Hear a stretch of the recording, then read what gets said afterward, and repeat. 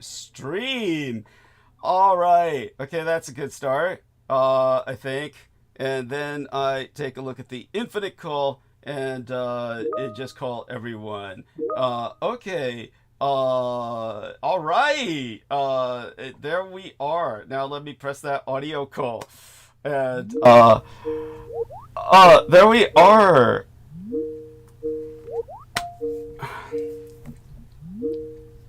And so we're calling everyone. Oh, you're an incredible Aristides saved the fucking day. That's incredible. Oh my fucking god. Oh, thank you, Aristides. We're live. We're live streaming. All right. And Sammy Romero has joined us. Welcome Hey, aboard, what's going on? Sammy. Yes, so good to have you. Hey, you want to help us start the show with just a little update? How are you doing? Things in general? Hey, I'm fine. I'm all right. I'm Good. all right. So, yeah, we have no heat wave here, but other than that, all Yeah. right. Yes. Well, we're just getting the show started. Let me get things. T Tank Barry says we're loud and clear, 100. Both of you say a little something just to make certain if you're showing up on online broadcasting software. Okay, Yeah, am I you both. audible? Yeah, both of you. Oh my God! And I just want everyone to know Aristides has pulled off the minor engineering miracle yet again in terms of software engineering, where he got something done within seconds, literally within seconds before the Hello? show. Yeah. Is Hello? that? Yeah. Can you hear us? Yeah, yeah, I can hear you. Okay. Great. Great. So you were just congratulating Aristides or something?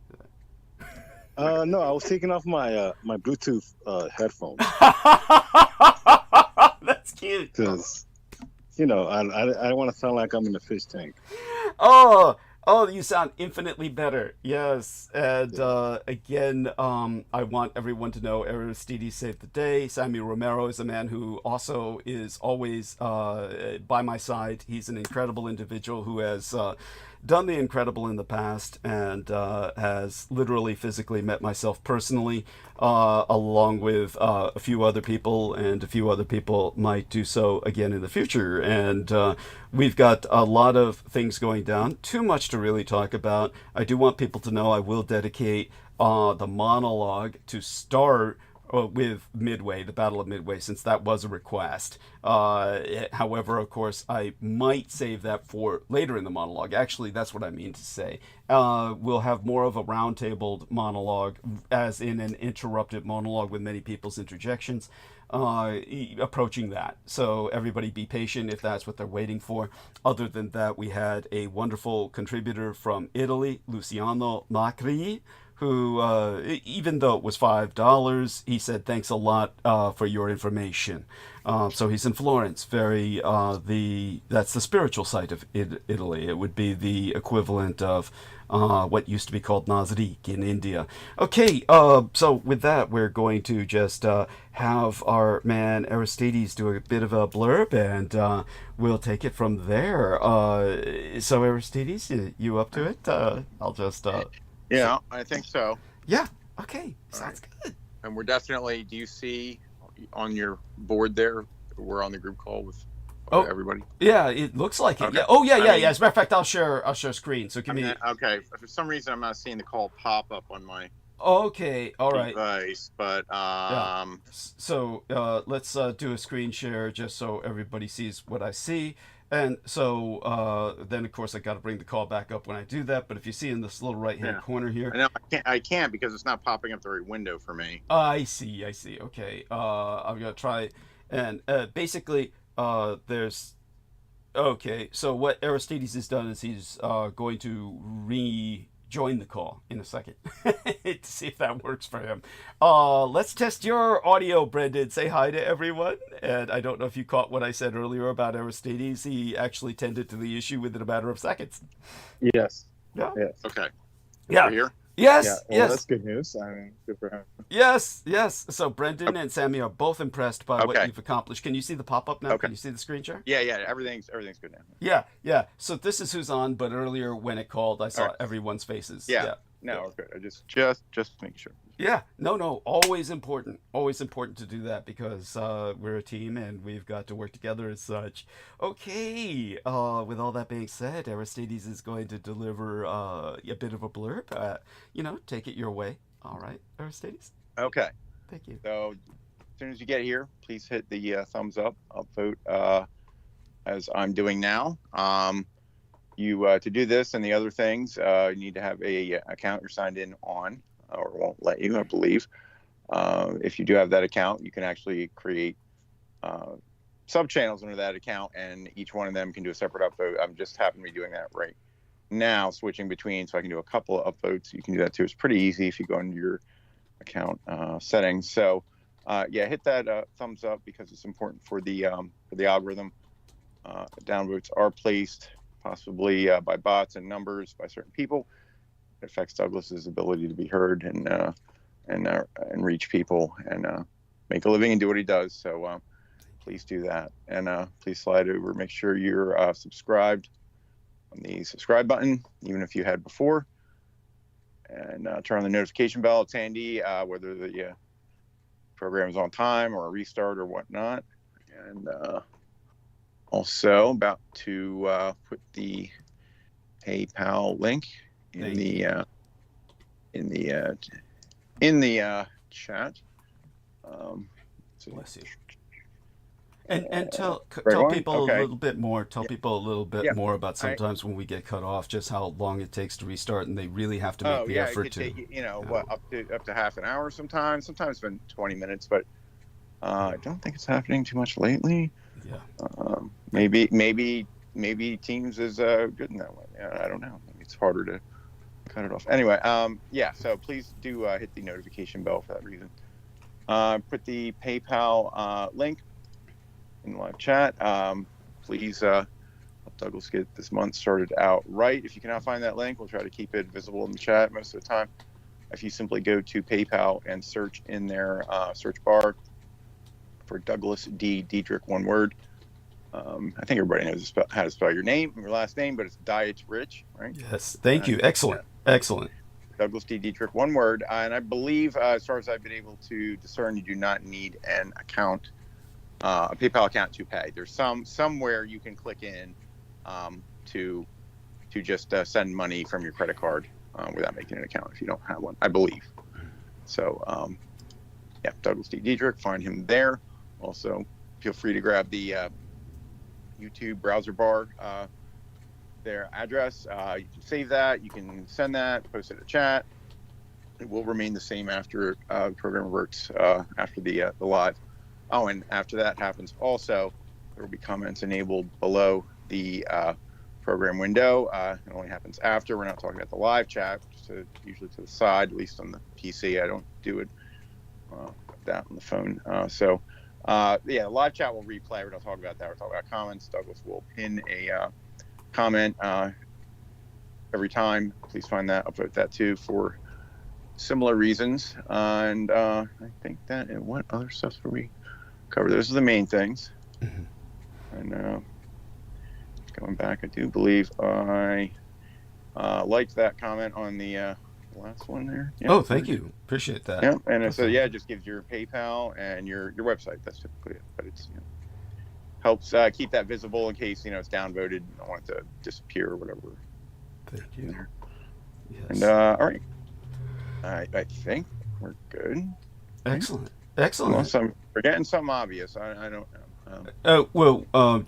It might help you remember if we dwell on another detail, is that it's not just the length of time, which is actually longer than what Aristides said. Aristides was being quite generous. I don't think we've ever really got restarted when we were cut off within half an hour.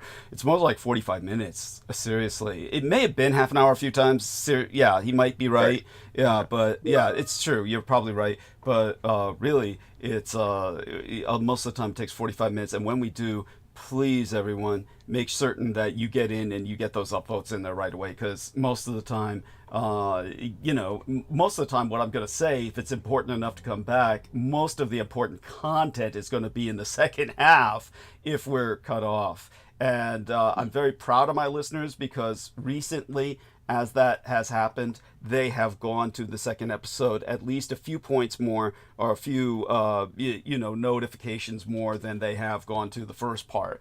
So just make certain that if we get cut off, something important is going to be said, and you've got to come back for that second part, and you've got to hit the upvotes. Yeah. Okay. Yeah, we'll try to remember including that. But Yeah. I don't think there's been a split. Okay, I won't say anything. Right? Yeah, yeah, best not to jinx us. Good idea. Okay. And in interim, thanks to our dear T-Tank Barry for sending some images. I'm going to check them out in a moment. Right now, I'm just following my own advice, putting an upvote on the episode, which and thank you to Vril, who was our man Aristides, for putting in the link, and please contribute. Incredible that, none of this would be possible without everyone here. So other than that, there we are, some pictures of Midway, or looks more like Pearl Harbor, from our dear Aristides, T-Tank Barry. And with that, anything in current events that you want to bring up, Aristides, before we turn towards Sammy and Brendan and ask about their personal C2, their situation update reports? Okay. No, I don't think I have too much for events. Let's see. Nothing on the world stage. I mean, I'm sure there's something going on. Well, exactly as I predicted, that poor guy with the muzzy name, he's got, what in the Middle Ages they would call a Muslim name, if nothing else, but they've got, well, I guess I'll give the details on that later. Basically, his entire family has been taken into custody by ICE, by the Immigrations and Customs Enforcement. So I assure you, this is just validation, verification. I would call it evidence that he's an MK Ultra victim. They bring in somebody who's illegal. They promise him citizenship if he'll just kill some enemies of America. And they say, attack them, shout free Palestine, get them all juiced up and say, we'll keep your family here in America. They'll be taken care of for life. You'll get millions of dollars towards a college fund. And then he runs and does this, and then they deport him and his entire family. This happens all the time. But, the fact that he attacked a group of Zionists, and one of them a Holocaust survivor, no less, who literally was delivered in the camps, when the Americans came and delivered a baby or something, which one has to ask, how does a woman in a death camp maintain enough nutrition to deliver a healthy living baby? Right. Because they had maternity wards and hospitals, Yeah. swimming pools, and rec centers. Yeah. And, this is not Holocaust denial. This is a valid question. there's pictures. There's pictures, and you can still go see the remains. Yeah, it's the truth. Yeah, thank you. Thank you. So this individual was born in a camp and therefore is a Holocaust survivor by default, and then gets burned alive at the age of 88 by this individual, and then the individual is used as a rationalization by the U.S. government. See? The evil immigrants! We must deport them all! Worse yet, they attacked the Jews! The good people, God's chosen! And then all the evangelicals get in an uproar. For those of you who do not know, polls are taken regularly in Israel about Gaza. They really are. And it's literally astronomical. It is something approaching 100% of Jews in Israel, meaning citizens of Israel, who may not all be ethnically Jewish. There might be one or two of them who, for whatever reason, decide to become a citizen of Israel. It happens. But they're all behind total exsanguination, the extermination of the Gazans, that they want them completely mass deported, which is the equivalent of mass extermination, because where are they going to go? It's simply a code phrase for extermination. This is something that you have to ask yourself. When Germany was conducting the campaign of ridding Europe of European Jews, the overwhelming majority of Germans did indeed have no knowledge of the death camps. This is a fact. The idea that every German was behind this is simply impossible. Only 10% of the people were even members of the Nazi Party, and it goes further than that in terms of those in the party who were aware of this. They would have to be SS, and it was only those in the know with the final solution that were under more direct orders in the chain of command under Himmler or Heydrich, who knew about these things. Other people were not involved and really did not know. Many of these camps were literally outside of Germany. You cannot say there is a book by this title. There's a book by this title, Hitler's Willing Executioners, where the thesis of the book is that every German wanted the Jewish people dead. But when one Jewish woman... Yes, well, presumably we could say that they just were told, oh, we're going to deport them, kind of like our situation. Except in our case, we know about the camps, like in El Salvador. And everyone's happy about that. Yeah, Guantanamo. Sending 4-year-olds to El Salvador. Again, remember, this was the age before cell phones. This was the age before ubiquitous media. Nobody. So we can presume they were told that. We're just going to deport them. Well, nobody needed to be. Yeah, but nobody needed to be told that because nobody really needed to know. It was one of these things that. True. Yeah, so just understand, the German people truly did not know. They thought the camps that were in Germany were labor camps, and they were. These were labor camps. They were called Konzentrationslager, or concentration camps, because they were concentrations of population, but they were not death camps, not per se. Mass casualties happened later in the war due to lack of supplies, due to American bombing. This is all a fact, by the way. But all that being said, I do want people to understand that when one elderly woman was confronted, who had been interviewed for the book Hitler's Willing Executioners, who survived the war nonetheless as a Jewess living in Germany, she basically was later confronted by her daughter after the book's publication, who asked her, "You lived in Germany throughout the war. How did you survive?" And she said, "Oh, well, through the help of my neighbors, etc." So her daughter said, "Well, that means every German in Germany obviously did not want to kill you. How could you conduct this interview saying that they did? It's obviously a lie." So there are lies involved with the Holocaust that are pervasive. This is one of them.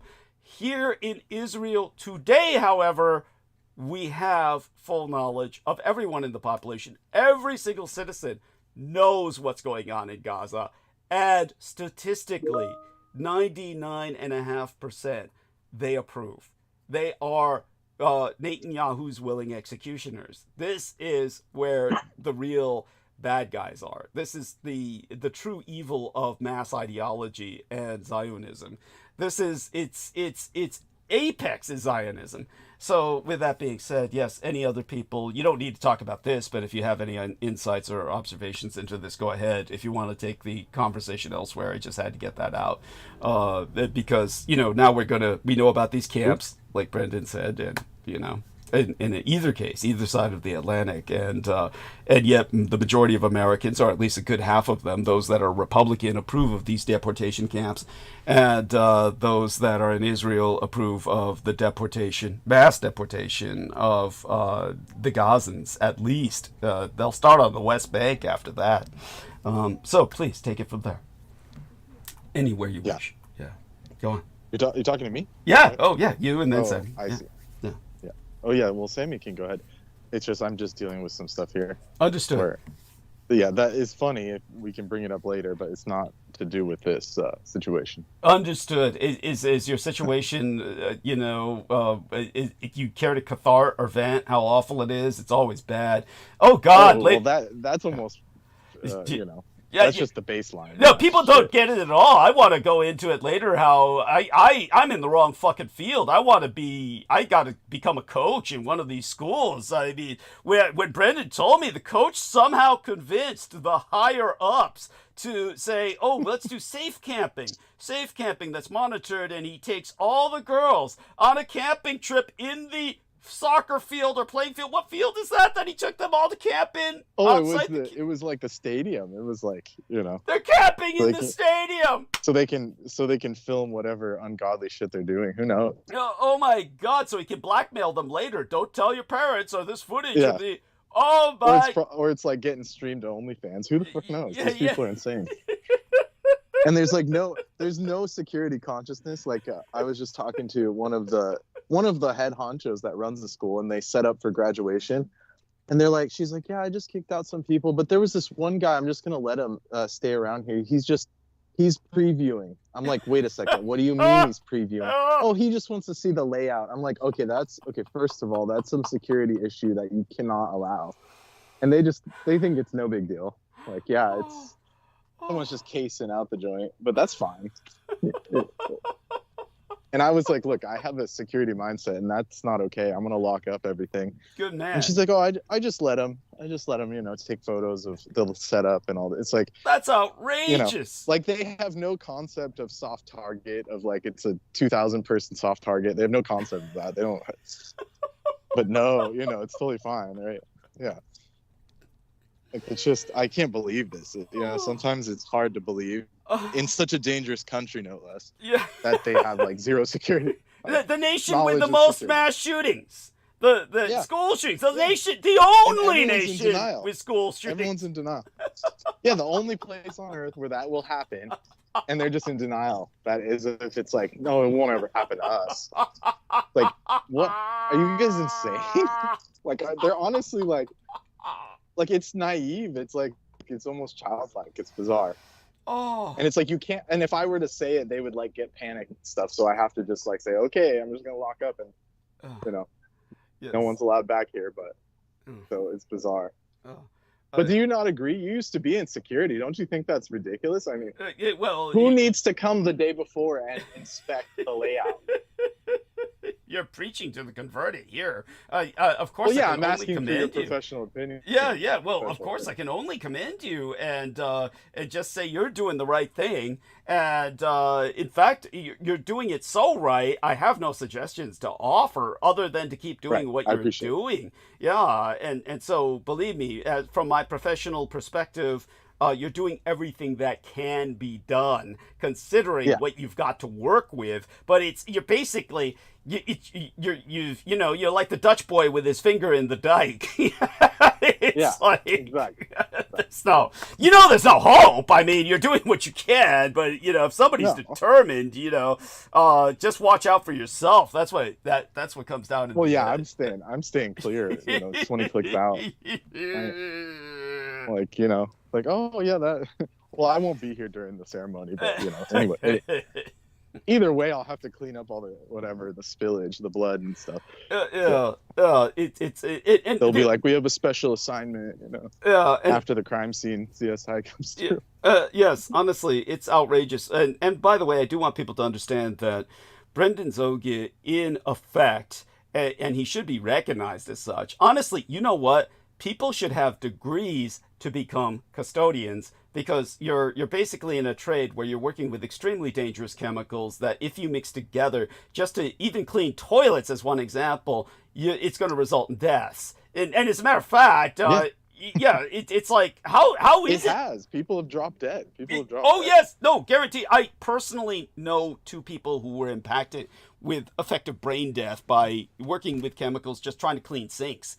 So that's exactly. It's like, this is not something that people should take with the contempt that they do. These people need to be respected, and these professionals need to be, if anything, rendered with a certificate, so that we can have more of a kind of program to make certain that the best qualified people are doing this kind of work. And think about great physical shape. They consider me overqualified. Yeah, I mean, that's right. They hate me because I speak that's just sense and like, look, okay, this doesn't sound right, and then they're like, oh, you're just a custodian, don't worry about it. Like, all right. And then I'm over here watching things just explode, you know, go to shit. South. Yeah. Yes. And I don't know what it is about, like, I don't know how to explain it, and I don't know if it's all of America, but it's just this whole thing where like they hate a schedule. It's like it's almost like I'm imposing so like just me requesting them to follow a schedule is like so imposing, and it's almost like they just instantly turn violent. Yeah. Like, oh, I'm like, you're not on the schedule, I can't really open stuff for you, and then they just turn all foam at the mouth and of course start tweaking and go full Karen mode or whatever you call it. Oh, it's at the least. Like, what's the point of having a schedule? Yes, thank you. Thank you. So that's just such a basic thing. It's like, it's insane. I mean, how fallen America is. It's like evolved. But you know what? One of the factors is no respect for the working man. And right. So custodians are the epitome of the working man, and they really should be called maintenance engineers. They should have the title maintenance engineer. I mean, right. Tell them you're dealing with like electrical crap nobody else can even understand, or let alone even manipulate, like the fucking lights. It's like, yeah.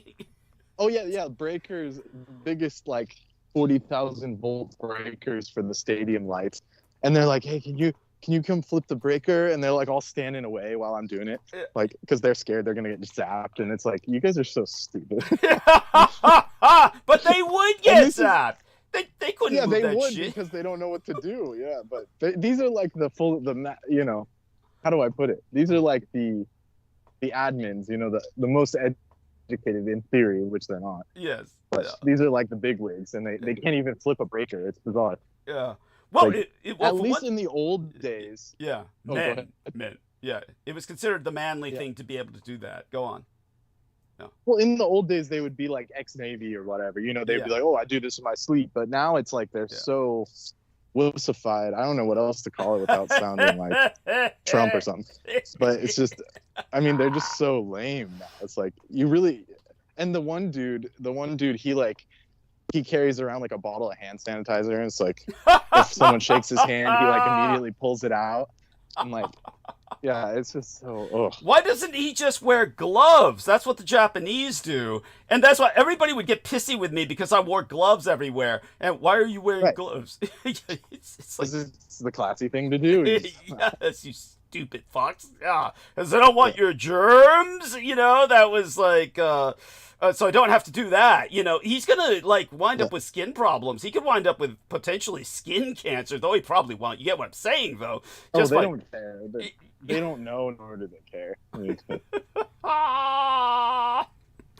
Like, and I hate talking bad about people, but it's like the land of ignorance. Like, everyone is just crazy over here. To say the least. To say the least, yes. It's so you need a lot more respect than you're getting, and they need to well, this isn't obviously I didn't study to do this job. It's just through this. But people should. People should, of course. Yeah, that's the point. People should have like requirements. Like a salonist is like that's like they have very difficult tests, and yeah, because they're working with they're more educated than exactly. Yeah, someone cleaning the bathroom. Oh, T-Tank Berry, look at that. T-Tank Berry gave us a beautiful picture of the only thing I can say is it's the most aesthetic set of, what is this? What would you call this? Gears? It's so ignorant of me. It's something to do with the lights you're talking about, right? Like the lights for the stadium. Oh, can you share your screen? Because for some reason Teams doesn't show me these images. It just says image. Oh, okay. So we got to figure that out. But. Yeah, well, let me see if I can find the share button myself. Press more. Okay, so it doesn't share through this. I have to go through the call. What happened to the call? Video effects, share. Oh, here we are. There we are. It has this. Okay, so there we go. This. So that. Do you recognize this? There we are. See if you can see that. It's a... Oh, those are like industrial breakers. Yeah, I don't have to deal with that. Oh, thank God. If those people saw those, they freak out. That's what I was if I opened a box and that was in Yeah, that's No, they were safety breakers. No, these are like, you have to have a full suit on them. Okay. Yes. Like the arc flash can just burn you, literally vaporize you. Oh! Like this is a whole different, Yes. This is like a different ball game. Yeah, but still. Different level. Yeah, still. A person could die just as easily from what you're working with, but this would be something, like you said, this is on a scale where men are in suits and they wouldn't just die. You have to have like this thing on a stick and a full spacesuit, just like that. Yes. Holy shit. Yeah, but it's very aesthetic. God damn, I've never seen it. It looks very beautiful. It's red, bright bright red for the warning. Yeah. Oh yeah, that's right. It's the warning. It's danger. That's what don't touch. If you touch that, you're literally toast. Like you'd be smelling like toast. Yeah. Ooh. Yeah. Oh, this happens all too often. And the thing is, you can't let go. Well, I don't know what it is about electricity. It paralyzes your nervous system and it contracts the muscle. Oh, it's so awful. You can't let go. It's just impossible. Yeah. Oh shit. It's just a horrific way to go. Yeah. Yes. Terrible. And he's got a picture there. Okay, so I'll share screen again. And I couldn't see this till I stopped sharing. Then once I shared, it came back. So let's take a look at what he's else he shared with us. This is an actual photograph of what happens to a man. Oh. Yep. That's good luck surviving that. Yeah, you don't. Yeah, no, you don't want to. You don't want to. No, you don't want to. No, you'd be like missing chunks and your arm would be blown off. No, you'd be like that kid. Remember the kid that Dr. West Reanimator worked on, the real one. Yeah. if that, Jesus Christ. Oh, and this. Oh God, this guy. What was this guy thinking? Yeah, this was. He just has to for his job. He doesn't have a choice. Oh shit! But what makes something like that happen? What did he do something wrong, or was there something wrong? No, it's just that's how risky it is. It's literally like once it's like I think hundreds of thousands of volts. You're breaking up. Chance of doing an arc splash. Yeah. Okay. So am I audible? You're audible now. So explain to people about the arc flash. It's hundreds of thousands of volts or even millions of volts, who knows? And like mega amps, we're talking like enough to light up a whole city. So that arc flash is actually something that happens often. So they're prepared to deal with it. But the problem is if it runs away, like if it spreads, then the whole building blows up essentially. Like it just bursts into flames. You could find videos on it. It's horrifying looking when that happens. It's just not, like you said, it's not something you want to happen, but they know the risks. Right. And I believe T-Tank Barry works with this at times. So do you see this as well? This is like what happens afterwards to the, I guess you'd call it the fuse box? Yeah. Those are just switches. Okay, those are just switches. Holy shit. Yeah, that's right. See that. Oh, God. That's right. That means the people in the building got blasted too. That would just have to stand by it. Right. Like if you're standing in front of that, you would get blasted. Yeah. Oh God, that's so scary. Jesus Christ. Yeah, and these people don't get paid that much. I mean, they get paid some, but like maybe 100 a year or something. You need to be paid more. There needs to be. I don't understand. Didn't they used to have unions? How come unions have never presented these issues so that people would appreciate this? Oh well, they have rules about it, but for some reason it's still a risk. I don't know. It's just we're living in a primitive society. I mean, Europe, they somehow can survive this shit. Right. Yeah. But rules and regs. If you take a look at this, Brendan, T-Tank Barry has just shared this with us. Yeah. And what I don't understand is this someone like training other people, or is this actually a victim? Is it because if he's training other people? God damn, he must be a victim. Hard to say. It's hard to say. Yeah. Yeah. His clothes are melting. You can see his clothes are melting, which it could be a training video kind of promo. Showing like stop, drop, and roll, but he looked like he's in agony. So. Yeah. This is not so much stop, drop, and roll. It's more like he's hit the ground because he's fucked up. Yeah. If I'm not mistaken, bits of his flesh are showing on his ass. Literally, he's got bits of flesh showing on his ass. So that means that his clothes are literally burning off his body and likely melting into his body. Well, that would presumably be the exit for the arc flash. Yeah. So it's like a lightning bolt. Enters in that like a gunshot. Oh. And it's already taken chunks out of you by the time. Yeah. By the time you're on fire, it's already taken a huge chunk, like a shotgun blast out of your side or whatever. Yeah. And of course we have another example. Oh yeah, there's what happens. Your skin flakes off after you get zapped. Yeah, so there you go. No. Oh God. Yeah. So that's all dead tissue. That whole hand's dead, basically. Yes, that's correct. That whole hand will. They're gonna amputate it. is what they're going to do at the least. Yes, if he's lucky. If he's lucky, that's oh. Otherwise, they have to scrape all that off and wrap it. And but what is it called? Do you notice this? Skin graft. Yeah, but do you notice this? This man is in his home. See that little stupid throw rug and the refrigerator? Oh yeah, well that's just because these guys are, especially Americans, they'll say, "I'm okay, everything's fine," and then they'll go home and it'll get all gangrenous and shit. Oh shit! Oh. So this is some stupid. This is just idiots, you know. Yes. Like I said, this doesn't seem to happen in Europe for some reason.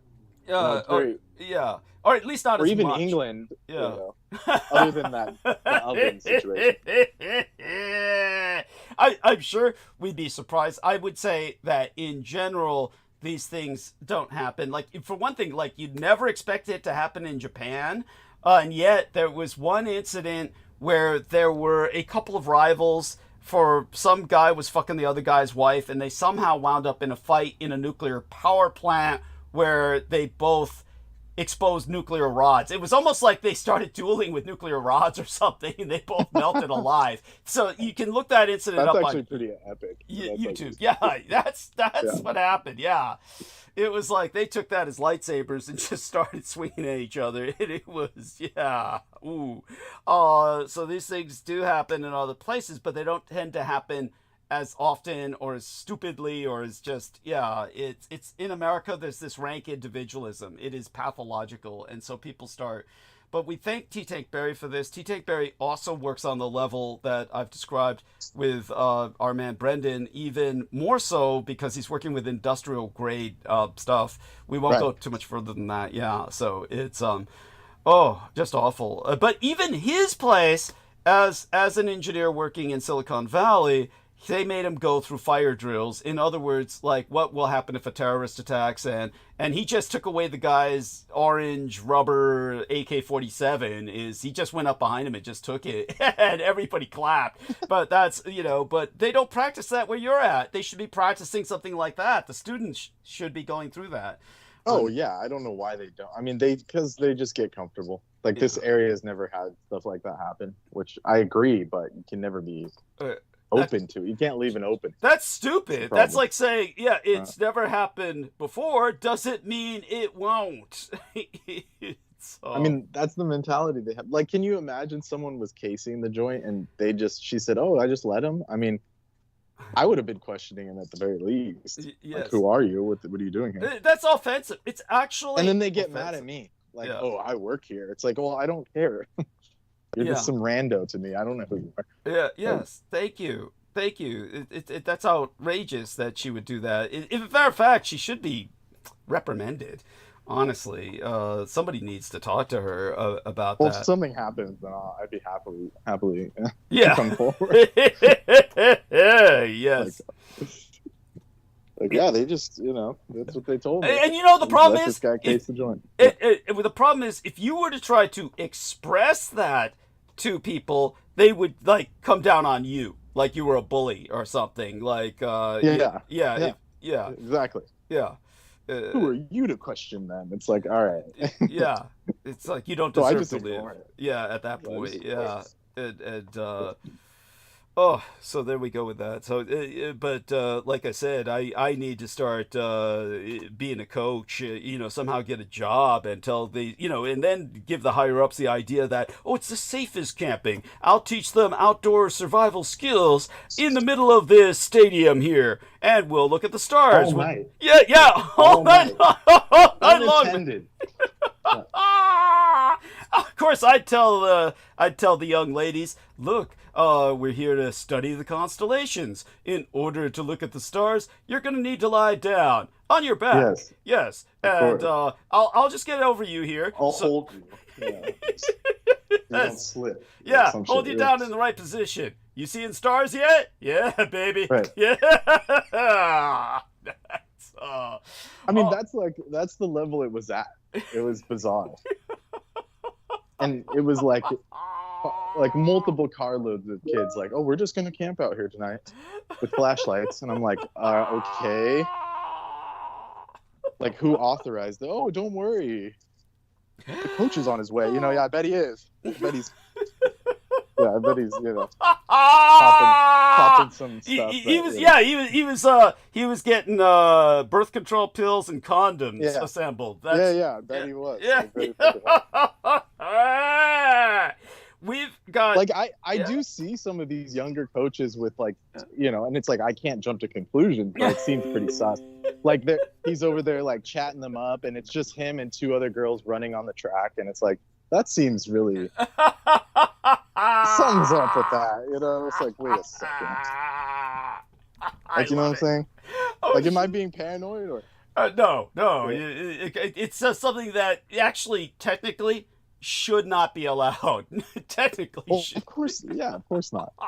But it's like it's all I can say is one-on-one tutoring. Yeah, I bet it is. I bet it fucking is. By the way, here's an interesting photograph from T. Tankberry. This is the disassembled HK-47. He may have a story behind that, and of course he's welcome to come on and join us if he has one. This looks like it might have a story behind it, or it could be just somebody, doing their thing, or maybe this is something that was confiscated on his site. These things do happen. God knows. That is an older model. Okay. Oh. Let's see. Yeah, and definitely, I'll let people know. I love guns, but I'm not the expert. I'm not that. There are people here who, of course, it's amazing. They'll look at a gun and they'll be able to identify it, and they'll be able to, do all kinds of things, disassemble it and reassemble it. For all I know, even shockingly simple. I mean, it's like Neanderthal level, but it can do a lot damage. Yeah. Yeah, it's you got to give it to the Soviets or whoever designed it, like Kalashnikov or whoever it was. Yeah, and he was straightforward. Yeah, yeah, it was. Though I would argue, of course, that it is overhyped myself. I do appreciate its practicality, but it is really overhyped. It's like you know what it is? It's basically it was either the South Africans or the Rhodesians, but their military units had an eagle that was sundering or ripping in half with its claws an AK-47, because what that means is the AK-47 is essentially become the symbol of international terrorism. That's what it is. It's essentially like you're an idiot. Here's a gun that's on the level a caveman can use. That's what it is. So that's what makes it so ubiquitous, and everyone appreciates it for that. But it's that just because it's that doesn't mean, it's all that good. It may operate and fire almost every time, essentially, and in that sense, sure, it's great, but there's limits, and there's I think it was its cheapness, just because so many were produced and they're just like sitting in warehouses. Is that why? That's certainly a factor. It's certainly a factor, and and they are cheap, and yet you take them to the United States or some of these NATO countries, and they sell for like $20,000 or something. It's outrageous. It's just because because they don't produce them here. You get what I'm saying? So it's like Meanwhile, in Africa, they're passing them out like party favors. Kids are walking around with them on their shoulder. Right. I've seen it myself. So matter of fact, there were monkeys using AK-47s. There's footage of that on YouTube. Don't take my word for it. You can look that up yourself. Yeah. So don't think evolution isn't real, people. That's there we go with that. And Sammy, if you're available, please go ahead and speak. And you don't always interject anytime you wish. Okay, let's see if any other images. I have some. Hey, what's going on? Oh yes, good to see you.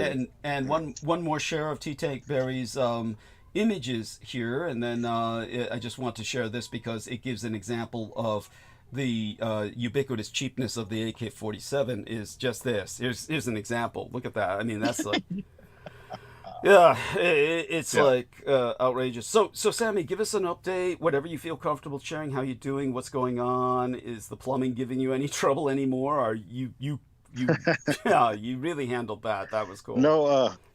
No, for the meantime, it's gay. It's pretty good. It's okay. It's just, every now and then I might pour a little Drano just because I don't want to do it again. But, if I have to, then I have to, right? Yes. But, no, it's just really tackling a job, man. It's, right now, even at my old job, they've been contacting me about, if I want to do some remote work. So, All right. That's. I'm not sure if I want to really deal with Filipinos, but no, no offense against my Pinoys, I'm cool with them, but Tell people you've I had don't know, but- experience. You had experience at the old company that they were like taking over towards the end. Well, it's not nothing against them. It's just ever since what happened in Hong Kong, right before the pandemic, where the prime minister pretty much was ousted out. That airline that I work with was pretty much crumbling in the sense that overnight they pretty much stopped operations in the sense of pretty much everything just halted. Yeah. And there was like a gray zone where, no one knew what the hell was going on because, you correspond with Hong Kong and then what's going on with the, with the communist regime trying to be more aggressive. Yeah. It got really just unstable. So ever since then, they just pretty much anybody that's either Chinese ethnicity or Taiwanese, anybody of Chinese ancestry pretty much was leaving. Like they were just either retiring or just leaving completely, or starting their own, or just leaving. So, and nothing wrong with with my fellow Filipinos. It's just when things starts changing and the culture starts changing and people just a company starts going a different direction, it's usually time to leave, especially because a lot of the times when someone's not qualified, and you work alongside them and they're in a managerial position, you're really training them because it's just politics how it is. It's really just politics. And, unfortunately, anybody in management knows you're only as good as the people that are, I wouldn't say underneath you, but you're managing people, but they pretty much make, your career in a sense of their performance. Their performance, is a reflection of your management skills, right? Yes. So, it's just part of, it's part of the deal with anybody in the workforce knows that. I'm sure Brandon can name people that he's seen get a job where he's at, and they're pretty much incompetent. They're just collecting a paycheck, but it is what it is. Yeah, and worse yet, Nick. I'm sure. Take your time. One second. Yeah, and of course, it's worse than just people taking a paycheck. They make the job worse for everybody else, even dangerous at times. Okay, there we are with that. We've got good numbers, and we could start in on some subjects. I'm hoping the ladies will join us soon enough. Hey. Yeah, go on. Continue. Yeah, I'm back, Doug. Good. Glad to hear it. But yeah, I mean, definitely, I was dealing with some conflict resolution with my kids. You know how it is. Okay. Are they old enough yet where they're kind of fighting with each other? They're old enough to, especially my son. He's very much likes his toys and stuff, and my daughter is a little girl. She's very curious, and just basic sibling. I'm sure you and your sister used to fight a lot, Doug, Yes. over the Everything. plasma Capri Sun. That's a joke, I know, but Understood. you know how it is. It's just siblings. Yeah, I mean, honestly, just a lot with me. A lot of change in me has been a mixture of a lot of things. I've learned to, and I'm sure the last transmission people were hearing my rant, but it's really just the media. I credited you with a cameo appearance. I hope you noticed that. Anyhow, continue. Oh, appreciate it. And it's just, and really the media is now social media. Right? Even the news is you kind of have to take it with a grain of salt. But nevertheless, it's really about your mental health. I think even now with, these we see people, with mass deportation and pretty much our actual rights as U.S. citizens are being questioned. Even U.S. citizens are not safe from being deported. Where are we going to be deported? Well, the internment camps, they can just rebuild them again. Oh yeah. It doesn't really take that much. In fact, they were never really abolished. They were never really. Thank you. They're still there. They're still there. They're still there. Yeah. So, a lot can say that. I think you talked about this, over 10 years ago, where it's not over yet. Even if Guantanamo Bay is still open, Yes. Obama tried to get that closed, and he kind of realized, oh wait, it's over his head. He never really he don't really have the authority. The people that wanted to be there, pretty much he had no choice. He had to. That's right. Understand his role as as middle management. That's my best way of Thank you. Kind of describing Excellent. Barack Obama. He was middle management in the sense of the look. He progressive, quote unquote. Yes.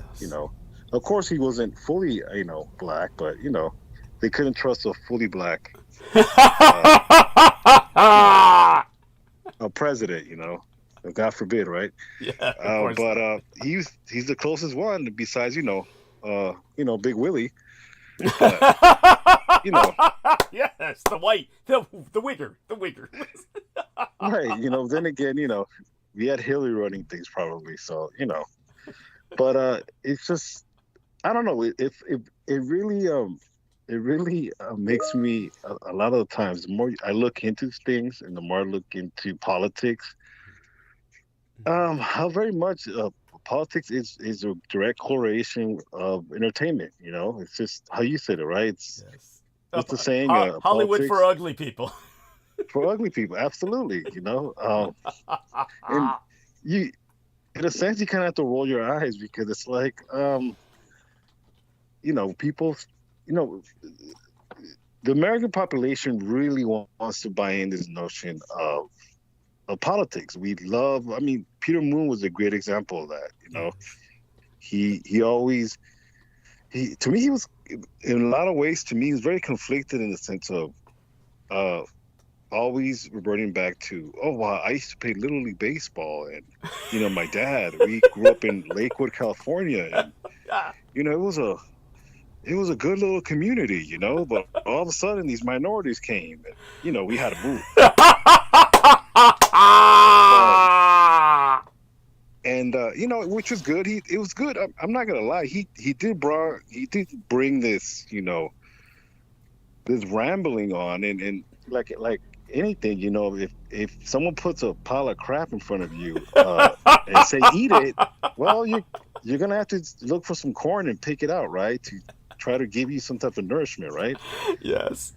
But nevertheless, at the same time, he was a big quote unquote conservative. Yeah.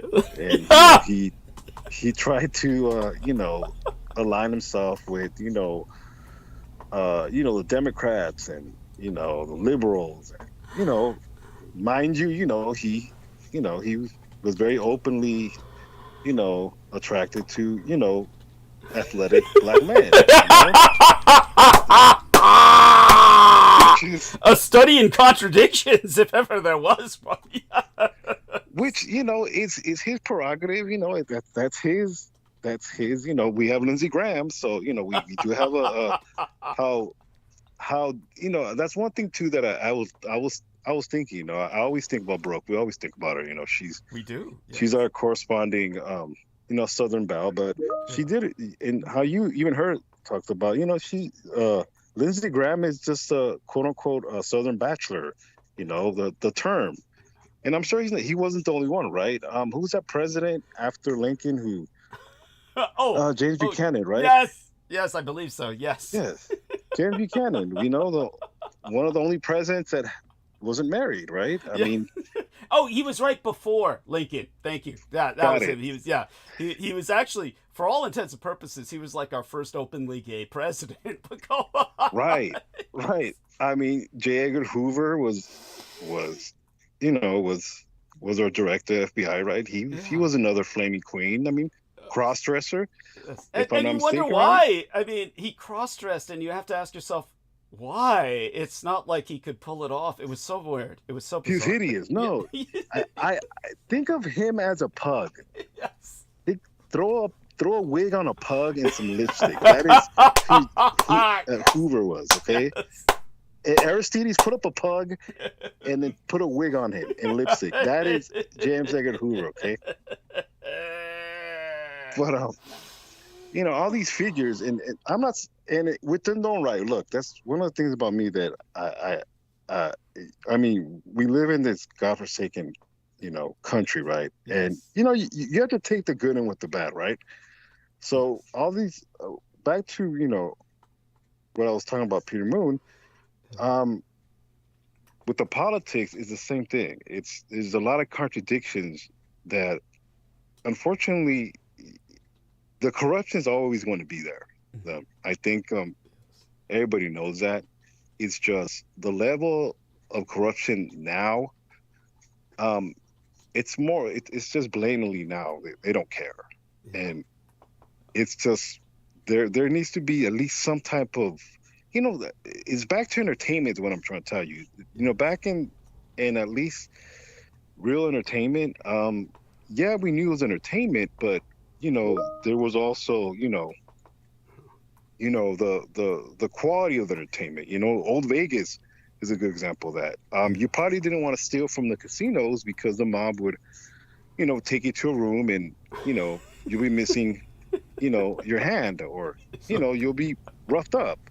But, as long as you spend your money and, paid your hooker, you'll be fine, Yes. The same thing as a church, I can say I'm a Christian, but the ecosystem, I want to say the ecosystem, but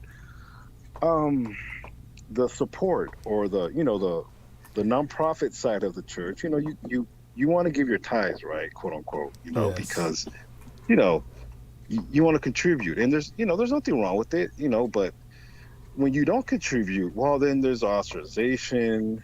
There's, you're no longer, and I'm not saying all, religious institutions, but all religious institutions to a certain degree, Do they let you? What happened? What's that? I said, do they not let you contribute, or do they let you not contribute? Because every church I've been to, it's like they act like you don't exist if you don't give them money. Yeah. Well, I think for the Mormons, it's actually mandatory, like stuff like that. Right. And to a certain degree, they want you to contribute, but there's some churches now that they want to see your finances. Jesus Christ! You want to make 40,000? You make 40,000 a year? Well, we need 10% of that. Where's our 4,000? And we want to make sure we get every single, or else, your child does not get access to, our Bible studies, or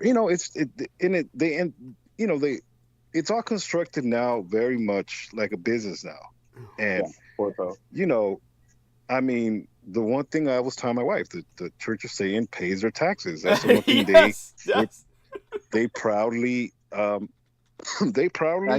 that. They advertised a daycare the other day on Facebook. It said, "Bring your child to Satan's daycare." Oh, yeah, in all fairness, that's the Temple of Satan, which is different. The first Church of Satan, established by the magus Anton Szandor LaVey, is almost honorable compared to those guys. But that's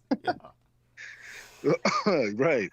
But what I'm trying to say is, it kind of if you really look into it and you take it in, well, it makes you not even want to open the Bible. It makes you not even want to think of spirituality, because this idea of, well, we want to make you belong. You want to belong in this quote unquote this church, well, you're gonna have to, you know, contribute. And Jesus.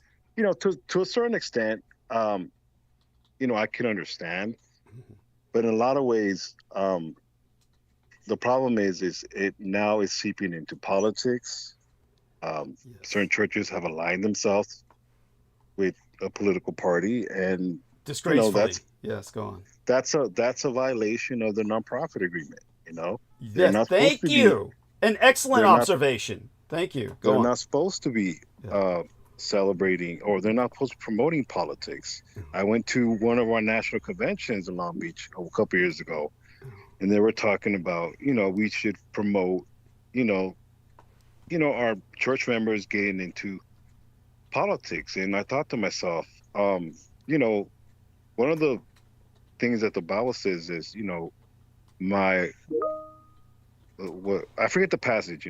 Go figure. I'm a pastor's kid, but one of the things the Bible says is, my people don't perish. They perish for the lack of knowledge. Yes. It's not always food. It's the lack of knowledge. Thank you. And excellent. That's one of the things that I started thinking and reflecting on you, because you're a great example of getting the wrong theology from the wrong person. Yes. But in a lot of ways, Dr. Michael Aquino was a great teacher in his own right, in the sense of, yes, he may not have known or ever felt the presence of God or ever have a spiritual connection to God, but he did know his Bible. He yes. did know his theology. He in a certain aspect, someone that takes their religious beliefs will respect another person who also takes their religious belief. They may disagree. They may not necessarily call themselves friends, but there's a mutual respect, almost magician to magician, right? Or sorcerer to sorcerer. Absolutely. And I started, and to segue back into Peter Moon, one of the things that you adamantly told him is, don't summon something you cannot banish. Yes. If you're gonna summon something, you have to know how to banish it. Yes. And obviously, he suffered the consequences. Yes. I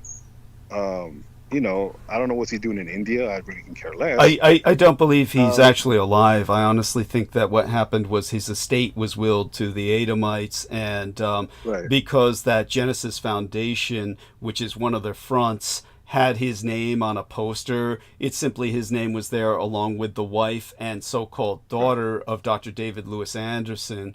And that they just had that up there, and these Brendan, you can give a little background on just how this Peter's not in the footage, and it's interesting that I think they just jacked his website for the Time Travel Education Center, and they're just they've taken over writing the Montauk Pulse, which is easy to do, and they churn it out just once in a while and make it look like he's alive. And the reason why is this way they can make claims against whatever I publish, because they'll claim that Peter Moon owns the copyrights to this. The only way they would hope that would discourage me from publishing anything, because then I'll be faced with the lawsuit from them. But then if it comes to a court and Peter Moon needs to show up, he won't show up. It's not, so it's just another form of extended harassment to try and deter me. But right. They're trying to accomplish what they did with H.P. Lovecraft. When H.P. Lovecraft died, and literally the August Derleth moved in and bullied his family, literally beat them until he got copyright rules to everything that were completely illegal. And if anybody had truly confronted him, they could have beaten him, but nobody confronted him because they were scared. And then what happened was his daughter inherited that, but at that point people weren't scared of her, and they began confronting her over the years and finally beat her down, and then H.P. Lovecraft became public common property. But when it comes to what they're trying to do to me, is they're trying to pull an H.P. Lovecraft, and they're doing this through the Genesis Foundation. But Peter Moon is almost certainly dead, and because he's not doing anything on Facebook. Oh, you're talking about the India trip? Yeah, please. I just got back. Yeah, so please, if you could just share with Sammy this thing in India where Peter Moon is they're claiming Peter Moon is alive, and someone is writing saying, "I'm Peter Moon," and it took me a month and a half to get over my trip there. Makes it sound real enough, But at the same time, oh, and did you notice when you watched the video that one comment left by the person with the eye in the hand, how occult that was? The one person who left a comment about, oh, love you, Peter. Yes. Oh, God. But yeah, but tell people what you and I concluded, that, we don't think he's alive. And that this is like just carrying on a psyop. Yeah, there's not much to say. Yeah. Yeah, it's some sort of psyop, because there's not much to say about it, really. I mean, it's like, he went to Bombay and then went out to the countryside, and then there's just like 4 schoolgirls dancing on a video. And he said, oh, they put on this huge shebang for me and the crew at Genesis Foundation, which is sponsored by UNESCO, or works with UNESCO for some weird reason. Well, which shows you how corrupt the UN is. But go Well, I don't even know if that's real, because the font is wrong. And I worked for, such as my anthropology professor, who's now retired. She was a UNESCO biological anthropologist, and I've been in contact with UNESCO, like, letterhead. That is not the correct font, so I don't know. Thank you. They could just be using that just for clout without even getting any benefits from them. Or in other words, it could be a fraudulent hoax. It could be a fraudulent hoax and a scam, which makes perfect sense. Go on. Yes. Yeah. So, and it's very odd. Like the video itself is grainy. Like it's like it's someone filming a UFO. It's like you can't even make it out. And it's like those villagers have cell phones. It's like everyone has cell phones in India, just like he should, or whoever's with him, that whole crew. And you're telling me there's not one proper camera in that whole crew. I mean, that's just the whole thing doesn't happen. It's very strange. Yeah. And I told Sammy and our listeners what I think it is basically he's willed everything to the Cult of the Kings of Edom. The Genesis Foundation is one of their front companies. We knew that through the operations of Dr. David Lewis Anderson. And they simply want to present him as alive, because they're hoping that will deter me from publishing anything, because he'll claim copyright. He'll say, oh, I own everything Douglas publishes, and this way. But if it came to appearing in court, he's not going to show up. So it's just another form of harassment, attempting to deter me from publishing. And it's like, I don't keep track of Pete, really, but I haven't seen any posts from him directly. It's just, it's like these weird arbitrary things. Okay. Interesting. Or remember the last one was just whatever to do with like that bizarre thing about RFK? The RFK thing. And so these are just really weird. And normally he's weird. So when I'm saying weird, I'm talking like just was it nonsensical? Yeah, nonsensical. It doesn't make sense. Nothing's adding up. Yeah. Thank you. Yeah. So there's some weirdness going on, which he was never normal, but that's how you know it's bad, when someone like that is acting strange. Thank you. And I don't understand, like, if all of that, like, I'm against Douglas stuff, no one ever actually rebuttals you or stuff. It's always this weird cloak and dagger shit. Very strange. Like, it's very weird. I don't, and it's like if I dislike someone, I just ignore, you just like don't deal with them. It's that simple, instead of going through all these side channels and saying, oh, he's alive and well in India. That's so just, I don't think, it's almost irrelevant. It's like, okay, he could go there. I mean, if he couldn't survive Romanian food, what is he doing even there?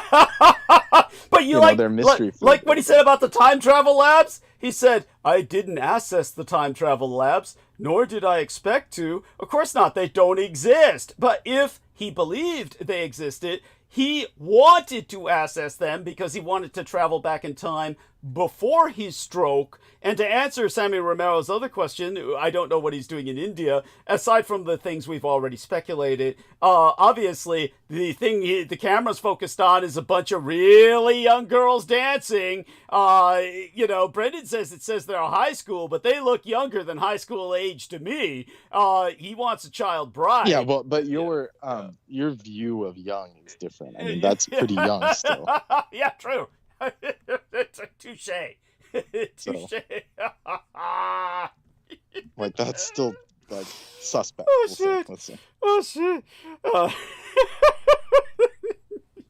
Well, you remember what Peter Moon said about Paula when I said, she's younger than your biological daughter. Oh no, when he first denied it, before we finally finagled out of him that was the kid. No, it was true. That was all true.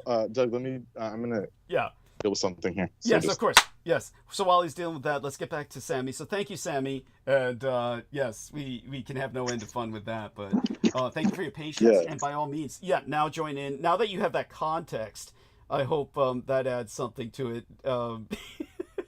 It's something. It's obviously whatever it is. It's very convoluted. It's yeah. Right.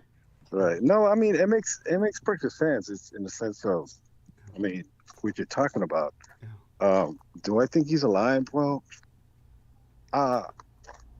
with me, he always seemed very much wanting your story. Yeah. Wanting to capitalize on your struggle. Yes. It never really was about getting, your life experience out. That's right. It was always mixed with his narratives, and this is why I don't really like talking about your history to anybody. It's a lot better, coming out of you. Oh, thank you. In the sense of how you put it in context, because a lot of it's cultural. Yes. People don't realize what makes you unique is your culture. Thank you. The Asian culture is still. There's a lot of mystique around the Asian culture, even in the States, where that's what is yet to be kind of revealed in a lot of ways. Thank you. Because all we have is, a lot of Asian stereotypes, and Yes. there's still, the majority of U.S. population cannot distinguish a Chinese from a Japanese. It's just the reality. It's awful. Yes, it's awful. Even a Filipino from a Chinese. It's that bad. Yes. And it's not because they can. It's just it's really just ignorance. It's ignorance. And then I know, I'm not here to say that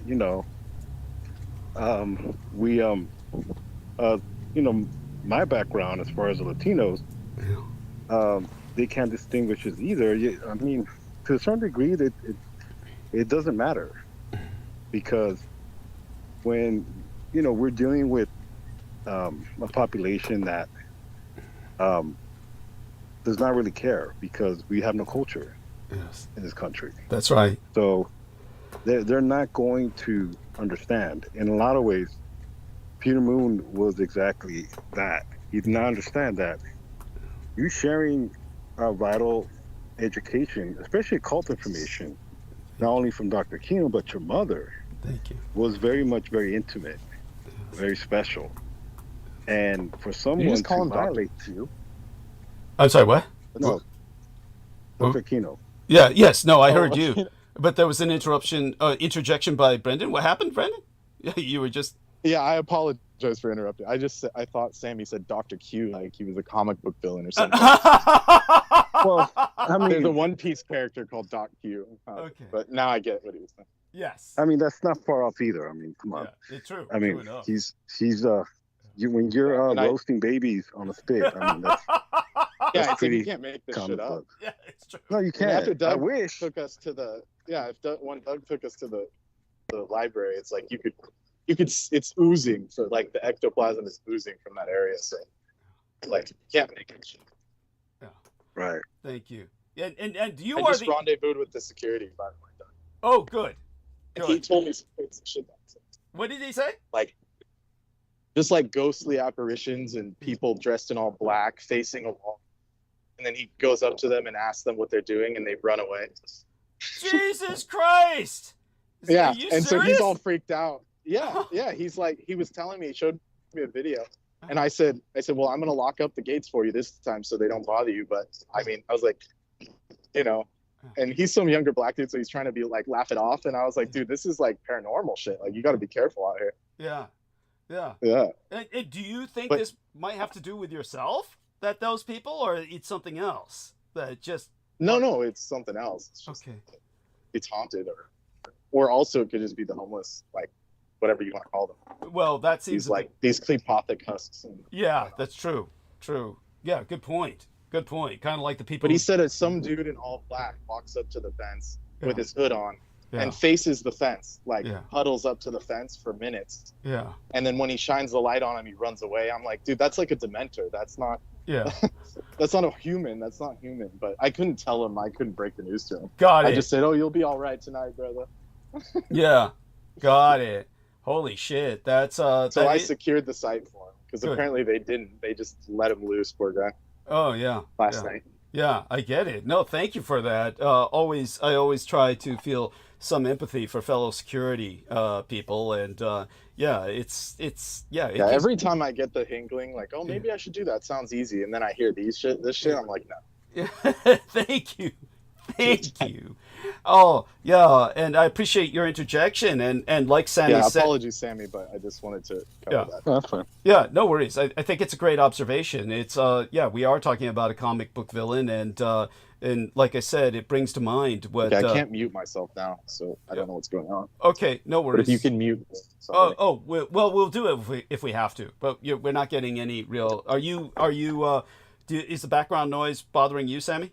If it is, I'll try and mute. I'm not. Yeah. So go on. Continue with what you're what you're saying, Sammy. I mean, definitely what you brought up about him roasting babies on a spit. For those of you who do not know, there are eyewitness reports of this.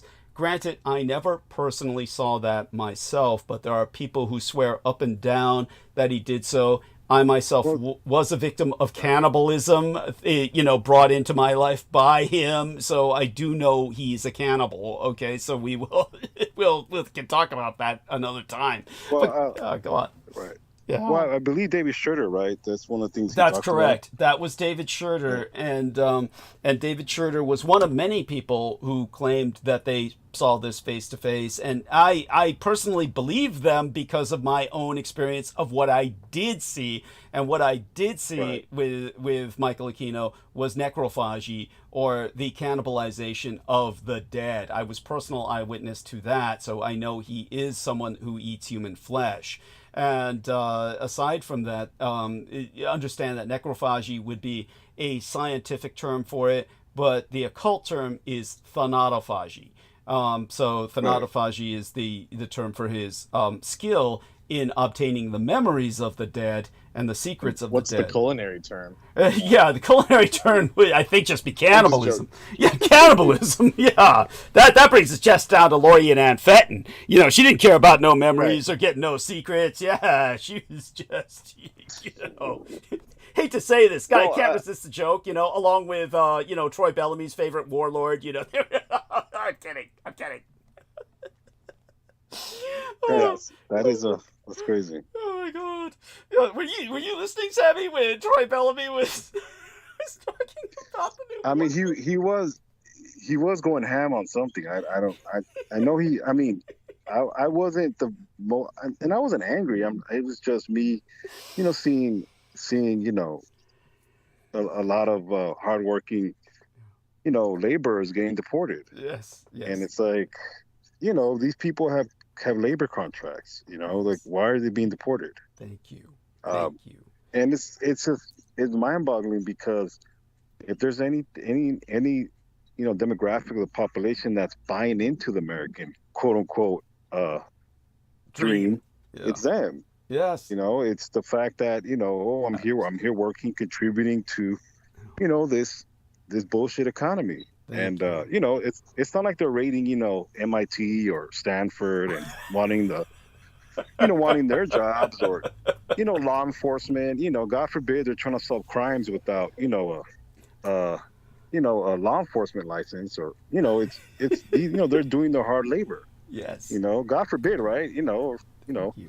I'm sure it would be interesting, but nevertheless, it's very much just, you have to shake your head, because believe it or not, when I do go to Baja California and I see the education there, people are educated, businesses, even the entertainment field, a lot of celebrities go down there and they perform and they make money, and there's a lot of American tourists that go there and take advantage of the area. It kind of, you have to really scratch your head and really kind of understand that this U.S. population is I had to say it. They're just retarded, and Thank that's you. probably insulting to mentally challenged people. I know that's a derogative. I know that's a because it hurts because it's true. Obviously, it hurts because it's true. Mentally challenged individuals have this angelic piece to themselves. Yes. So that's a very bad description, and I don't know. They're just savages. I could say just savages. Thank you. On one hand, you cannot discriminate against a population and then go to their neighboring country and enjoy their resorts. And, and it's almost like it's just a very much I wouldn't even say privilege, it's just arrogance, because in a lot of ways, the tourist industry, is very much important in the area. But from what I've heard, especially like in Las Vegas, which is not that far away from me, tourism in Las Vegas is down, especially from our Canadian Canadian neighbors. Yes, they are refusing to come to Las Vegas, and it's hurting that economy. What are they doing? They're going down to Baja. Yeah, they're going down and enjoying those resorts. Yes. And it's hurting the economy because, in very typical fashion, our president does not know about soft politics. Thank you. He does not know tactics involving how to get what you want without being an asshole, without sounding like a moron. Yes. And just really, it's. I mean, if I can go back to earlier this year when we were, the media was trying to grill Zelensky on why didn't he have a suit on. Like, I'm in the middle of a war. Yes, thank you. Thank you. And one, you're talking to someone from Eastern Europe. Yes. It's like you're talking to someone from Mars, pretty much. You come here. No offense to Brooke, but it's like Brooke trying to interview, and it's not even Brooke is like that. Brooke is very much conscious. He's not dumb, but, I'm sorry to say it, but it's like the majority of the reporters were they were Anglos. Yes. And they were very much Southern Anglos trying to grill. Well, it's really Fox corresponding news, but it's like you might as well. There were just a bunch of hicks interviewing him. Why don't you wear a suit? You're in the president's office. Because I'm also a president, asshole. Like, what are you talking about? Thank you. Yes. So it's, we start making the comparisons about how the world looks, how we look towards the world, and it's very much a laughingstock. Aside from our domestic problems that we have here in our state, in the United States, where it's just a bunch of chaos, and it's there strategically, so none of the blame, none of the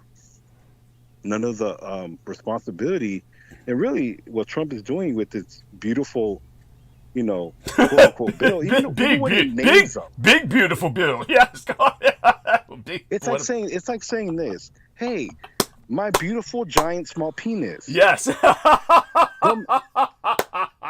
It's not.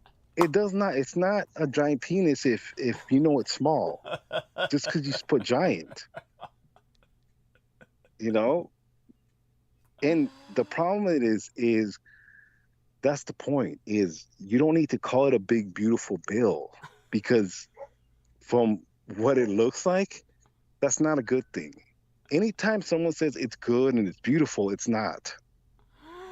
Because it's just not. Yeah. And you see now the dissension in the political party. It's one of these things where if Trump was any of a genius, if he wasn't insane, really, he would just stick to his racism. Yes. His prejudice, his male chauvinistic, just stick to that. That usually unites your party. But because, that's the one thing about him. He's very influential. Social media very much influences his mood.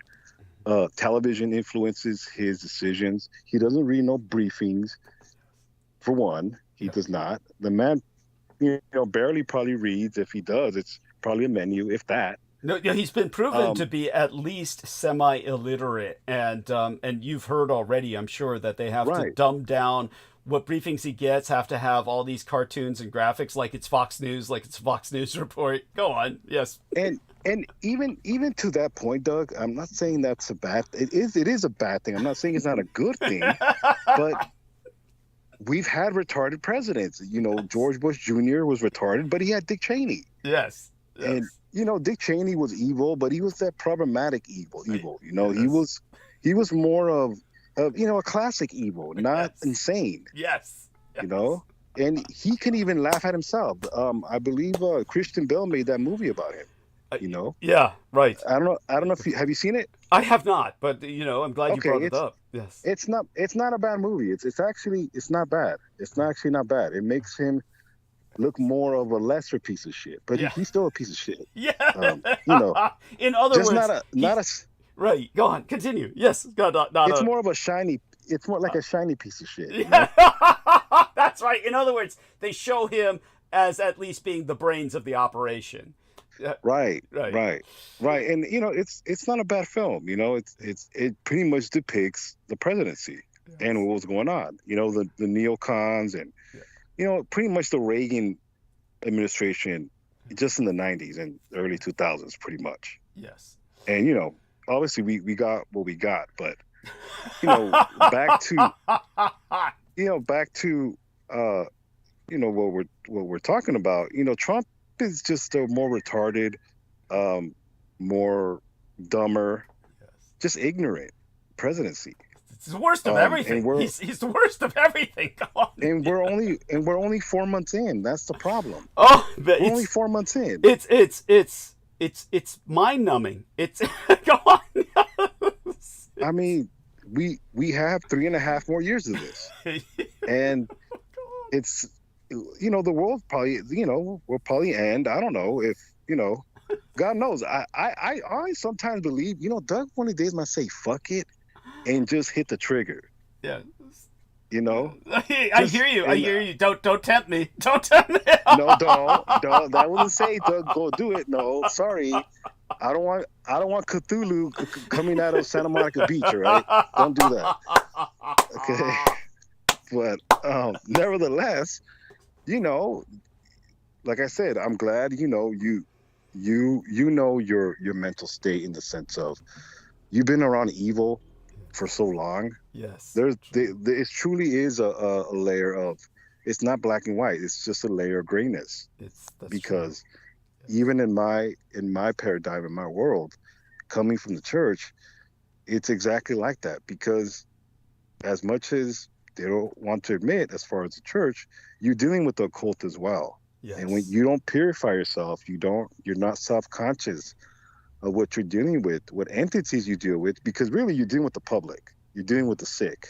Yes. People have their issues, their complications, their issues. Their issues are there, and you know, this is why it's very prevalent in the church. Why there's so much debauchery, there's so much, you know, sexual immorality, because it's very much infected. You know, it's a spiritual war zone, is what I'm trying to say. Absolutely. And you know, in a lot of ways that, you know, I've learned to, you know, it's part of living. It's part of living in this country. It's part of living in this material world where this is nothing new. It's just, you know, history repeating itself. Yes. You know. Yes. Absolutely. But you know, definitely, you know, like I said, I think, you know, revert back to Peter Moon. Yes. He very much was incompetent in the sense of what he actually was dealing with.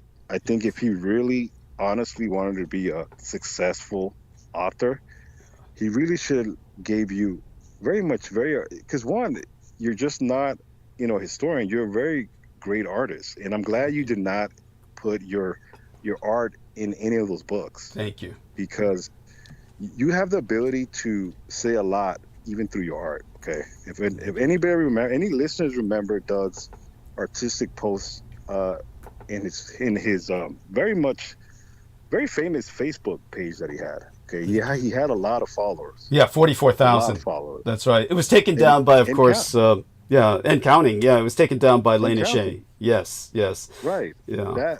I mean, if you just go back to his postings, Yeah. they were very beautiful, and it's one of these things where, I wish Mark Zuckerberg really would give it back because, it's not, and it's not even about you being you're not being a quote unquote good guy. It's just, 44,000 followers is a lot. Yes, thank you. And that kind of tells you, the level of suppression, even to that point where someone like him on his platform, normally you would have back because it would have to go into question is what I'm trying to say. I understand. You have all these assholes, Rush Limbaugh. You have all these, these, how to say it, Holocaust denying. Yeah. Actual Holocaust deniers. Yes. Thank you. Right. That are rewarded, and it's one of these things where your exposure is very much your lifeline. Yes. And a lot of it really is through your art. And I'm glad you did not give that away. Thank you. I think that was very intelligent of you.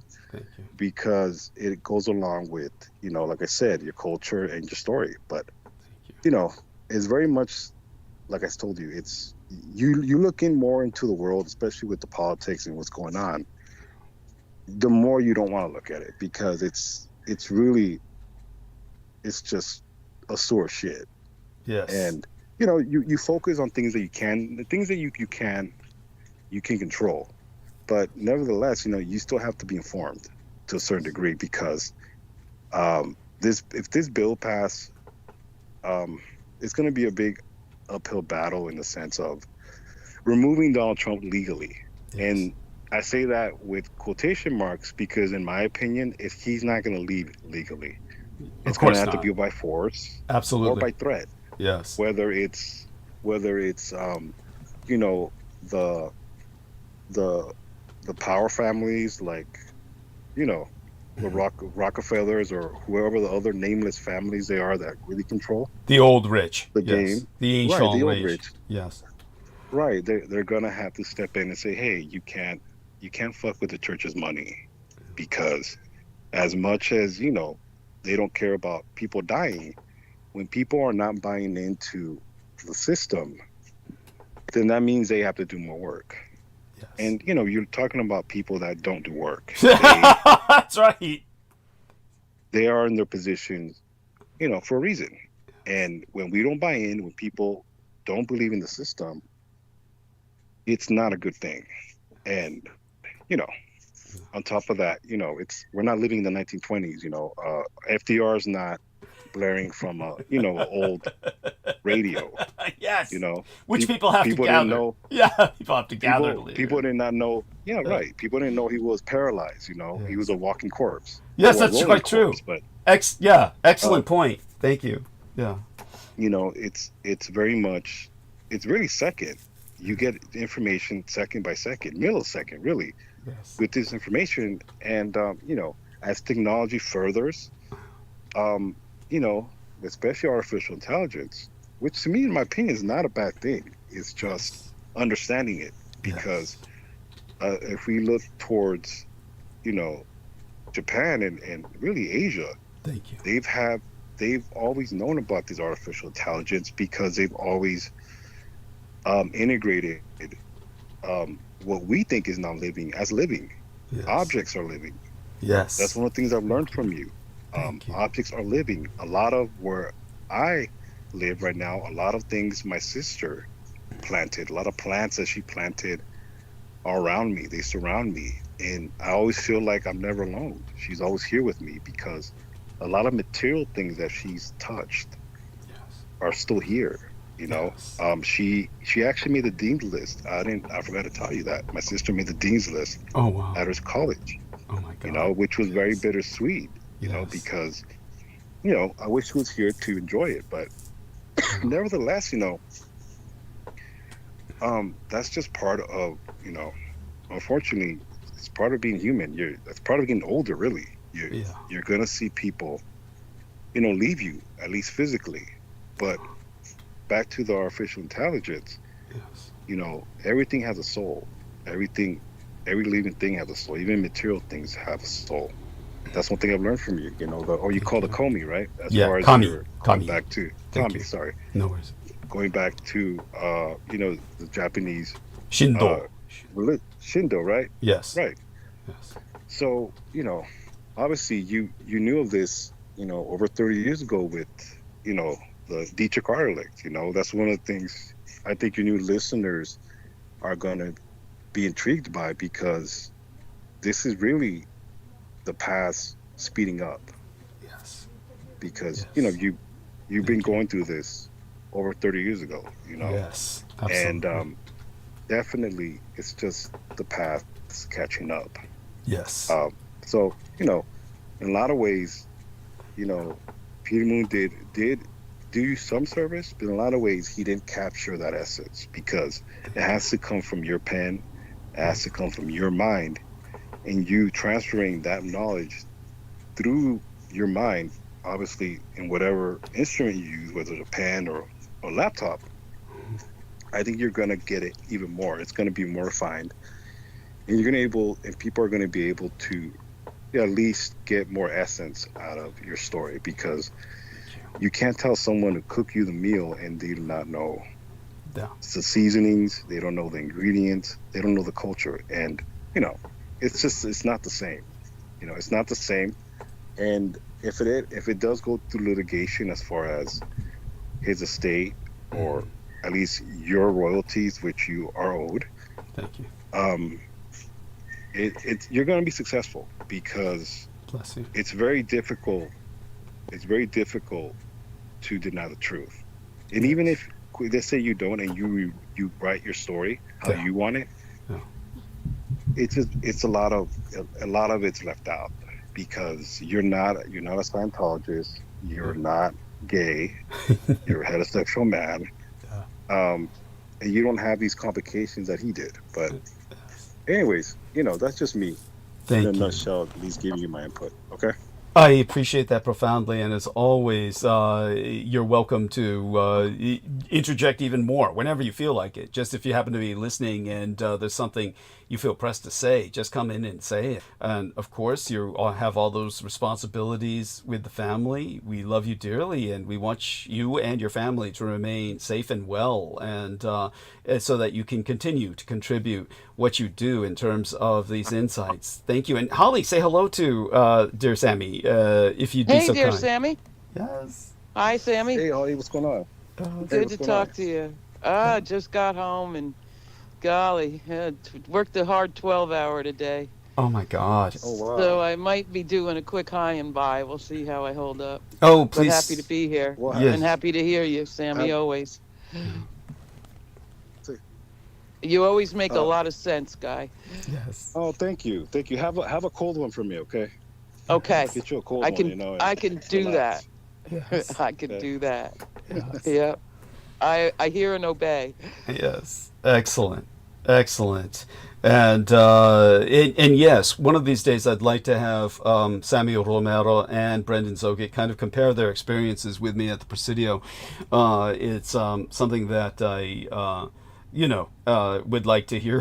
That day, Yeah. Go on. that day was hot as hell. That was the hottest day of the year. It was the longest day of the year. That's the Yes. interesting part about it too. It was a summer solstice, which Yes. it was just weird. It was just very amazing how things lined up. Yeah. Besides, almost getting, wrecked into, and Yeah. and how it's interesting how they targeted, my infant son. It was Yes. just really right where he was at. So it was very much, I gotta say it, I could have really been discouraged and not pursued, visiting you, because Right. literally that street was empty. As soon as I pulled up, all of a sudden I see a blacked out car, Yeah. uh, wreck into me. Yes. So, it was very interesting, but Jeez. go ahead, Doug. Yeah, no, they were trying to discourage Sammy from visiting me at all. That much is definite, and it was very frightening. But he didn't allow that to discourage him, and I'm so glad. and it was on the equinox, and it was a very occult day. So it was altogether, however, something we overcame. And when is San Francisco ever hot? Yeah, it was one of those few days it was. That's true. It should have been fogged in and every other place hot. Yes, that would be the norm. Interesting thing about it. Sorry, Doug. No, is it was the Golden State Warriors celebration parade. That's right. There was a parade. I pretty much stayed downtown. I literally stayed next to of all places, a Tenderloin. Yes. The one thing about San Francisco is literally you can go to another street and it's a completely different world. Yes, it's true. Yeah. So, anyways. No, definitely appreciate that. And so we'd like a little update from Holly, a little kind of situation report, whatever you're comfortable sharing, Holly, of course, but your status is always, we always want to make certain you're doing okay. I'm enough. Life's uncertain, but so far it looks like it's going to keep going like it is for a little while longer. Okay. I want to stay on topic with where you guys have been. I heard a little bit on the way home. Whoa, good. Can I tell you? I've got a weird Church of Satan story. Tell us. Share it with us. That I've never gotten off my chest, if you will. Okay. Oh, well, it sounds like a treat. We're in for a treat. Yeah. Well, it's just a weird point that I've never heard anybody bring up. Oh. But I was aware of them and their big shill, that they were all about equality of religion, and if they can do it, we can do it, and all that. And Temple of they Satan. Fronted, you're talking about the Temple of Satan as opposed to Temple of Satan. You're right. Yes. The Church of Satan. Absolutely right. Thank you. Latter day, being all like they're being political about it. It's not really about Satan. It's about us establishing equality across religions and all that. And that was their kind of front. I remember all that. Right. So 40 Times does an article on the situation. By the way, this is you're talking about before, right? Is the 40 Times, I believe, is no longer with us. Has it closed down? Or it certainly is. Oh, it certainly is. Still is? Okay, still. Very much so, yeah. Okay. And so they did their coverage on the subject, and Madness of Crowds kind of thing. Yeah. Okay. And in it, they had a picture of, I always forget his name when I need it, in their main temple in Detroit, they've got this gigantic statue of Baphomet, okay? Right. And it looks like every other statue of Baphomet, except for one weird thing. Who stole the tits? All the articles was like, he's this rock-ribbed Iggy Pop torso. But who stole the tits and why? So I always wondered about that ever since. Jesus. Hate Jesus and hate women. Great, guy. Carry on. Get that tax-exempt status. Total Iggy Pop chest and rack, but nope. No tits here. Oh, shit. Oh, yeah, that's pretty fucking lame. It's yeah, what the hell? I don't know. I have no answer for that. But what I can say is this. Yeah. Is when you brought up their front, understand that what Holly is articulating is actually the front of a front. In other words, when it comes to... I get that. But just to articulate for our listeners, the Temple of Satan actually argues that its stance is, and remember, I had to deal with one of these people personally who was employed by the incredibly naive or just ambush setting. God, what was his name again? The guy who brought us down there when you drove us down. What the fuck was his name? Benestanius. Oh yeah, okay. My God, yeah. By the way, we're told that I have an error displaying on screen saying that YouTube is not receiving enough video to maintain smooth streaming. As such, viewers will experience buffering. So everybody, we're counting on you to let us know whether you can hear us at all or not. So please, everybody, let us know if you experience buffering. Going to check now my studio, and it seems like we've got a good connection with the online broadcasting software. And if I go to so everything seems to be going as best as it can. But everybody report to us if you can hear us or not, and give us an all clear, something of that nature. In the interim, the Temple of Satan. And we could look up the exact name for what it is, but I do believe that is that's the name. But it could also be something else, because TOS is in danger of being confused with Temple of Set. So I would think they would choose a different name from Temple of Satan just to maintain a different acronym. But it is Temple of Satan, so it is the same acronym as Temple of Set. But what they argue is that they're all about freedom of speech and separation of church and state. So when I dealt with one of these creeps who was hired by Benestenius, who of course sabotaged the entire reason we were there, and which in a sense means Benestenius, who seemed to be intent on sabotaging our entire experience there, because he was working with Robert Lacey, who just hated, the females who were with me, and just, did everything he could to try and get me to himself. They wanted only me down there without any buffer. And it's just like, I'm sorry, take me, take my, I don't mean this the way it sounds, but take me, take my dog, right? And in this case, I had two ladies with me, and they were just, it was what I felt comfortable with at the time. But they instead were trying to, just sabotage me so viciously. They made it impossible for us to get down there. In fact, if it weren't for Holly, we never would have gotten down there. So it was just an exercise in insanity from the beginning. And as I said, just one of the most miserable experiences of my life, worse than combat. Well, and that footage, the lost footage, a good 6 hours of just impeccable reporting on your part with full illustration. Thank you. God. Yeah, it was epic. Yeah, all for nothing. Epic. Yeah, all for nothing. None of it recorded, because the man responsible for recording it was a Temple of Satan member, which he was hired by Benestenius, which is like, well, what did you expect, Ben? It's like, but their argument is that they're for freedom of speech and separation of church and state, and that this is all a front. This is their argument. They claim they are not at all Satanists, that it is cosplay, and that all of this is a front to maintain separation of church and state and freedom of speech. So they claim to be constitutional fundamentalists. So they claim yeah, go on, please. Which is exposed by their removal of the breast and phallus on Baphomet. Thank you. If they were really about sure. that, they wouldn't remove it. Yes, thank you. Wow. Thank you. There you go. It's just like a commercial. It's just it's like a business. Yeah.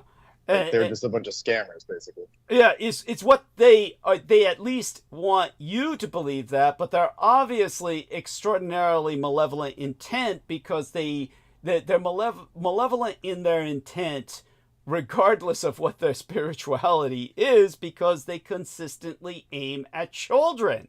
They consistently aim at producing sex instruction manuals for children, which they say is part of their satanic religion, and therefore they distribute these out at preschools about how to tickle yourself, quote unquote, how to tickle yourself, with the demonstration illustrations. They're a bunch of scumbags. Yeah, it's just they're pedophiles. What they are is a front for pedophiles. And what was really creepy about the idol? Yes. There's Baphomet all sitting there, but at her feet is playing capering and playing a bunch of little children. Yes. But for no reason at all, for no reason at all, there's all the way around, and like, I don't know if there was 4 of them or a complete circle, 4 steel rods, like handicap rods kind of width, or subway handle, what I'm saying about? Yeah, but maybe diameter, maybe 3 or 4 inches, because it's a big statue. And even though the kids are laughing and smiling, the rods go right through them. There you are. They're impaled. Yeah. They're And the impaled. rods are completely vertical. The shit. kids are just playing around. I'm sure you can Google the headquarters Detroit Temple and see this thing. And they're all smiling and laughing and so happy. But then you notice there's these steel posts through them. Yeah, impaling them. Yeah, so Yeah. There you go. That's the so there is definitely malevolence here, but they're using Satanism as a front when they're really Edomic. They're Edomic, Yeah. and that was why they sabotaged what. It's not giving them too much credit. Yeah, actually, no. It's if you look up the leader of I that, find them incredibly They're more cheesy. evil. yeah. They're more evil than Satanists. Yeah. No, I hear what Brendan is saying though, because they're so I do cheesy. too. Yeah, but Yeah. it's definitely you cannot take these people lightly. And for people who think I take Peter Moon lightly, I of course I do and I don't because it's Peter Moon.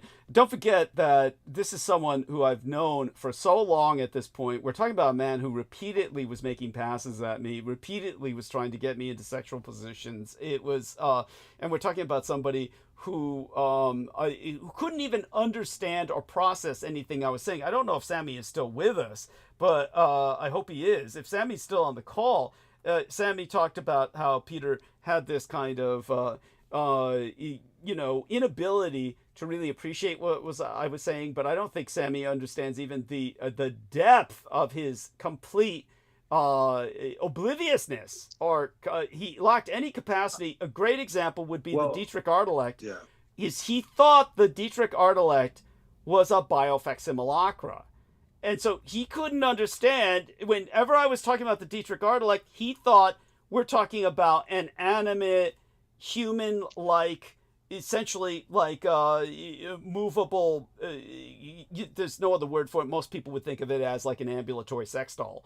So he kept thinking of the Dietrich Artelect like that, and he never, ever, until like just before he spiraled and totally snapped, finally understood the word hologram in the acronym, that it ends with an H, hologram, that this is a hologrammatic presentation of an artificial intelligence that itself is not the Artelect. The Artelect, of course, is in the software and encased in the computer systems, and originally was not. It was basically a product of organic compounds, and that was the only way the intelligence could become ensouled or become like the a independent soul in a machine.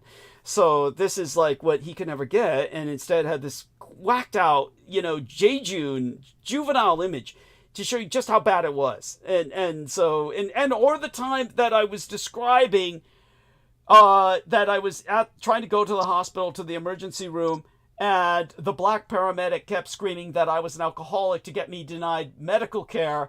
And Peter said, "Oh, I can't accept that this is a conspiracy against vampires."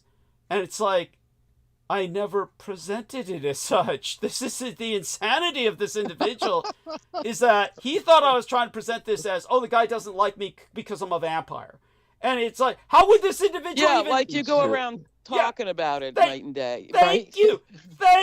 God. Like, how would this individual even know that? It's not like when, he picked me up. Oh, by the way, I'm a vampire. I have special needs. Does Peter assume this? Yeah. Like, it's special like, needs. Yeah, Yeah. It's like, this is how he literally can't process. That's actually funny. Thank you. He can't process. No, it's all funny in its own way, but it's all. But like Aaron Tice observed once, the worst of it was when I had talked about my mother and her encounter, of course, with the negative anti-Buddha avatar, and just this everything that I detailed on that, and then he said he couldn't remember the story, and it was Aristides who had to go and dig it up for him so he could transcribe it from that. I mean, this is Peter's job. This is what he was supposed to be doing, was writing this book, and yet he couldn't remember even what I said about my mother and her encounter.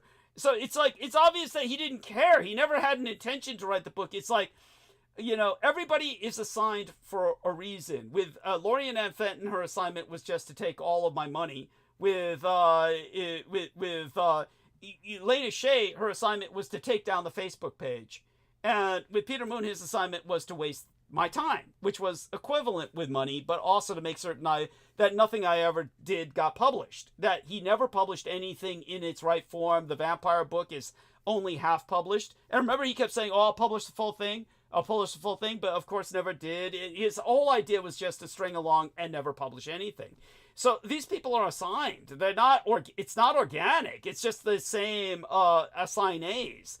But with that, Troy Bellamy has joined us, and so Troy, situation or status report, an update on yourself. I hope you're doing well, and and say hi to everyone else, and share hi, with Troy. us, share with us what's on your mind. How's everybody doing? Fine, thank you. Good to hear from everybody.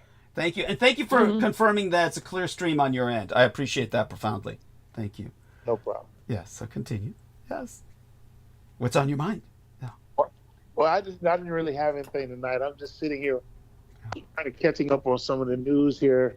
Yeah. And again, I have to feel some type of way, but Trump just put a travel ban on 12 countries, and 10 of them are African.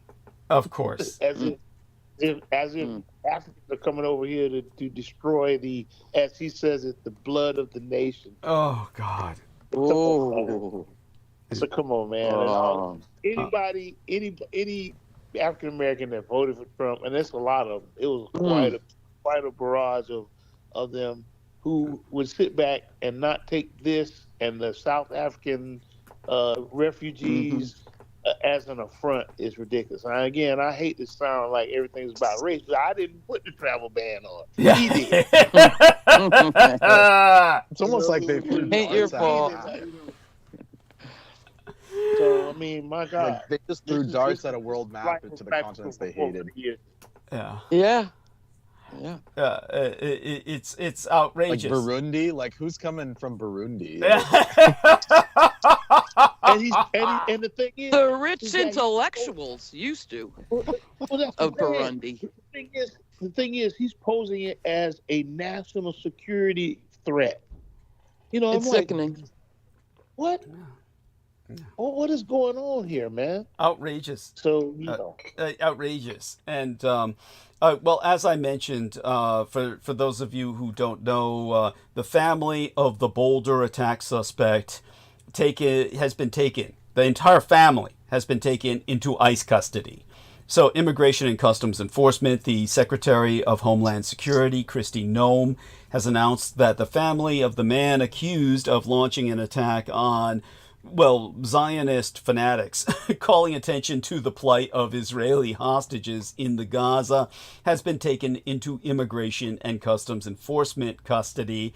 And according to Noem, the Department of Homeland Security is investigating what the family knew about the attack that took place in Boulder, Colorado, prior, of course, their now guaranteed deportation.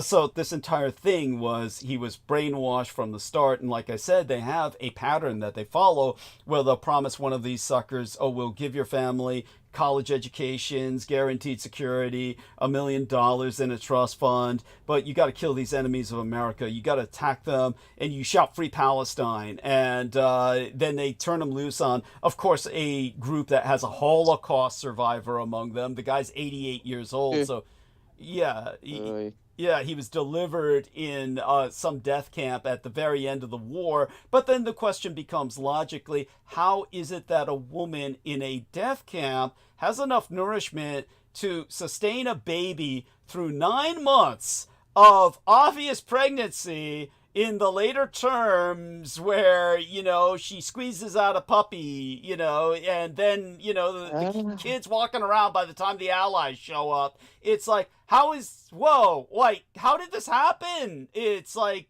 she's getting fed enough to deliver a healthy baby instead of a malnourished preemie that dies as soon as it's delivered. If the conditions they talk about are true, it would have naturally aborted. It would never have gotten to any late stage. So somebody must have been feeding her a lot more than sperm. So this is like just, there's elements of the Holocaust that truly are hoaxed. There is something that does not fit with this picture.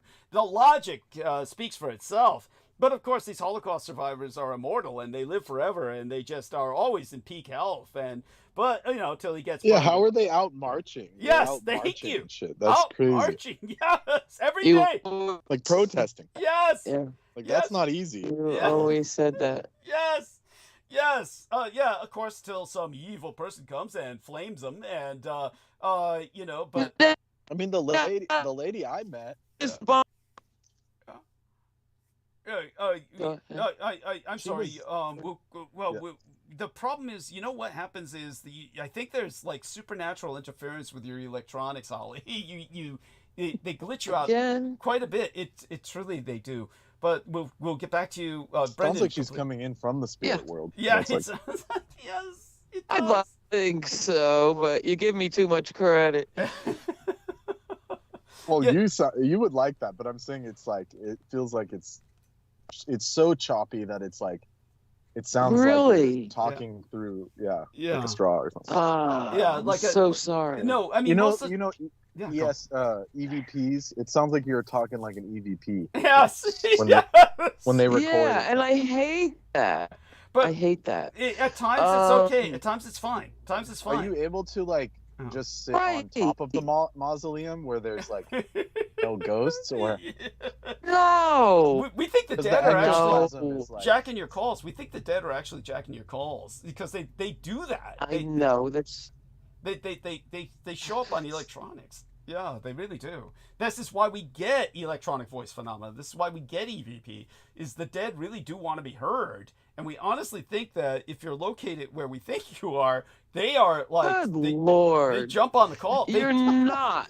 I'm not located where I think you think I am by any means. Okay, all right. By any means, I'm literally looking at a golf course. Okay. Okay. And deer. Okay. Cool. Yeah. Cool. And it's dark and it's beautiful sky and beautiful. And this is the side I get the better reception on. Okay. If you must know. You're sounding a little better now. So do us a favor, and while we can hear you, say what you were going to say. The bomber, if correct understanding, was Turk. And they glitcher again. You understand that the bomber was Turkish. Okay. And? Am I not getting through? Is that correct? We finally heard it. Yes, you understand the bomber was Turkish. Yeah. And so what do you make of that? I'm wondering. Yeah. I just want to know what his nationality is. I have no idea. Just for, random purposes. I understand. We're told he has it's a Turkish family. Okay, we're told he has a Muzzy name, sounds Muslim, but it's like, he might be Turkish, but they're obviously, what about it? It's not like, but they're using that to rationalize mass deportation of any immigrant. You understand that? It's just a random detail of curiosity. Yeah. That's all. Okay. Thank you. Yeah. Because we were discussing whether he was black or not. Right. And our friend Troy Bellamy disabused us of that notion. And that's right, very well. He did. But at the same wild time, animals. Fire and water. Great. Fire, water, wild animals. Yes. Yeah. Not to mention heights. You don't see black hang gliders. I never see black hang gliders or base jumpers. I never see a black base. You know what? Maybe they're just too smart for that shit. It's like, I agree. It's like, white people have no sense of mortality. It might have something to do with privilege. Honestly, there might be an element of privilege involved with this, where white people just base jump and bungee cord jump. You don't see many blacks bungee cord jumping. Oh no, that's not happening, bro. Yeah, no, yeah. That's one of the interesting things. I remember when Doug, you were talking about the fire jumpers in California during. That's right, smoke jumpers. Yes, go on. The smoke jumpers. Yeah. I was like, wait a minute. You had brothers jumping out of plane to put out a fire? But I got to commend them along with, all the other historical things you taught us about. But yeah, just arbitrarily doing base jumps off of a bridge into a ravine. See, you know, I think Evel Knievel taught us all that, you know, this kind of thing. Because, like, you know, black people, you know, back in the days, there wasn't no basketball and football on every Saturday. You get a dry Saturday like this in the summer, it was Evel Knievel jumping the Snake River Canyon or something like that. Yes. Or somebody doing a slalom down a mountain. And you see them crash, and we as black folks, we be sitting there like, oh, yeah, that's some white people stuff. All those like there. Red Bull events, they're all white people. Yes. Thank you. Yes, the Red Bull events are all white people. There was one, I remember this one. Bingo Borgatage. Yeah. The thrill of victory and the agony of defeat. It's because their lives are so privileged. They have to go out and seek danger. That's it's the sport of kings. It's like, this is like what happens when this is white privilege taken to its ultimate extreme. It's like, life is so easy, I've got to go fuck myself up. That is like, oh man. But when it came to, what were you going to say, Brendan, about? Yeah, and all the spelunkers, they're all white. I've never seen a single like anyone else. Maybe some Spaniards, but like South Americans, but I've never seen like anyone else do, you know, when they jump into those like caves. Oh yeah. Where it's called like the crack of Satan, and they go head first and get stuck and shit. It's always white guys. Of course, no black person's gonna do that. That's Jesus. No, man. No. Like you have to be, We're not doing no coal mining, spelunking, and none of that. Yes. No. I'm surprised there's a lot of brothers who are participate in the funerary business, though. Yes. They, for some reason, we're not afraid of a dead body. No. But it's lucrative. You know, I think that's what it is. Well, there's that. So Holly could probably teach them a lot of stuff. That was my great grandfather. Yes. Oh my God. It was the mortician. Yeah. Well, continue, Holly. Yeah, tell us a bit more about this, because. No, that's my only connection to it. But yeah, I'm okay. I'd rather be like a death doula than a caregiver. Okay. Yes. I'm better at the end. Yeah. Oh. Wow. Or. Yeah. You know, it's not like I ever wanted to be a mortician or, you know, be full time about it. But when it's happening, you know, I've had, you know, several situations of going through that with people, and it's been quite amazing. Okay. Thank you for sharing that. Yeah. Is there any particularly amazing incidents that come to mind that you're willing to share, or you want that to come out more organically later? Yeah. Okay. Yeah. Yeah. Quite amazing. The greatest thing I learned, one of the greatest things, these hospice organizations can be like angelic, and they're all making $5 an hour, and it's incredible work they do. But from them, I learned that I always thought death was just being extra sick. But it's a whole different going into that process, unless you drop dead, which just happened to somebody important to me. Oh, sorry to hear that. It's a whole different thing. It's a whole different state than being sick.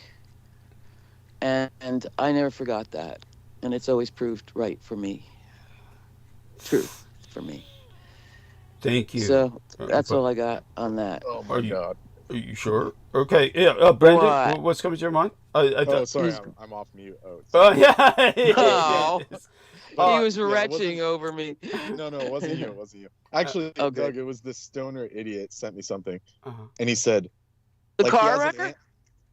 No. This is a different friend. This is a friend of mine that's like, he's like pot's destroyed his life and shit, but he won't admit it. Thank you. And got it. Yeah, and he like, I needed a ride to pick up my vehicle earlier, and this dude had his phone off. Now all of a sudden he's just sending me this random video that says proof that plants breathe in real time under the microscope, and it's like a cell an like an outlet of a one of the cytokines, the cells on a plant just breathing. It's like, dude, how fucking high are you? Like, if you don't know plants are alive, then I don't know you don't even deserve to be alive at this point. Like, of course they breathe. They make your oxygen, which you don't deserve to breathe. Right? And so as he's texting this with one hand and staring at a leaf in the other. Yes, no, he's smoking a leaf with the other, honey. Yeah, he's burning the leaf. Yeah, but he's staring at one too, eating. So all day I'm like, all those little cells. I need a ride. I need help. And then he sends me this. Can you believe how offensive that is? God. Oh, like someone else we know, yes, who was like, who's not on this call. There's no one with us right now that I'm referencing. Yeah, there's someone else we know who has that similar level of insensitivity when it comes to how good they're doing. Yeah, while the rest of us are, trying to make a living. Yeah, Oh, everyone. Yeah, apparently it's everyone you deal with. Yeah, no shit. Like I said, most of these people are assignees. But with the latest example, the one I'm not naming for the moment at least, it'll probably come out organically at some point. But, oh, Jesus Christ. Holy shit. And yeah, the video is absurd. It's some dude like looking at a plant with gloves on. Of course. And then putting it under a microscope. I mean, how ridiculous. Thank you. And that's like fucking elementary photosynthesis. Like, it gives out oxygen, takes in CO2. Thank you. Where the fuck has this guy been? Hey, thank you. I mean, people discovered this in the time of Descartes. But come on. Right? Wait till he discovers Curlian photography. Yeah, It'll blow his mind. Oh, He God. sends me that shit too. He goes down the Instagram rabbit hole. Yeah, of Like, course. Yeah. Like, welcome to the 50s. Everything is alive. Yeah. It's like, dude, oh. And this is just pot? Yeah. yeah, honey, it's just pot. It's just pot. Pot'll do that. Well, he used to do a lot of mushrooms. So that's what too. originally messed him up, apparently. There we are. There you go. The rumor on the street is that's what originally messed him up. Yes. I mean, just because it's organic doesn't mean it's good. Everybody. Is he always super happy? No, he's an idiot. He's depressed and shit. Okay. I can't find a job. Oh, yeah, it sounds like someone else we know. Okay. It sounds like someone else we know. Yeah, it's always unhappy. Yeah, I don't even know who you're referencing. There's so many of them. Right. But even I'll be like, okay, so there's this, I know about this job and it, and he'll be like, oh, I can't work those kind of hours. It's like, dude, you're fucking unemployed. Like, what are you talking about? Work those kind of hours. Ooh. And I'm trying to like set him up with a cush job, and he's like, "Oh, I don't think that's gonna work for me." It's like, fucking die poor. I don't know. Yeah, die starving, because that's beyond poor, unless he's on some kind of welfare, which doesn't seem like he is. But okay, is this guy young? Like in comparatively, he's like my age. He's like slightly younger than me. Yeah. So 20s, 30s. I mean, 27. Yeah. Damn, because if you don't have a hustle then, how is that going to look when you hit 50? Oh, yeah. Well, he probably won't. We hope he won't. Jesus Christ. But he's not going to make it. But we think he can't make it that much longer without luck. I don't know how he could afford it. Yeah, well, how we can make that assumption is because he's not living in some parent's home. So if he's living in a parent's home, this can go on forever. It goes on until the parent dies, and then he gets the house. Yeah, and great example of that. I love him dearly, but feel really bad for him. Was what was it? Justin White, poor guy. Whatever happened to him? He was just up in Canada. Well, what happened was that he lived in Canada. Justin White is like the logical conclusion for this kid. Basically, that's it. Wasn't he a native though? Only if he got lucky. If he gets lucky, yeah, he'd wind up like Justin White. Yeah. Oh yeah. Okay. Yeah, that's. Yeah, if he had a lot of luck. Yeah, if he had a lot of luck and a mother to live with. But Justin White lived with his mother. That's why he could. Yeah, but Justin White was not. No, he was not a native. He was not a First Persons Nation citizen of Canada. Which he just called himself Coyote. Yeah. No, I just thought he was born up there. as a white guy. Oh yeah, he was a native Canadian in the sense Not that a he native. was born in Canada. That's And, right. and like I said, I love him dearly. He was always very supportive, but it's the pot. It's the pot. Just it's like he couldn't do. Yeah. Well, he was doing straight hash. Yeah, yeah, that's true. At times he couldn't afford to do it often, but it was like I think maybe he did. Maybe he did. Up there. What's that, honey? It's easy to make. I mean, they growing it like crazy up there, so it's super easy to make hash if you're, there with quality. That must have been it then. You can rinse it off because he did mention it. He did mention it several times. So you're right. Brendan's right. It was hash.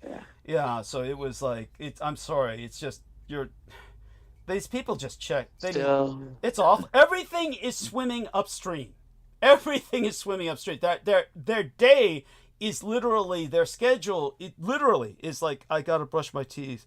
I gotta take a bath. I gotta take a shit. It's like, oh, I gotta eat. It's like these are like, the way we would plan budget necessities or something. The way we would look at, oh, I've got to go out here and pay this. I got to go out here and do this. It's like this is for them. It's like bodily functions are planned out. But anyhow, so there we are. Let's take advantage of Troy while we have him with us. And dear Troy, what else is on your mind aside from there's the attack on the nations, but what about the academia? Do you have any insights or opinions on the attack into academia by Donald Trump? Obviously, he's not allowing the Ivy League universities to enroll foreign students now, which of course eliminates the entire source of their income essentially. So Troy, if you've got something, is he raiding the fridge or what? He's wife's not home. He broke through the chain. He took he took the, what do you call it? I'm sorry. Yes. Yeah. Okay. I'm sorry. I briefly heard what you were saying. I was in the kitchen. Okay. Okay. That's what I said. Yes, I said he's in the kitchen. Yes. I said he's raiding the fridge. Yeah. Yes. So. Yes. Yeah. Oh, that's hilarious. So Troy, your opinion or insight, please. Not only is Trump forbidding, the incoming people from these nations, but he's attacking Ivy League academia by not allowing them to accept foreign students. So, which of course eliminates their entire source of income because most of Ivy League is dependent on wealthy foreign students. So, any insights or opinions?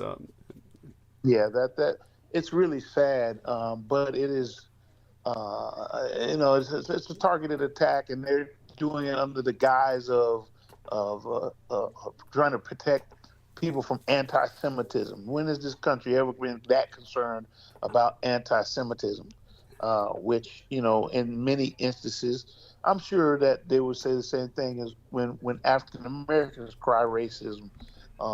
But in a case like this, it's hard to disambiguate the Zionists from the Jewish students, from the people who are ethnic Jews versus religious Jews.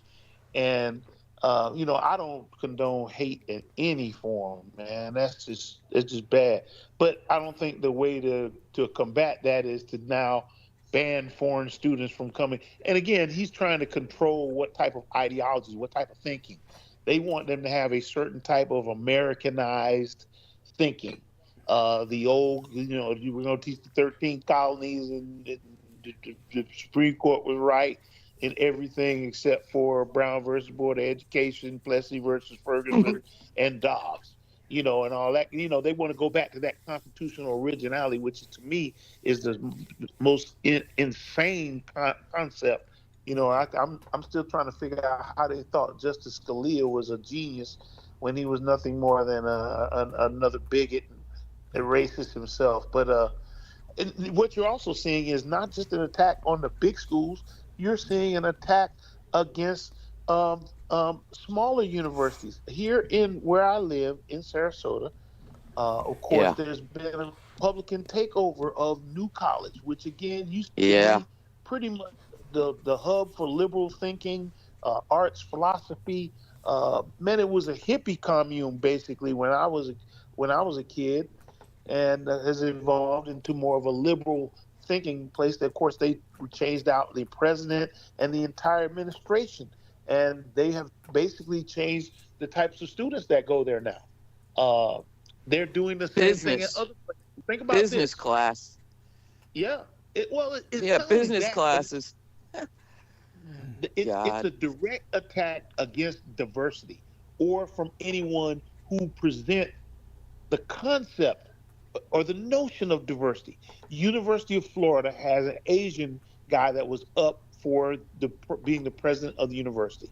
They've had some very rough years with their president of their university the last couple of years. The last couple of presidents really didn't do what University of Florida people, alumni, and everybody wanted them to do as far as leadership. So they brought in this guy named, I think his name is Santo Ono. He's an Asian guy, has all the qualifications, made it through all the interviews, got down to the final interview, passed that, and all he had to do was be approved by the Board of Governors. And the Board of Governors balked.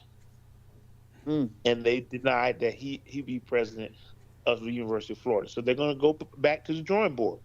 Now, that says a lot. It'll be very interesting to see who they have. Now, when I say that also, they're also attacking HBCUs, or historically black colleges and universities.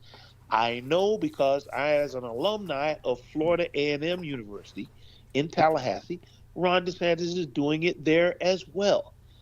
Florida A&M University's president got caught up in a scandal last year where they were supposed to receive some donation of stock and other investments from this wealthy African-American guy who just wanted to help a couple universities. They didn't do their research. The guy turned out to be a scammer, and then what they tried to do was promote the guy as a savior, but they had made some side deals and had some NDAs signed to get stock in the guy's company. So they had some sweetheart deals going on. It's a long, sordid story. So suffice to say, we need a new president. We had an interim president. He did a good job, but now it's time to get a real president. The students at the university, one particular person who's already at the university, the alumni, National Alumni Association endorsed the same guy. Other people endorsed the guy, and the board of trustees at FAMU, all African Americans, some of them graduates of Florida A&M, chose the hand-picked African American lady from that Ron DeSantis chose. Now, any other African American woman, what would they say? Oh, she's a DEI hire. Right. You know, here she is. She has no qualifications as an academician.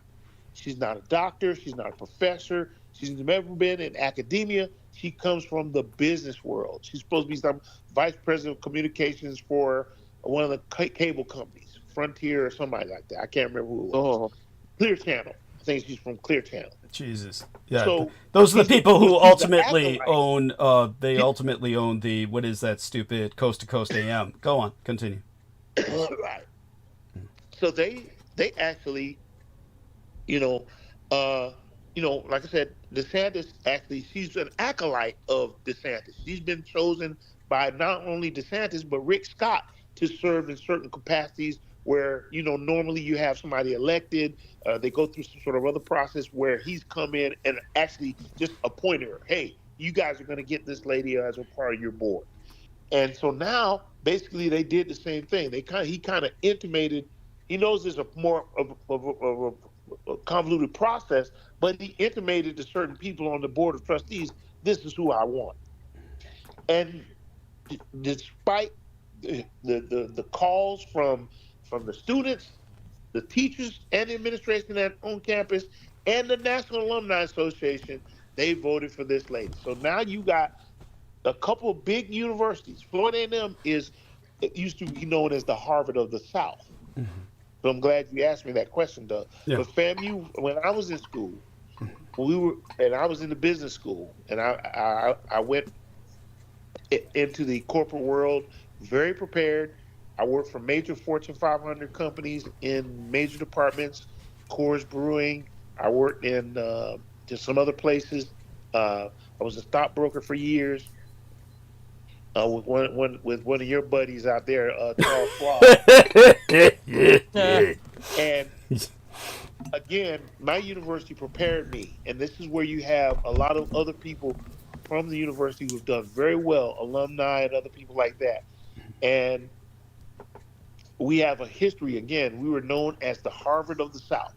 Was considered the best HBCU, and some people will look at that and, oh, well, yeah. Listen, you get the best education in the world, and it's been that way, especially for African Americans. My dad is an only child, and nobody in his family prior to them had even finished high school. And my dad went to Florida A&M, and from that, some of his cousins and other people, and myself and my wife and other relatives finished at that same university because that was the only place that you could go to college. Right. You understand? I had an opportunity to go to Ivy League schools and other things like that right out of high school, playing basketball and academically. But I chose to go to Florida A&M University and follow my father's footsteps and my family's footsteps. But now you're seeing this concerted effort to install basically Trojan horses in under the guise of we're doing it in your best interest, and they don't have our best interest in mind at Florida A&M or the University of Florida or at New College in Sarasota. And it is going to be a real shame as the tide of our education system changes here in Florida, especially with all the diversity that we have, age diversity, cultural diversity, language diversity, and they want to shove this old Civil War mentality down our throats. Heinous. Now you should be able to see this in the text box. If you look into your text box, Troy, I entered a link. Do you have an opinion on this link? Do you have an opinion on this? Corinne Jean-Pierre? Yes, please. Your insight into the situation. She leaves the Democratic Party? Let me see. Yeah. Oh, let me see that. Where is this article from? New York Times? Yes, so it's got a paywall, I'm afraid, but you'll be able to see her photograph there. And yes, I'll figure it out. But I don't know if she's leaving because the Democrats are so lame, or if she got some crazy wild MAGA thing, and she's looking for something better than the Democrats. She'll never be accepted unless she just goes totally, Byron Donalds and starts saying that slavery was good for black people. She pulls a Cliven Bundy and advocates for the picking of cotton again.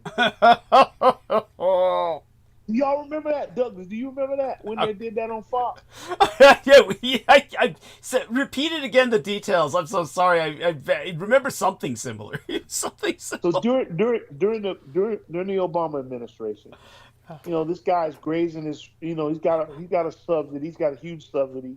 He's getting $1 million a month in subsidy just to graze his horses and his cows, but I think that program was ending, or he owed the government X amount of dollars from the subsidy for some reason.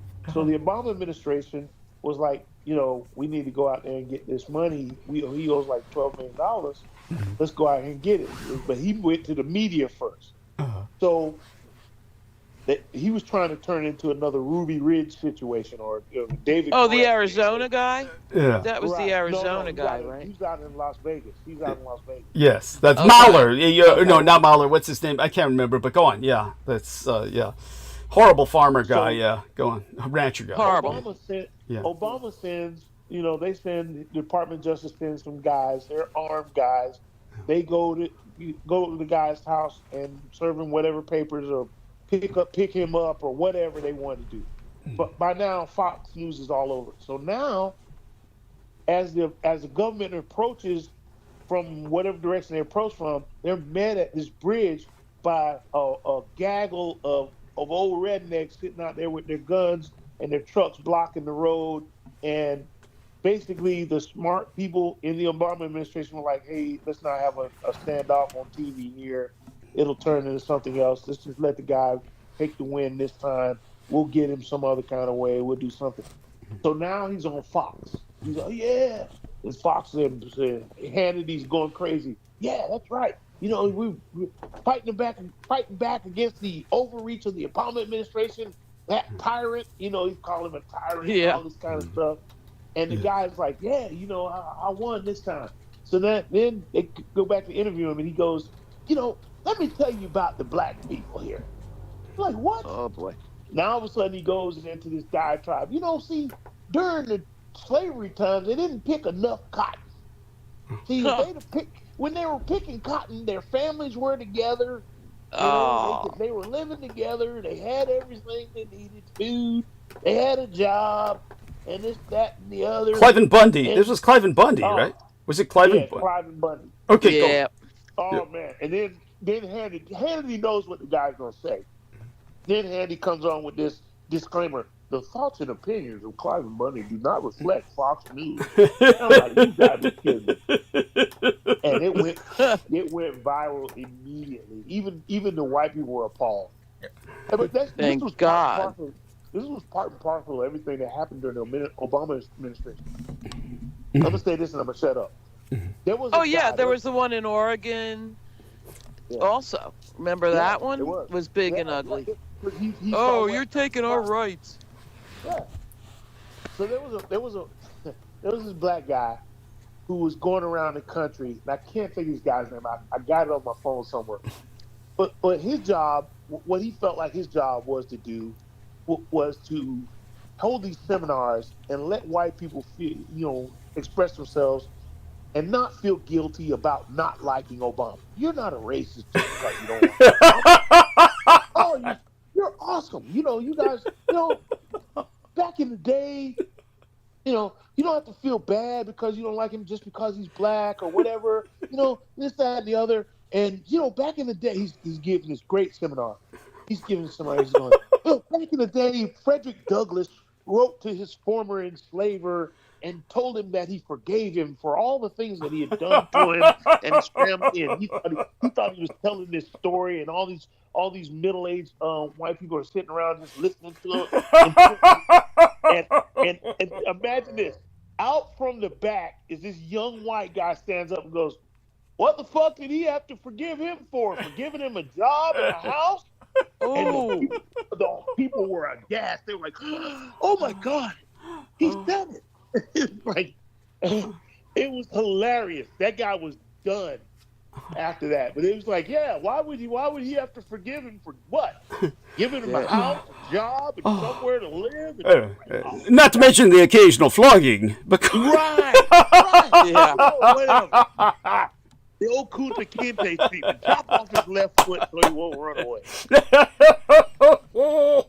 You know, it was this is the extent to which people are going to deny diversity, equity, and inclusion.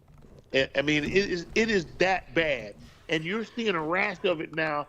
And one of the best places to start is with academia. Now, let me just tell you this. There are a number, I don't know the exact number of HBCUs or historically black colleges and universities across the country. But and most of them were land-grant universities. During that time, when they were doing land grants in the 1800s, right after the Civil War, for educating African Americans, there was an act called the Morrill Act, which was designed by the government to fund these universities, which they understood the more educated these African Americans were, the greater our country will be. They understood that. So they built into the government legislation the Morrill Act, which says we're going to fund these universities at equivalent levels that we would fund, though predominantly white universities. Well, over the last 30 years, or probably like 25, 30 years, they found out through studies that many of the African Americans were being, the HBCUs were being underfunded. They were being underfunded. Mm-hmm. And what happened was some of the schools are being funded to the tune of billions. Florida A&M is owed $1.4 billion. Tennessee State University, where Oprah Winfrey went to school, is owed something like $3 billion over the last 25 years that they've shorted funding them.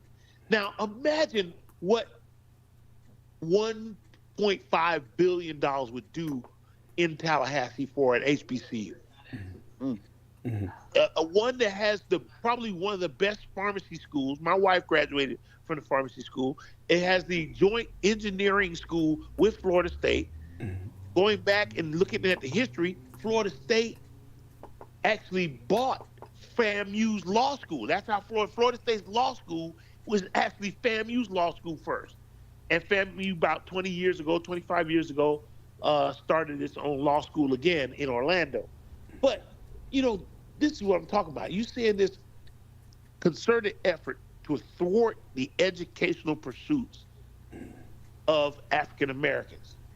And then now you cut Medicare and Medicaid. Now you hit the health care and you hit the services that some people may need.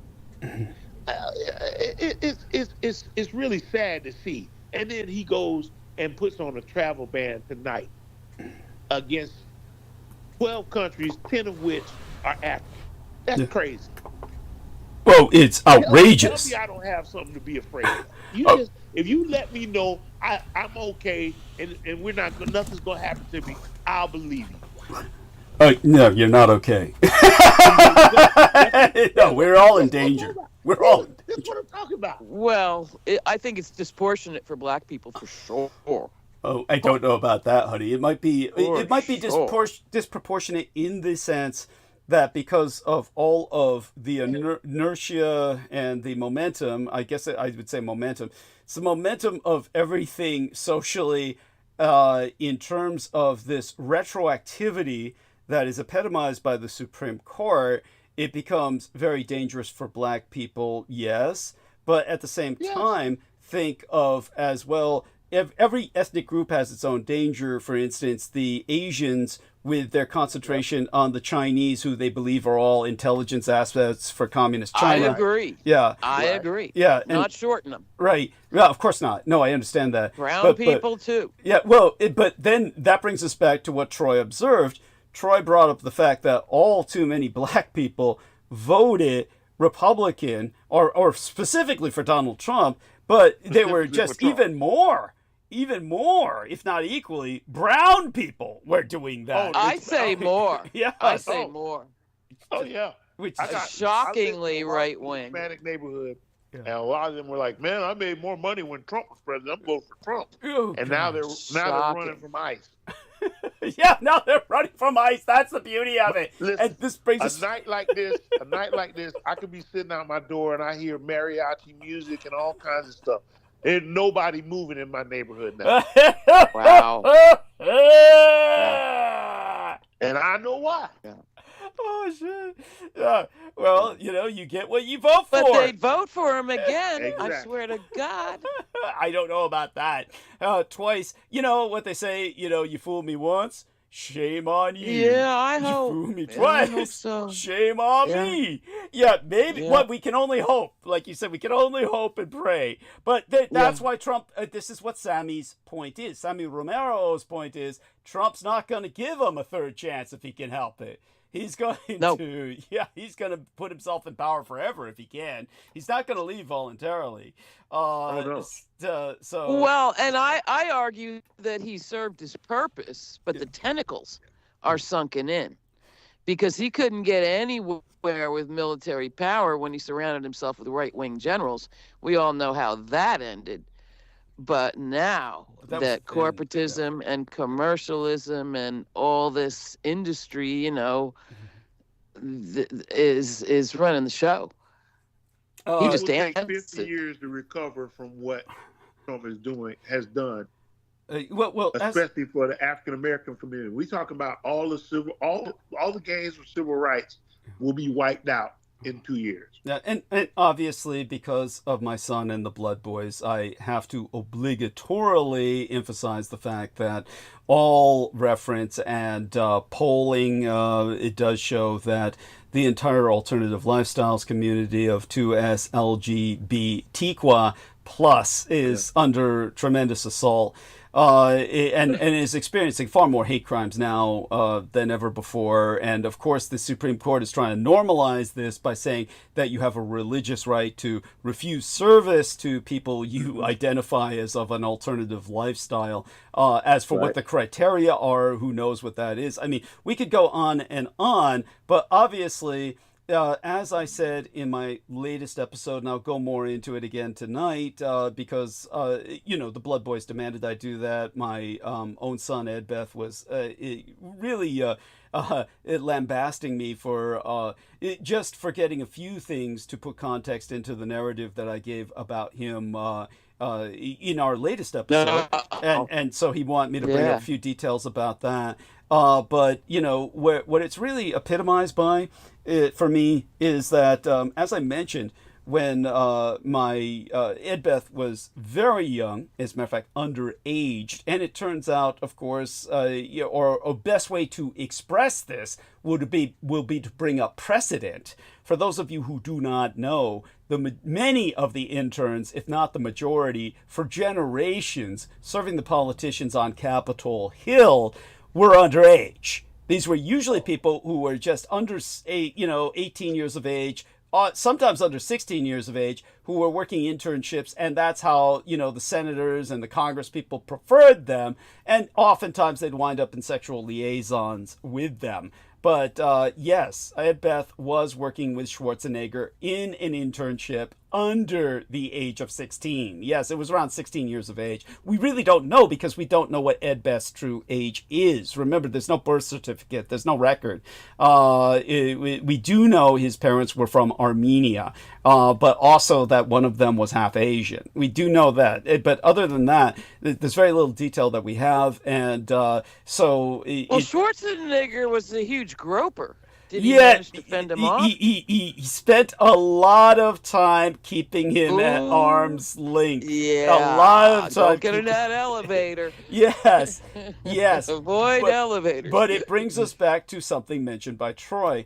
What truly struck me was Schwarzenegger appearing in a speech quite recently, which anyone can look up, where he's saying, I'm telling, the new generation to stop whining. Now, in all fairness, he's not coming at this from the perspective of, spread your legs, lay back and enjoy it. He's saying, stop whining, start working. Because he's talking... Why don't they want to work?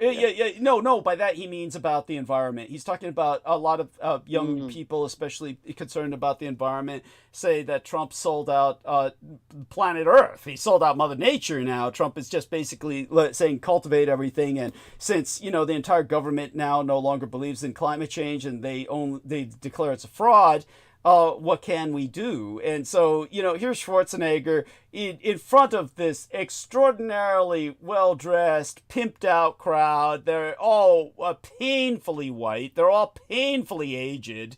It's good. Like, it's like these people are bling and glitz to cover up their, all the sparkling covers up the wrinkles that are behind the baubles. But these people are, laughing, cheering, incredibly moved by what Schwarzenegger is saying. And what Schwarzenegger is saying is just pure and utter just bullshit. It's like insanity. He could be up there and just sucking his thumb. It's meaningless. It's when he says, coal companies and stuff. What's that, honey? Your nuclear power plants and shit. Crap. Oh, God, they're glitching you, honey. Say it again about the nuclear power plants and Grandpa. Wait, no, say it all over again slowly. No, the people in the crowd are probably all big oil and nuclear uranium enrichment guys. Right, got it. Okay, perfect. Whatever. Yeah, no, almost certainly. Yeah. I mean, that would make perfect sense, but it's so offensive. But what he was saying was, tell him stop whining. Get to work and and do what you can to protect. What can you do? That's the point. Well, what can they do, Schwartz? The situation. If you get. Oh, they're glitching her again. They've got it in for her. It's EVP. I gotta get this out. Yeah. If only there was a way to get paid. Yeah. Even a tiny wage. Yes. For environmental repair and restoration work. You know what I mean? Well, in the future, it will be a necessity that the entire society will have to reorganize itself for, and that will be my ultimate answer to what Troy Bellamy is saying, and to what you're all saying. Now, just understand this much. When, Troy is saying it'll take centuries to get over the damage that's been done, Troy is, again, a master of understatement. Let's express this. First off, understand this much. There is no returning from this. There is no returning from this. In terms of the damage that has been done to the Democrats and everyone else by this misadministration, the Democratic Party will never get over this. It's gotten so insane because their misinterpretation of, rather than standing their ground and reinforcing themselves, they're saying that, let's move on from Obama. Like, the Obama mystique era of, hope and change. Let's move on beyond that. This is like, to what? To emulating and aping? You know what they're spending millions of dollars on looking for? The Democrats' Joe Rogan. All they need to do, of course, is hire Douglas Dietrich. That would be the Democrats' Joe Rogan. But, of course, they don't know of me. And even if they did, they'd say, son of Hitler? That angle? Just taking that angle would be the best possible angle they could fucking take, because blacks, browns, everyone would want to hear what the son of Hitler has to say. But no, they're too chicken shit. So because they can't go all the way anyway, because they're trying to make everyone happy, the end result is the Democratic Party is done. It's over. So in terms of what will happen is we will experience a dictatorship that will be so egregious it is going to result in revolution and civil war. And as a result, only then will there be hope and change. But it's not going to be the same world it was. It's not going to be the same world it was. And like I said, I, of course, know what to do. I've given this suggestion in our latest episode before tonight, which anybody can review. But anyhow, the Blood Boys want me to repeat it again, but I'll say it again tonight. The problem with voluntary voting is that only the elderly, white, and wealthy will vote. It's always been that case. I was in a DMV. It was the DMV, and this was when I was getting the California ID that I have now, where they did the AI deep dive, and now it says veteran all over it, because even though the federal government destroyed my records, I was in the San Diego Marine Corps Recruit Depot, and California retains those records. So California has me listed on my California state ID veteran. It's right on it. But while I was waiting to go through all this process, it's not like, you're waiting in a vacuum. You're surrounded by hundreds, literally hundreds of people. This is San Francisco. I'm not in bumfuck. I've got probably over 1,000 people, or at least half 1,000 people in that building, at least 500 easily in that building. But I'm certain it's more. And many of them waiting, many of them employed. And, of course, I'm doing the usual. I'm, just checking out all of the puss, just looking at attractive chicks whenever I see them, and then locking on to them and trying to get their attention or whatever. But, I can't help hearing everyone else around me as well. And that included a whole family of black people, mostly females, because, we just know what the case is. I mean, most of the time, the black men are just, I don't know, I think half the time they just don't show up for, to get their ID renewed or something. So it's all the black women are there, and they have kids with them, and, and they're talking to some white liberal who's behind me, sitting behind me, because the chairs are facing back to back. They're all plastic chairs. They're back to back. For those of you who don't know what I'm talking about, you live in bumfuck or something. They're in places like San Francisco. It's like an airport. It's like an airport, but the DMV is like an airport. But anyhow, so the black woman behind me was saying, and this was, of course, coming up onto our 2024 election. And she was like talking to the white liberal guy and saying, oh my God, I hope that Biden wins. Oh my God, I hope Kamala Harris wins. Well, at that point, it was transitioning from Biden to Kamala Harris. We didn't really know who was running at that point. But she was like, but I ain't going to vote. I ain't going to vote. And it's like, and the white guy's telling her, but if you don't vote, then, everything that will happen will impact you personally. And it's like, well, I'm not going to vote. And it's like, it's like, it does not compute. It does not compute. So, like I said, I'm sorry. What was that? Someone was asking. No, I didn't interrupt you. I was going to say. Oh no! Say something, please. Say something before I was. We as African, I hear that a lot too, and I vote for no other reason than I want to exercise the right that was given to me and earned by people who were braver than I was, that took on certain things, that lived in an era where they couldn't, and they understood the power of what it was.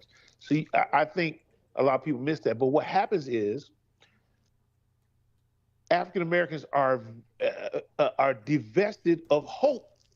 You understand what I'm saying? You hope that your vote will matter and that you will say, that people will do the right thing and things will get done. But we've seen it time and time and time again in every instance. It doesn't matter what we do. It doesn't matter how great we are. It doesn't matter how qualified we are. We end up still hoping that something will happen for us that's either right, just, or equal, and it never happens. So when you are devoid of hope anymore, there's no need for you to feel like because you don't want your hope derailed. And that's all that African Americans have left in this country now. We hope that y'all would do the right. We hope that Trump would do the right thing. We hope, and he won't. And again, all of this is what's happening is privilege and segregation is now being re-litigated. They are trying to protect themselves and insulate themselves through the court system. You stack the Supreme Court.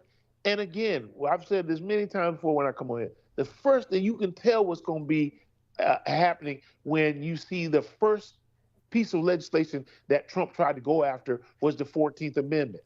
Well, the 14th Amendment is kind of like that hinge that all other civil rights legislation kind of depends on. Absolutely. Right? Absolutely. Yeah. And so what happens is, as soon as everybody's all pissed about Roe versus Wade, and I am. It was wrong for them to kick it back to the states, as Trump says. But that was practice. Yeah, that's just practice. That Roe versus Wade was really just practice. It's trial run. The term is trial run. What we did by stacking the court was really going to work, and it did. Yes. So now this is why Trump is doing all the other stuff he's doing, even bribing courts. He's bribing lawyers and law firms and stacking courts. And if you dare go against him, he'll get you out. Yes. He'll say they'll go to another court. Yes. And so again, by attacking or creating this buffer zone that goes through the legal machinations, it reverses all the efforts that happened during the civil rights era. Yes. You know what? A lot of African Americans were very disappointed with Obama. They felt like Obama should have done some of the stuff that Trump's doing to help them out. Just do an executive order, every black person get $75,000. You know what I'm saying? Something like goofy like that, which would have never worked. You understand what I'm saying? It just was wrong. And Obama resisted all that other stuff that was directly beneficial for only African Americans, or largely African Americans.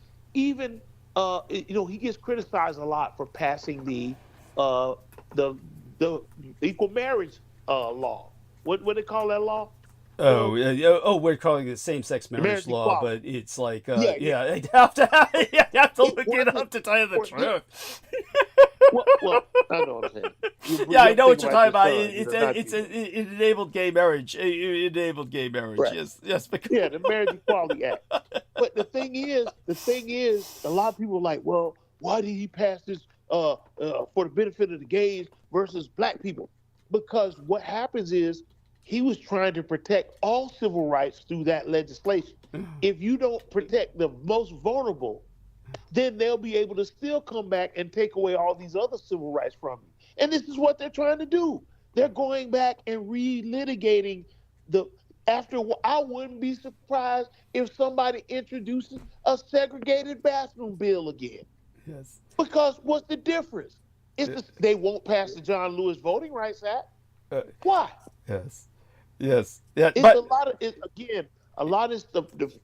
of the way that the African Americans were able to ascend into first class, middle class type status was through government legislation. Yes. You can't depend on Mississippi. You just wake up one day and say, you know what? We're wrong. And we're wrong for this. And we're going to pay for everybody that went through something. That ain't going to happen. So the federal government says, listen, either we all treat the people this way or no. You understand what I'm saying? Yeah. But this is what they're upset. All this smaller government doing away with budgets, all the Doge stuff. Those are dog whistles and euphemisms for attacking what they think is African Americans on the dole, on the American peak. And if we hit them, some white people are going to suffer too, but they'll suffer more, and that's the whole goal.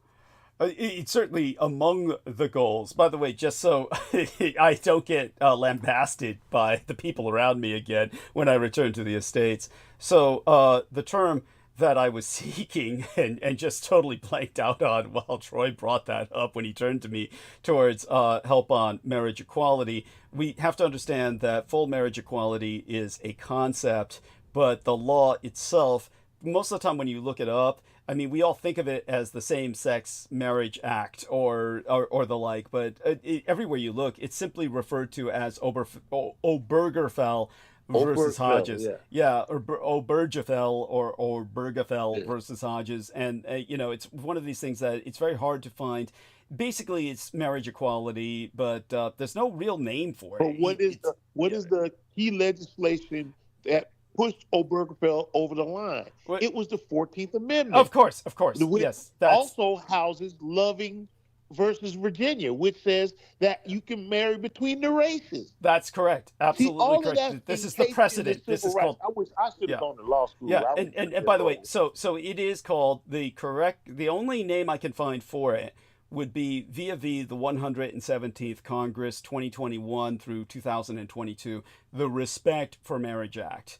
So it's the Respect for Marriage Act. But all such being said, when Troy Bellamy is bringing up the attacks that we are having on the government, it's very important to remember that in an incredible irony, in an incredible historic irony, the worst enemy, of course, the true persecutor, the exterminator of the Native Americans of the United States was the federal government until it wasn't. And when the changes then happened in terms of civil rights that forced a recognition of the American Indians, and everybody needs to remember this, that until the Nixon administration and the raid on Alcatraz Island, there was enacted by Harry Truman, an Eradication of All Tribes Act. For those of you who don't believe me, look it up. Harry Truman enacted an Eradication of All Native American Tribes Act. This is true. This was Harry Truman in 1945, 46, 47. He couldn't beat the Japanese, so he just had to take it out on someone, and he put in an act for the eradication of all tribes. This is on record. You can look it up. And and that was the powers that Nixon took to raid Alcatraz Island when the Native Americans declared a government in exile on Alcatraz Island. He used that Truman Act. And COINTELPRO. Yes. COINTELPRO. Yeah, well, COINTELPRO was an operational infiltration of... But very wide-ranging. Yes. Yeah, it's obviously was part of it, but I'm talking about the legal rationale. That's more. It's not to be denied. Its impact is profound, but COINTELPRO is more of a it's like our idea now of what was it that was abused during Obama's time, where they had the torture taxis flying people all over the world so they could torture them. Rendition. Yeah, there was that, and there was and then take them to Guantanamo. Yeah, it's along those lines. That's more along those lines. It's like semi-covert, it's like but at any rate, the legal rationale was the eradication of all tribes. But so the point is that as I've said, Trump wants to bring us back to antebellum days, or the days before the American Civil War, when the tribes, the blacks, well, nobody had rights except white people. But when Troy Bellamy brings up the apathy, that the hopelessness that blacks begin to feel, I'm sorry, there's no excuse. This is why I said in my latest episode, we're going to have civil war, we're going to have revolution and civil war, and there's going to be a radical change in government by force majeure, meaning by right of force. And it always comes down to that historically anyway. That's ultimately, that's the ultimate arbiter. But if I'm able to gain secular power through that, and understand, this is not me planning some kind of rebellion or acts against the government. I don't need to. They're doing everything they can to destroy themselves. We're simply going to be faced with a situation of total anarchy and systems collapse. Simply, the infrastructure, everything is going to collapse because the government is destroying it from the top down under the Trump administration. That's why I said we are never going to recover from this. You can give up on beating that dead horse. America, as you know it, the constitutional republic, is dead. It's not dying, it's dead. It just doesn't know it yet. It's like the person on the motorcycle that Brooke Gibson described, that she saw one time, a woman who was on a motorcycle that got hit by a car and stood up and walked a few paces before she died. And when she described that to a doctor, the MD said, oh, she was dead, and her body was just responding at that point, but she was dead. And she didn't know it yet, and the body rather didn't know it, and the body was just standing up and walking a few paces and then dying, and that happens all the time. So don't let anyone tell you the dead don't walk. I've seen it myself, except in much more extreme cases. Such being said, as I've said, if I gain secular power, the first thing I will enforce, among others, is compulsory voting. You know, I don't, though I'm not denying what Troy is saying, a hopelessness and apathy in the black, there's no excuse. Bullshit on that. It's a measure of the disenfranchisement. You just made my point, though. You just made of my course. point. If civil war and violence is going to come down to it, they're not going. Nobody really wants that, especially in our community. You understand what I'm saying? And what happens is they don't come out anymore and like they used to during the Bush era and the first Trump term, when they would have people stand out and try and intimidate voters as they walked in with their flags and their Trump signs and stuff like that. Now they just take over subtly and redraw the district lines. Yeah, because they have all the power. Because they have all the power. And they take you off the rolls. You have no power. It doesn't matter how you vote. It doesn't matter what you do or what but you understand what I'm saying at that point. The playing field will be level. Is that we have to do that. The responsibility is that we should do it. That's the only way it's going to change. But what if that lady went to jail? It's not an option. But you see, you can be president. But if you can't have a record and vote. But you see, what I'm saying is, no, but that woman that I was talking about at DMV, obviously, she was not coming from the angle of I can't vote. No. She's coming from the angle of I won't vote. And that's just inexcusable. That's inexcusable. So that, like I said, compulsory voting needs to be enforced. Let me show you what else they do. Yeah. Remember during the last election, DeSantis went around and had police forces going, and they had a list of people who were registered to vote that they claimed should not have even been registered, and were arresting them. It wasn't like they were that was crazy. This is why it's ultimately going to come down to revolution and civil war. But as I was saying before, for a period of time, for that one golden moment of a few generations, what happened was after Nixon, in particular, then the government became the best friend of the Native Americans and was giving them everything. Once they got the eradication of all tribes off the books, then everybody was like, okay, the Native Americans get $20,000 if they'll just go to school. Oh, the Native Americans will, I'm not saying that any of this really helps. It doesn't. The Native American community is on drugs. It's suicidal, en masse.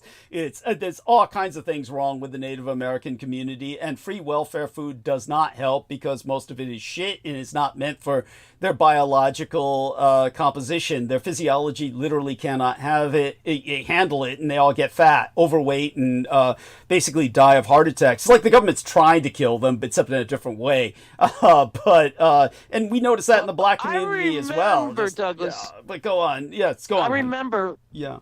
Remember? Yes. It was yesterday. Yeah. When a government of California, after he got in, one of his major platforms, where the revenue owed to the government on Indian casinos is going to save our state's budget.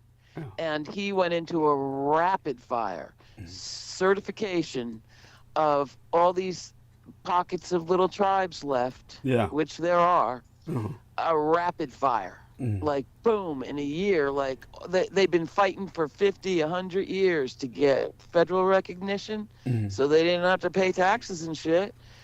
And boom, boom, boom, to get that Indian casino money. Yeah, of course. And I always remember that. Yeah, of course. It was a weird, Republicans either want to kill them or use them. Yeah. What was that? That's my point. The question is, should the Indians have to pay taxes? Of course not. There you go. Absolutely. Once you come to that based on your knowledge and information about history of the Indians in America, the indigenous people here in America, then that's an easy leap. First of all, they don't make enough money to really affect it tax wise. It's just it's not enough of them for one. My point.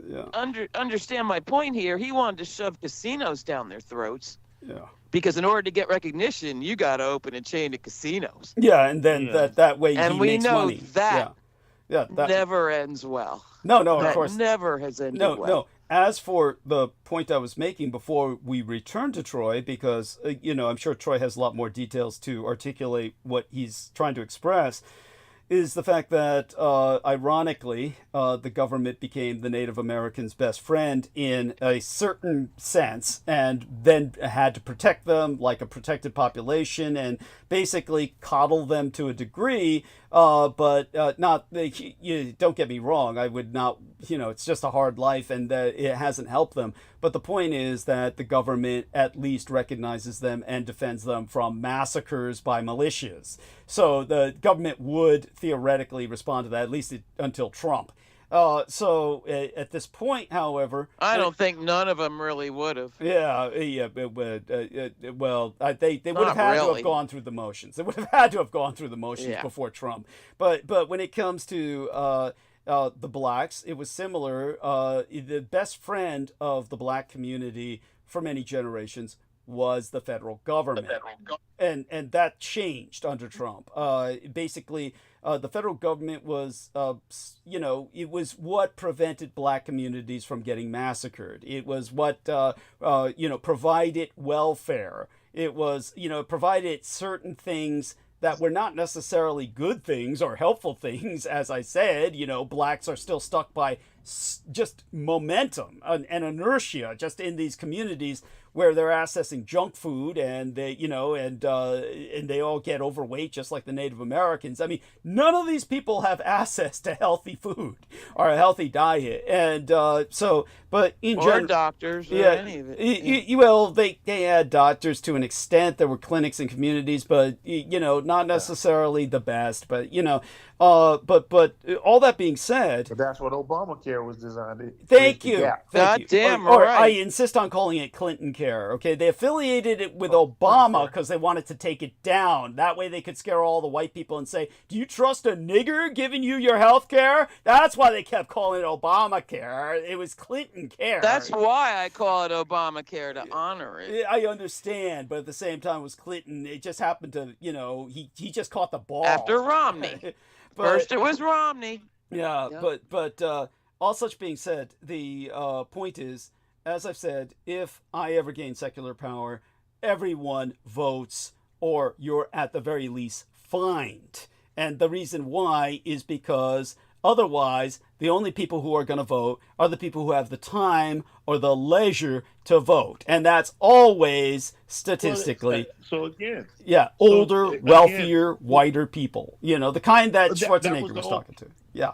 Part of the John Lewis Voting Act was to try and make the no Super Tuesday a holiday. Absolutely. That too. I would make that a national holiday. Everybody gets a fucking day off, and you all have to vote. So if you want everybody, but the whole point for Republicans is to not have everybody participate.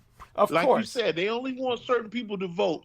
First of all, because if black people overwhelmed the system and voted en masse, one, it would reveal the fraud and the gerrymandering that is done in these districts. Because we're trying to figure out, well, wait a minute. And that was the other thing I always the need Democrat to mention. end up winning this area? Yes. When it's 85% white. You know what I'm saying? Yeah, and like I said, another thing we have to do is, of course, I would make it mandatory to recognize Puerto Rico as a state so they can all vote, and Washington, D.C. allow Washington citizens of the District of Columbia to vote because it's overwhelmingly black, but I'm sure you're aware of this, Troy.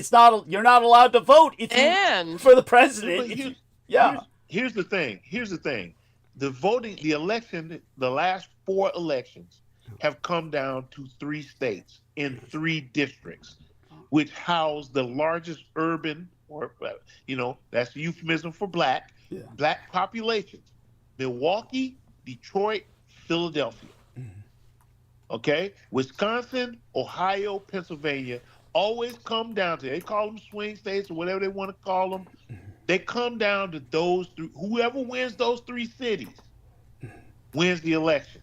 And for the last couple of times, these are large urban areas. These are large black population areas. And Trump has won those 2 areas, those 3 areas, the last 2 times. So, again, that is part and parcel of the whole idea of gerrymandering, redrawing the districts, making the black districts smaller. It is so blatant and so obvious that even in places like Mississippi, the federal government, the judges are saying, hey, you're going to have to by law, redraw your districts to include these black people. And the state legislatures are going, no, we're not doing it. They are defying a federal mandate to redraw their districts so that they're more fair and more inclusive. But that is what happened after Obama won the first term, and then the Supreme Court came back and struck down certain portions of the Voting Rights Act, which weakened it and allowed states not to have to receive federal oversight of how they drew up their districts. That's when it changed, and that's also when they threw in the poll tax, when they were trying to make people get the ID. In the state of Florida now, you have to have this new thing called, I can't remember what it's called, some kind of ID, special ID now. Right? Yes, that's it's a real ID. It's called real ID. Real ID, yeah. You've got to have the real ID. You got to have real ID. That's a poll tax, guys. That's classic poll tax. A brother is not going to get up out of his chair, go down to the DMV, sit in there for 2 or 3 hours, take another picture, and give them $75. He's not doing it. So guess what he's going to do? When it's time to vote, he's going to sit home and watch the results on MSNBC. I'm just telling you, this is why they call them poll taxes, Doug. And like you said, I'm like you. The responsibility is that you still have to go vote. Yes. But they know if we throw up these encumbrances, if we give them the intelligence test, how many bubbles are in a bar of soap, all that kind of stuff, then you know what they're gonna do? They're just gonna turn around and be like, fuck it, I'm not doing that. And that's what the hope is. This is what you do with legislation. See, no longer is it the guy with the burning cross and the running out with the signs that got the N-word all over it. They don't do that no more. They do the subtle stuff. We'll just make it harder for you to vote. We'll go in Miami, which has a large African-American population, and we'll put a voting place in with two polling centers. You'll have with 2 spots for the poll, and it's 10,000 people standing outside in the heat and the rain. Yes, of course. You understand what I'm saying? Yes. So guess what the people at the back of the line are doing? Oh, man, shit, I'll leave. Oh, so somebody smart came with an idea. Here, take some water. We want you to vote. Nice white people come by, get some water. Here, you can. And then guess what they do? They pass a law and say it's illegal to give them water. Yes. So tell me how much they really want black folks to vote. Oh, of course, it's outrageous. Okay. All right, I'm sorry. I've gotten on my Dr. King soapbox. For all the Doug Dietrich fans, this is not the urban radio station. I just want to make sure that but when I come on, I'm gonna tell you the truth, and I'll tell you when I'm wrong. I ain't got no problem admitting if I'm wrong, and I'm not always right, but I will. I'm glad that I have this platform that Douglas allows me to every now and again express myself, and I hope that we can all learn from these things that's going on, man, and see what's happening in the world. Because it's just, you know what I'm saying? If you pass a law that says you can't give water to people in line waiting to vote, and it's 10,000 people in a line with 2 polls in Miami, you really don't want them to vote. You're really trying to get them to turn away. And you pass I agree a law. with everything you say, Troy. And I'm not that old, but I remember when the whole big worry of all the parties was getting out the vote. And Republicans were begging people to vote, and Democrats were begging people to vote, and it was like, why won't you vote? And now it's flipped the entirely other way. And they've made it so difficult for anybody to vote that it's because it doesn't, it's about, well, I won't go down that road, but I've witnessed that, and I agree with everything you said tonight, and I'm very grateful. I witness it all the time. I see it all the time, and like you said, it's the subtle takeovers in this county where I live. There used to be 9 county commissioners. 2 or 3 of them were Democrat. Then, as you start, as this area began to become Trump central and the conservative Republican central, next thing you know, it was down to 8-2. Then it was 9-1. Oh. And what they did was they said, well, instead of us having to worry about the one African-American district where we have to be concerned about street lights or, school working sewage, home values, all the kind of stuff. And we have to hear their gripe, or maybe get them, they want to name a street after a black person that did something in the 1930s. Or rather than have to hear all that stuff, we just redrew the district lines so it includes more white people, so that when this black guy runs again, some white lady will win. That includes not only a small pocket of white folks, but all the black folks. And then they're like, well, how do we get outvoted in our district? Because they changed the district. They redrew the lines. And my buddy, who was a county commissioner, he argued and voted against it, and they changed it at the last second.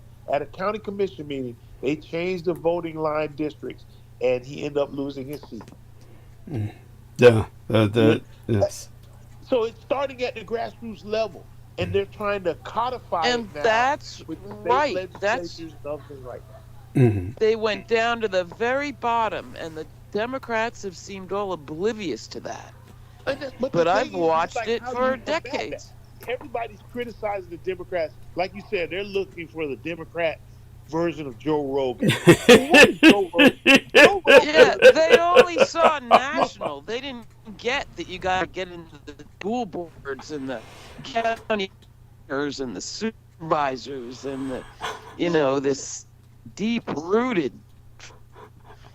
But nobody's gonna let them do that. And what happens is, it's the rank and file. It's the guy sitting in his basement at his grandma's house playing video games that listens to Joe Rogan all day. And guess what? Joe Rogan is telling him that Trump is a great guy. He knows Trump, and he has Trump on, or he has Musk He's on. a businessman.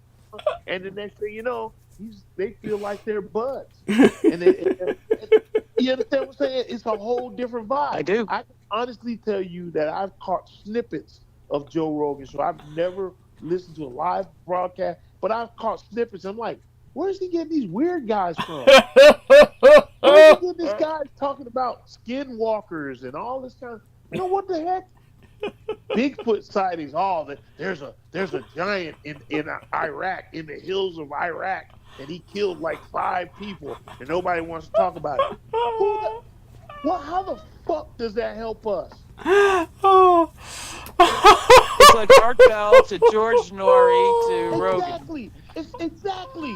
He should be on Coast to Coast Radio. I'm just as nerdy as anybody else. I used to love Coast to Coast Radio because it came on late at night. I'm telling you when I started liking Coast to Coast. I was a little boy when I was younger, and at night my dad liked drive and travel at night. So if we're driving to a family function 2 or 3 states away, he might pull over to a rest stop. And the only thing on an AM station is Coast to Coast. And I'd listen to him talk about aliens and, Bob Lazar and all this would come on and all this stuff. So you kind of develop a cult following for it. But, again, when you're talking about real politics, real life, Joe Rogan is that's like Rush Limbaugh. You're really listening to what Rush Limbaugh or anybody else over there has to say? What's the one guy that they are. Yeah. Hey, have you ever listened to Dan Bongino? Don't do that. That's the one V was telling me to listen to. She said don't do that. She He's said now second in charge of the FBI, motherfucker. she said that he reminded. She said he reminded her of me. That he kind of. I've probably been insulted.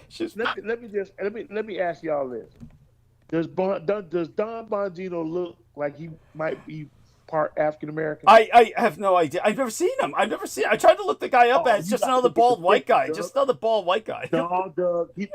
I'm telling you, he's awfully like deep toned. The Proud Boys. I'm telling you right now. Okay, yeah. I got it. Brendan.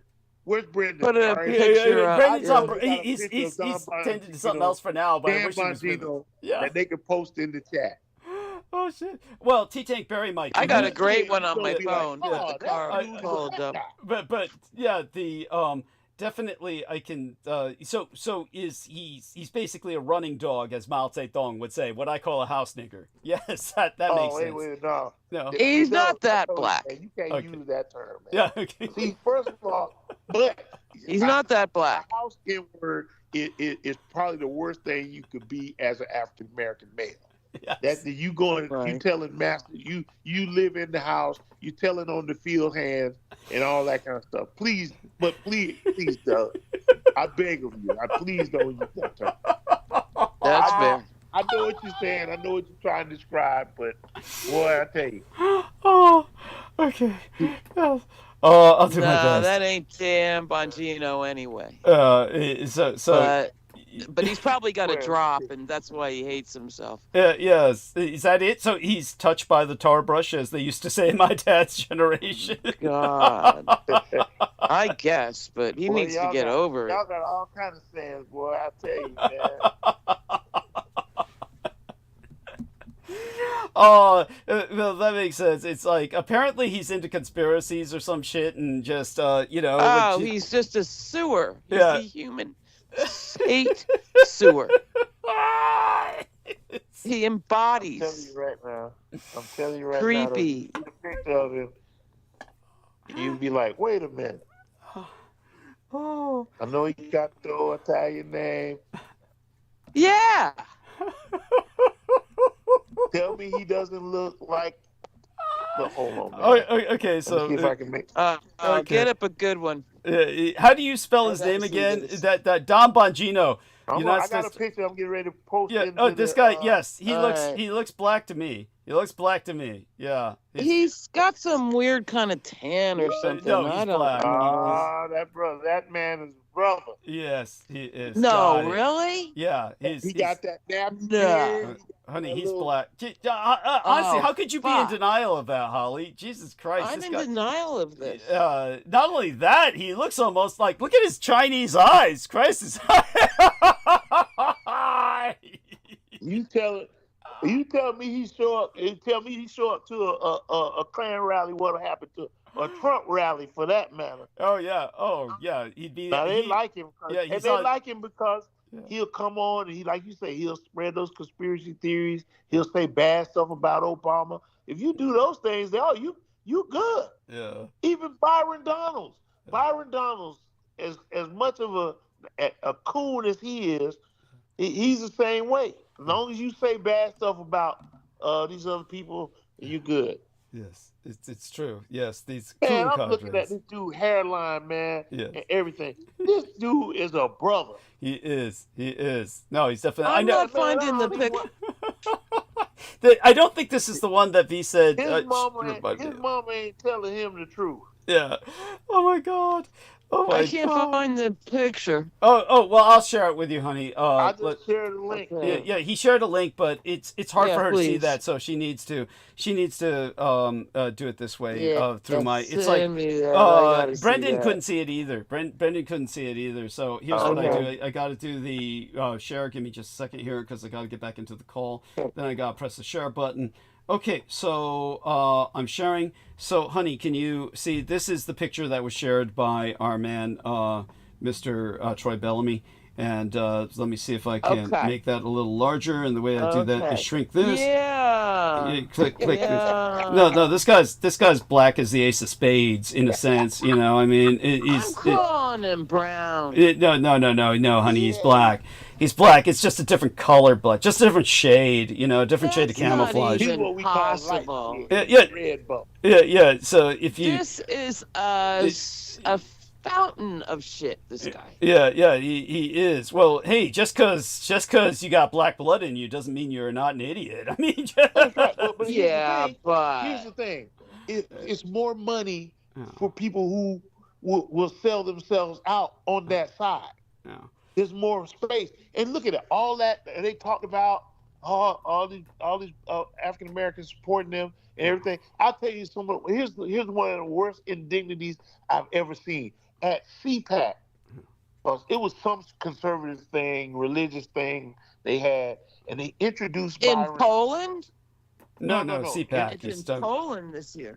Yeah. No, I mean, well, wherever, I think it was a religious faith and family, whatever they had. Right. Okay. So they're this is right before the election, you know, and you know how people have walk-up music, you know, as soon as somebody comes out, they play the music. When Byron Donalds came out, they played Dixie. Oh man. And I almost lost my goddamn mind. Wow. How much of a coon do you have to be in a stadium full of white folks, and they introduce you to next up, representative from the state of Florida, Byron Donalds. I wish I was in the Hey, RuPaul once wore a Confederate flag on some outfit he had. I mean, Herschel Walker's not even that bad. Oh, so can you see this, Holly? You can see this picture, right? This is the best image I could get. But this guy's, Now, what you think? Who you think? A lot of them look pretty damn white. You think he worked for the NAACP? Yes, that's right. He was Obama's bodyguard. This guy, Don got Bongino. along That's real it. good. Okay, that's Yeah. it. This is the one V says that reminded her of me. Yes, that's outrageous. She doesn't really listens to me, of course, and she doesn't, she probably just hears this guy and she says he's got this kind of voice and, and just, but yeah, it's like, by the way, I noticed hellish devil. He looks like he's wearing a hospital tag, like he escaped from the asylum or something. You notice that on his right hand? He's got the plastic tag they give you when you're admitted. He had a bigger audience before any of this happened for him than CNN. Oh, well, there you go. Like CNN and MSNBC combined. Yeah. Yeah, mega millions. Well, yeah, what a loser. And let's see now some other things. I think our only hope is that these dogs fall on each other's throats. Well, okay, that's not going to happen. Because it's not going to happen. So, like I said, it's going to come down to civil war. It's going to come down to civil war. It's going to come down to. But it could help. I hear what you're saying, Doug. It could help. Yeah. I'd rather them fall on each other's throats than the rest of us. Nobody wants revolution. Yeah, well, I don't either. Look, agreed. Like you said, history does pretend toward that. It ain't the 70s. Yes. This is what history is. So let me see. So he gave us this Bongino photograph. So I'm going to put a haha on it from Troy Bellamy. Haha on Bongino because he's such a joke.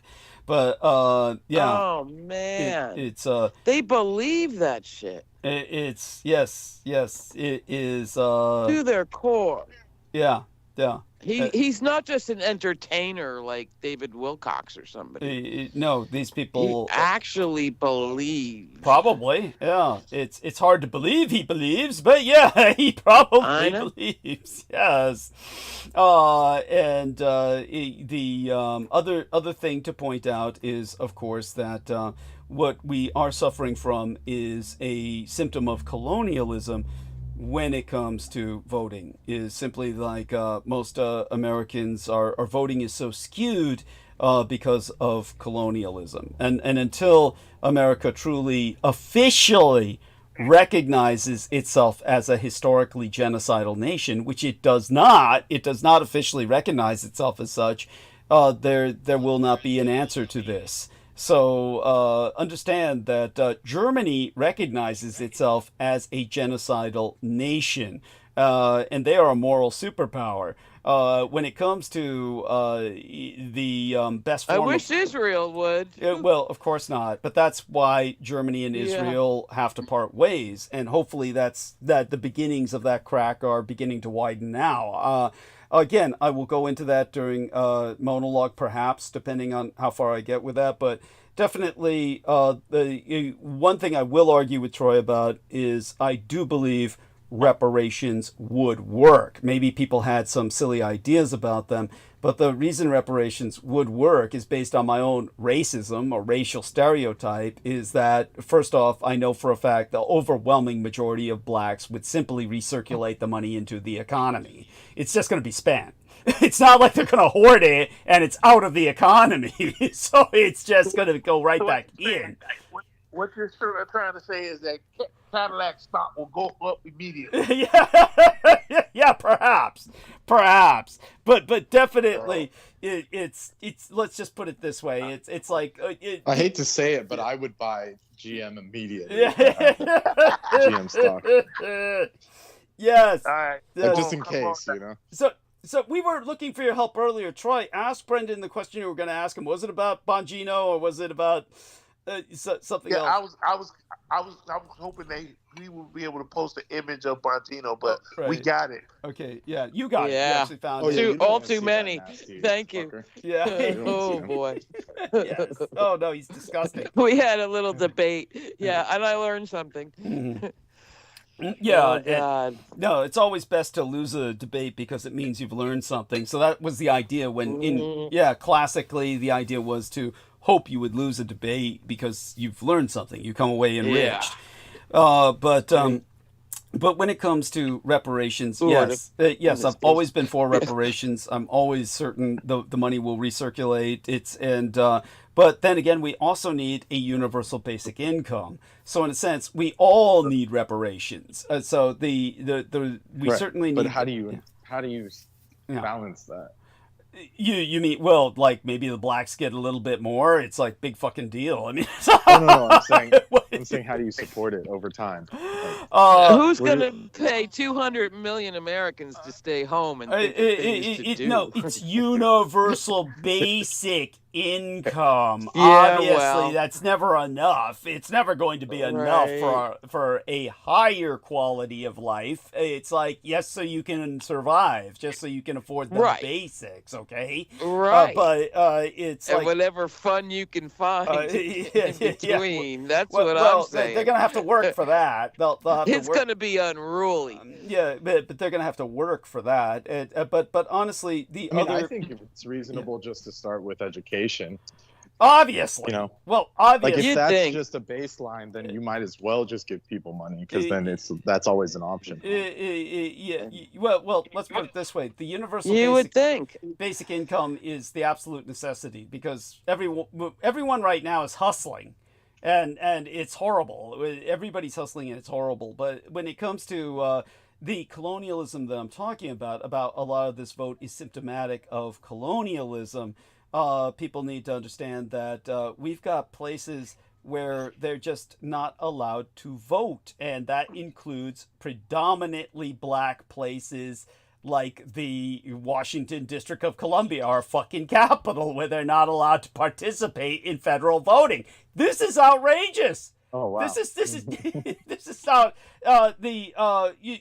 when Hawaii became a state in an illegitimate vote, no less. So sketchy that the U.S. government had to apologize for it generations later. No Asians or Hawaiians were allowed to vote. The people who voted for statehood were all white servicemen in the military who were ordered to vote for Hawaii citizenship. And a bunch of white people like the Doles who owned all the pineapple plantations. Say, Dole just bought it, literally just bought it. Yes. You mean Bob Dole? Yeah, the Bob Dole dynasty. His descendants, his precursors, his ancestors, yes. But did you know U.S. citizens and nationals of American Samoa, Guam, the Marshall Islands, Puerto Rico, the U.S. Virgin Islands, and Washington, D.C., you are not allowed to fucking vote. Right. And what's the thing in common? They're all colored. They're all colored. If all these people were allowed to vote, the Democrats would win every fucking time. Guaranteed. Therefore, this is all colonialism. I mean, Puerto Rico alone has a larger population than over 20 white states in the United States. Than over 20 white states in Union, Puerto Rico has a larger population. So, but they also have like tax kind of situation. Matter. Yeah. The Dakotas have as much voting power and right as that's the Electoral College. That's Electoral College. That's a disgrace. Which we've got to get rid of. It comes down to redrawing. If they allow the federal government to do its job and oversight these elections, then Detroit, Milwaukee, and Philadelphia will determine again. But if they're not drawn in a balanced manner, the Republicans are going to stay in power. They're going to continue to stay in power. Yes. But if we give the American Indians, the Native Hawaiians, the Chamorros, the Samoans, the Virgin Islanders, and these, all them blacks that live in the District of Columbia. Why does voting even have to be a convention? There must be another system, something. Well, I understand what you're saying. This is like what I was saying with my gang brother Beaver when I was pointing out how stupid the Black Panther film was, that they chose a leader by trial by combat. And I said, here's, King T'Challa and Killmonger are fighting it out. And he pointed out, well, our system's not any better. Look who we wind up with as leaders, and it's consistently, old white men. I mean, whoever has the most hoarding of wealth. Yes. And Obama, of course, was like an exception simply because they inserted him so that he could be under the thumb of the military. Like, for example, the old system, like the pharaonic system, it's like if your kingdom didn't flourish, like the Nile didn't flood under your reign, the people would kick you out. They would say the elements don't respond to you, nature doesn't respond to you, the lands are failing and under your auspice, so they have to bring someone that's more connected to nature and more natural, more godly, so to speak. So it has to be a system like that, like an ancient, like Sage King system, as opposed to this system. Well, obviously you're preaching to the converted here, and this is why the divine monarchy or the theocracy, what you're talking about is a theocracy. This is a government by a living with actual God. Backing, with actually like power of the force to back it up. Yes, like, and that's it can't just be some bloke that like has a crown. Yeah, of course, but that's the Empire of Japan. Is that Japan is a constitutional theocracy, a government by a living God. So that's So and what does the emperor do? He goes to plant the rice every year. Yes. They go to bow to the elements, support the elements, and if there's some kind of big natural disaster, then they're there, to appease the kami. Yes. So it has to be a system like that. That's the only reason it lasted for 3,000 years. Yes. None of these other systems can last without that. Yes, of course. That's my 2 cents. Of course. Obviously, I agree. But in the interim, we have to come up with imperfect mechanisms to run as well as we can until people reach that stage of enlightenment as a collective, as a population. Well, you just force them. You just say, look, this is how it works. I mean, it's not like an imposition. It's like it's inherent in the system we're in. Let's put it this way. My vision would be to do that in effect. Do that in effect. As I said, I've said before, Trump has broken the presidency. We just get rid of the office of the presidency. It's broken. You can't count on. Well, the whole system is dead. It's like a dying person. It's like doesn't matter how many bandages you put on a dead person. Like yes. But they're dead. Like they're toast. Yes. Thank you. I gotta tell you guys something, and then I gotta crawl away. I really do. Well, before you do, tell us what you need to tell us, and then stay around because I do want to tell you something that I found out. So okay, go on. Yes, say what you need to say. Okay. This is off the cuff since I saw you guys, and it's trivial. The movie video. So I went to my friend's house, and it's called Mountainhead. Okay. And the premise of the movie is about the 4 world tech bros that are all buddies. Oh, I heard. I saw that preview. Did you? I'm sorry. Well, it was. I think it gets a little. You're really glitching, honey. They're really taking you out. Repeat everything slowly and see if you can. Yeah, say it again. I think it gives a really good picture of how the powers all set up to control, they think, what's coming, actually think and kind of act. And so I'd love it if you saw it with the boys. No, I'll try to. I didn't even get the fucking title. You were glitched out so bad. So you got to repeat it slowly, honey. That's what you're talking about. Some movie you saw. Mountainhead is the name of the movie. So is this about the tech bros trying to survive a catastrophe? No. They're enjoying it. Okay. So they're absolutely enjoying it. And it's how they... Is this a fiction or a documentary? It's a fiction. Okay, so go on. I felt like it was kind of realistic. Okay. You know, like I say, it gets a little weird. There's, I don't know, maybe overblown, but the dialogue's tight. And I think it gives a pretty damn realistic picture of why the people with the now real power think the way they do and do the things they do so casually. I recommend it. Okay. But I'd love to I mean, certainly, I'll probably be. It sounds like I'm. How would I call it? It sounds like an obligation. I'll try and fulfill the obligation. Yeah. It is. It's not going to be enjoyable to me, but I'll suffer through it if I can. Yeah. But what I can tell you. Don't know. What I can tell you already is, I'm looking at a trailer, so I see a map that they're looking at, which is did they specify with the map that they're looking at, is that a Risk map or some other gaming map? It's real glossy. I don't rightly remember. Okay, so don't worry about that. I saw it, and maps are important to me, though. Something like it might have been.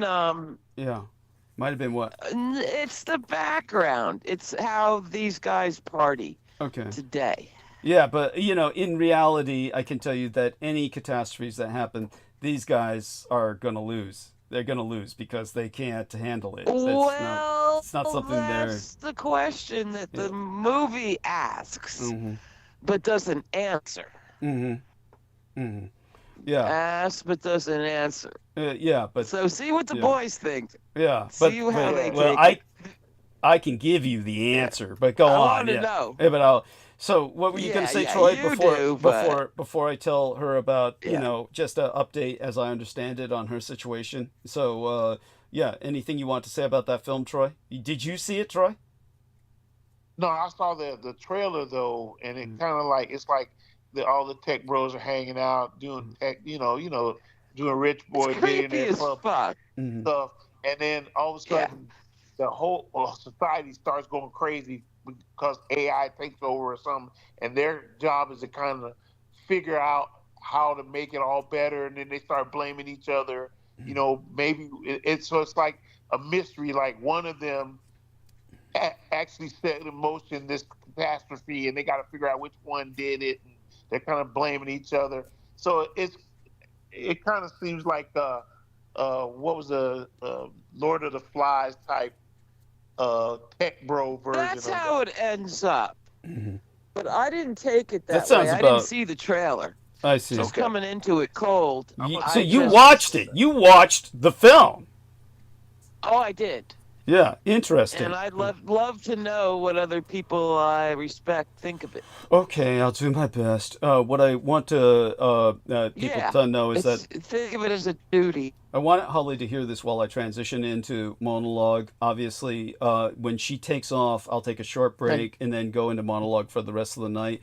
I do want people to understand that the fire at that lithium-ion battery plant reveals quite a bit about our renewable future. With what Holly was in the fallout zone of, it was a toxic fire at a lithium-ion battery plant that basically betrays the tensions underlying renewable energy itself. You see, when a massive fire ignited in January at one of the world's largest lithium-ion battery storage facilities, all the neighbors were demanding answers. They wanted to know what started the fire that smoldered for days, spewing toxic gas into the air and prompting evacuation warnings for 1,500 people. Nearly 5 months later, and with the fire's cause still unknown, the PG&E are local mass murderous and felonious, literally felonious and mass murderous. I'm not saying this as some kind of name calling or corp hatred. This is legally defined as a criminal organization, Pacific Gas and Electric being the utilities monopoly of Northern California. PG&E began reopening an adjacent battery site basically on Sunday. At the same day my last transmission before tonight was taking place. I'll tell you, there's been an update. Okay, please. PG&E read as Elon. Yeah, because they don't like to mention that that's Elon Musk technology. Now it's PG&E. I see. It's government technology. So do us a favor. Not private. So do us a favor. Bite down on that for a moment. I'll just tell you what I know, and then we want to hear what you know. All right. That's. So on Sunday, the same day that I was hosting transmission, despite objections from local officials, Pacific Gas and Electric began reopening an adjacent battery site. But the restart, which the utility company said was needed in order to meet summer energy demands, was called off almost as soon as it began. So in a statement issued on Monday opening our work week, the PG&E spokesman, Paul Doherty, said that on Sunday, workers who began methodically returning the batteries to service discovered a clamp failure and a coolant leak in a Tesla Megapack battery unit on site, with himself concluding, in his words, "Out of an abundance of caution, we are deferring the facility's return to service until a later date." So this brings us to the concept of renewable energy versus safety. So I want all our listeners to understand that the situation in Moss Landing, where essentially Our Lady Holly lives, it highlights some of the underlying tensions of California becoming more reliant upon renewable energy, electric vehicles, and battery-powered devices. The state officials have aggressively pushed to reduce greenhouse gas emissions by switching to quote-unquote clean energy sources. But the Vistra blaze, as they're calling it, the Vistra blaze, has prompted calls for additional safety regulations around battery storage, as well as more local control over where the storage sites are located. Now, it's the Elkhorn facility, which is, as Holly pointed out, at least owned by PG&E as a front and maintained by both the utility company and Tesla, which is why she says what she says, that it's a front for Elon Musk, is one of TIAN adjacent battery energy storage systems at the Moss Landing Power Complex near Monterey Bay. The other is owned by Texas-based Vistra Corp. The batteries store excess energy generated during the day and release it into the power grid during times of high demand, including evening hours. And so there's surging summer energy demands. Both facilities have been offline since January 16th, when a Vistra-owned building containing 99,000 LG, as they call them, I believe it's lithium something, maybe you can tell me what the LG is for, battery modules caught fire. Now, the Elkhorn site includes 256 stationary Tesla Megapacks, essentially shipping container-sized units filled with battery modules. The facility did not burn, but automatically shut down when its safety equipment detected the fire in the Vistra building. Now, PG&E announced last month that it planned to restart the Elkhorn facility by June 1st because during the summer, that power is necessary to effectively manage the demands of the California power grid. Now, Tesla and the utility company, meaning PG&E, the mass murderous, well, the felonious company they call Murder Incorporated, and Elon Tesla, who's just another mafia godfather, all these PG&E vice presidents and Elon Musk wrote in a letter to the county supervisors that they performed in extensive, their words, extensive inspection and cleanup at the Elkhorn site. After the discovery of problems at the Elkhorn facility site this Sunday, the Monterey County Supervisor, Glenn Church, whose district includes Moss Landing, called it a good sign that PG&E quickly paused the restart. But he said he still wants the utility company, or Murder Incorporated as we call it, to wait until the fire investigations are complete to try again. Now, Monday night, Church told the LA Times that PG&E encountered problems as they recharged their batteries, points out the volatility of this technology. And, of course, there's been widespread health issues after the fire. In a survey of nearby residents conducted by the Monterey and Santa Cruz County Health Departments, 83% of respondents confirmed they experienced at least one symptom, most commonly headaches, sore throats, and coughing shortly after the fire. Nearly a quarter of respondents said they had trouble breathing.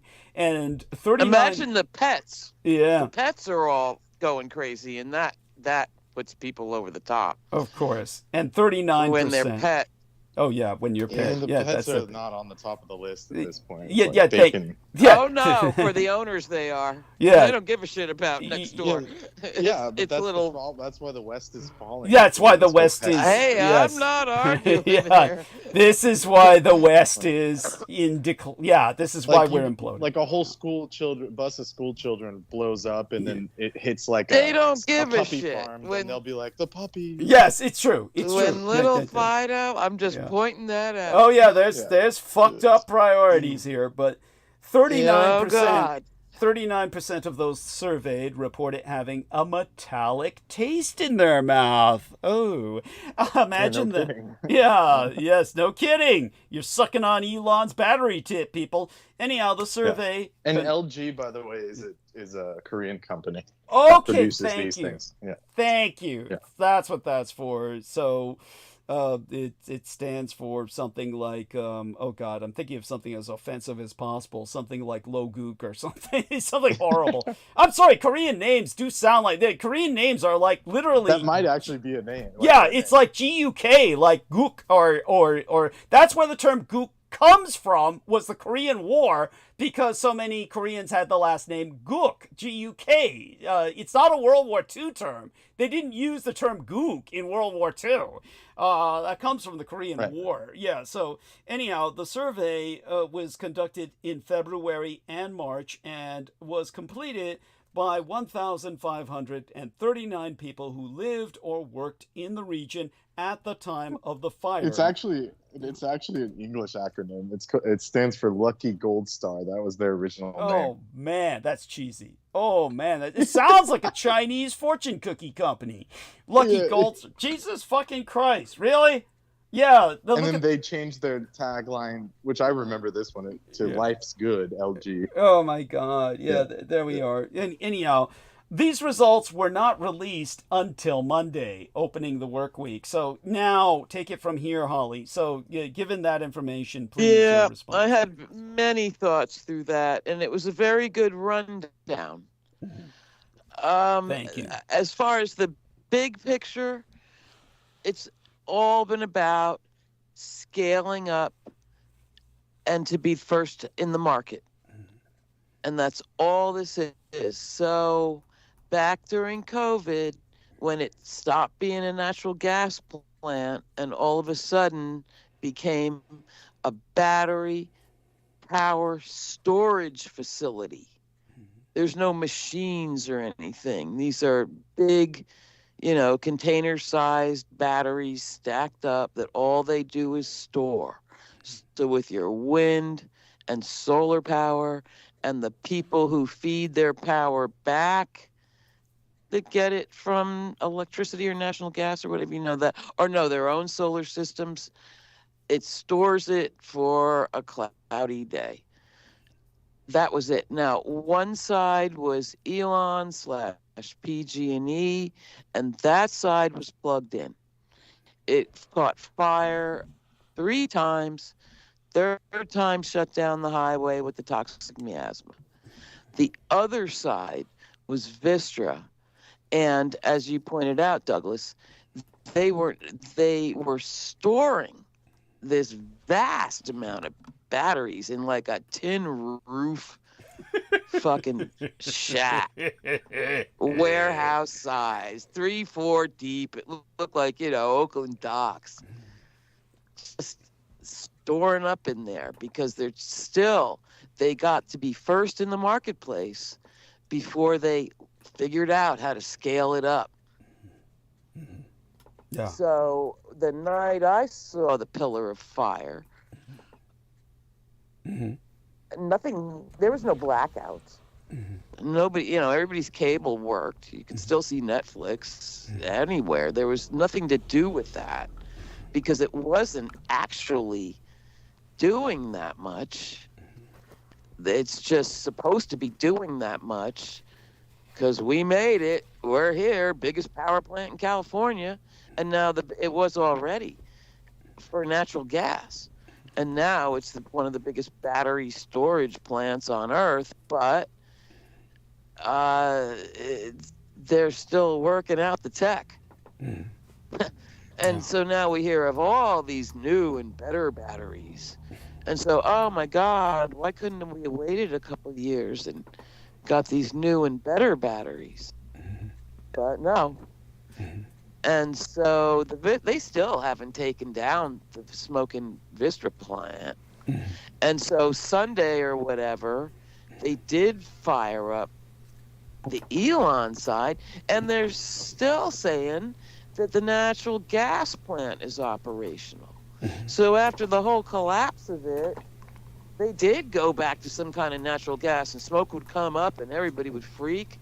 But oh no, the guys that worked there, whose wives were on, media saying, oh no, they're just getting the natural gas going again, because that was actually powering vast amounts of California. So I don't understand. But when they fired it up on Sunday, I saw a couple pictures. There was a big old red plume of something come up. And I'll tell you what, all those governmental guys ran like hell. Wow. And got out of there. And on the Elon side, probably both sides, the original agreement was no police or local fire department will be on premises. We got our own systems. Wow. They're really big and really good. And so you guys stay on your side of the fence. And the night the plume of fire was going, they sure did. They were going in there. Of course Nobody was. Yeah. Right? Yeah. So it's all a shit show. And they're buttering it all over. And that poor slough has been so beaten up for so long, but it is a wonderland. And it's all fucked up. Oh, and it's so, the new green revolution. And we know the first one didn't end too well. Yeah.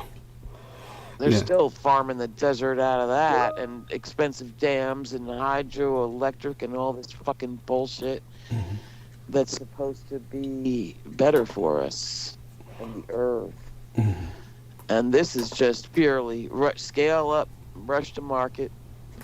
They rush to market before they can scale up. And it has nothing to do with the science anymore. And that brings me back full circle to the Mountainhead movie. Okay, please. Because I do think it's done well enough to give you an insight of how do people possibly think like that, for fuck's sake. I mean, how is it possible? And do they, like dogs, all eat each other in the end? You're saying, don't worry about spoilers here. This is spoiler central. I mean, they try, but nobody really loses unless they do. We don't know what's gonna happen next because we are kind of on this cliff. Nobody knows what's gonna happen next, and uncertainty cannot be overestimated. And not everything happens for a reason, motherfucker. I know that. It's a big universe, plenty of room for uncertainty, and now the Earth is bucking and writhing. Who knows? Yeah, well, I'm going to try and show you an image here that I'm saving so that I should be able to upload it into the text box, but then you couldn't see it anyway, so I'll have to screen share anyway. But I just There's worse incidents than happened to us going on all over the place with these things. You mean then what happened to you at Moss Landing? Yes. Oh God. And God forbid you have a battery charger in your garage for your green electric car and it goes off. For the homeowner. Oh boy. Let me enter this as map distortion. Here we are, map distortion. Okay, so I'm going to click a save on that, and then I'm going to see if I can get that here on screen, and then up kind of, let's see now, here we are. That's how I would do it. And then give a screen share so that you can see it. And okay, so let's do this and see if it comes up. Okay, if it comes up, we're set. I'm clicking on it.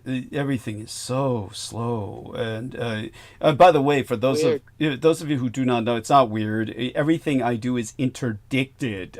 Both Brendan and I were trying to communicate with each other. By the way, Troy Bellamy says he's leaving. Do you want to say goodbye before you leave, Troy? Or are you just taking off? Bye, Troy. Yeah. Thank you. Oh, good night. Good night, everyone. Great discussion. Can you stay for a few minutes while I take a break to talk to Holly? And Brendan while I take a short break. Troy, do that for me. No, I was already asleep. I'll try to chime in. Yeah, thank you. I appreciate that. So let me share here. Give me a second to get onto the call. Hurry. And we're going to do a screen share here before I take a break. So here. Now, this is obviously a game map, but I've never seen this board. What is this? Oh yeah. That map is extraordinarily distorted. Is such Doug. That's Risk. I've never seen a Risk map that distorted. That's like it's like the newer ones. They don't care about accuracy. They just put out whatever junk. Holy shit! I'm not defending this show in any means. Right. But I'm not. I'm just telling Doug what it is. What Brendan is lambasting is the map, not the show, and he's pointing out that. No, I get that. Yeah. But I mean, they didn't try too hard, obviously. So you've seen what you've seen this map dopes board. These guys are. You've seen this map. Yeah, but it was just a moment in the thing. Okay, and but Brendan, have you seen this? You've seen the Risk map board, and this is because I see the game pieces. It says Risk on it. Does it really? Oh, look at that. Yeah. So it was like a '90s version. Of the map. Bottom left of the map. No, this is like the newer editions. It must be. It must be because they suck. Yeah, this is like the world doesn't even. This is like more land map. It's just. I mean, the Risk maps used to be at least recognizable. Like, you would look at that, you could recognize, but this is like, it's distorted beyond all reason. That's all. Yeah, it's dumb.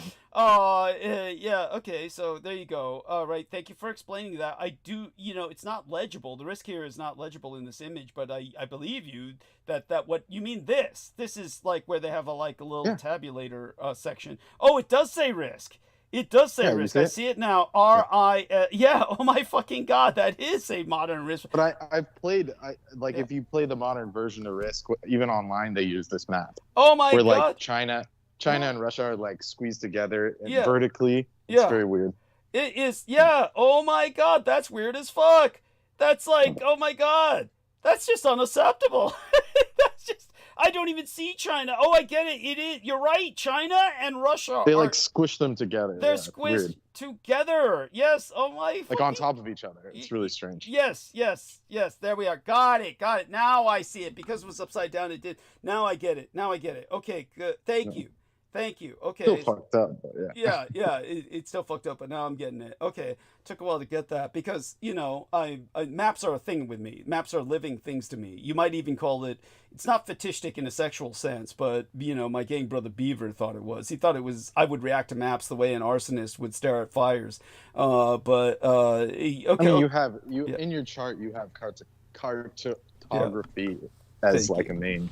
Thank you. One of your signs is that. Okay. Thank you. So in the past, you were probably a navigator or something on a ship. Thank you. That makes sense. That makes perfect sense. So our dear Troy, I'm sorry. What was that, Brendan? Past life. That's all I was saying. Oh, excellent. No, thank you. So, okay, we've got Brendan here. So hopefully he can hold the conversation with Holly and Troy. I'll be right back in a few minutes. Wait a second. Yeah, can you please? There's only so much I could do right now. I'm working. Oh, okay. See, there's only so much Brendan could do, Holly. So it's Troy and Holly. Yes, there. Let's just get on a topic and you can be quick. Yeah. Troy's already asleep. No, he's awake. Troy, you're awake, right? Yes. Heather, please, if he has to sleep, it's fine. Dear if he has to sleep, it's fine. No, he doesn't have to sleep. There's no school tomorrow. Jesus Christ. No. I thought he said he did doze off.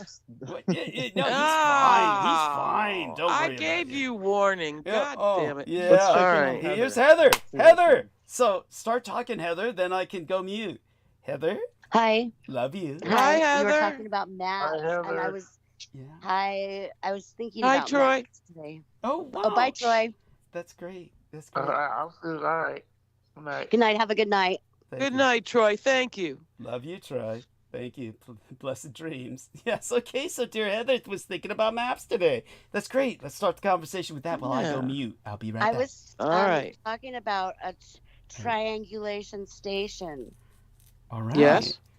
Yeah, and I want to Douglas, go. I'll be back. I want so to what is know this more about the triangulation? triangulation station. Huh. In what context? astronomy or Well, geographically? Yeah, Geographically or with even the rock geologically. There's spirit triangulation. Uh-huh. And spirit, it's when they level out something. It's called spirit triangulation. And I always wondered about those like I always see lines and like weird bronze plates and like markers and things like that, and I never knew what it was for. Oh, it's a type of geomancy. And like that's right. Marking certain lines. Yeah. So that's why the big cities all have that stuff. It's not like they claim it's some kind of like world building, like to build a city or like surveyors like a grid or something. Yeah. No, it is. Well, I think what I was thinking about it was that when they built all the cities and they used the triangulation station approach, they had the tunnels, and that's probably how they built the tunnel systems.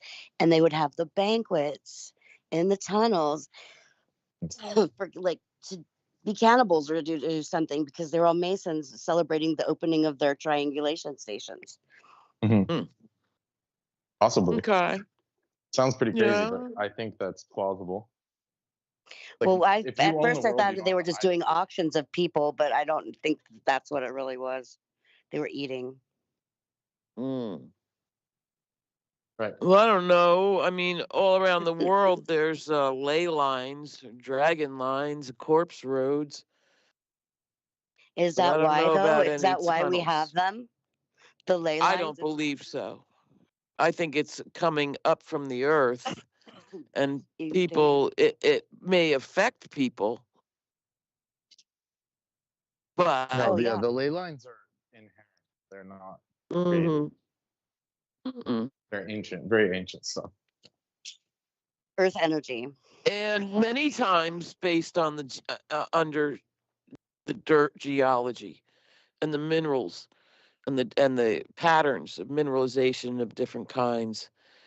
I mean, some places are holier than others just because of what's under the dirt that you can't see, I believe.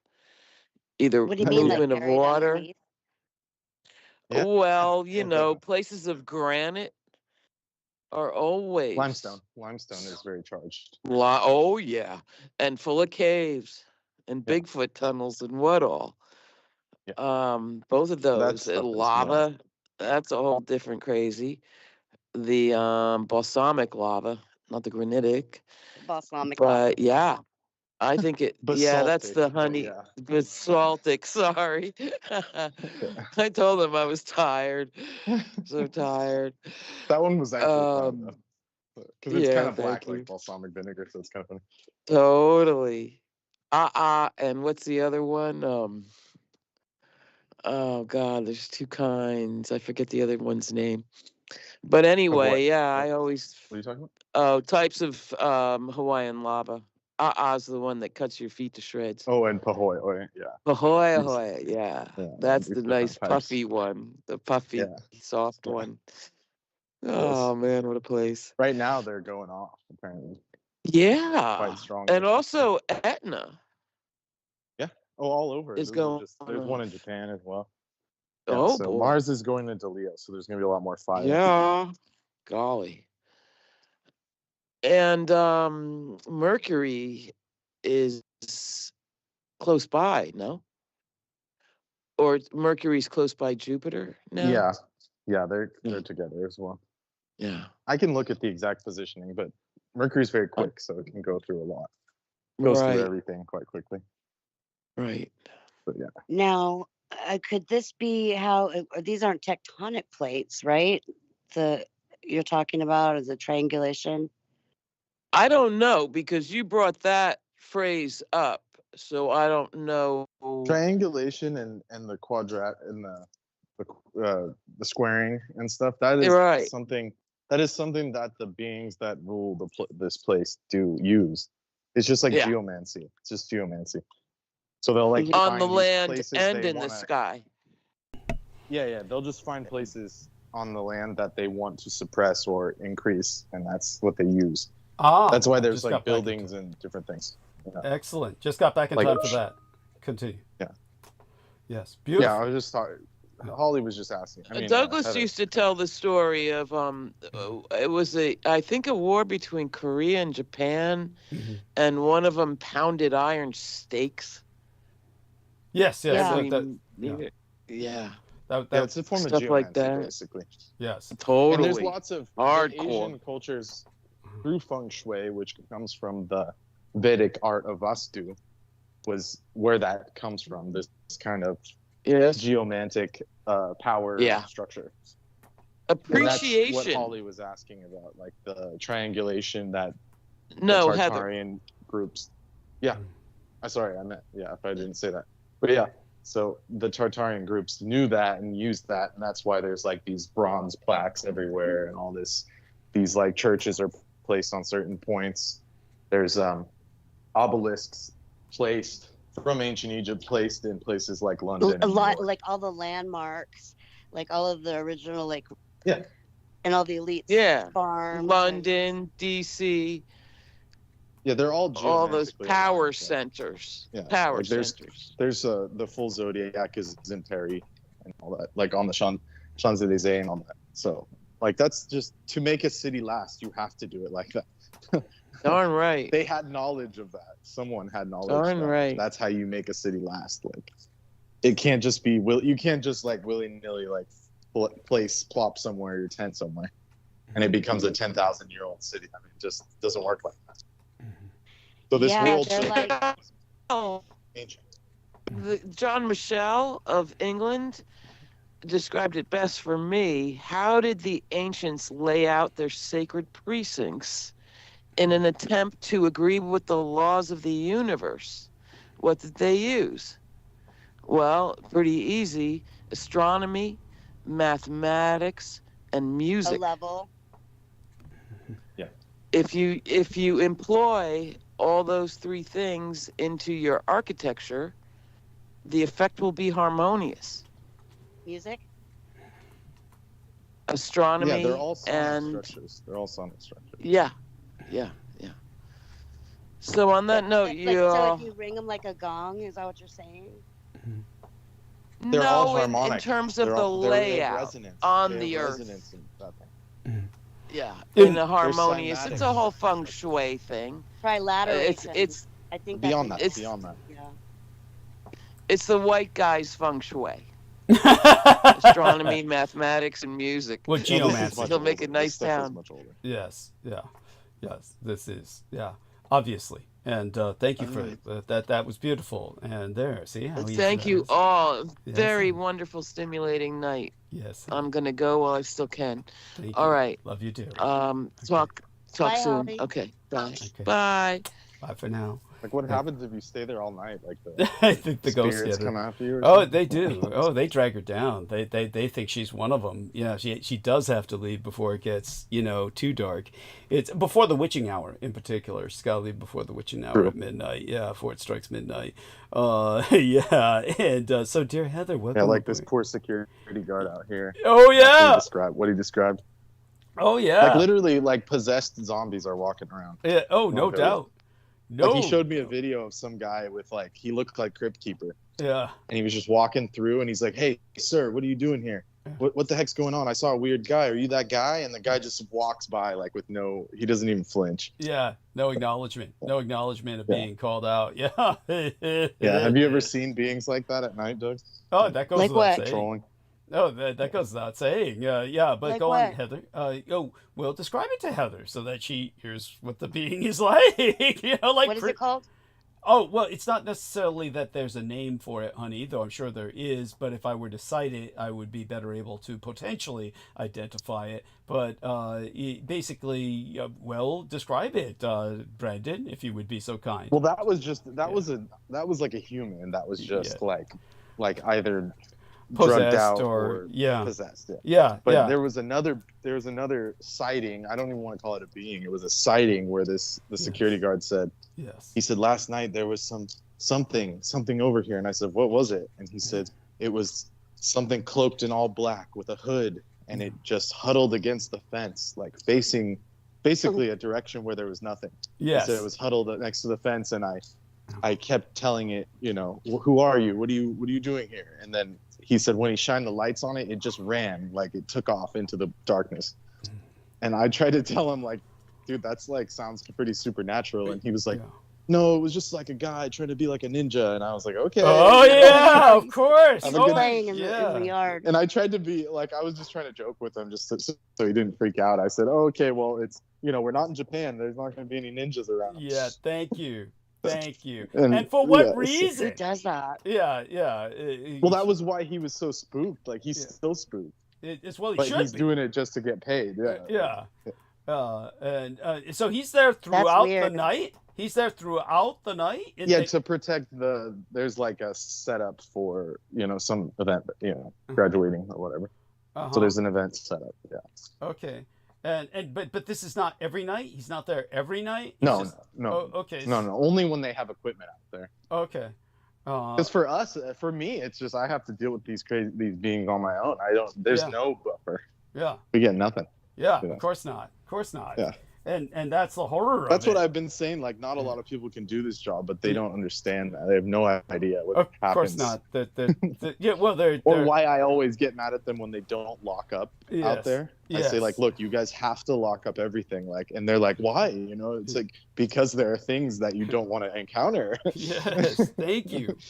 Thank you. Like literally cryptids and shit, but they don't get that. No, of course not. They're out because they're so fucking stupid. I mean, honestly, poor Heather. I'm sorry, we're not ignoring you at all, Heather. By all means, join in more aggressively. Go ahead and feel free to interject yourself. I will. Yeah, I don't feel we can give a name to these things. There's many of these things that are simply they're there. They're phenomena. We could call phenomena. It's like, Heather, you've seen Harry Potter, right? Yeah. You know the Dementors? Yeah, no. Oh, maybe. I just played the games. I didn't really see the movies. Cloak. Okay. Like the black cloak thing that like fucks your soul out and shit. Oh yeah, on the train. Okay, yeah. Yeah, on the train. Yeah. So it's like those beings, but like normal people don't think they exist. So when they see them, they don't know what the heck it is. You know what's funny is I saw on TikTok somebody in Kentucky had one of those appear. Like it was nighttime and they were at their farm or whatever, and they recorded it. Yeah. Yeah.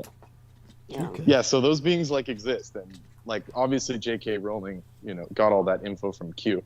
So yes. So absolutely. Like those things are real, and I've seen them, and many people see them a lot. And which is why you have to have your Patronus, which is like the counter spell. It's called like the Patronus, in Harry Potter. So that's like some of the little bit of good that she put out or whoever put out to like kind of show people like. They obviously the way it was cast was not correct. Like they say, oh, think of all the happiest thoughts of when you were a child and shit. That just encourages those beings to attack you. Oh yeah, like, hellhounds. They're an endangered species. Yeah, well, that's like those are like vamp dogs and shit. Yeah. Hounds of hell. They live in the cemetery. I mean, calling them endangered. That's a bit crazy, right? Yeah. They're not supposed to be on this plane. That's why. They're not, and you know what's weird is when I often go to the cemetery. I rode the golf cart to the cemetery the other day, and what I do is I'll like record my phone and put on slow, and all I get is like straight hounds of hell. Like it sounds like dogs barking under the ground. I'm like, wow. Yeah. Yeah, those are not like that's what I'm saying. Like those things exist and they're there. Like these beings are there, very close to our reality, but like you don't want to encounter them necessarily. No. That's like, it's cool that you do a little bit of cryptozoology.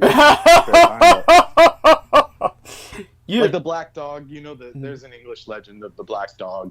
Like if you see that being, like you're, like it's not good. Like, like the black dog. No. If you see a big black dog, it's not something you want to be like seeing at that time. No. Yeah. Yeah. So, honey, you said you drove the golf cart out there to the cemetery by yourself? Sounds like it. Honey? Is she there? Did she still on the call? I don't know. The hellhounds got her. I guess. I mean, it's like she's not on the call. She's not on the call. She'll be back. Yeah, anyways. she's back. Yeah, so I'm sorry. Yeah, so Oh, honey, you said you drive the golf cart out to the cemetery. This is by yourself? You've done this? Yeah, it was before the sun was gone. Oh, I see. Okay, so twilight, you decide to by yourself jump on the golf cart and go out to the cemetery and do some EVP, some electronic voice phenomena recording. Well, I like to read, and I like to read poetry, and I have a book from 1905, and I find peace doing that. But there's never a time when I don't get harassed, like the posse will drive through, or like 5 cars will drive up out of nowhere. To the cemetery. Nobody goes there but me. But these other people apparently go there. What are they going there for? This one truck of people, it looks like for community service or something, they go put flowers on all the graves. Wow. Okay. Oh yeah, that's just old people shit. They're probably doing it for Veterans Day or something, right? Or yeah. whatever that was, Memorial Day. Right? Yeah. Are they old people or are they younger people? No, they're just young people. And it's a truck. Cool project. It drives up and they just put flowers on the graves. Like necromancy? I don't know. Is this a assignment? Like our community service? They've been sentenced, right? They've been sentenced and punished. Maybe actually. I think you're right, Doug. Yeah, that sounds like. Yeah. Holy shit. A couple times I've seen the same truck pull up and go to like a whole section. And distribute the flowers. So, I mean, I don't think the cemetery would pay anybody to do that. No, I doubt they would. So okay, either they've been sentenced to community service, and this is the idea of punishment, or maybe they're part of a church, or wow, Realtek has joined us. Perhaps he can provide some insight. Everybody greet Realtek, and Realtek say hi to Heather and Brendan, and yeah. Hi. Yeah, and tell people. Hello, everyone. Yeah, now you just shared some images only with myself. You don't want to share those with others? I mean, it doesn't matter with them, but yeah, I will. Oh, sure. Yeah, I mean, these not are my pictures, but but I mean, you made a lot of nice new friends. You did. I mean, so you saw these ladies in person. You were, there. No. I said my friend went there. Oh, okay. I thought you said all my friends. I thought you meant you were there making friends with these chicks in the Miami fashion. No. Not yet. Oh, okay. Not yet. Yes. Yes. I can. Yeah. And have some. Okay. A lot of freaky nights with some of those models. All right. Yeah. Cool. And but you know how women are today with their Me Too bullshit. It can be. Yeah, I have to be very careful now. Yes, one does have to be. Well, one should always be careful. Yes. So that just makes you sound like a lot of countries. Makes sound like what? What's that, Brendan? Makes him sound what? I said, saying that after that statement makes you sound like you're just grabbing him and shit. Yeah. Like, is that what no, get the fuck you're out of here, man. No, come on, don't fucking assault me like that, man. I don't do that shit like that, man. No. Well, it's just, I'm not saying you were doing it. I'm saying it made it sound like it. No. Like never. Hey, what? Never. I mean, for what it's worth. I don't take you as the person that would do that. Right? Yeah. But it's funny. He's not. You know, I've had some fucking. I'm not highly offended with you, man. I'm just saying that I gotta defend myself. I remember one time this fucking photograph, and there'd be a bunch of fucking stupid ass. Black dumb bitches, man. I mean, I hate to them to say these fucking idiots, man. I mean, I'm just fucking, I'm photographing publicly on the train, asking the pictures for Halloween. I'm going to parade. I mean to say it like that, but it's just the ignorance of some of these people today. And I actually Instagram this now because I usually give the photos to them. And she's accusing me, saying I'm going to master picture the pictures. Don't give your Instagram to them. You know, I'm like a terrible person. This and that. It's just ridiculous. Publicly on the train. This was some black African American woman or a group of them was accusing you of. Yes, there was a group of them. Okay. Yes. It's wow. Sorry to hear that. I never did that in my life, man. Yeah.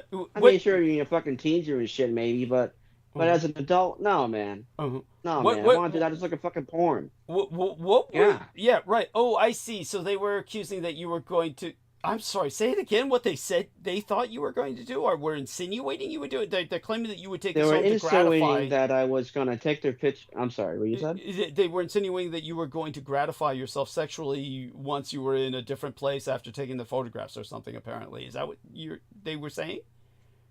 Yeah. Okay. Wow. They're just in costumes. There was nothing. Yeah.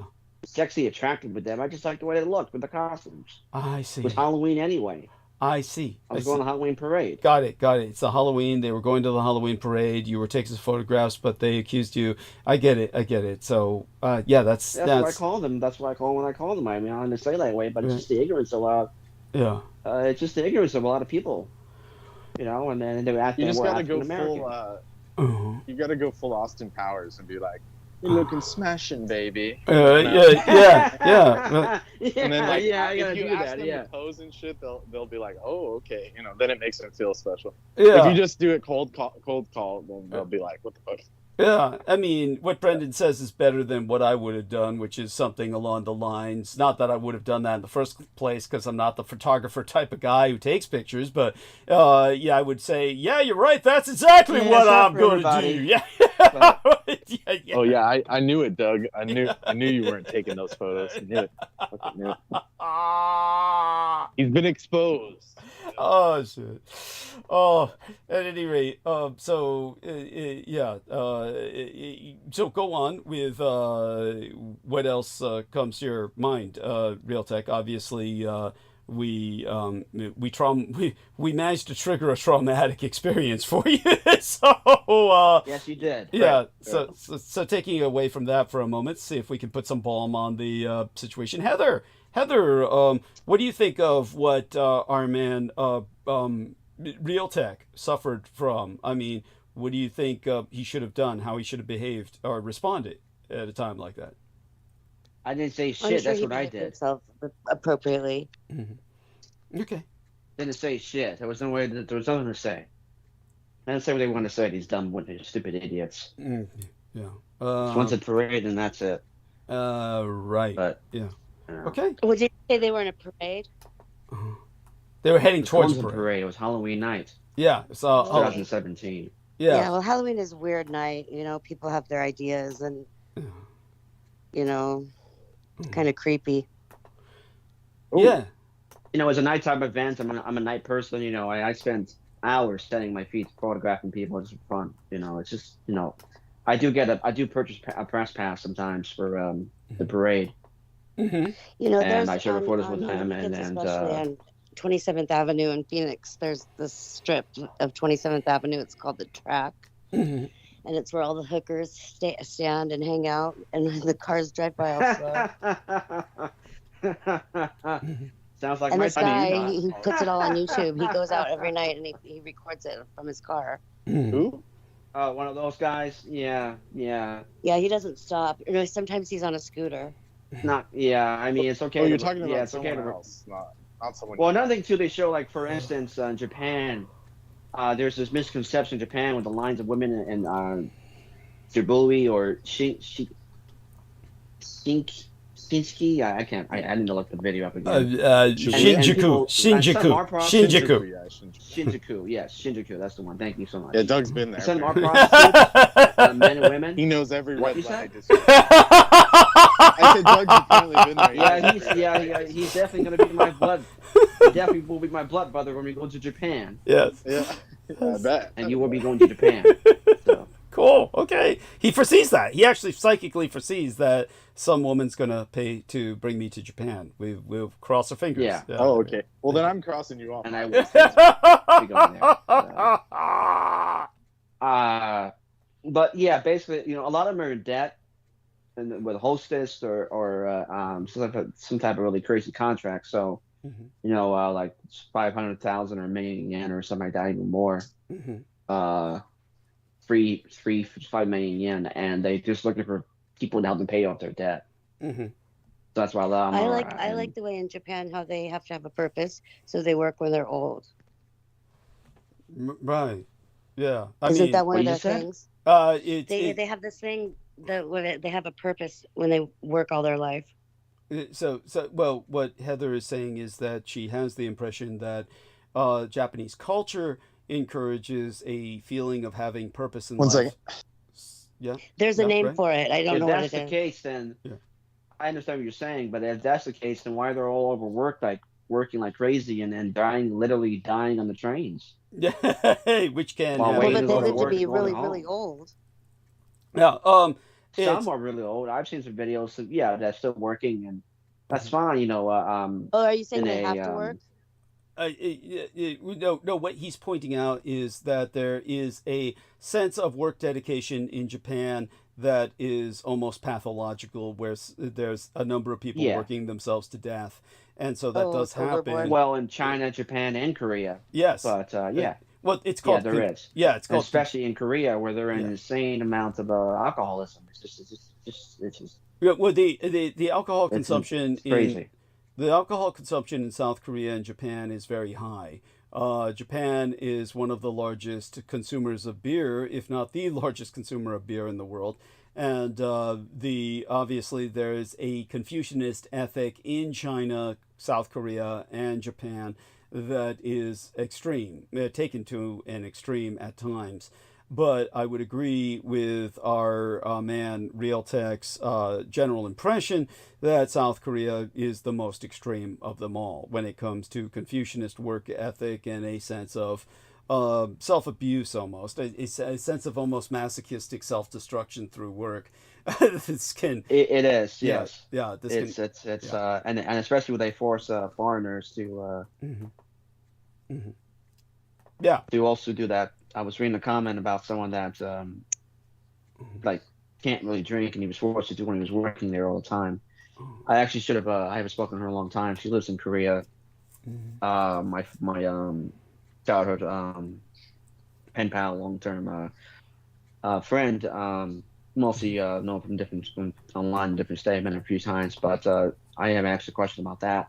But I will say that the husband, I don't know what happened with them, I'm talking a while, but the husband she was married with, he did cheat on her. She got a divorce, and it was really terrible for her.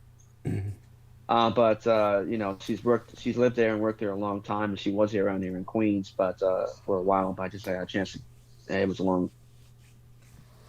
was because of the immigration with Trump at the time, 2018, 2019. But I mean that I feel like some type of Stockholm syndrome, where it's like the guy cheats on you, and you want to go back with another guy from the same culture, dating someone else, when you should just find someone else. I jumped your N-Wing stuff. I'm gonna bring back the thing and just pop it in there.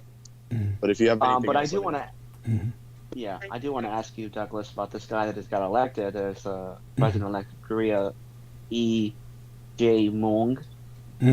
I can't pronounce the last name. Is he really a communist? I have no idea. I haven't looked into it, but you're the expert, man. In a sense, yes, and in a sense, no. I mean, I'm the expert in many things, but there's plenty of things that just slide right by me. I totally missed the boat on that. So catch me up on what your impression is of what exactly happened in South Korea in a nutshell. As a short synopsis, please. Yeah. Well, what? The guy, what? He can't go mute. He can't go mute. He can't go mute. Oh, He's sorry, at work. I'm not supposed to be on. So just disregard whatever's happening behind me. It's okay. Apologies. No worries. What are you doing? He's doing maintenance engineering work at his place of employment. So he's talking to. Yeah. Okay. Yeah. And Hello, Douglas. hello, dear Okay, George. so basically, yes. Yeah. Yes. Yeah. Welcome aboard. So hold that for thought for a moment, dear Real Tech. So look, welcome I knew aboard. he would come, and I saw it in spirit. Hello, George. Excellent. Excellent. Well, we're so glad. Good morning, mate. Yeah. How are you? Yeah. How are you, George? Yes, Douglas. Thank you for having me on. How's my audio? Is my audio okay? Your audio is great, and I'm really Brilliant. glad to Yes. have you. Thank you. And how Yes. long are we blessed with your presence tonight? Probably about a good half an hour, Douglas. I'll Okay. see if I can stay on a little bit longer. But 1 thank you so hour. much for having me on. Okay. And hello, Real Tech, and Brendan. I hope you're all right as well, my friend. Yes. And don't forget Good to Heather. speak to you. Heather's also with us. And Hi. Heather. And hello, Heather. Nice to speak to you too. And Aristides. Yes. Well, he's Yes, George. Everything is well. Good to hear from you. Just Yes. Yes, good to hear. Yeah, Thank you so- for reaching so- out Bit to of me, work here, Brendan. Rob. Yes. Thank you. And what I wanted to let you know, George, is what happened was the other day Microsoft Teams Yes. updated, and when Microsoft Teams updated, every exchange between you and I was scrubbed. The only Yes. thing that was left was what was on Skype. So in other words, everything we exchanged on Skype to the point where Privately. Skype Yes. changed has maintained so far as I can see, but everything we exchanged since that point of time, which was several dozen messages, or at least half a dozen messages, it got scrubbed. And so you noticed that on your side as well. Yes, absolutely, Douglas. Yes, that was very alarming. Yes. No, it's profoundly alarming, and Yes. so You can disable the updates. You know. Oh, okay. I didn't know that, but there's no point in doing that because you do want to No. be updated. Yeah. Otherwise, it's, Yes. Yeah. Yeah. Yeah. Yeah. Well, you gotta learn absolutely. how to back stuff up afterwards. To find a way to back it up. Oh, I'll look it up how oh, to back up the Oh no, I especially mean, online or something. well, that's definitely appreciated, and perhaps we should investigate that in the future. But I don't think we lost anything of real importance. Both Significance. Okay. Yeah. Yeah, but it's one of those things where, Okay. obviously, if we're going to enter something on Microsoft Teams, it's going to be something that we have backup of. Usually, yeah. Yes. But such being said, thank you for that suggestion, Real Tech. Let's take advantage of the 30 minutes or so that we have with George Knight to catch up 1 with hour. him. Yeah, okay, about an hour. Real Tech feels that you have with us, and let's take advantage of that. And so, George Knight, I do want you to know Yes, that please. I've addressed some things concerning, England, and I hope you've had a chance to review some of the past episodes. But all I can do is encourage you to, wherever it's time stamped, whenever you get a chance, try and catch up on the episodes where it's time stamped. Yes. But other than Yes. that, catch us up a little bit about yourself. I'm so glad you're alive because when that update happened, it was pretty alarming. And Yes. so I'm glad that you responded to Brendan and let us know that you were well, and then sent a few messages through Microsoft Teams as well. So that was good because you were planning on coming on the last Exactly. episode, right? And so Yes. everything okay? What exactly? We had. Yeah, so the problem was on Sunday's show, when it was Monday my time in the UK, we had a busy work schedule that day. It was quite hectic, so it basically prevented me from coming on. It compromised my time with you, Douglas, and coming on the show. So I was a bit eaved off about that because I wanted to come on. I had planned to come on.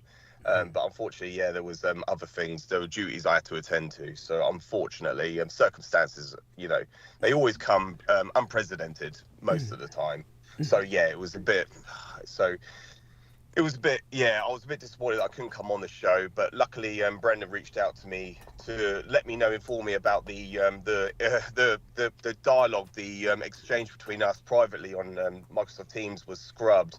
So then, that's why I entered the love heart and hope that you're, sending my blessings onto you, Douglas, hoping that you were well, your end. That was what's happened in between that period of when I last came on the show. And it only happened with your account. It only happened with your account. So that's what makes it bizarre. Yes.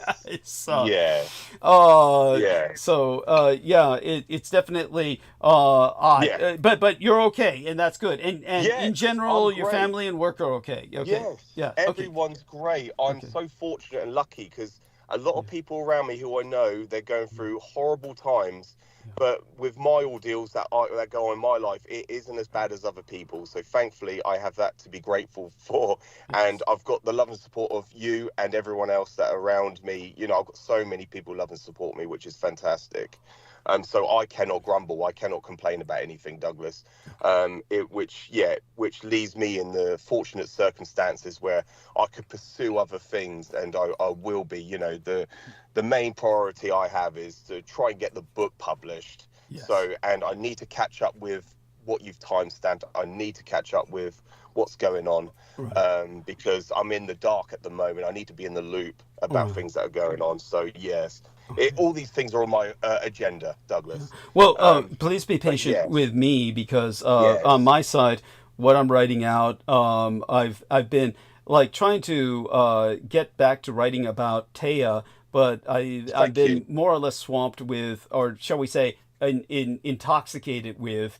I get very, shall we say, enamored of and very wrapped up in a project. I've been writing in the same column about the oceans instead. What I was thinking about social developments in the world's oceans, and because I've been doing that, my father was a sailor after all, so I'm very enticed by the sea and feel very obligated to. And if anyone's curious and say, "What the fuck are you talking about, Douglas?" I can give people a quick preview of that. But I'm trying to get things like coherent enough where I feel that they're worth sending to someone. So I'd like to send this material out.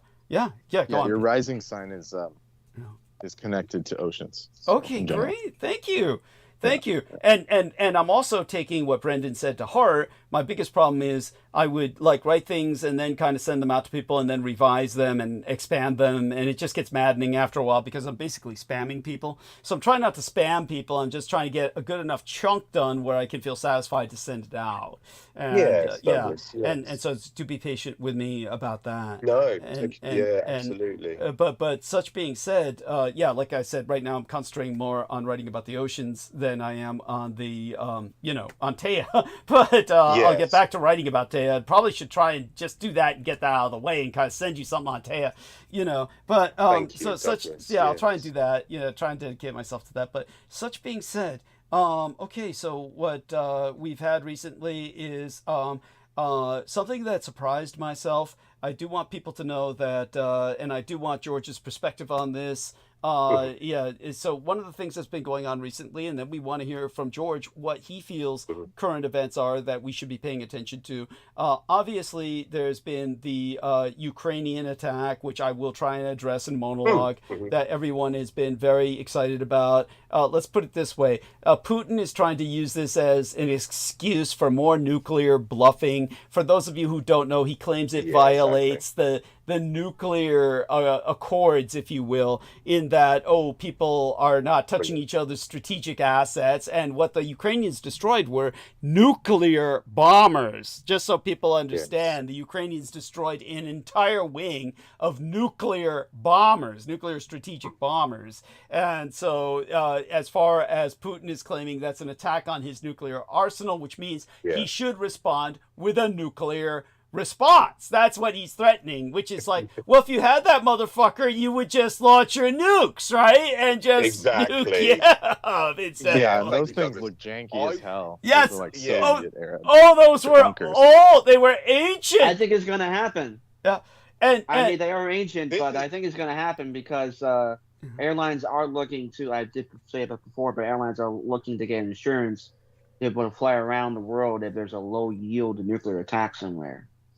Okay, so you feel that there would be a kind of conspiracy, just for monetary gain, kind of like Twin Towers? Is that what you're saying? Douglas, I was going to bring that up. Yes. Thank you. Okay, go. Well, go on, please, both of you gentlemen. Douglas. And also, I want to say that you are an invaluable asset to this community. Thank you. We appreciate having you on. Oh, bless you, Realtek. You're an angel. Yes, thank you. Go on, George, please. Douglas, what I was going to say is just what you've just said about Putin's response would have been a nuclear retaliation. I've been saying the same thing to people for years when it came down to 9/11, because most people will say the reason why these nation states have a nuclear arms capability or strategic deterrence is because if any foreign adversary attack a homeland on home soil, they could retaliate with nuclear weapons. And I said, well, that's false. And that's a fabrication, because what happened on 9/11 was essentially attack on home soil to a nuclear armed nation state with that deterrence. And I said, when 9/11 happened, how many nuclear weapons did the United States deploy after that attack? That was a foreign adversary. That's what they were promoting anyway. That attacked the United States. And I said, what was their response? Did they respond with nuclear retaliation? Not at all. Absolutely not. Yes. And it's the same with Putin. Yeah. It's Thank you. just like a bluff. It's just the threat, and it's just the projection of, oh, we can launch a strategic strike on any nation. And that's what and we've been saying this for ages as well. It really baffles my mind that when people look at all these videos of them, these videos that the Kremlin or the Russian Federation, when they upload this to the media, to the world, they show you these ballistic missiles, supposed to be intercontinental ballistic missiles with the capability of launching from continent to continent, and yet you see them launch, but you never see them land anywhere. Yes. You never see where. And it's the same with North Korea, the exact same thing. And we've gone into North Korea before, the reason why they launched so many Scud missiles into the atmosphere. And I just wanted to just reinforce and validate what you're saying, Douglas. Yes. And what people, they always have this, they basically promote fear mongering. They are basically promoting propaganda that the Kremlin are projecting to the world. I have so many friends and so many relatives that have always said about do not F with Russia. Right, it's all bullshit. Oh God, that makes me sick. Bullshit. That makes me so sick. It makes me sick too, Douglas. Yeah. Yes. And I've emphasized so many times when they deployed Novichok at Salisbury Plain, a weapon of mass destruction on British home soil, the British government did nothing in response. Yeah. When the Russians were responsible for deploying that weapon, a WMD, a weapon of mass destruction on the British soil, which is capable of killing millions of people. Yes. They've done that already. When people say they haven't done anything to us, they already have. Thank you. Not to mention, the airport that was recent, the fire at the airport that I'm convinced, of course, was the Russians, and another attack on British soil. My attention, yes. Yes, thank you. And so here's something else I want to bring to your attention. I'm giving you this privately, and I'm going to put it in the text box as well. And these are two sources on Scribd. It's ultimately the Internet Archive. But see if you can use these two sources on the Internet Archive and see if you can check the book out for free on the Internet Archive and then review the book, because I think it's important for you to read that book, because that's the book in which they talk about Israel ultimately conquering the Middle East and depopulating it with, well, these superpowers simply stand by and tolerate it, but it has many other things as well that you would appreciate. Again, I read this when I was a child, and people might consider the politics in it to be dated. They are not. So they're simply politics of a different era, but the same geopolitical dynamics are ongoing today. And so I do want you to review that. Our friend Real Tech Geek has entered a link, which I appreciate, and the link is in the text box publicly, where other people on this call can access it. And this is a link to an article which says the airlines are preparing for nuclear war. This is in the Telegraph. So our friend Real Tech is making a point that obviously things are to be taken seriously, as well they should. However, while the war, let me try and put some other things into a context concerning 9/11. The thing to remember about 9/11 is, of course, it was presented to all of us today. It's still perceived by the majority of people as a foreign attack on the United States. And the reality that makes it so... Well, a lot of people say it was in Israel, too.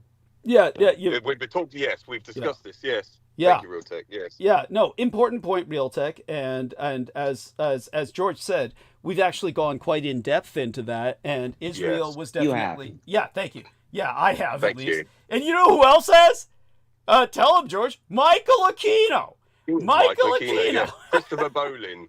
Yeah, the Get the fuck out of Christopher here. Bolin, who married an Israeli. He was the man that wrote several books on the subject of the ties and links between Israel and 9/11.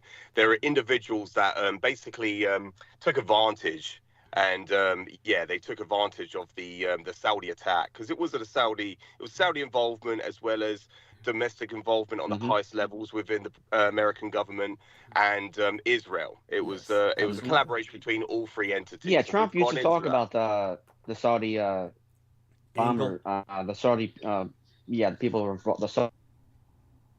Oh, they Sorry, real involved, but he doesn't want to talk anymore though. say that again slowly. Say it again just cut you slowly. off. Yeah, you got cut off. So say it again slowly. Trump used to talk about the Saudi. Yeah, they cut you off. You said Trump used to talk about the They Saudi. got me. Yeah. They got me. Yeah. I said that Trump used to mention plenty of times that that there was the Saudi Arabia country that was involved heavily into the attacks into America on 9/11. Mm-hmm. Okay. We used to talk about it anymore. He doesn't talk about that anymore at all. No. I mean, okay. Okay, so very important, and thank you for bringing that up. So, again, just to kind of wrap this up as succinctly as possible, what I'm trying to allow our listeners to understand, the situation is convoluted, but you have to get this. Everything we've just said, understand it's rock solid. It's the foundation for the world paradigm you need to comprehend in order to better understand the world. If you're here to better understand the world, understand that the attack on 9/11 was the House of Saud, Israel, and the United States itself combined at the highest levels of government. That being said, yes, then they promoted And I also do want to furthermore say, yes. Just before. Yes. So, I would say that 9/11 is, I remember my teacher in high school saying that, and which was very true, that 9/11 was the beginning of the end of the post-Second World War world. Okay. And furthermore, also that it's also part of the, what you would say about the beginning of the fourth turning. Okay. So, okay, thank you. I appreciate that input. And people can look those terms up.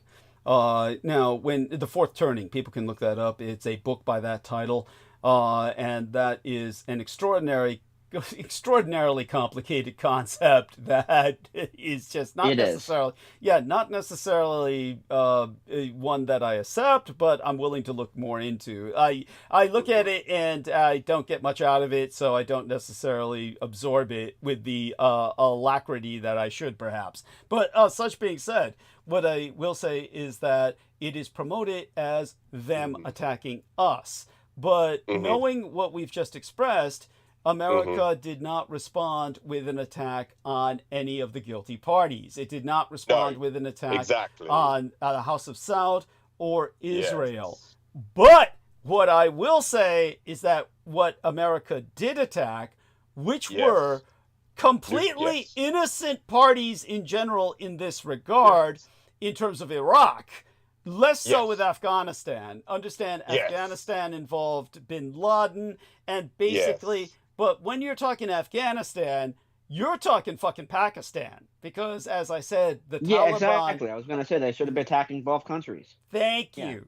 When Pakistan. And speaking of Pakistan, I do want to say I was watching sort of this quick. It just shows you how fucking backwards they are. I was watching this clip of Delhi News. The Delhi Mail on TikTok, and how this girl was 17 years old from Pakistan, and she basically said no to this guy that wanted to marry her, and he killed her. And the police, I was looking into the police knew about it and everything, and he's getting scot-free. They've been watching him, and there were a lot of complaints about him. And right. By the way, thank you for bringing that up. It's an important point in its own right. Heather, did you want to say something before you check out for a minute to let your phone cool off? Heather? Yeah, I think she's dropped out, actually, Douglas. Oh, she's dropped out of the call? Okay. I believe, yes. Oh, a little hint, by the way, on the two links that I provided you. The two links I provided you. If you check the book out and it only gives you a week, then that's why you have two links. The alternative link allows you to check out that book for another week, and you can just wait, and then check out the other book again and circulate between the two until you finish the book. Oh, right, yes. You get it? So just Yes. work it that way. That's Just why. alternate, Yeah, yes. yeah. And Thank you, Dennis. but such being said, when it comes to the American response, obviously a point that Realtek made about Pakistan is important, but I do want people to understand all the Taliban are Pakistani. They were all through Pakistan that they came into Afghanistan. And it was a Pakistani invasion of Afghanistan. I've gone into this in depth before, and this has to do with ultimately Pakistan trying to work its way around into Kashmir in their war with India, where basically they want to dominate Kashmir, which is, of course, a majority Muslim population, but under a Hindu king who then surrendered his sovereignty to India to maintain his throne in Kashmir over a Muslim majority population. And so the Indians occupy Kashmir, but the Pakistanis want to absorb it into their nation in a pan-Islamic state. And so the way to do that is through Afghanistan. And the reason why is because not only is it the geographic access to Kashmir, but it also is the largest opium poppy growing region on Earth, with the fall of the Golden Triangle in Southeast Asia after the Americans lost the Vietnam War. So as a result, the Pakistanis invaded Afghanistan to use the opium money, which is then processed into high-grade heroin in Pakistan. And they're the primary, literally, depending on the season, it's like something from well over 75% to 95% in any given year of the world's processed heroin comes from Pakistan. So they're a narco-terrorist state that is nuclear armed. Such being said, it's important to emphasize that Realtek has authority to speak on this because he himself has some Pakistani blood. He does have some Pakistani nationality in him. So he's not talking out of his ass. He's not just suddenly blurting out something he saw on TV. I do want people to understand that. So, but such being said, when the Americans did respond, thank you. Yeah, thank you. I do try to. I do try to be not have sensational journalism articles. Thank you. Yes, important. And so when the Americans did respond, instead of attacking Pakistan, they based themselves in Pakistan, which is the very nation that was attacking Afghanistan. And in that sense, walked into a trap. It's the same as when they were in Vietnam, and the North Vietnamese are getting half their supplies from what they steal from South Vietnam, which is just a crazy way to... You can't win a war like that. So the Americans ensured that they would lose the war. And in essence, the Pakistanis won the war, what was effectively a war against the United States in Afghanistan. So that being articulated, I do want people to know that... I do want to say that's interesting. Yeah. Because you mentioned that. I didn't want to mention it later, but, what's interesting that's, and his art was posted last year on Zero Hedge, that in the 1970s, the Pakistanis were broke, though. So it was very interesting you mentioning all about all this, and I need to look this up, too. Yeah. And that's why folks you need to support Dr. Zeidler, because you're going to get hard-hitting news. Thank you. Such as this, that you're not going to hear anywhere else. But anyway, what I'm saying is that the Pakistanis, the country, they own the Roosevelt Hotel in New York City. Okay. Thank you. Important point. And they're making billions of dollars, I'm not sure it is, off of the migration crisis that's happened in the last couple of years. Okay. And I photographed in that hotel also. Yes, I have. Yeah, because Realtek is a photographer by hobby and in a sense by trade. So very important point. Thank you. And such being said, when the Americans did respond by attacking an innocent nation, Iraq, as opposed to Afghanistan, which they should have attacked directly, but instead they attacked it through Pakistan, which then blunted their attack, frustrated their attack, and wound up with their defeat, because they're basically based in the enemy territory, which is like ensured they would lose that war. Which resulted in Afghanistan effectively being occupied by Pakistan to this day. The result is that in Iraq, it was a nuclear war. The Americans did go nuclear. Yes. They used depleted uranium. Yes. and they dusted Iraq with, rendered Iraq effectively uninhabitable by any normal human standards. And this was, they deployed the equivalent of thousands of Hiroshima-sized atomic bombs through depleted uranium in the amount of radiation that was saturated over Iraq, to the point where people across the Persian Gulf in Dubai get irradiated. And tell people about that, George. Tell people about the couple please. I was going to say, oh, absolutely. Yeah, very important point, Douglas, because, if you stand in Dubai, in the United Arab Emirates, and look across that Persian Gulf Bay, you're able to see Iraq and Iran without the aid of any telescopic aid. You can see it physically with your own eyes. If you stand on the edge of that bay, looking across, you can see both Iran and Iraq in the same view, in the same perspective. And the wind blows in one direction, down the south and across Dubai, and they have a rise in leukemia cases for very young children in Dubai, and they're having a what you call an epidemic, a large scale of leukemia cases on the rise, and there was a what you call a very it was two influencers. You call them social media influencers, very what you call up market. What would you call them? Just public figures. Not really, celebrity status, but they were very popular amongst social media platforms like Instagram, TikTok, during COVID, they birthed a child, but they were spending a lot of the time. This is just during the periods of post-lockdown, post-restrictions. They were able to travel to certain countries. Only certain countries allow people to conduct tourism or vacation abroad, and Dubai was one of them. And worst choice, worst possible choice. God damn. Exactly. The result is they had a child, and people can look this up. I don't know the names of the couple. They've now separated. Obviously, they've separated. Sad. But they had a it's very popular. The story is very popular amongst all the tabloids in the UK. Because they're a high-profile status couple on social media, and the poor child developed leukemia, a very very aggressive case of it. Jesus. And it touched millions of people in the UK, and the result is, and they don't even know this. Nobody, they've never spoke about it, but they spent months and weeks in Dubai. Yeah. And they don't realize that it was because of their vacations, their responsibility.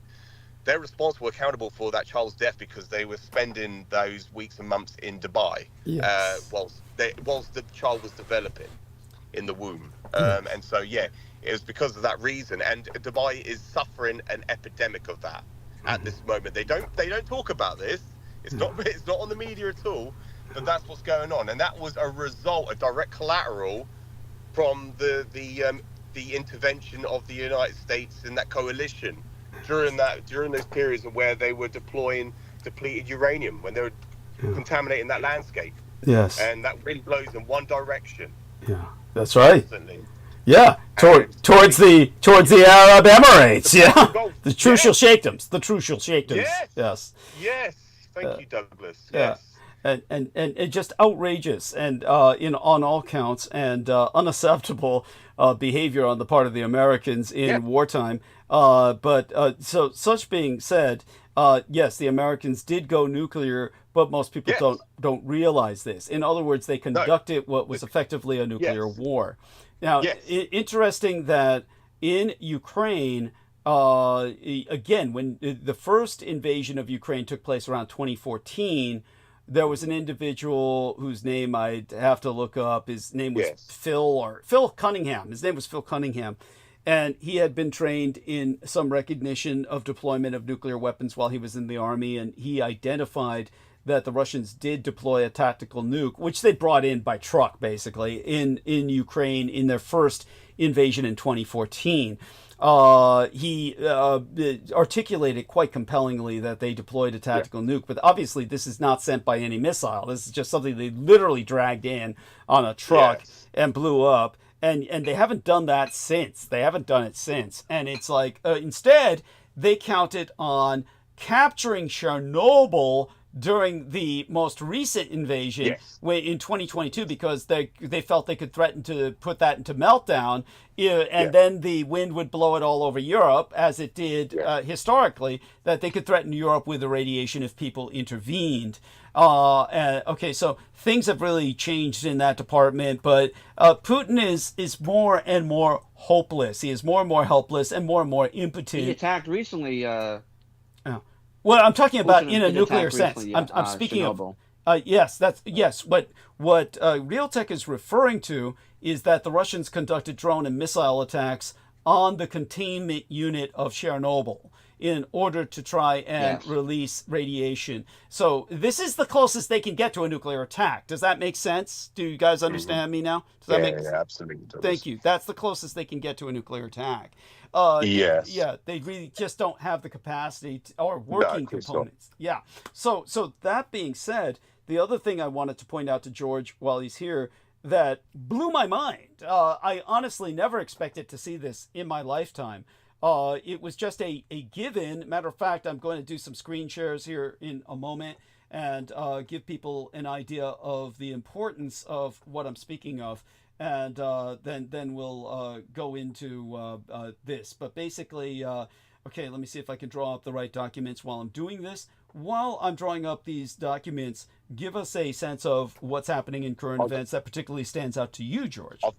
Yes, I've got two things to speak of just before I do have to go, Douglas. I do apologise. Okay, cool. There's two. Yeah, no, I can stay a little bit longer. Good. Yeah, the two things I wanted to bring up. I think I'll bring up, what I saw first thing this morning. As soon as I woke up, there was an article on my news feed, and it was saying declassified CIA documents reveal the dark side of the moon is inhabited by aliens, and they look like us.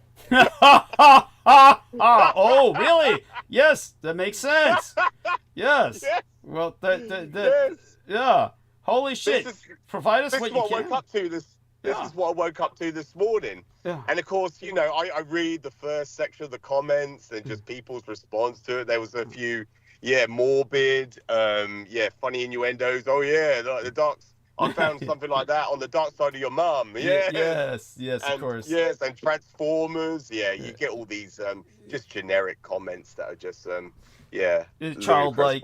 And what was the second thing? What was the second thing? Oh yeah, but I just wanted to just point out very quickly, when I see that, and just so people understand, is they've been doing this for years. What they tend to do is try to they don't want to tell you directly what they know, but they kind of like they're buffering the shock for when people find out. Go on. Exactly. Yes. What's the word? I'm trying to think. Predictive programming. Predictive programming. They slowly, they slowly integrate what they know into the public perception. So they slowly, so when, like they did with Iron Sky, just that whole concept of, there are the Third Reich on the moon, so to speak, and so that the whole concept of that, and so they're bobbing downplaying it, so it doesn't come as a shock factor when they reveal the truth eventually, or when they have to, they're forced to. So that's the reason when I see that, that's in my impression of why they do that, instead of telling you directly. And so the other thing, you remember, I think it was like a couple of years ago, we had Brooke on the show, and we were speaking about the Madeleine McCann case, the missing child, the most famous missing child probably in recent history. Yeah. And they've launched another investigation into that. Mm-hmm. Have they really? Okay. They've reopened the case. They've reopened the case. Incredible. Yes, it's hit the headlines within the last less than 7 days. In the last week, they're re-investigating, which proves, because Brooke was relaying the fact that there was this German individual that was responsible, that they concluded was found guilty of kidnapping and abducting Madeleine McCann. Mm-hmm. Well, if that was true, then they wouldn't reopen the case right now. Yeah. So obviously they haven't. What we have always brought to people's attention is the people who were involved with that abduction and the disappearance of Madeleine McCann. All the people in the world blame the parents. Yeah. They say it's the mum and dad. Right. That's right. Kate Kate and Gary, whatever his name is, the two doctors. And we could go into that, Doug, so I don't have to, but I just wanted to bring to people's attention is they've reopened the case. I think it's either the, I believe it's the Portuguese police force have reopened that investigation. So they're not entirely convinced that this guy with German heritage was the man responsible. It sort of sounds like it's an individual like a lone wolf, a lone gunman, sort of he's a scapegoat. He's one individual who's they found stuff on his hard drive, showing compelling evidence that he was responsible, but they wouldn't have reopened the case if it was concluded that he was the man responsible. Excellent. But Thank you for pointing that out. So I'm doing a screen share right now. Can you see this map for whatever few seconds you have left? Okay, so now this map was done well before 2020 when I was trying to show people crisis points that I was predicting based on. But you can see there's 3 islands that are circled, 3 islands that are prominently circled to the point where they stand out along the equator. And I'm just going to make that a little larger and see if it goes larger, but it won't. But one of them is the Diego Garcia Security Zone. The other is Ascension Island Security Zone. Jarvis Island is the only one owned by the Americans. Ascension Island is British in influence. Diego Garcia is part of the British Indian Ocean Territory where they lease a base to the United States.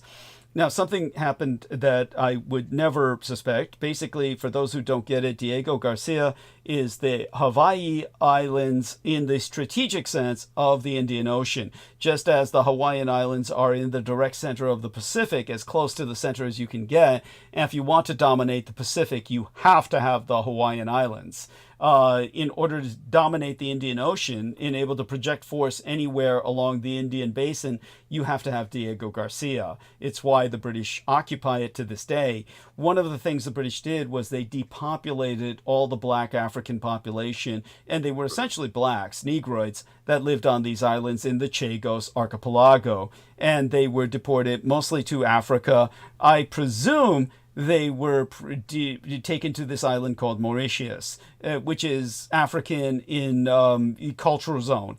But what happened was Mauritius Islands, which again we can look up when it comes to Mauritius Islands, exactly where they are on the map. We can find that by looking at my base map, of course. And but the point that I'm making is that, so it's obviously vital interest to the British, and it's obviously something they share with the Americans, but then they obviously performed a great injustice during the days of colonialism. But what happened is now they're trying to make up for it, I guess in all the wrong ways. So here's goes Chagos Islands, United Kingdom, you see it right there on the map. Mauritius is down here. And what happens is that Mauritius, of course, used to be French. The French owned all this island group around Madagascar. And then, like a number of islands around there, they rebelled and gained independence and then got dirt poor. Other, like Mayotte, stayed French, and they're still prosperous. But everybody who declared independence went to shit. And the Seychelles went communist and wound up literally occupied by the North Koreans for a period of time. That's how bad it got. So when it comes to Chagos, for some reason, Keir Starmer, maybe it's because the black population was mostly deported here, has surrendered effectively the Chagos Islands to Mauritius. And Mauritius is so poor, they're making deals with the communist Chinese, which is so, and then in return to maintain the base, the British are going to lease the base from Mauritius for hundreds of millions of dollars. It's going to be, like 100 million pounds sterling and beyond, well beyond that every year to Mauritius. This is something that, and then the Mauritians might still lease out. In the agreement, it forbids them to lease anything in the archipelago to the communist Chinese. So hopefully this will prevent that. But altogether, this is obviously a lousy deal. So Keir Starmer what's your opinion on all of this? Your impression? Let us know and find out more about it when you can. But by all means, yeah, your initial. Were you aware of this? You were aware of this? Yeah, unfortunately, I was, Douglas. It was, damning news to me, and everyone was disgusted with that, decision that he made. Most people. It was funny that most people can't even point out on a map where it is. The Jago's Islands. Of course not. That was the yes, but it was a disgraceful act. A complete I would call it treason, Douglas. Yes. Yes. Okay. Yes. Absolutely, yes. So I was disgusted with his decision on that. That was going back a couple months ago now, when he made that decision. Yeah, that's why he's not going to last long. Yeah. Okay.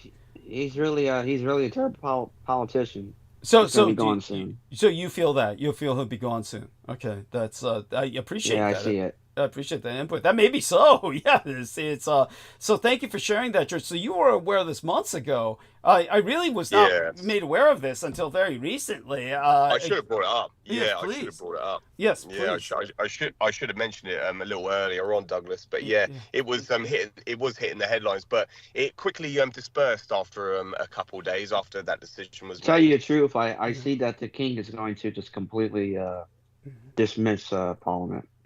Okay. And start a new one. Well, in a time of war, that may yet happen. I mean, that's not unimaginable. Something like that might happen.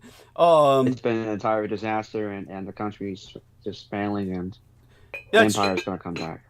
Well, as I've always please because if not, then though it's just a big misconception. Mm-hmm. But Asmongold was saying that if the country doesn't turn and pivot, then you're going to have Hitler to come. And one thing you don't want to have is, I think it's an insult in my opinion. Yeah. But anyway, what I'm saying is that you don't want to, like someone like Nigel Farage, who's a fucking piece of shit human being, and his ties are with the Russians. So that's quite right. That's quite right. Yeah. We're all on the same side here. Exactly. And we don't want Nigel Farage, and we do want a return of British Empire, because that's the only hope for the British people. And by that, by all means, your thoughts, George. You have a few more minutes with us, or you have to leave right now? I do. Unfortunately, it's a shame because there's a lot to speak about on these subjects actually with Nigel Farage and the establishment of a third British Empire. It's stuff we will go into in the future.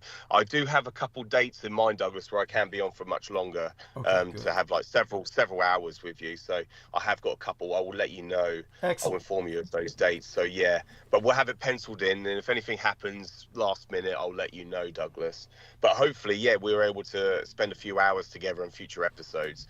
And it's coming up, it's approaching within the next few weeks. So I'll let you know those dates. So there's so much to speak about. We can go into great depth and detail in the future, definitely. It's a shame I have to go, but I do apologise. But thank you so much for having me on. Yes. And it's been wonderful speaking to you, Real Tech, and Brendan being with us, and Aristides and Heather. And anyone listening as well, thank you so much for listening and tuning in, and please support Douglas. Thank you so much for having me on. Love you dearly. Stay safe and be well. Love you dearly. All right. Take care. Bye for now. Thank you so much for being on. Thank you. It's great to see you, talk to you. Bye. You too. Bye-bye. Great, thank you. I appreciate that. And we just got another link from Real Tech, I believe. Let me see if I can access that. And okay, so this one would be how a cheap drone. Yeah, continue. You were talking about? Yes. How a cheap drone punctured Chernobyl steel shield during the Ukraine war. There we are. Okay, so there's one. And then there's another one. The UK changes hands. Or what does it say? The UK hands Chagos Islands over to Mauritius. Yes, pretty much. Oh my fucking God.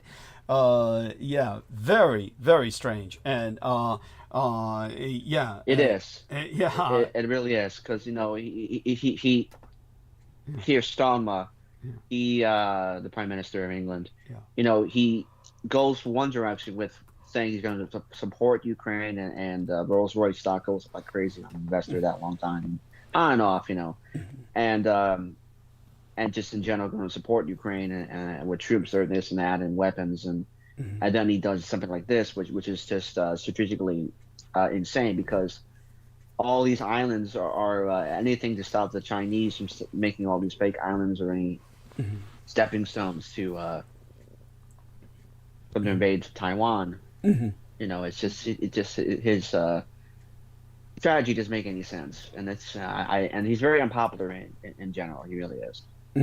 Yeah.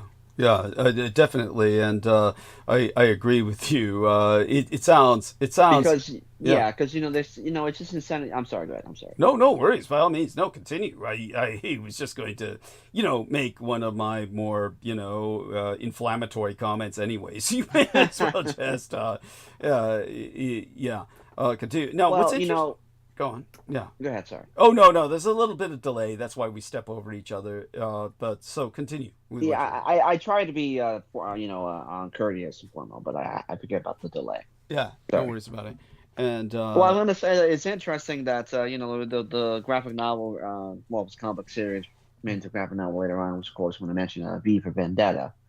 But it did predict a lot of things with how the country is falling into some type of long think 1984 dictatorship. England. Yes, England. Yes, yes. Yeah, because that's where V for Vendetta takes place, is in England. Just for people who don't get what we're talking about, I believe in the film it also takes place in England. Yes, it's the film was similar, and these are of course. Of course, that was a very offensive novel and film in the sense of it's portraying it's self-loathing white hatred. It's white self-loathing. It is indicative of white self-loathing in the case of it's Alan Moore. Yeah, so, it's Alan Moore. So it's like an acid trip with him, and he's a warlock, but. He's fucking amateur. Well, he's That's a Satanist. What he is. Yeah, he's a Satanist, and so if people don't understand that, they don't understand where it's coming from. The movie was beyond offensive in the sense that the main character he's basically persecuted because he possesses a Quran, and because he possesses a Quran, he's taken into custody, which is beyond absurd. There is not a single Christian nation on earth where anyone is persecuted for ownership of the Quran. But in a vast number of Muslim nations, you will be executed by law for possessing a Bible. So this is a clear satanic inversion on the part of Alan Moore. And yes, correct. Yes, thank you. He has always expressed such. Yeah, I stopped. I stopped praising him a long time ago. Thank you. Because I could see that with him. Thank you. He's a real piece of garbage. He is. Oh my God, just a wretched human being, and has influenced so many people. Unfortunately. Oh yeah. Oh, another one. Speaking of that too. It's out of print. It's very hard to find. But it's also very offensive too, which is written by Gareth. I'm sorry, I'm getting the name wrong, but he was the. It's called The New Adventures of Hitler. No, really? That one? No, I don't. Thank God. No.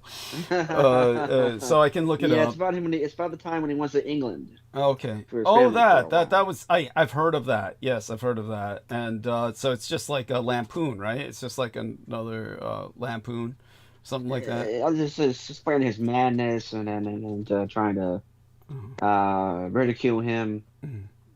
Yeah. Well, there you go. What do you expect? I mean, otherwise it's not going to get published, right? I mean, that's just part for the course. But it still was just very offensive in general. Okay. It's who's the Grant Morrison. Grant Morrison. Yeah, that's the one. Okay. Well, that figures. Yeah. He's the writer from which one? Watchmen also. Okay, Watchmen. that figures. Well, then that he's connected with Alan Moore, and so they're all they're all the same. They're all the same ilk. Yeah, they share each other's pantyhose. Okay, so what I'm going to do now is I'm going to go into monologue, and I will start with Midway, the Battle of Midway. We've been on for a good 5.5 hours. Our numbers are higher now than before. Let me go into the subject of tonight, address the Battle of Midway, and we'll take it from there. And I will go after that into a bit about Ukraine and the latest attack against the Russians, and how people are ridiculous and they're trying to, panic during the attack. So, but before I do that, let's check in with Brendan, Aristides, and Realtek Geek and see if they have any further thoughts. Let's, Realtek, what else comes to your mind in terms of? I invite you to, of course, interject, before we do that, let's see if there's anything else that you feel. I do. Yes, by all means. Yes, all other thoughts, please. By all means, share them with us. On things in general. Well, just what I was talking about, the Bulgarian revolt against the euro. Yes, tell us about this. Yes, yeah. Tell us about this. What to make of this? Yes, go on. Well, I have yet to, review every side of the story, but it appears that the euro zone has decided to, essentially have I don't know how to say this without sounding like I'm taking a side, but to have the Bulgarian system be absorbed into the euro economic zone, not the euro zone itself, not the Schengen zone, but the actual economic sphere. And the people of Bulgaria do not want it, and they're actually revolting in the capital and various big cities there like Sofia and other places. Wait, what is happening? The euro, Bulgaria is supposed to adopt the euro, but they don't want the people of Bulgaria, whether it's from, their need for independence. Why? No, the government wants it. The people don't. I Whether understand. It's their That's what I'm saying. independence or whether it's Russian propaganda, who knows? But ultimately, they don't want it. But the way it's being made out in the media is that they're going to be forced into the eurozone, which I don't know anything how it works economically, but it seems like they don't want to be burdened with these kind of because a lot of it's administered by the Brussels banks and the different German banks. Yes, so they don't want to be. Well, the problem also is they're working on the rush out their CBDC this year, early next year. So that's part another reason why too. They're doing what? Just fucking total enslavement. They're doing what? So, say that again slowly. They're making digital currency. Talk slow. Yeah, go on, please. I'm sorry. Yeah, no worries. Yeah. So repeat it slowly. I said that maybe because they're also protesting they don't want the Eurozone, it's because of the fact that they are also, the EU have been working on and going to be rushing out their central banking digital currency. Okay. That's a factor. That's a factor. I'm sure it's a factor.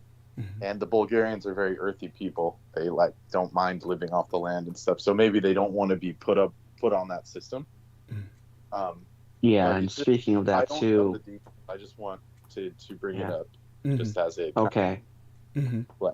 just as a counterpoint. They were part of the Soviet Union at one point. I know that they were behind the Iron Curtain. Yeah, and so other than that, what I wish to be reminded of is to tell. How would we say this? Our man George Knight, next time he's with us, that when he was talking about Britain not responding to Russia's attacks on British soil, remind George that the British attack was through Ukraine. They attacked Russia directly by the Helsing drones deployed by Ukraine. So remind me to tell him that Britain has struck back. And so they're not going to allow that to pass without a response. So they did respond ultimately. Well, it seems like, I don't know how to interpret this, but it seems like the spider attack or whatever that destroyed those spider web. Those were just conventional drones. They weren't the hell. Okay. So I don't think either they were used and are not being advertised as a way to obfuscate, or they just haven't deployed them fully. Yeah, I see. Okay, excellent point then. Thank you for that. I appreciate that. What is your thought on that? Just curious.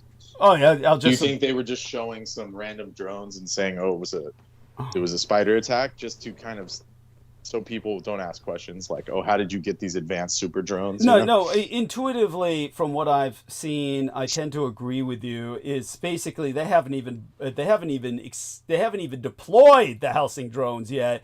because what they're doing, overkill. Yeah, it's honestly, yeah, they could do the job with this cheap shit because Russia's a fucking mess.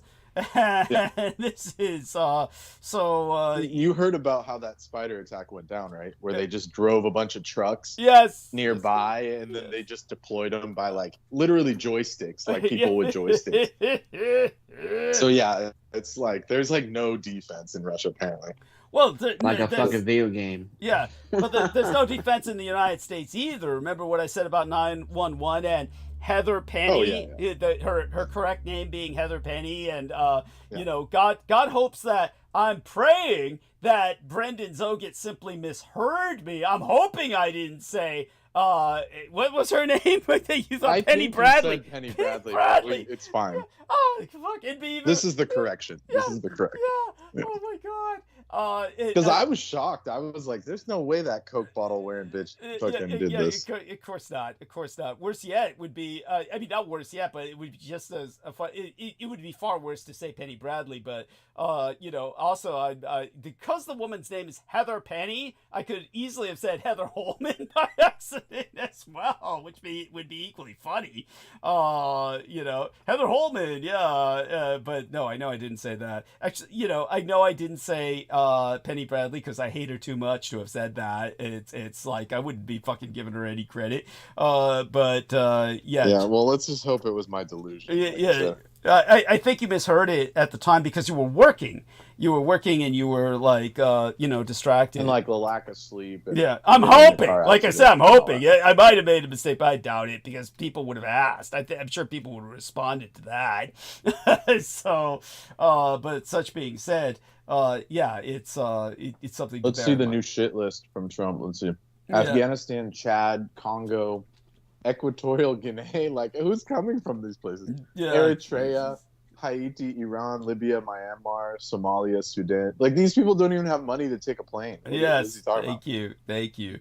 Money? They don't have money to take a cab. Right. Let alone oh, here's the second wave. It says 7 more face heavy entry restrictions. Burundi, really? Cuba, Laos, come on. Sierra Leone. There's Troy. Here we go. Togo. Yes. Oh shit. Togo, really? Togo? Come on. Turkmenistan? That's one of those sketchy countries where apparently the streets are all empty and it just has like these huge buildings. You know? Yes.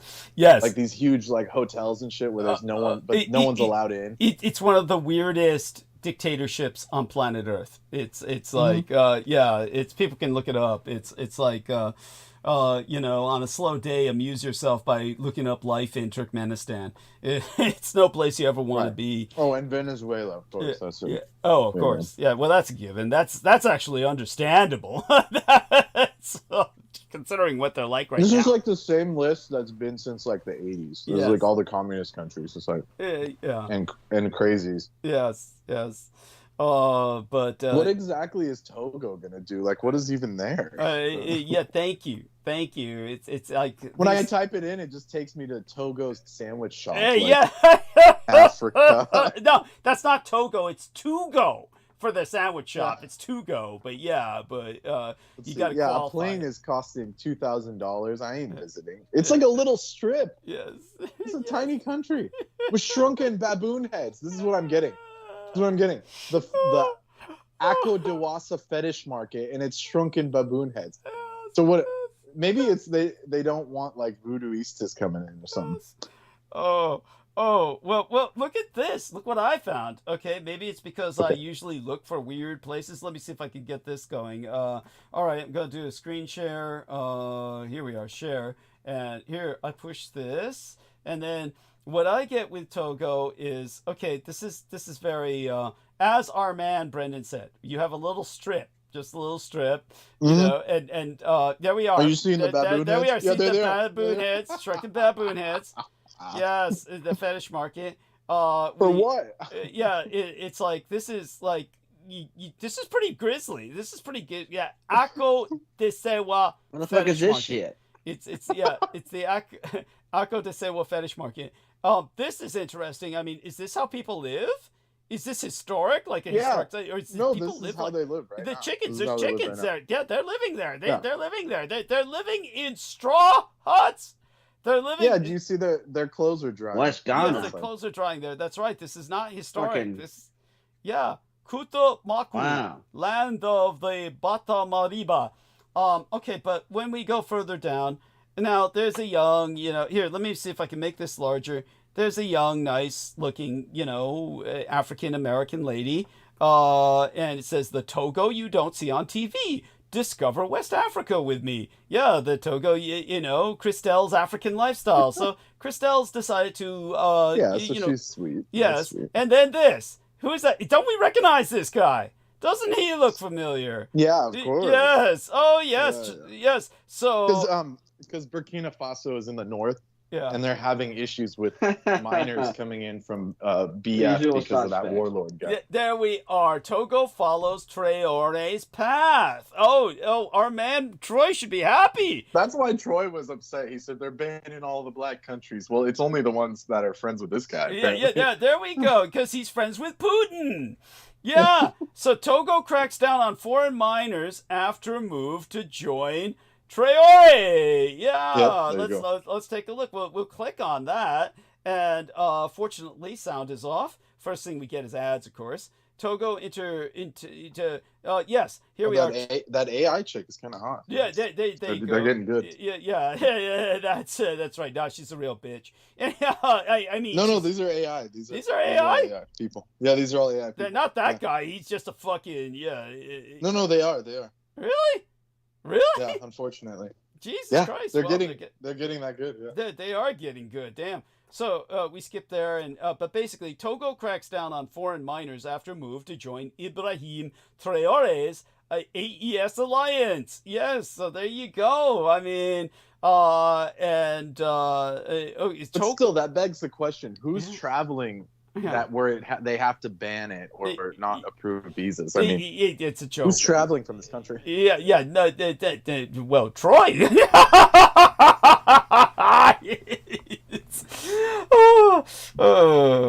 Okay. Are we still on call? Yeah, I guess I'm still on call with these gentlemen. Yeah, it's the first comment is I pulled it up on Google. Yeah. It looks like a very pleasant, nice country. Shit. Like really? Yes. The baboon heads. Yes, that's it. Yeah, laundry dry. The straw hut looks nice. I wouldn't want to live in it, but it looks nice from the outside. It's architecturally interesting. Probably better than the place I live in. I'll tell you that. Yes. Oh yeah. Yeah, I'm thinking they're living quite healthy, just natural living. Yeah, but natural living. Yeah, there you go. Unlike so many blacks. They definitely don't look dangerous. Yeah. Well, not dangerous as where Traore is running rampant. Let me see if I can share a screen again here. And okay, here we are with a share. Now, this is what's intriguing to me. Okay, we've got pretty high numbers. It was even higher just a few moments ago. But what I'm wondering is, so somebody's finally participating. Dakota says, "Hi, Douglas and team. I tried coming on, but maybe next time. Could not access my account." Okay, thank you, Dakota. And we'll just give them a thumbs up. Thanks so much, Dakota. And all right. And with that, I'll go into monologue. You can see the numbers are going up. Yes, go on. One last thing here. Yeah. That probably will lead into something you're saying. But look, apparently, Trump is like the mouth of Sauron now, and he says, Trump says Putin vows a response to the airfield attack. Like, what is he? He's the literal sock puppet. Yeah. He's talking for him. Yes. What the fuck is this? Why? Thank you. Yeah. He called him on the phone, which all the other allies said was a slap in the face to all of them.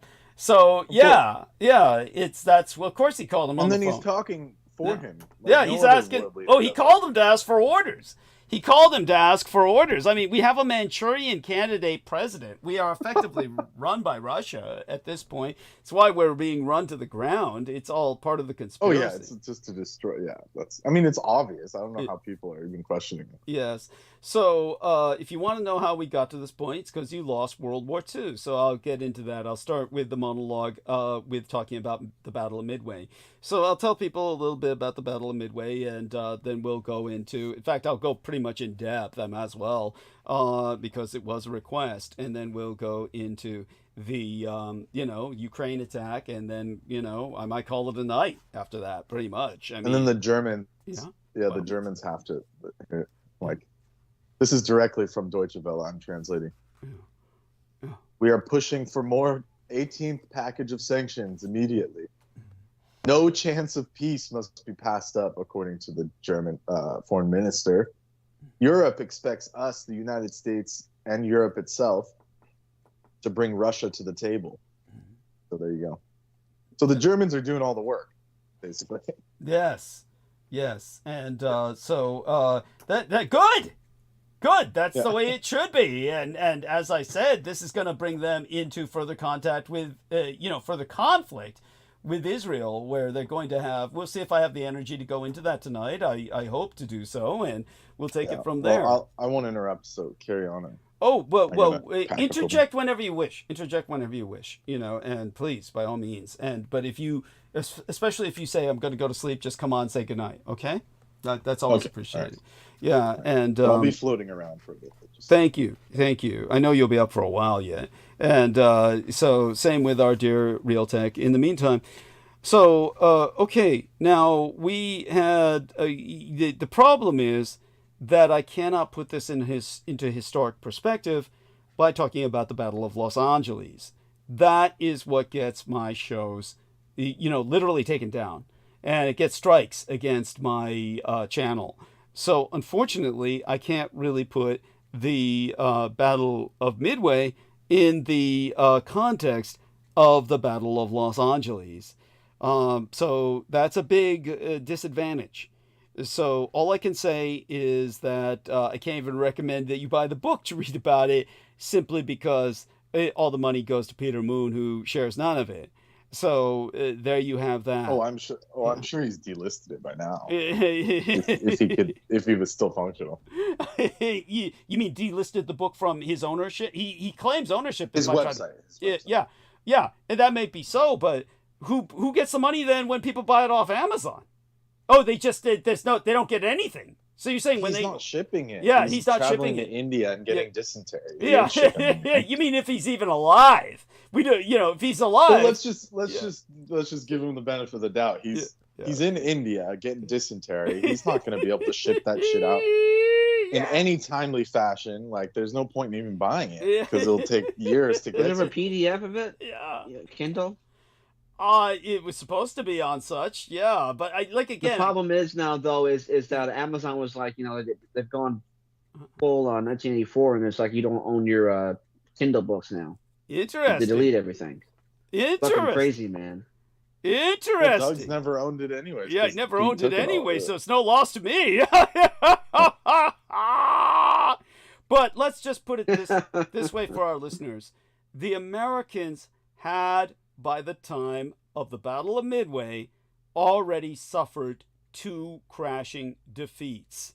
The first being Pearl Harbor, which America responded with what amounted to be a very lame response by having Jimmy Doolittle lead a bomb raid of Tokyo in April of 1942. It did no serious damage at all in terms of military strategy, and Doolittle himself was convinced that he would be coming home to a court-martial for his poor performance. Instead, Roosevelt promoted him to general and gave him the Congressional Medal of Honor.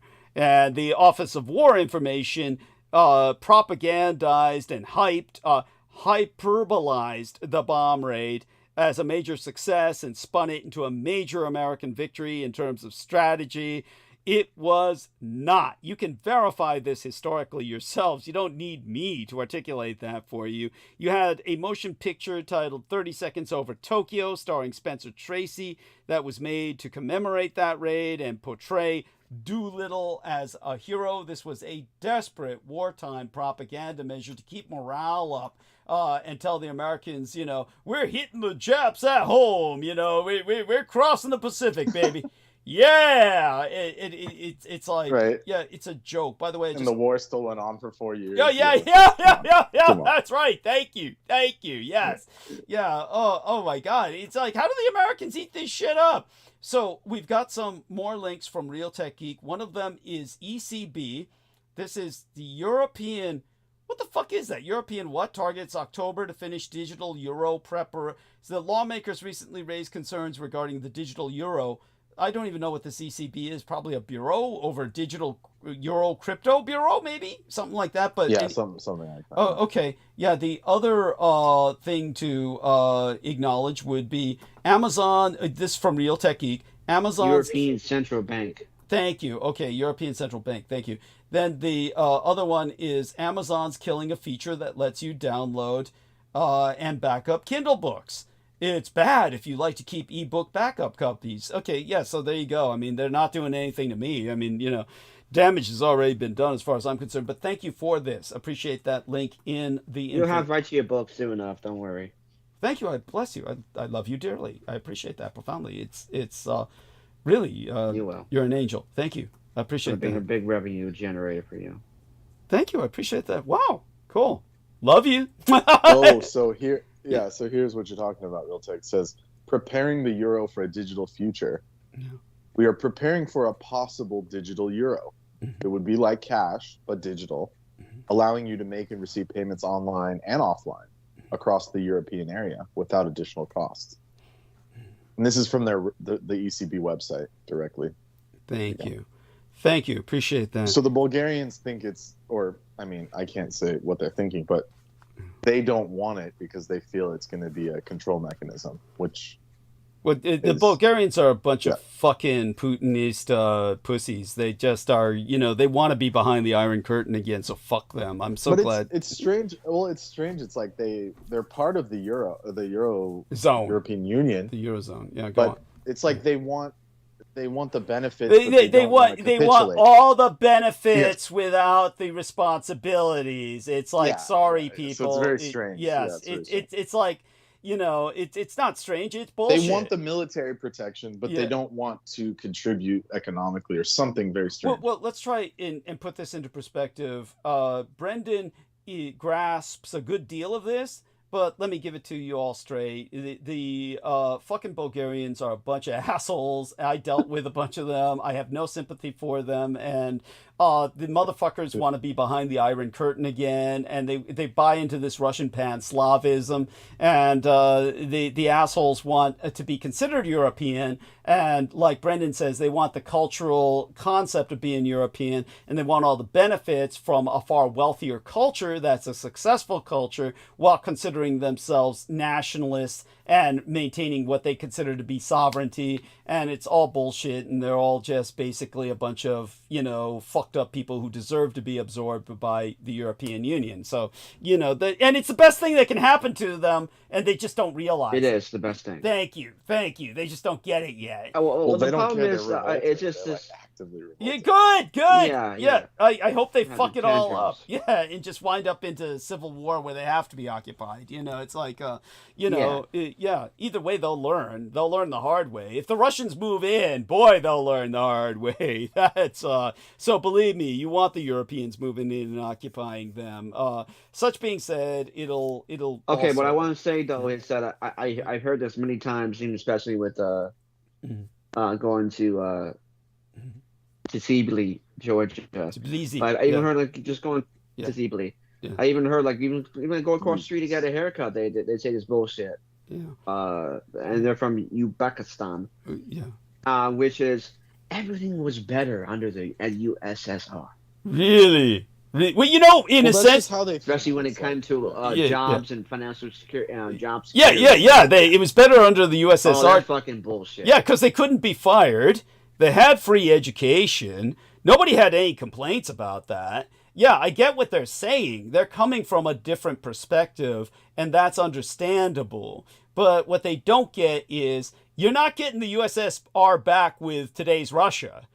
When the Russians move in today, you had this level of security with the USSR you don't have with today's Russians. Today's Russians are just straight out and out fucking... Whereas the Soviet Union was simply Russian imperialism, at least it had a buffer ideology to disguise, so that they had to maintain some semblance of social responsibility. With Putin, it's all gone. You don't get any of it. Especially after they did try, a time period without having money. Yeah. No shit. That was a disaster. Oh yeah. It's there you go with that. But Putin's trying to bring the USSR back, believe me, as best he can, but he's failing miserably. They're putting up statues of Stalin again. They're putting up Stalin all over again. But the second crushing... Oh, God. Yeah, I know, it's a joke. Oh, God. Now, the second crushing defeat the Americans suffered was the Battle of the Coral Sea, which followed less than a month after Pearl Harbor. And it was a battle which, in case you did not know, was a decisive victory for the Japanese, who sank an American carrier, okay, which you never hear about. And at least, and it's been spun by Americans into this strategic victory for the Allies. Now, both the Doolittle Raid and the Battle of the Coral Sea are spun to make you think the Japanese panicked so as to rush too quickly in order to reach their next objective, the Midway Islands, 1,300 miles northwest of Honolulu. Now, the Midway Islands are really nothing more in and of themselves than a rather modest coral atoll with a total land area of about 2.4 square miles that was used as an American aero base. Now, the OWI, the Office of War Information Propaganda, which is very effective propaganda to its credit, has literally brainwashed America and most of the world into thinking that the Battle of Midway was the defeat of Admiral Yamamoto and was a major turning point in the war because the Japanese lost their first-line aircraft carriers and therefore lost the ability to wage an offensive war in the Pacific. And all this sounds plausible to a person without any understanding of military strategy at work.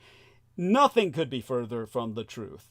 It's been completely lost to so-called professional historians in the United States and the West, but Emperor Hirohito accomplished two major objectives as a result of the Battle of Midway. The first was the invasion of the Aleutian Islands. That's a 1,000-mile chain of islands stretching out from the Alaskan mainland. Midway was of minimal importance, whereas the Aleutian Islands are extremely close to Japan, which at the time occupied all the Kurilisk island chain known as Tsushima to the Japanese, meaning that that's where Japan and the United States essentially effectively touched borders. That's where they both actually bordered each other.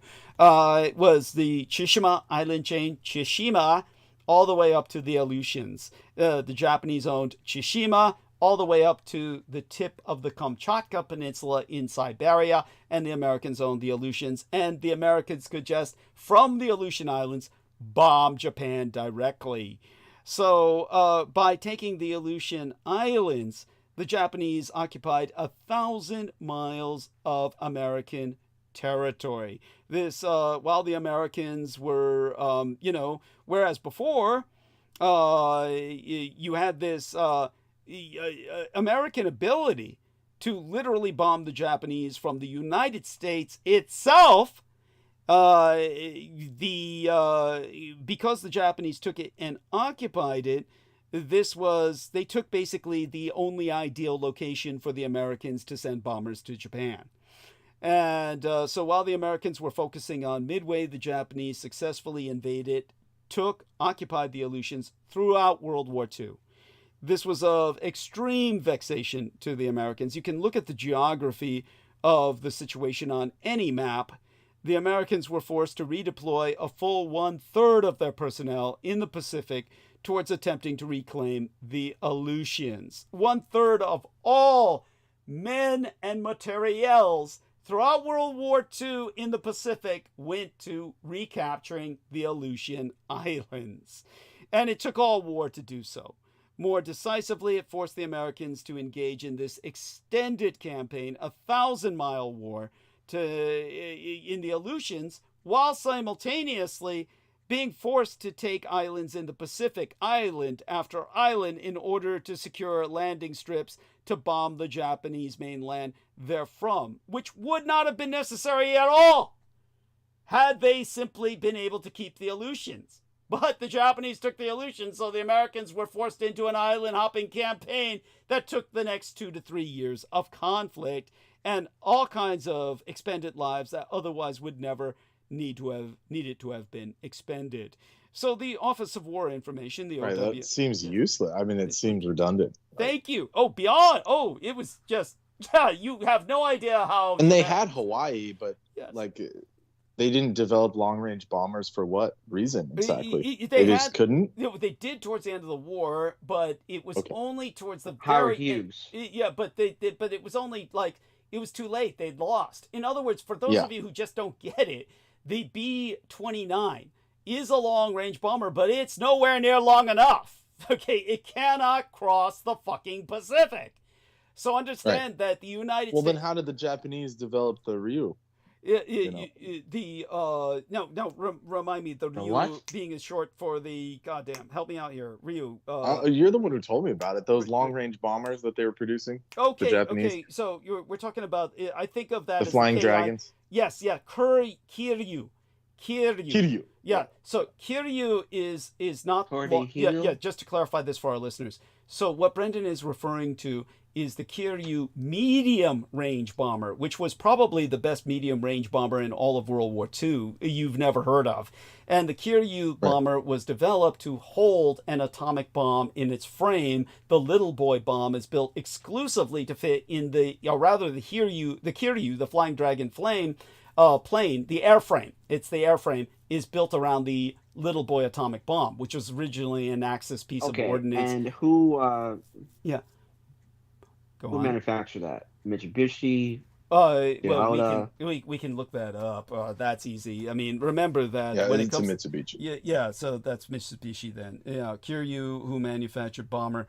Mitsubishi, yeah. Yeah, manufacturer. Okay, so if you've looked it up already, then I don't need to look it up. It's the Mitsubishi, but Wikipedia. The Kiryu was a strategic weapon only in the sense that it was deployed through the Sentoku bomber, the Sentoku submarine, which was a submarine aircraft carrier. So for those of you who don't know, got it. Yeah. So it's a medium-range bomber though. But the Americans couldn't hang? Like we couldn't do that? No, the Americans did that in the sense of, for those of you who don't understand the Jimmy Doolittle raid, the Jimmy Doolittle raid was something the Japanese literally did not expect because the Americans used larger bombers that were on aircraft carriers, but they could not land. Yeah, B-29. Yeah, they had to take the B-29s, put them on the aircraft carrier, but they could not return. So in other words, the Jimmy Doolittle raid, was a one-way bombing trip where they landed... Well, they landed in China. And the Soviet Union. They landed in China and the Soviet Union. And so the poor fuckers who landed in the Soviet Union didn't come home for years. But, the ones... They were captured. Yeah. It's crazy. Yeah. Like, you land in Vladivostok and it's like you're stuck. Yeah. But the ones who landed with the Chinese... Pearl Harbor, the movie had the entire scenes about that. Of course they did. They swore that... because you know why? They weren't going to put those scenes in, but then all of the old World War II veterans who were acting as consultants were threatening to walk off the project if they didn't include the Doolittle raid. That's how much it hurt the World War II veterans. Pearl Harbor. That's how much Pearl Harbor hurt the World War II veterans. Don't forget, this was released at a time that the Americans had just killed a bunch of Japanese children in the Pacific when they turned the controls of a nuclear submarine over to a couple of civilian tourists. And when they did that, they rose up from the sea and crashed into a fishing boat full of Japanese children on a field trip and killed over 100 Japanese kids. And so they said, what do we do? Everybody knows we're a bunch of retarded, incompetent, criminal pieces of white trash shit. Oh, let's release Pearl Harbor. So they released the Pearl Harbor movie to make it look like you gotta hate the Japs. Yeah, you gotta hate the Japs. Right. That's the only reason that Pearl Harbor film was evil. released. Yes. Yeah, if you don't buy that, you're an idiot. Fuck you. That's why it was released. That's how it got the military funding. It was militarily funded. You can look it up. Follow the fucking money. They had to. Well, smart, they usually. basically had to refresh the psyop. They had to refresh that whole trip. Yeah, they had to refresh the fucking psyop. The programming. Yeah, and part of it was, you got to put in the Doolittle raid and make it look like this was like during the ascension of like Pokemon and all that shit. So people didn't think that. I think there's a joke about that. One of these German comedians, he said, everyone hates us still because we don't have Pokemon and shit, you know? Yeah, that's right, yeah. But Americans love Japanese because they make cute little... Yeah, and don't forget, South Park was showing Emperor Hirohito. South Park showed Emperor Hirohito behind Pokemon. And they showed Emperor Hirohito. Yes, that's right. Yeah, that's right. And they, you know what? They don't rerun those episodes. Those are the only episodes that are never rerun. Yeah, there you go. That probably Of course, the there's a Japanese couple said ones no. You're right. I gotta find that one. Yeah. They stopped them. They stopped them. Yeah, see if you can find it. Yeah, at least bootleg copy, because that episode, Emperor Hirohito fails in his plan where he says, the Pokemon will capture the brains of the American children. Yes. And then he finds out the American children have no brains. That's he's, they have no brains. The American children are all just blank and shit. Yeah. Pokemon can't capture their minds and shit. Yeah, it's there you go. It's so fucking funny. But I love Pokemon, but it's been a crazy market right now, man. This is fucking goddamn scalpers, man. It's so fucking hard to get product in this ripping shipping shit and whatnot. There's all the fucking scams and TikTok and. Oh my god, man! And fucking adults fighting over Pokemon cards and this fucking shit, and oh man, it's just insane, man. Like Logan Paul, his bullshit, and celebrities getting into it. Yeah. Becoming an alternative asset. But anyway, sorry. No, I appreciate that. I mean, this is important cultural trivia. That's always... if it's one thing the Japanese won is the frickin' culture war. Oh, of course, that goes on. What I would say is I saw a sealed copy of graded by Wada Games, I think, or VGA, one of them. Another scam company. But anyway, a sealed copy of the Heritage All-Stars of a Pokemon Red for Game Boy. Sold for probably $80,000 at 9.8. Ooh, these can be an investment. Well, these can be an investment. I never fucking thought when I was a fucking kid playing these fucking games and shit. And I still wish I had it. Because you can get like a decent one. Yeah. The only problem is that you want to play the fucking thing, the CR2 2032 battery. You gotta change it after a while, and the battery dies, and then you lose your save. Yeah. But it's a testament to the Japanese quality of goods those things still work. Yes. It's like there's the thing still work. American game still works after 40 years, 30 years. Of course not. No. They have to. They have to find hobbyists. Sega, if you find an old Sega, it's like rusted and shit. It's like barely working. Oh God. You'd be hard pressed to find. Genesis had 2 motherboards built into it. Yeah, they were Japanese, online. But they were built. Some of them were built here, and they like some of the chips were made in Texas or something. Yeah, and those ones didn't last. Yeah. And so just so people understand about the Hiryu flying dragon, the aeroframe that's built around the Little Boy bomber, the whole reason for the Battle of Iwo Jima, which it was a subject of great controversy because of all of the Marine Corps lives that were sacrificed under the presumed objective that was presented to the public that, we had to have a safe landing base that was closer to the bombing of Japan so that the lives would be saved of pilots, and people will calculate this and say, well, the number of pilots who their planes were all shot up over Japan and they needed to land on the closer island, Iwo Jima, the number of pilots that are rescued barely balances out evenly with the, plus all their crew members, barely balances out evenly with the number of Marine Corps lives lost. What people don't understand is your government's not giving you the story.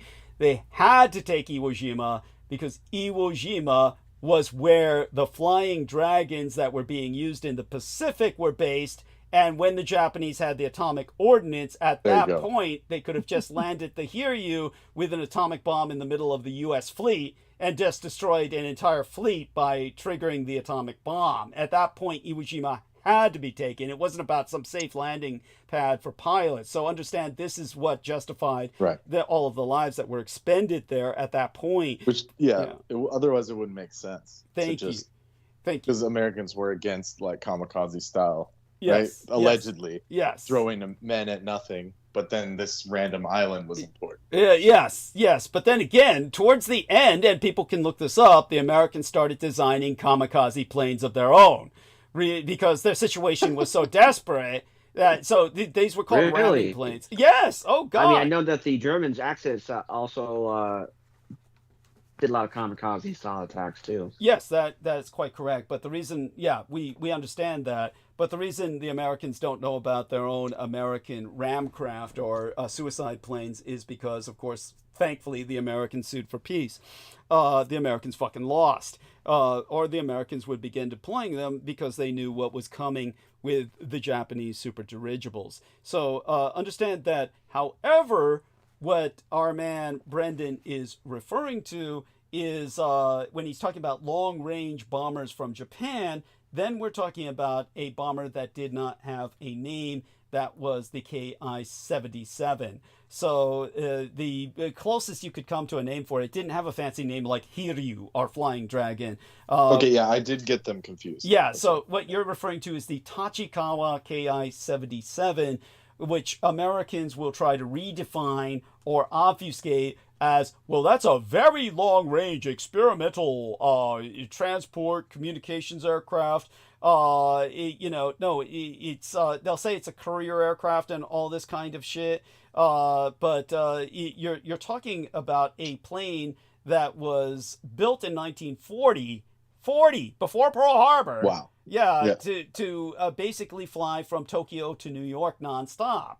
And so this had a pressurized cabin, and this was reconverted into a mass production bomber. This is what they were building in the subterranean factories at Nagasaki. Even though Nagasaki was not the primary target, it was Kokoda, the Japanese National Armory, that was the primary target. And so the Americans, in panic, Captain Sweeney, who was the captain of Boxcar, which had the plutonium bomb, which was the far more destructive bomb that the Americans built themselves, that he was going to deploy. That was supposed to be deployed over Kokoda, the National Armory of Japan, and instead they got shot at. There were so many interceptors that their fuel tank was punctured. It flooded the bomb bay with highly inflammatory high-octane aviation gas, aviation fuel, jet fuel. And so in a panic, Sweeney flew over Nagasaki and dropped the bomb. And of course, we already know the story of Don Mastic, and all the plutonium in that bomb had gone out of a man's ass. Literally came out of the ass of Don Mastic. And people can look that up. D-O-N, his surname spelled M-A-S-T-I-C-K, the guy who inhaled all the world's known supply of plutonium because he was tap dancing naked on the table and with the test tube that held it, and inhaled it all, and then they had to boil his shit to get it all back out, and then deported him to Tiananmen Island where it was boiled out and put into the bomb, and then they assembled the bomb, and then they couldn't drop it because the Japanese interceptor assault was so incredibly intense. They could, and they'll say it's cloud cover. Oh, it's a cloud cover. We couldn't aim the atomic bomb with a cloud cover. Yeah, those guys said that shit. Yeah. Hey, it's an atomic. It's a nuclear fucking weapon. Why would you aim a nuclear fucking weapon? You're over a city. You drop a nuclear weapon. It's not like, it's so fucking heavy. It's insane. Yeah, it's so fucking heavy. It's not like the wind's gonna blow it. It's not like the wind's gonna blow it off course. Yes, no. Everything they tell you is so much bullshit, and if you have any and if what they say is correct, and it's like 1+ mile of blast radius, where does it matter? Yeah, thank you. Thank you. It's like, obviously it was overhyped. Whatever they did was obviously not only that, blown out of proportion. Yeah, not only that, but covered up. It was blown out of proportion by extremes. There was more ink spilled about the atomic bomb than there was blood spilled in World War II. People have measured this. People have calculated the amount of ink. Because we were still in zebra press in those days, kids. People still read black and white on paper, on pulp. And there was more ink spilled on propagandizing the atomic bomb than there was blood spilled in World War II. And we're talking about millions of people died. Millions. So, but anyhow, so the Japanese Ki-77, the atomic bomb, the nuclear weapon, the plutonium bomb, did nothing to even stop the pace of production of the Ki-77s, and that's when the Americans really knew they had lost the war. That was one of the major factors that they knew it was over for them, because the Japanese were going to dispatch the Ki-77 directly over the cities of the United States, along with everything else that could have taken the Americans out as a civilization. So, so that means that all the island hopping campaign to take enough islands to bomb Japan, safely, at will, happened only because they couldn't retake the Aleutian Islands throughout the entire war. Right, so that was my original question. What was the point of the Aleutians? Yes. That's what I was going to ask. Oh, it prevented the Americans from easily bombing Japan from Alaska throughout the war. The Americans would just have stationed people in the Aleutian Islands and bombed Japan from the Aleutian Islands. So the whole Battle of Midway was meant to take the Aleutian Islands. So what that proves is that the Japanese had America on the back foot the whole time. Yes, absolutely. So if you actually zoom out, yes, why were we trying to snatch back those islands when we should have already kept those islands on lockdown? Yes. So that just proves it right there if you're coming from a military. Thank you. And again, overview. Thank you.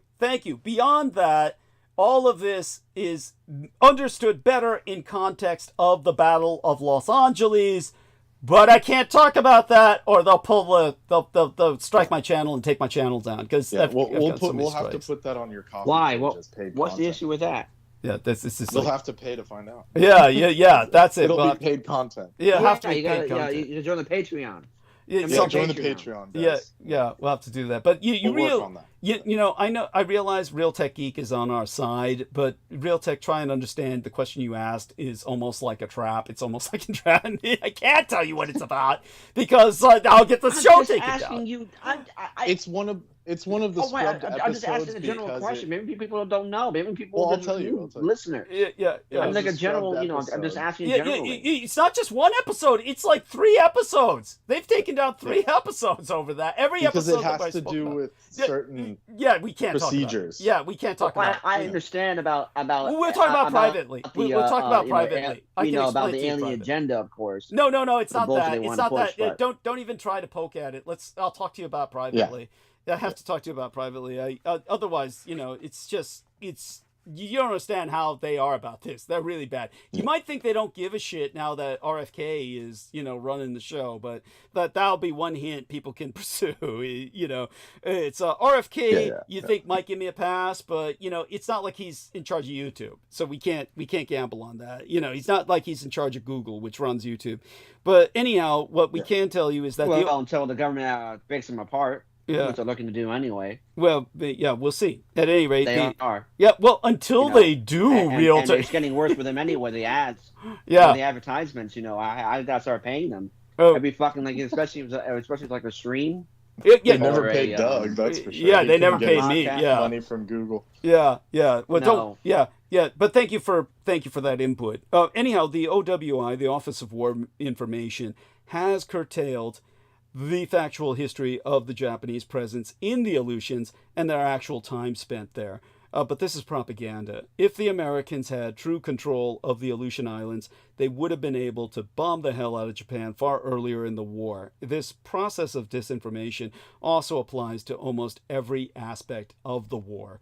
Now, with regard to the Battle of Midway Island, in summary, before I go into detail, there was another key objective obtained by Hirohito, and that was the defeat of Admiral Yamamoto, which eventually led to his assassination at the hands of the emperor himself, meaning under direct orders of the emperor. Wow. Yeah, so you understand that That's crazy. Yamamoto was a very colorful, charismatic, popular character, but he was viewed by Hirohito himself as a highly erratic individual in his performance as a military leader, and ultimately Hirohito considered him a danger to the empire.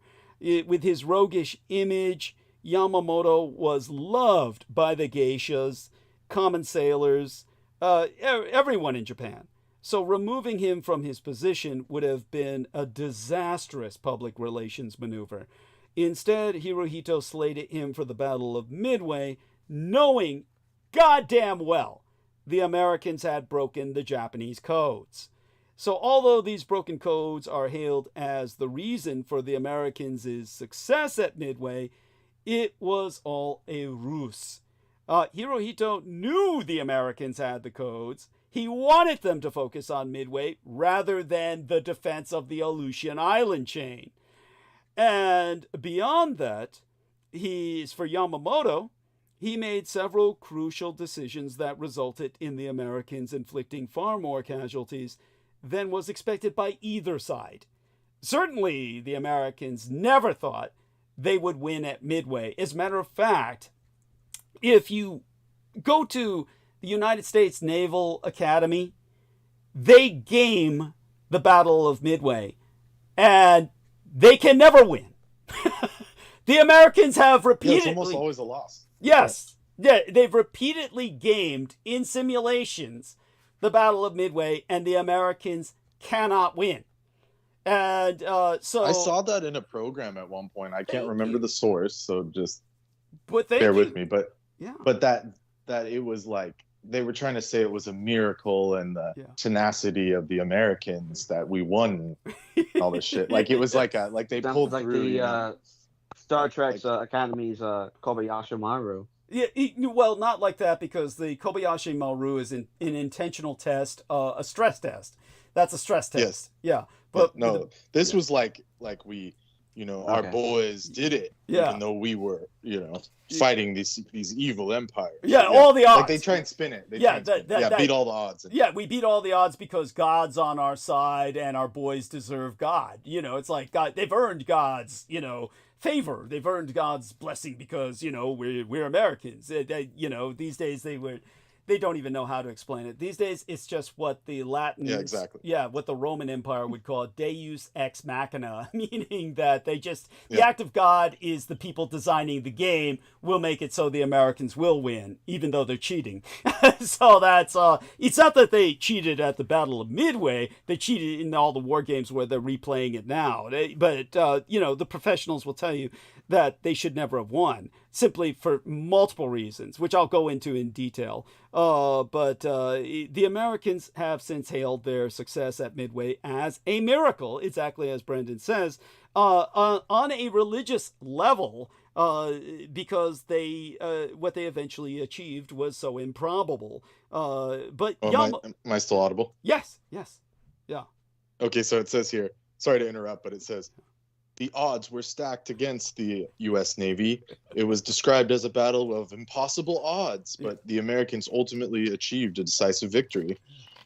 One, their fleet size, including Japan's higher naval forces.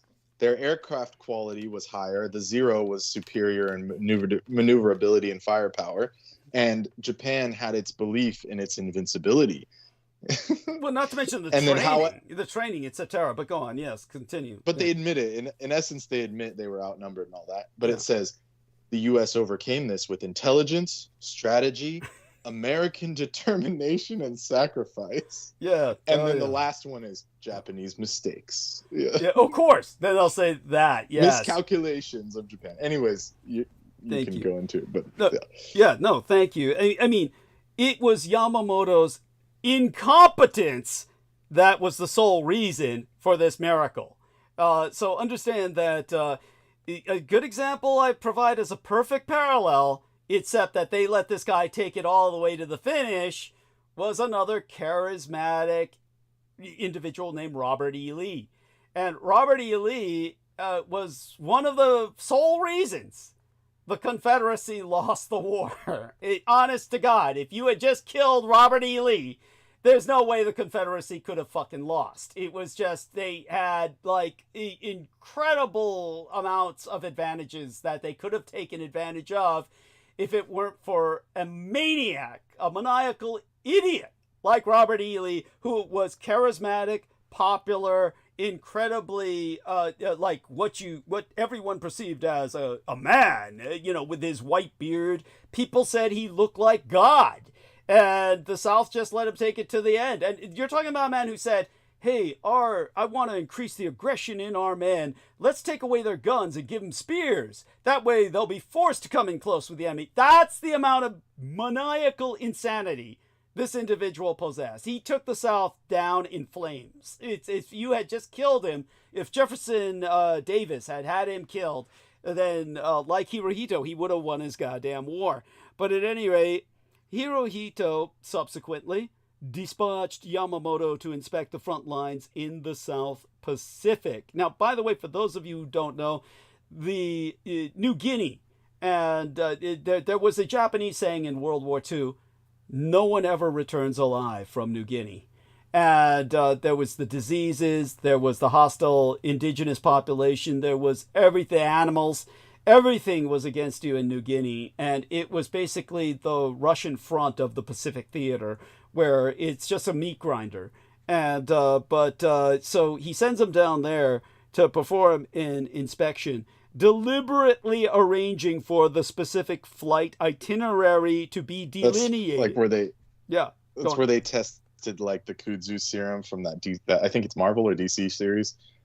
The super soldier juice. Yes, yeah, there you go. Forgot which one, Green Arrow or some shit. I forget which one. It might have been the Unknown Soldier, but I doubt it. The Unknown Soldier, they revamp and they retcon these things so many times. But the Unknown Soldier, in one of the lesser known revamps that otherwise was very poor in quality and simply didn't have any plot to follow. But one of the major points it made was that the Unknown Soldier, who's supposed to be this ultimate American super soldier who can disguise himself as any enemy, he is a product of Japanese science. In the one of the retcons, they made him. He was a victim of Japanese experiments.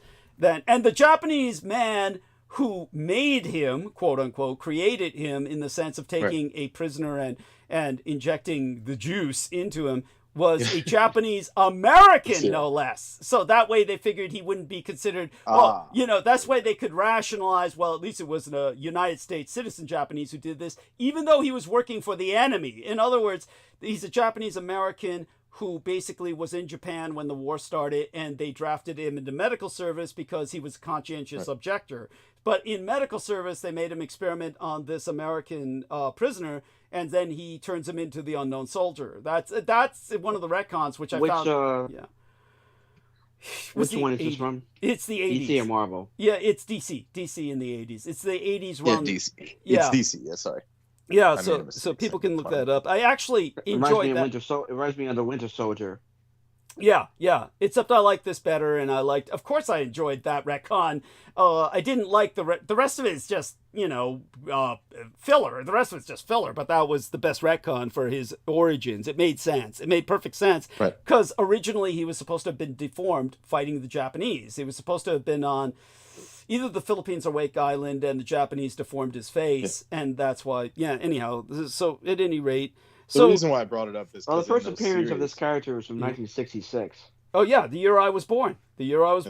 All good things come then. What were you going to say, Brendan? Yeah, what were you going to say? Yeah, the reason why I brought it up is because all those experiments were happening in New Guinea. Yes, a lot of them. So, like, make super soldiers or whatever, according to DC. Yes, no, this is true. This is because it's true. Because it's true. A lot of that things were applied there. A lot of experimental. But anyhow, so Hirohito dispatches. And how does that relate to then Unit 731? That's his Unit 731. That's Unit 731 doing its thing. Yeah. So you asked Papua New Guinea. Yeah, It was among just other one places. of the places they operated out of. Yeah, That's just why one. when They Doug said operated that all over earlier. Oh, Asia. I always thought they were in China. Oh, they were all over. They were all over, dude. They're a No. military unit. Okay. They're not. They just... even reference it in that Green Arrow series. Yeah. Thank you. Yes, Green Arrow was also referenced that. That's a good point. Thank you. Yeah. So I do want people to understand, Unit 731 wasn't just a lab in China. They're an entire military unit that was its own army. They're all over Asia in World War II. So, anyhow, so that being clarified, basically, Hirohito arranged for the flight itinerary to be delineated so that it could be transmitted in order that the Americans could intercept and break the code.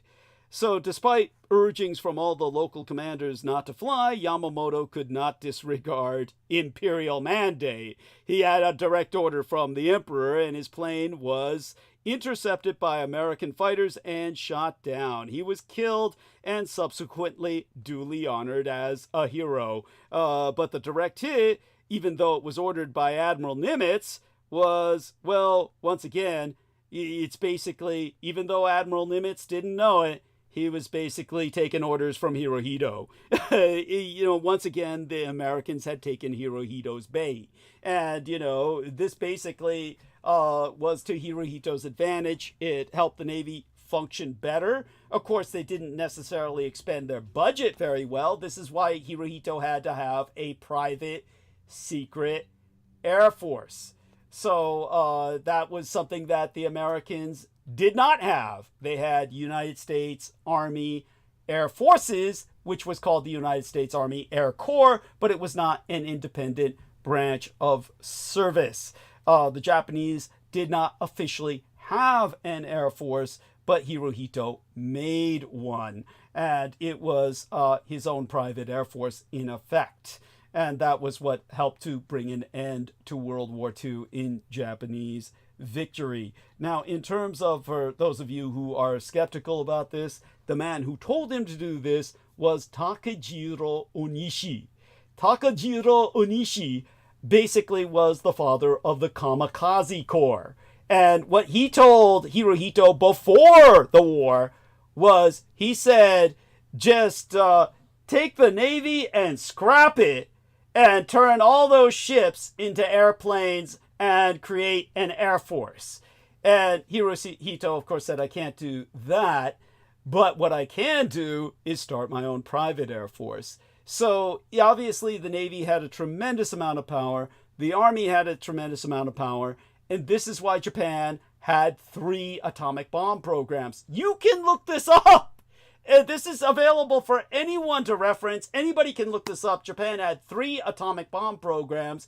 One was Army, one was Navy, and they'll never tell you what the third one was. They'll just say, oh, and then there was this third one. Like, what the fuck? Okay, it was Hirohito's.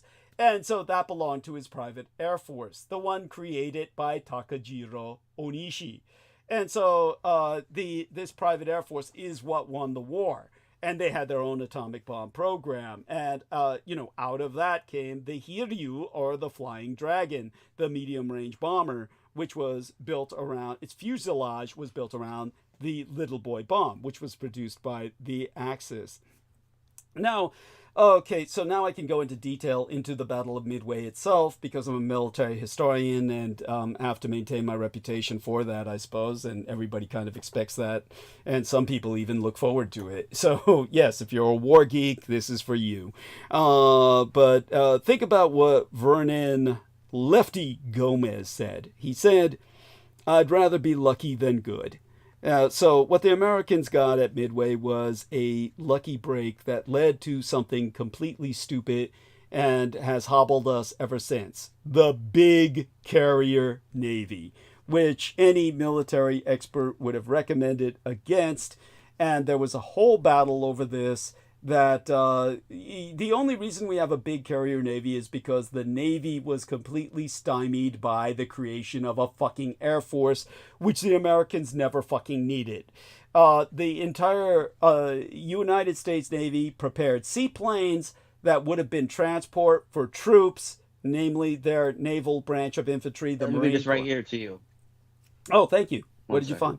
What'd you find? Japan had Yeah, about what you're talking about. Okay. Nuclear programs. Japan had at least 2 major atomic bomb programs. One run by the Japanese Army and headed by Yoshida Nishina of Japan's Institute of Physical and Chemical Research, RIKEN, and the run by Osaku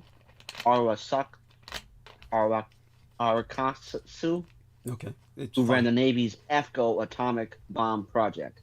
Both men were top physicists, and Nishina had strong connections to Albert Einstein and Ernest Lawrence at the University of California, and Niels Bohr, who Nishina again visited at the end of World War II.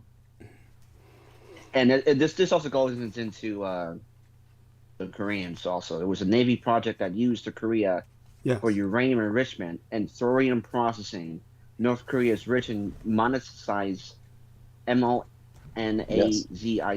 an excellent source of thorium. And in the 1960s, Pentax used a lot of lenses with thorium in there. It's very, very little, small amount, but they do yellow up after a while. You can de-yellow with them, but it's a very small amount of radiation. I have a few myself. There's certain ones lenses like made by Fujifilm that are very heavy radiated. You can't use those. But not for constant use. But and also, of course, we also know the Germans were making their own. And in fact, the Germans made their own hydrogen bomb. Yes, so. Absolutely. So thank you for that. All of this is very important. Yeah. But, to the Germans... But I'll post the article in the chat. And just so people understand, to the Germans, they had quickly moved beyond nuclear physics to the point where, to the Nazi civilization, the breakaway civilization of the Nazis, and thank you for putting that into the YouTube chat. Thank you. As far as they were concerned, nuclear physics was already rendered obsolete by their developments with Die Glocke and dimensional physics, where they developed the Bell Bomb. And the Bell Bomb is what was inserted in the La Palma Islands of Spain because Franco was the fascist ally of Adolf Hitler and Benito Mussolini, who allowed them to do that. And this is what they threatened a major tsunami with against the eastern seaboard, the Atlantic seaboard of the United States, which enabled the Nazi evacuation to Antarctica and ultimately a breakaway civilization from there in Unterland, and beyond that, of course, effectively to the stars. Now, as for the vulnerability of aircraft carriers, everyone warned against using them before World War II. You're simply concentrating all your firepower on a single platform that's easily sunk. For those of you who say, but there was no evidence of that throughout the war, you ultimately advertise your ignorance. Important to remember two things. There was far more battleship to battleship combat in World War II than there was carrier to carrier combat. So World War II was not a carrier war. It was a battleship war.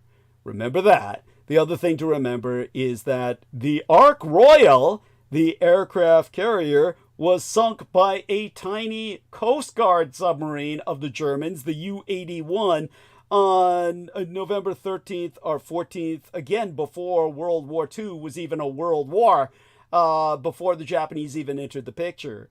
So there you go. An aircraft carrier was sunk with all these planes, all these trained pilots, all these sailors, and it just proved, dude, don't use aircraft carriers. You're just going to have incredibly vulnerable assets that concentrate everything in a loss at once, all your eggs in one basket. So it was, however, the myth of Midway that led to the carrier navy, which we should never have had, and the only reason we have is because we've got a goddamn Air Force. And the only reason we have an Air Force is because of the Roswell myth. That we've brought this up before. I've written a book on it, but don't order the book because all the money goes to Peter Moon and I get nothing. So, as I've said, hopefully, our man Realtek foresees the future and says that'll change. Okay, we can hope and pray. Otherwise, I want you to know this much. When it came to the Air Force and the Navy, they had a big budget battle over the nuclear Navy and nuclear weapons. And the Navy wanted nuclear weapons. Instead, they got fucking nuclear ships. The compromise was, well, they could at least eventually, and this took decades, years, before they could mount nuclear weapons on their nuclear subs. So it's not like you had an automatic nuclear arsenal at sea. However, the Navy could easily transport nuclear weapons on carriers and launch them with planes off carriers. But that is proven because they knew of the loss at the Battle of Midway. You don't want to be putting that shit on carriers. Your carriers are sitting ducks. So in a nuclear war, they're the first things to go, and they're just like out on a stick. It's death on a stick. So they developed an entire new Navy with basically enormous transport planes that were seaplanes, and these would carry their Marines to follow up with ground operations. They had sea fighters like the Sea Dart that would sit in little alcoves or landing strips and take off at sea without any landing strip. They had sea bombers that would just, again, all this relied on invisible landing strips, because what's the first thing to go in a nuclear war? Your goddamn landing pads. The first things that are going to be attacked are your airfields. So what do? Develop planes that don't use airfields. That's the logical thing, right? So they had a whole flying Navy that would have been flying transport planes, flying fighters, and flying bombers, all seaborne, all basically seaplanes. It was a seaplane Navy that should have been funded, should have come into being, and that could have basically, there would have been no Cold War. The Russians would have surrendered. It's like, you can't fight that. You can't beat that because they're all dispersed. You have no airfields to destroy. There's no ships or carriers to destroy. You can't win. You can't beat it. But instead, the Americans said, you gotta have an aero force. And all the money went into that, and they got these strategic bombers, and the Navy was stuck with building carriers, which was a fucking joke. Now, how did it get to that point? The myth of Midway. The Navy had sold the carriers just the way the Americans had sold the atomic bomb. Oh, it was carriers, man. Carriers of Midway. And so, basically, that's why we're stuck with a big carrier Navy that's going to be the first thing to go in any major war. Because all it takes is one minor ship missile, and those carriers are down, and all their nuclear engine and everything with them. And the funny part about that is that they have to run in a squad. Like, it's like the carrier plus, like, the battleships and the cruisers. Yeah, it takes an entire battle group to theoretically protect the carrier, and it can't do shit. In war games, they repeatedly sink the carrier because submarines just do what the U-81 like if you did. play the game Battleship, I know it's cheesy, but if you play the game Battleship, the carrier always gets hit first. Yes. It always gets hit first because it's the biggest. Yes. And just, Thank it's you. easiest to get.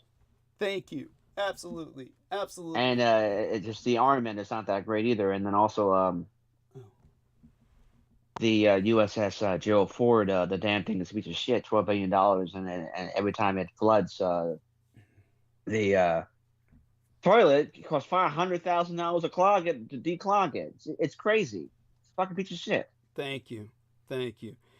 Now, surely it's fair to say that foreign navies openly and unashamedly flaunt it when one of their submarines sinks an American carrier in a war games exercise. They have no problem letting the news media know about their triumphs. Now, with a few courageous and candid exceptions, such as the people who I intend to quote, American nuclear submariners generally do not ever, on pain of death, publicly reveal their own accomplishments against U.S. Navy aircraft carriers. If they do it anonymously, usually years after they leave the service in retirement, or they provide only the sketchiest of details. But in every war game, carriers are immediately sunk by U.S. submarines when they're gaming against each other. But why the secrecy? The former United States Navy officer Jerry Burns gave a pretty straightforward answer in the year 2000 because anyone who says something is wrong gets thrown out of the Navy on their ass in a dishonorable discharge, and you lose all your benefits, and you get no pension. Whoa! Okay. It's the same as a death sentence. Also, Professor Thomas Etzold has pointed out the United States Navy does not want anyone to know that its carriers have been sunk or at the absolute least so seriously damaged they're rendered inoperable for the duration of any supposed conflict in exercises. Ergo, officers are strongly encouraged to keep quiet about such incidents. By the way, you can look up the fact that an American aircraft carrier was sunk by the Vietnamese in the Vietnam War. It was Vietnamese scuba divers, basically frogmen, who planted limpet-style mines, basically explosives, and sank an American aircraft carrier in the Vietnam War. You can actually look this up. If you don't believe me, the communist nation of Vietnam has a national stamp which honors their victory of sinking an American aircraft carrier in Vietnam. Look that up, because you might not find anything from an American source. But there you go with that. I mean, all it takes is men to sink an aircraft carrier. Granted, it was birthed, meaning parked, so to speak, but so fucking what? Why don't they just fix the problem instead of lying about it? Yeah, because what's the point of that? Because you don't understand. It's like that's their entire justification for their budget now is these fucking carriers. That's how crazy it is. It's like that's the moneymaker, right? So, right. Yeah, that's the insanity. That's the insanity. How do you get money in the Navy? How do you get billions and billions of dollars? Build a carrier, right? I mean, like I said, the USS Gerald Ford is $12 billion. Yeah, thank you. At least. I mean, if it costs $1 billion per plane, I mean, geez. And it doesn't have a toilet that works. Yeah, the F-35 is $40 trillion next 40 years. Thank you. It's a piece of shit aircraft. Yeah, thank you. It's a sixth generation aircraft, and the Russian and especially the Chinese one, the JUSU, I can't remember what it's called, but everybody beats it. It's just insane. Thank you. Well, I mean, how backwards the they good are. news is, good news Yeah. is our enemies are just as fucked up. The communist Chinese are basing their carrier design on the Russian Admiral Kuznetsov, which means it's just going to be a piece of shit.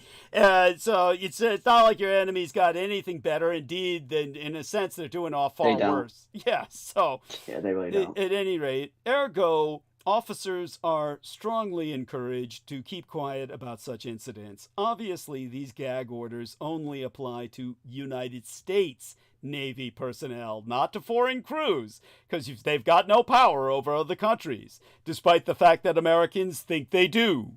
Now, the author of the 1987 book, War Games. Remember that? Derek Talley's dad. Hey, don't buy into this war game shit. Yeah, don't believe that shit. Well, the author of that book, Thomas B. Allen, described this naval censorship during an interview with the American NPR, the National Public Radio, which is why Trump wants to shut it down. But on that network in 2003, he said, the Navy has a kind of unwritten rule. You cannot ever, on pain of death by execution of a firing squad, sink an American aircraft carrier in a war game.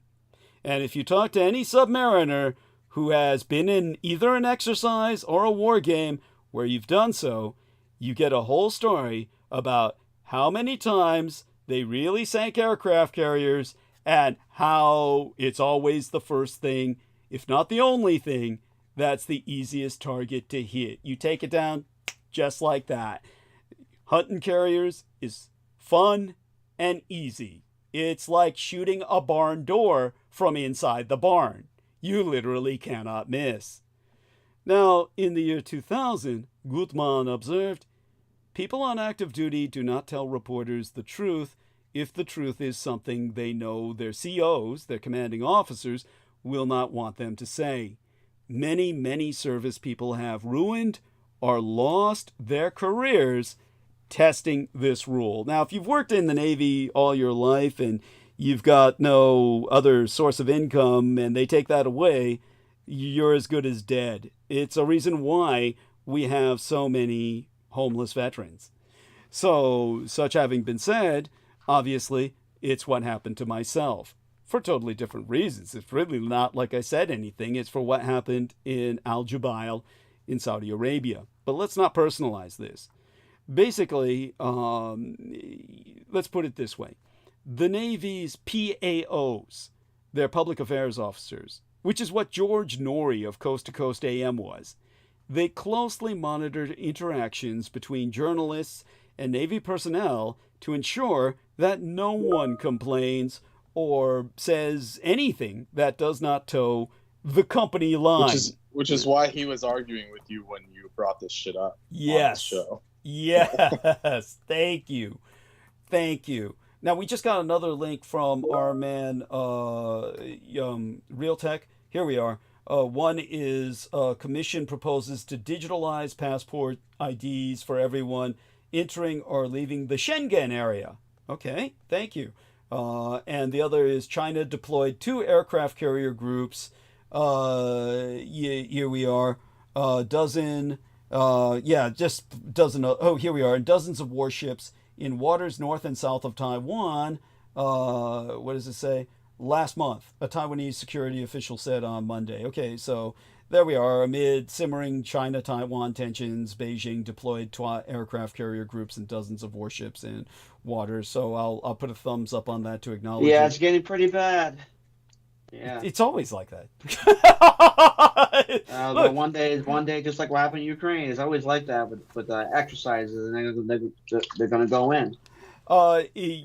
Yeah, well, maybe, but like I said, I predict it's going to go really bad. This is like, it will go really bad. Thank you. Because America, one time, like I meant to mention, when I think the second time he was trying to attack them, Mao Zedong, that fucking idiot.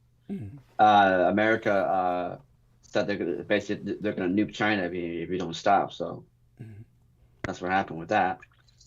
I'm sorry. Say that again. What are we talking? I said the second time when Mao Zedong tried to take Taiwan and attack them. Oh, and that's when Nixon threatened America. Nukes. Right, that's when Nixon threatened nukes. Yeah. Okay, thank you. Yeah, threatened nukes.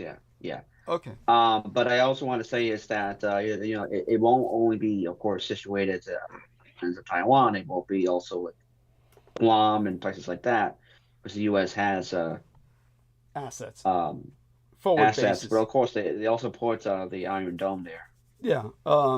Just for people who don't know, the people of Guam are called Chamorro tribes people, and the American servicemen they've overrun Guam to the point where they outnumber the Chamorro indigenous people there. So they're like breeding them out of existence, just fucking them into, hybridization. And these people have no voting rights in the United States. They can't vote for president, but they're effectively an American colony. This is what I was talking about with that colonial legacy that America is an empire. It's not a nation. It's an empire. Yes. Yeah, thank you. Yes. So in Stephanie Gutmann's experience, basically the way she would describe it, and I'll read what she's written here as an investigative journalist who is trying to probe into the U.S. Navy. She said the PAOs, the public affairs officers, like George Norrie of Coast to Coast AM, she says the PAO's very presence, his dogged insistence on gluing himself to the reporter's side, puts a wall between the reporter and the world he is trying to understand. When one does manage to corner an actual sailor with a PAO a couple of feet away, trying to appear as if he really is just suddenly concerned with the condition of his fingernails or the patch of linoleum he's found himself standing on, the sailor will stand rigidly at attention while the PAO is watching the sailor out of the corner of his eye, and then proceed to spout a lot of boilerplate, as they call it in the Navy, meaning bullshit, that the reporter might as well have copied off of the official DoD or Department of Defense sponsored Navy webpage. Going off script in today's military is too often a career killer, and nobody's ready to take the risk of saying what they really think unless they've signed their resignation papers. So understand this much. You guys thought Communist China and the Greater Soviet Union had political cadres and that the United States was quote-unquote free. You're not fighting for freedom. You're fighting for George Norrie. And George Norrie is there to tell you you don't have freedom of speech. That it's just a myth. It might be in the Constitution, but you signed that away. And you signed that away the moment you joined the United States military. And at that point, you might think, well, that makes sense. They shouldn't be telling secrets. Shouldn't be telling secrets? Here's the secret, and I'll tell it to you. These carriers are going to get you fucking lost. You're going to lose your next fucking war because of these goddamn carriers. They're not an advantage. They guarantee you're going to lose the goddamn war. The only reason they exist is to rationalize having a Navy at all once an Air Force was built. You should never have had an Air Force and should have built the Flying Navy that they recommended after World War II, after they lost World War II. But because you had to propagandize that you won World War II, what was your basis for that? You couldn't say the bomb because the bomb would have said, oh, that justifies the Air Force. So if you're the Navy, what have you got? Midway. All you fucking got is Midway. And what's the logic after Midway? Build more carriers. There you go. So, hard to believe, but this doesn't sound any different or better than life in the old Soviet Navy with its political officers and GRU, that's military intelligence agents aboard ship, watching and listening for any sign of free, unstructured thought. Thankfully, in the United States Navy, this PAO surveillance only pops up when journalists are aboard ship. Now, in this world, in which great effort is made to conceal the truth, it is not surprising that a carrier cannot be sunk, even if it really did happen. Such as in 1964, when a Viet Cong swimmer team, it wasn't even scuba divers, these weren't even frogmen, these weren't like Vietnamese SEALs, swimmer team, in Olympic trunks, fucking trunks, sank the United These States. are like fishermen and shit. Yes. Like village fishermen. Yes, sank the United. Thank you. Sank the United States aircraft carrier, the USS Card. The Card, C-A-R-D, in the shallow water of the Saigon River. Now, there's two men who I personally knew. Why would they park it in the river? That's stupid. It's like, maybe their logic was to block it up. I mean, this way none of the Vietnamese will get out. Let's block it with a carrier. Right. That is believable. Yeah. And then the Vietnamese said, hey, let's sink that fucker. Yeah, there you go. Right. Oh, yeah. Now, I personally knew two clowns, James F. Dunnigan, and I think the guy's name was Albert Nofi. I remember his surname is definitely Nofi, because how can you forget that? It's like no-fi, like no Wi-Fi, N-O-F-I. And Albert Nofi and James F. Dunnigan were a couple of these think tankers, and they were among the people, certainly James F. Dunnigan was, because I spoke to him personally that day. Nofi may have been on site, but I met him later. But Alfred Nofi and James F. Dunnigan have written a couple of books together.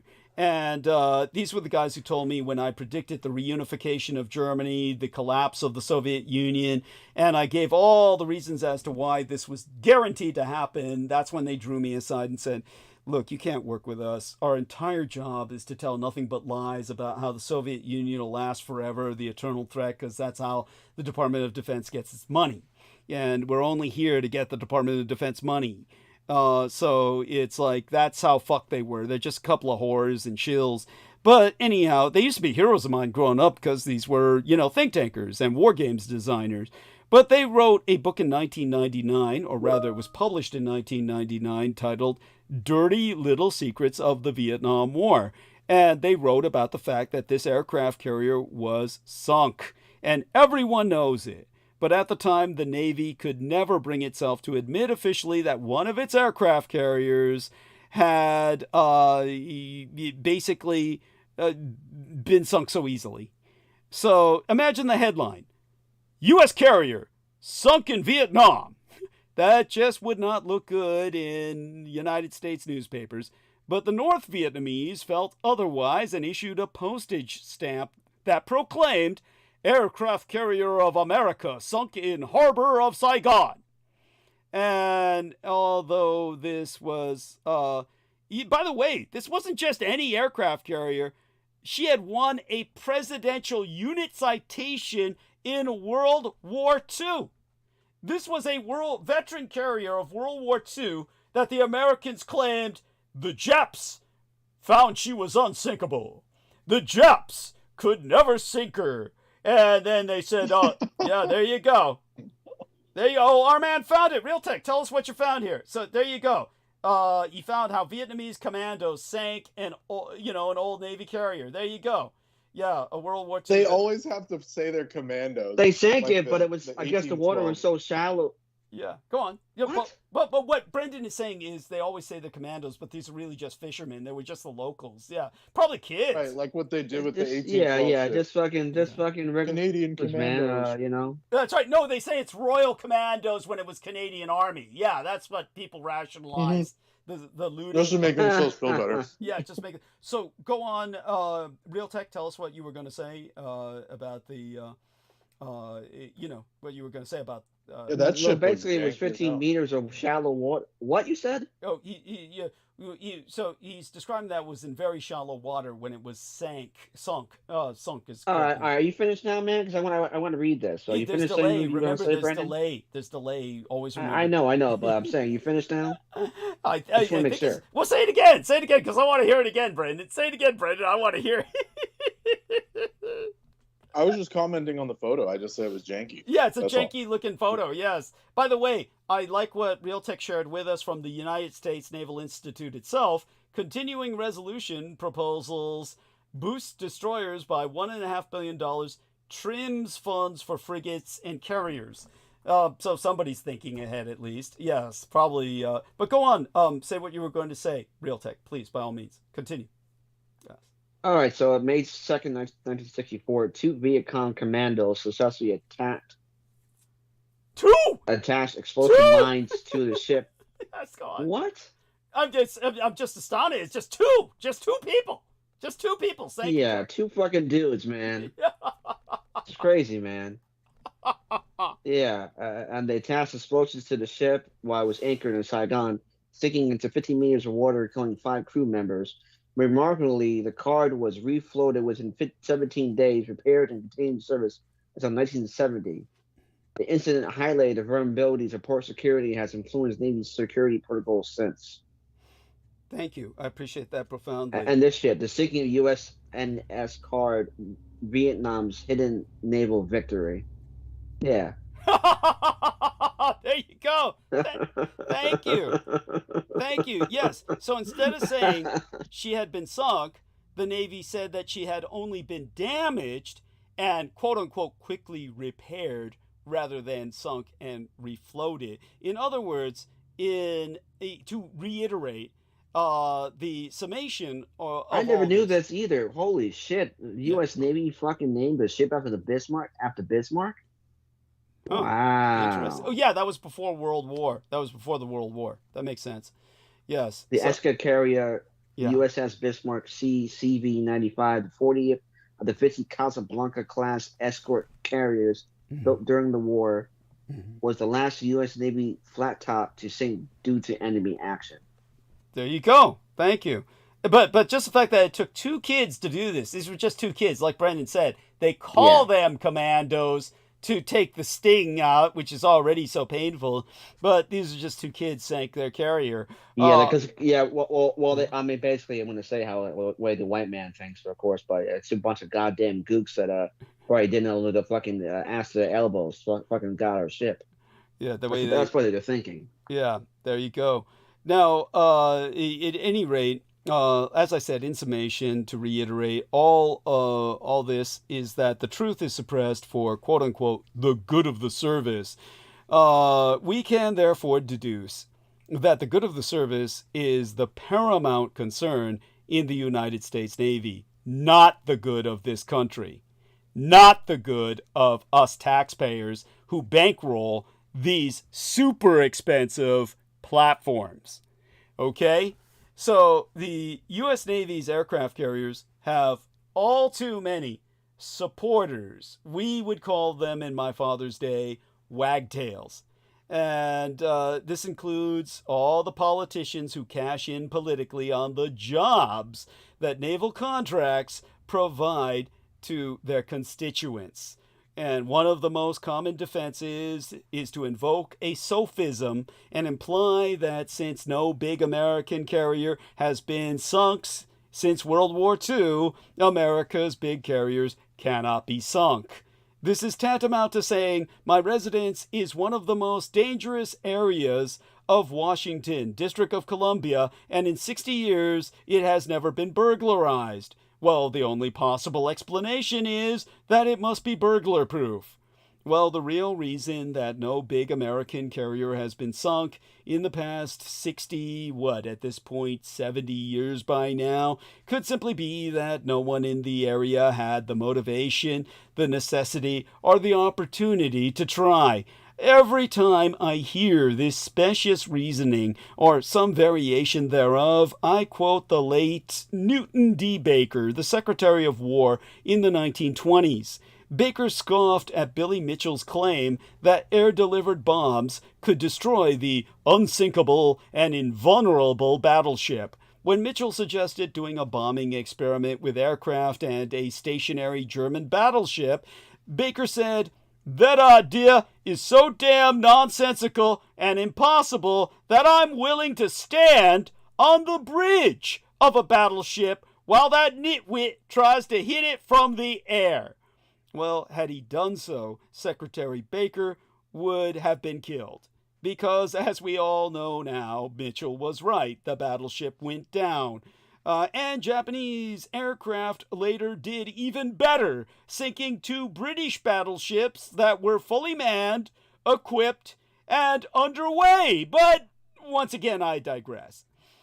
Now, John Lemon, famous Secretary of State or Secretary of the Navy, was quite right when he said that no big American carriers were sunk during the war, but it is a fallacy to assume that this is because of some special quality of American aircraft carriers, which, by the way, were way more vulnerable to kamikaze attacks than British carriers, because American ships, unlike the British, did not have armored decks. The British had armored deck carriers. If the Japanese had, quote-unquote, succeeded at Midway, in the naval sense as opposed to their marine sense, where their special naval infantry, their Japanese Marines, had invaded United States territory. There's no Americans that can make that claim, by the way, in reverse. No United States Marines ever invaded Japan. But Japanese Marines invaded the United States. So there. But say if they had naval operations succeed at Midway or Guadalcanal, and the United States Navy should thank its lucky stars that they did not, we would not even be discussing the American supercarrier today.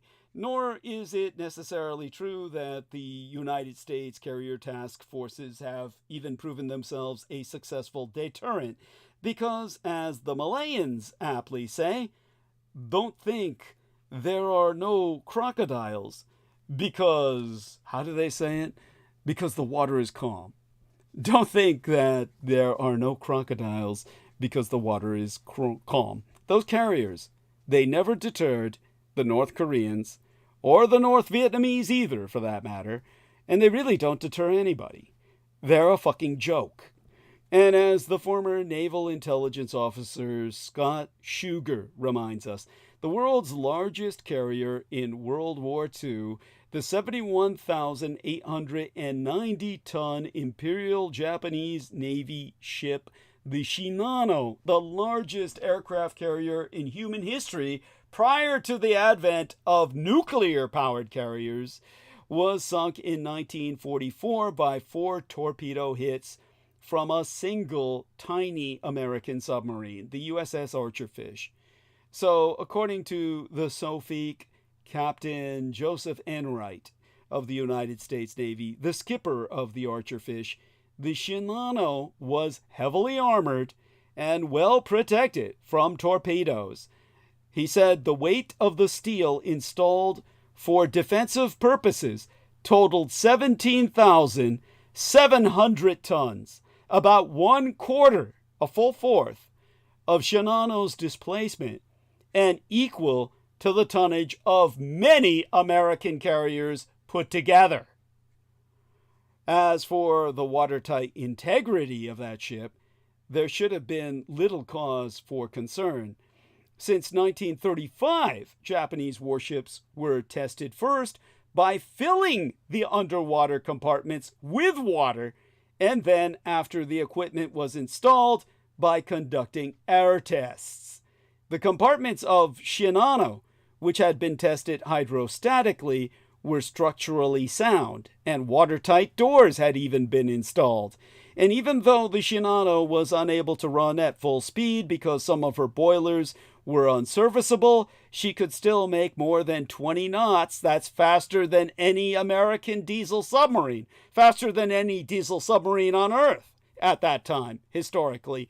And like the Americans do today, the Japanese considered their first and only super carrier to be virtually unsinkable, and yet 4 torpedoes violently disproved this claim on November 29th of 1944. Now, if 4 American torpedoes could do this, and they were known to be the worst in the world, the average American sailor, when questioned, would usually say, they wasted the bomb on Hiroshima. They should have dropped the bomb on the American torpedo manufacturing plants in the United States, because American torpedoes were known not to work. You could hear the clunk as they would hit an enemy ship's hull and bounce off. The Japanese had oxygen-propelled torpedoes, which didn't even use fuel. They ran on air, quite literally. And they always did damage when they made contact. So if 4 of the worst torpedoes in the world could do this, imagine what horrors the Japanese could have inflicted at Midway with the best torpedoes in the world, if only they had employed their submarines as effectively as the Germans did. Now, this achievement lends credence to the statement of the French novelist, honoré, or honoré, I think it's honore. If only Amy were here, she could help me with this. Of course, Ed Beth could as well. Honoré de Balzac.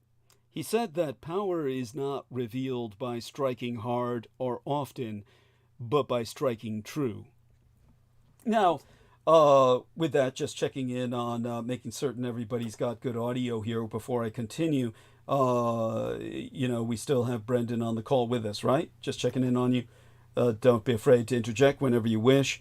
And, I certainly appreciate your interjections as well as real text. And there you go. I'm here, but I think we're ready to let you go like okay. Beyblade. We spun you up. You're ready. Okay, thank you. Do the battle. Well, you're doing a great job, Douglas. You should keep going on a little while. Okay, I will. So you want to get in Ukraine? No, I'm fine. Thank you, and I'll continue. Thank you, Brendan. Love you dearly. Do interject and say goodnight before you take off. Real Tech, of course. Which will be shortly. So. Oh, good. Blessings. Sadly, but I'm good that you're intending on. Well, I need rest, so understood. Well, we love you dearly. Stay safe and be well. And again, say goodnight if you can before you go. So, yes, the Shinano was not fully tested and cleared for combat duty at the time it was sunk. It actually still had construction workers aboard, but the United States Navy has most definitely deployed carriers, or it sent them to sea, when they were less than fully ready for combat as well. Williscroft attested that the USS Independence was far from shipshape during her deployment in early 1998. Now, we're talking about around the time, of course, of the Second Gulf War. What Americans call the Second Gulf War, it was actually the third. The conditions aboard were described as atrocious, with critical maintenance being neglected. The decks were waxed, but the crew was incapable of handling any real emergency. And if you don't believe me and you think I'm being shitty, I'll go into detail. Such had been the case with the Shinano.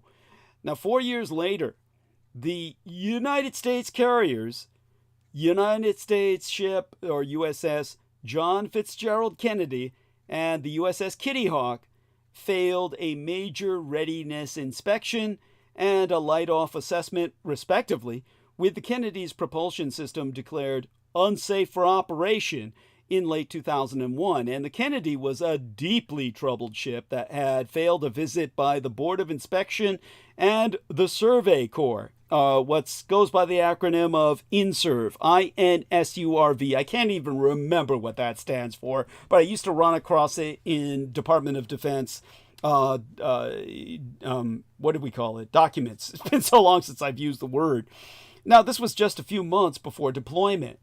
I took notes from those documents, and they read as follows. 3 of the ship's 4 aircraft elevators — you need elevators to bring the aircraft from below deck up onto the flight deck — used to bring aircraft from the hangar deck to the flight deck were inoperable. 2 of the 4 catapults that launch aircraft were in bad shape, and the flight deck's firefighting equipment was seriously degraded, meaning if a fire started, they were fucked. Even worse, one of the Kennedy's men said that the dilapidated ship, which required extensive emergency repairs to even make ready, was not even the worst ship he had seen in his 19 years of United States naval service. After the repairs were made and the Kennedy deployed in 2002, some Navy wives were still not sure that their husbands would be safe on such a rundown ship. Will the Kennedy come home after it leaves? This was written by a woman named Karen Moore, whose husband was attached to this ship.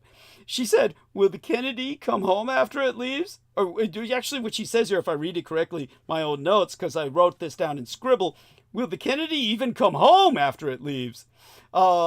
She says, I worry that this ship is destined for disaster. Now, if a sailor's wife knows this, how come the high command does not? Now, such a disaster, arguably, is more likely if the U.S. Navy continues to deploy poorly maintained, undertrained, and undermanned aircraft carriers. The Japanese did this 60 years ago. Well, 70 years ago by now. World War II was yesterday for me. But that was with the Shinano. And it could just as easily happen to U.S. ships today.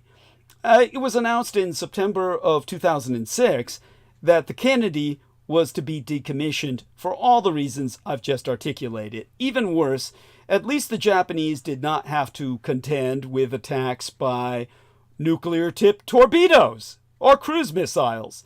That's a fate that will now befall the United States Navy at any time. Guaranteed, it's going to be a Chinese communist sunburst missile which will take down every goddamn carrier that you've got. Now, while on the subject, United States Navy battleships have also been deployed in poor material condition during the U.S. Navy's palmy halcyon days under Ronald Reagan, no less. According to the military historian Geoffrey Reagan, no relation to Ronald Reagan, believe it or not, his name's spelled differently, R-E-G-A-N, like the girl in The Exorcist, instead of Ronald's. But it was the battleship, the USS Iowa, launched in 1942 in the middle of World War II. It was by then, in many ways, even though it was modernized and reactivated in 1984, we're talking about a historic vessel. In fact, you could call it ancient. It was basically unreliable. And get this shit, even though they reinforced the steel beam around the hull, they didn't reinforce the bottom of the ship, meaning that any submarine armed with even a conventional torpedo could sink it from hitting it from the bottom with a single hit. All that it was like tinfoil and shit. Thank you. Stupid. Thank you. Insanity. It's at any rate by the late 1980s. Why would they do that? Just pure ignorance or just stupidity? Or they just felt that it wasn't necessary? It's like Because they're completely unprofessional and no one is overlooking them. If you had a draft Navy, if you had a draft Army, this never would have happened because everybody would have been drafted and somebody would have told the public. But because they're a professional cult, where don't let the outsiders know, and you got George Norrie going around saying, don't tell, yeah, then, none of this gets out and they get away with murder, murdering their own. Yeah, so there you go. It's it's so backwards. It's like impossible to rationalize. Like it's just can't even think about it. Thank you. And so Geoffrey Reagan, who was investigating all of this, he said that by the late 1980s, the Iowa, in his words, was not in very good shape. The new captain found a loose hatch in one of the turrets that had been leaking hydraulic fluid for 2 years. The crew in the turret used 25-watt light bulbs because if they used any more than these dim bulbs of a higher wattage, they would have blown fuses. They said they tried with a 50-watt bulb and a man died because a fuse blew. A man died? Yes. Yes. That sounds so absurd. It's horrible. What the fuck? So in the gun loading areas, you had bags of explosive propellant that were torn and leaking black powder. This is like on a sailing ship in the days. Yeah, the crew had never been trained. Some shit. The crew had never been trained. They weren't up to scratch. This is like some Looney Tunes shit. This is like ridiculous. Quantitatively or qualitatively, the crew was effectively not qualified. The ship was short of good petty officers, which is what my dad was. It's almost being nice. Thank you. Not qualified. Thank you. Yeah, well, my dad was a petty officer. It's the backbone of the Navy, and they didn't have enough of them aboard. They had an annual turnover of crew of 40% annually. And in one turret, they were short of 37 of the 118 men who were needed to make the turret work in wartime. So not only was the ship short of men, many of the men they did have were, by the record, officially classified as dopers. Dopers, meaning they were on dope all the time. Exactly. Yes, these were marginal personnel. They're like nodding out and shit. Yes, thank you. The Iowa skipper called them that, Captain Fred Muzali. So don't think this is Douglas Dietrich just shitting all over the military. Oh, he's a military hater. Don't trust anything he says. Don't listen to him or you're not a patriot. This was the captain, people. Fred Muzali. M-O-O-S-A-L, double-L-Y. It's your own fucking captain. Yeah, the own captain. So the Iowa's deficiencies were obvious to any of her officers, including Lieutenant Commander Dennis Flynn, the director of the ship's Strike Warfare Center. Flynn predicted in 1988 that the Iowa would be sunk in free play exercises, and he was proven right. As the former naval officer William C. Thompson II recorded in the fall of 1988, the Iowa engaged NATO forces in war games and was sunk by a Dutch, it's basically a tugboat, a frigate, mind you, a frigate. Yes. For those of you who don't know, that's a tugboat with guns, lurking behind a civilian oil tanker. So the battleship, of course, could not take out the tanker because if it was real and it was loaded, they would blow up, right? So what the frigate did was it hid behind the tanker because the ship would have blown itself up if it blew the tanker up because half the sea would have been set on fire. So they emerged from behind the civilian oil tanker and took out the battleship. A few months later, in the Caribbean, the Iowa was again trounced by the British, the Canadian, and West German forces, with the West Germans, of course, going in for the kill. Now, in April of 1989, all these doper crewmen in the Iowa's number 2 turret. So this thing had no defense? It was like a tin can? Yeah, it's just a floating. But here's the only reason they kept it afloat. This is what the military experts will tell you. The military experts will tell you this, that theoretically, an aircraft carrier is justifying its cost 24 hours a day because of air patrol, meaning that because they can send the aircraft out to do reconnaissance and all this good shit and project power, that theoretically an aircraft carrier is justifying its cost 24 hours a day, whereas a battleship is pure loss until combat. That the moment that combat starts, it's invaluable because of those guns. And here's a great example. When I tell people about what happened in Vietnam, all those aircraft carriers that sent out all of those aircraft over Vietnam, and they lost hundreds of aircraft, it's like it would be the equivalent of all the aircraft they lost over Vietnam in combat. It was the equivalent as if half a dozen carriers had been sunk in wartime. It was like hundreds of aircraft were lost over Vietnam.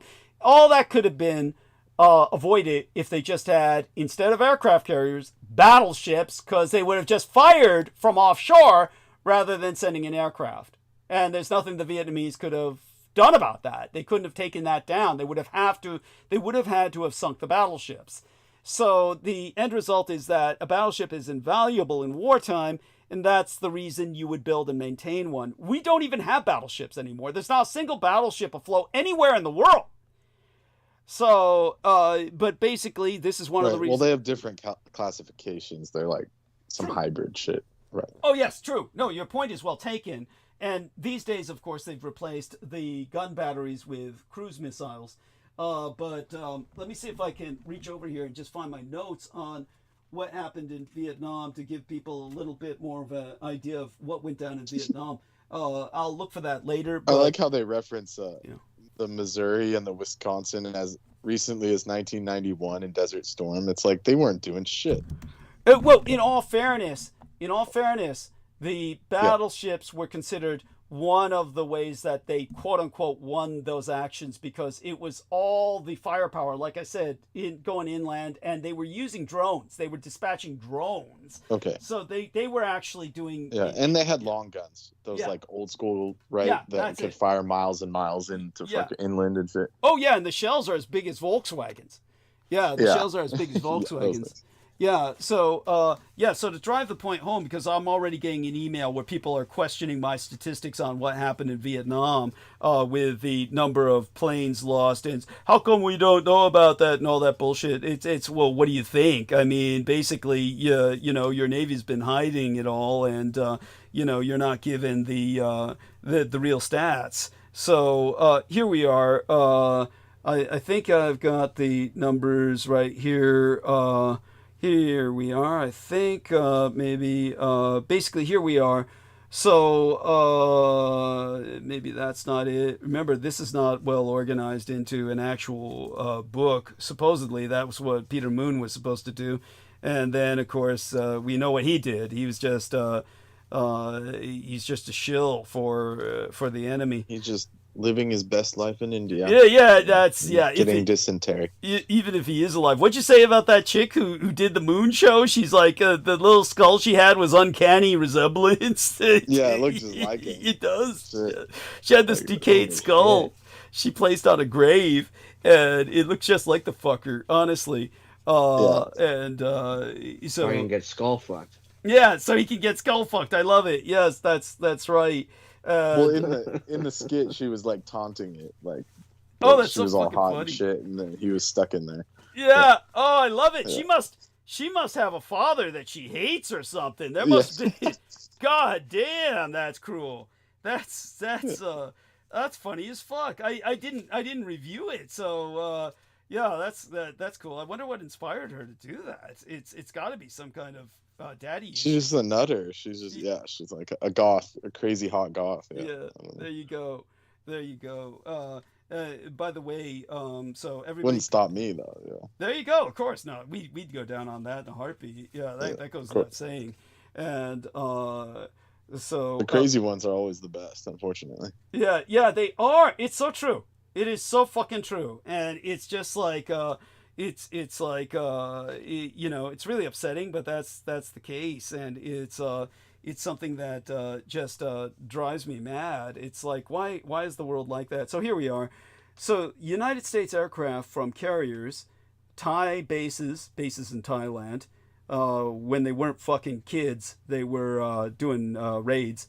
And Guam, striking deep into North Vietnam with cruisers and destroyers and full-flag battleships conducting offshore bombardment, deep into the hinterland.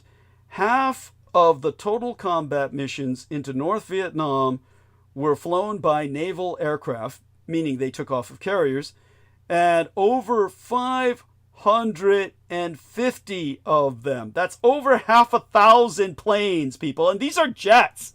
Expensive as hell. These aren't just planes that are reciprocating engine, propeller-driven planes that, these are $1 million planes for their day. It's like losing $1 billion with each one of these fuckers.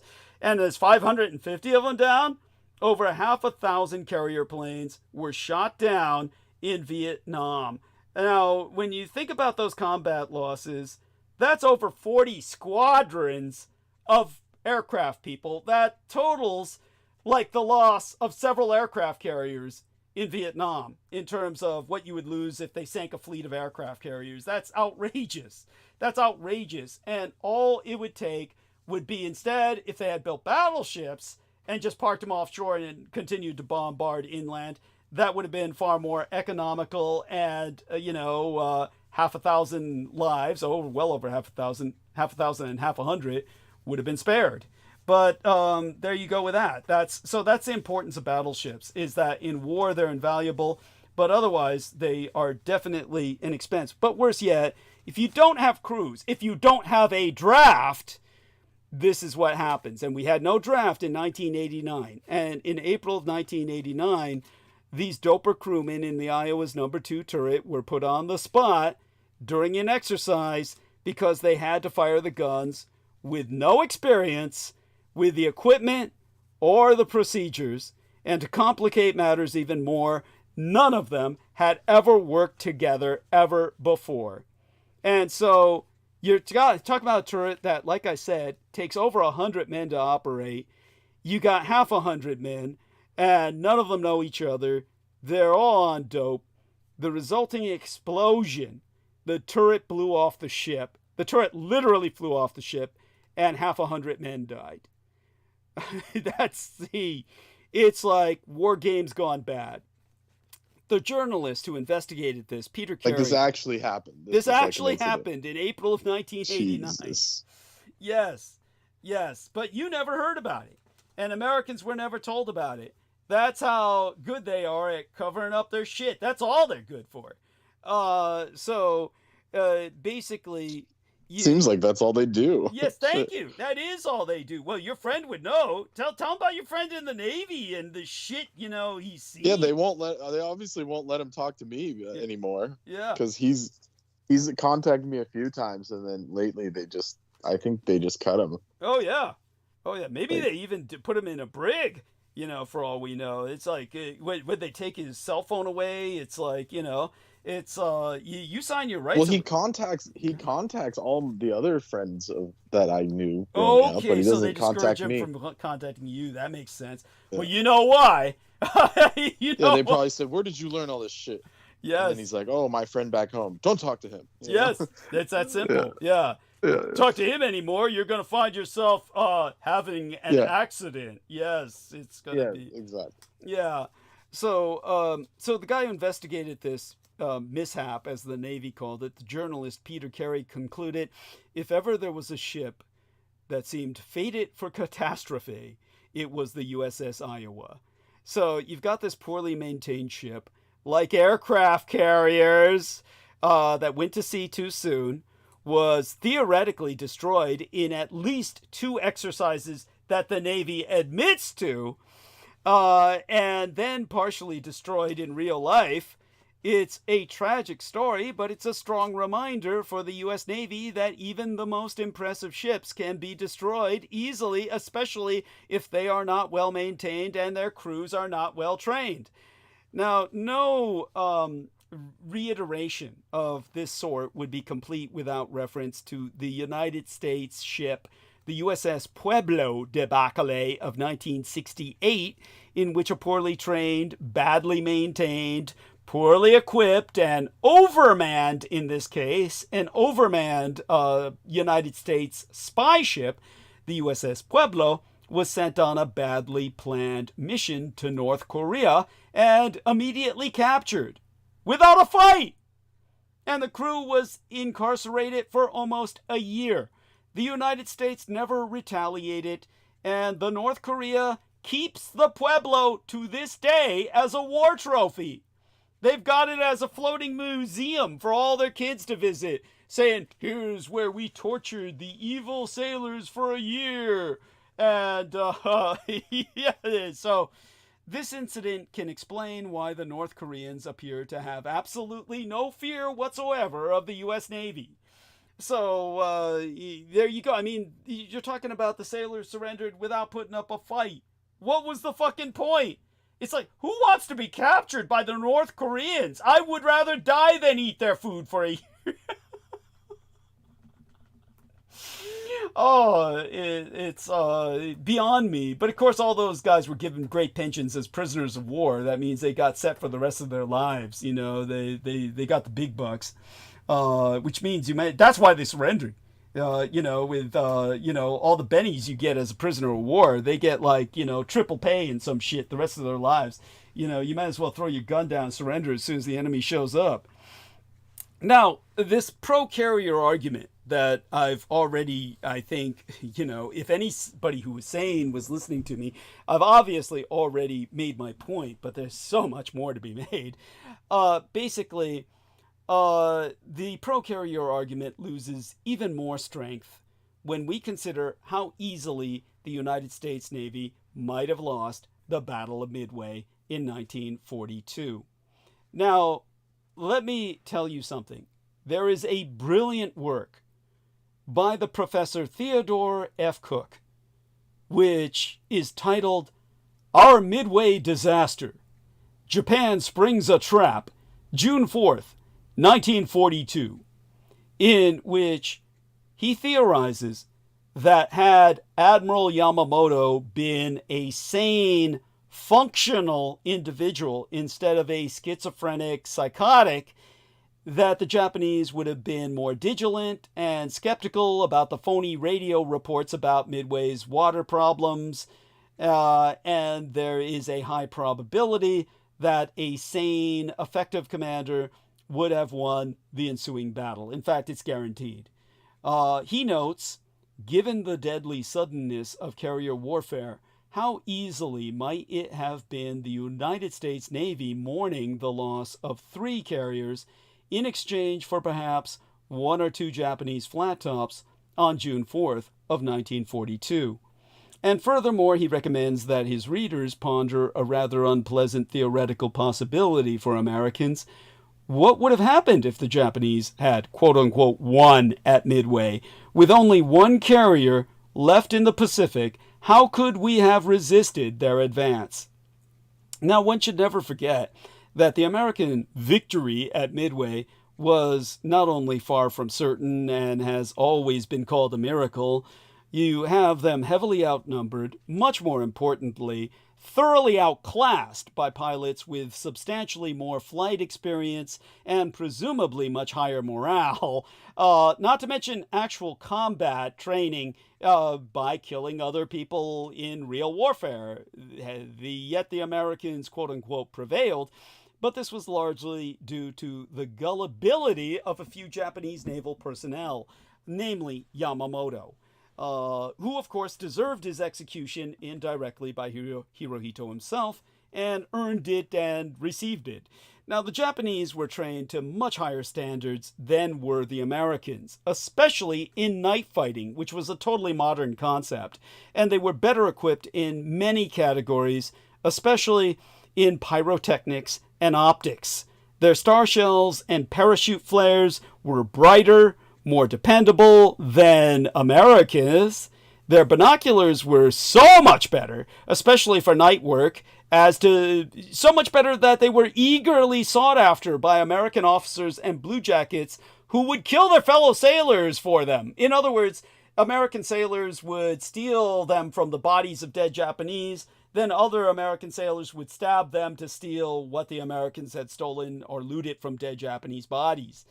And sometimes at the order, they were paid to do so by their officers, so their officers could appropriate the equipment thereafter. Their naval officers of the Japanese were also excellent navigators.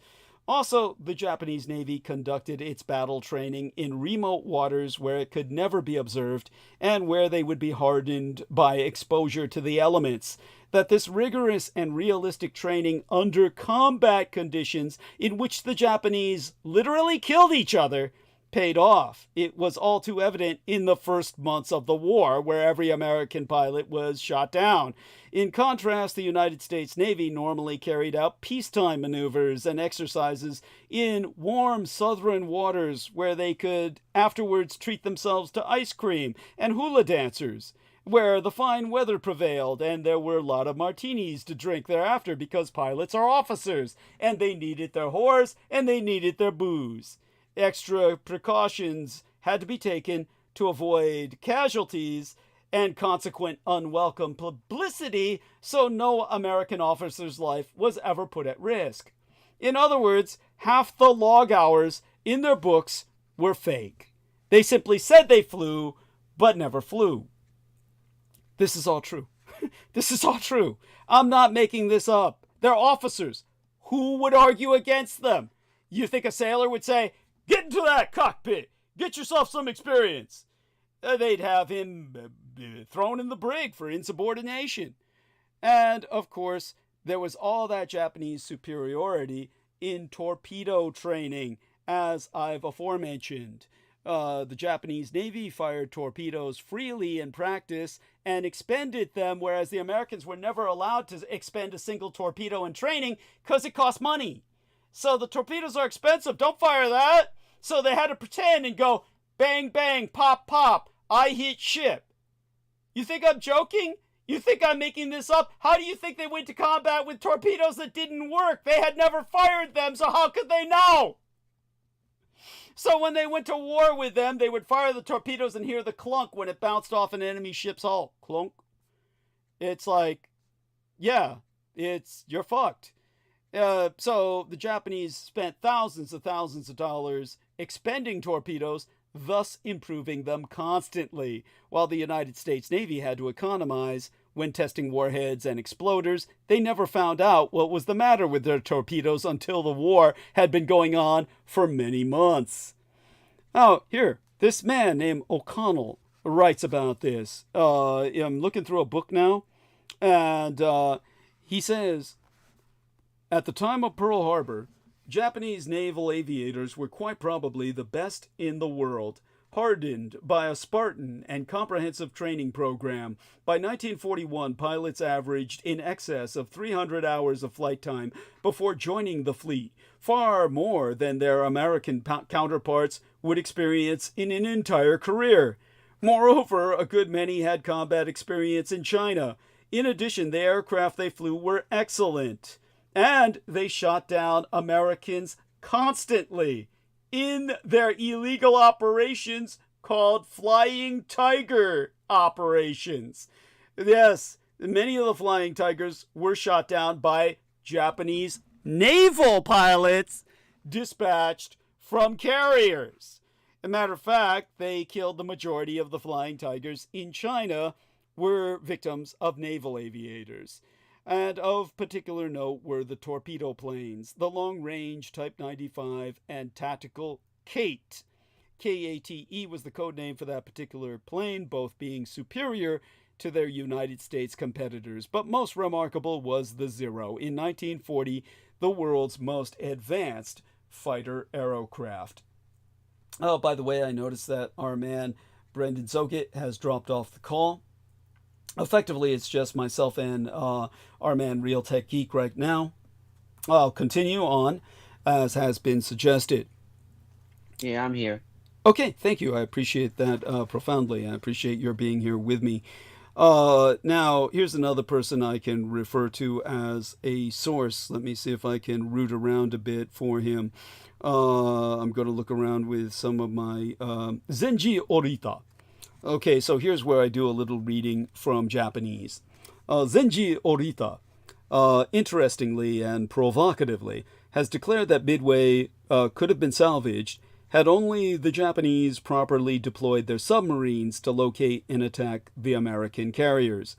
Had our submarines been used properly and effectively, the history of the Pacific War would have been written quite differently. And you have Captain Mitsuo Fuchida. Actually, you put the family name first. I should say Fuchida Mitsuo of the Imperial Japanese Navy, who observed the losses at Midway could have been quickly avenged and the vestigial components of the United States Pacific Fleet erased if only Admiral Yamamoto had had the nerve to order his additional carriers to Midway to continue the fight instead of sending them to the Aleutians. But he didn't know Emperor Hirohito had gave the orders otherwise.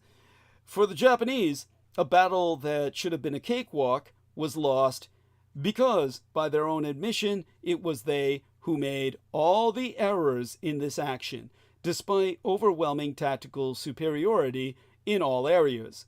This might lead some to conclude that the United States Navy did not so much win at Midway as receive the benefit of the Japanese simply botching what should have been certain victory. And that's exactly what happened, and that's why Yamamoto had to die, and deserved to die.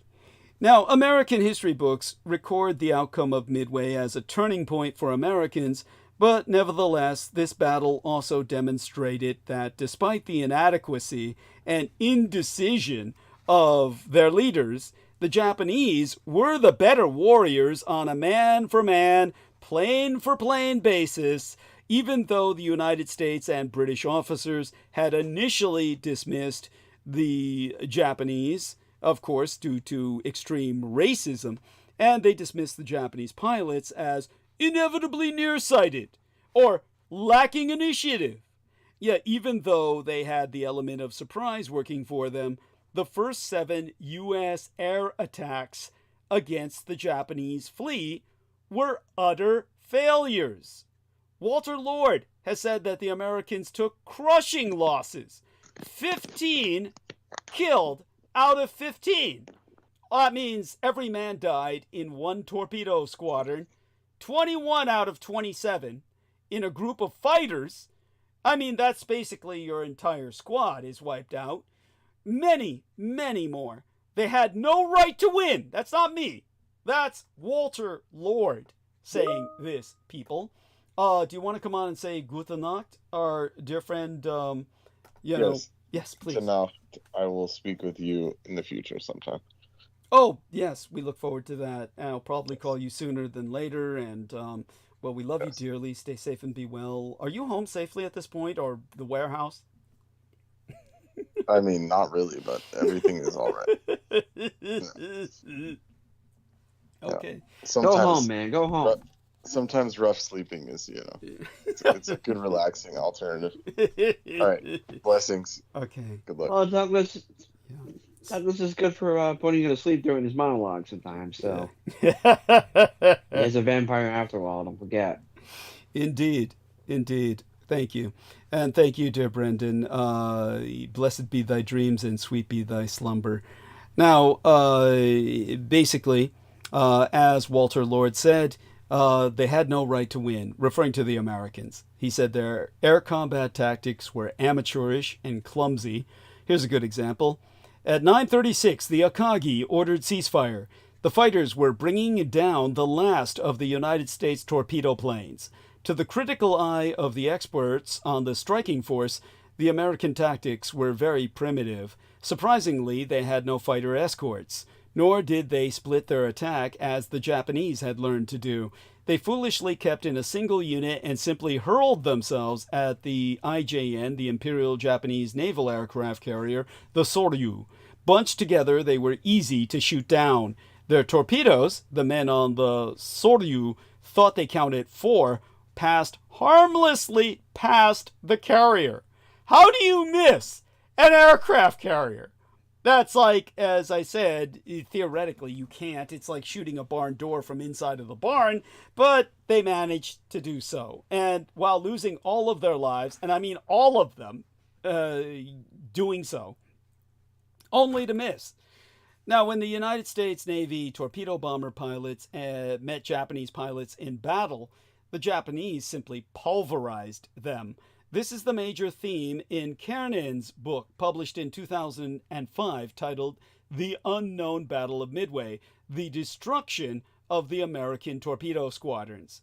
Now, Kennan, if you want to condemn me, Kennan is a veteran of the Battle of Midway. You can't condemn him.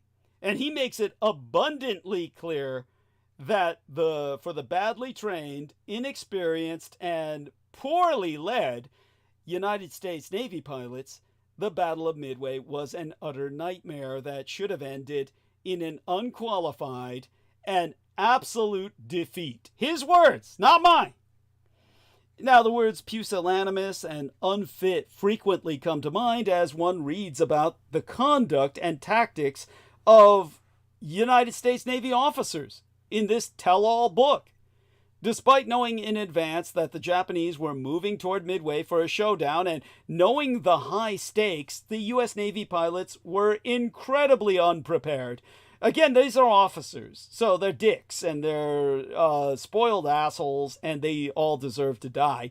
One torpedo plane pilot later noted that prior to this battle, he had never even carried a torpedo, nor did he even know the type.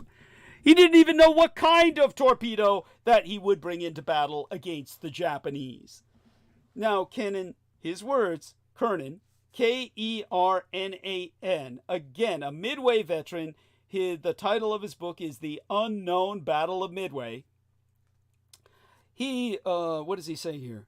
He says, one pilot made a water landing with his wheels down, and another landed downwind. Maybe if you're not a pilot, you don't understand the sheer stupidity of these actions or misactions, but you should if you're doing any military research or trying to convey a military issue. Obviously, you don't land in the water with your wheels down because the water gets in through the wheel holes and comes into your plane and you drown in your cockpit.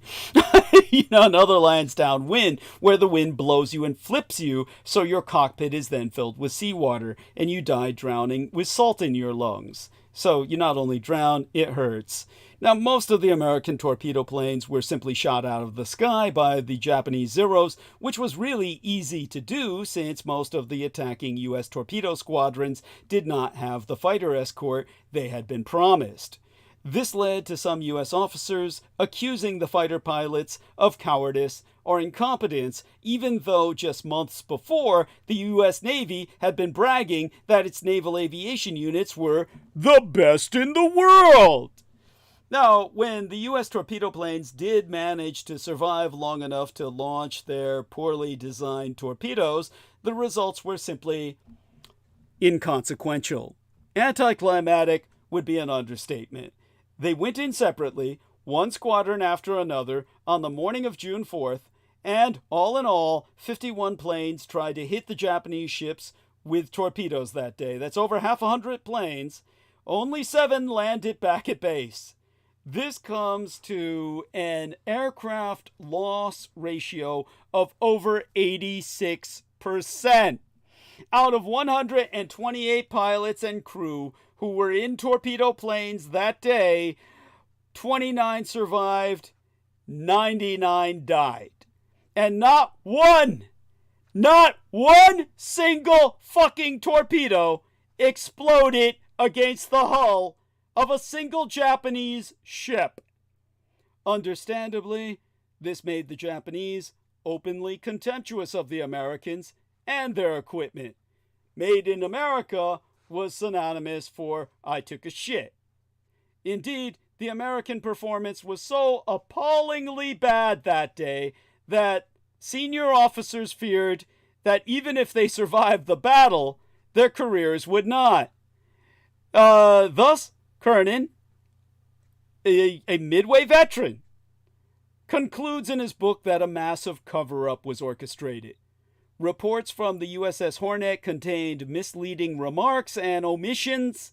Remember, my entire program is titled Critical Omissions, leading Admiral Spruance to suggest that the Hornet report was less than completely candid about why so many of her airmen were killed that day while inflicting no damage. Zero. Nada. Zip. On the enemy.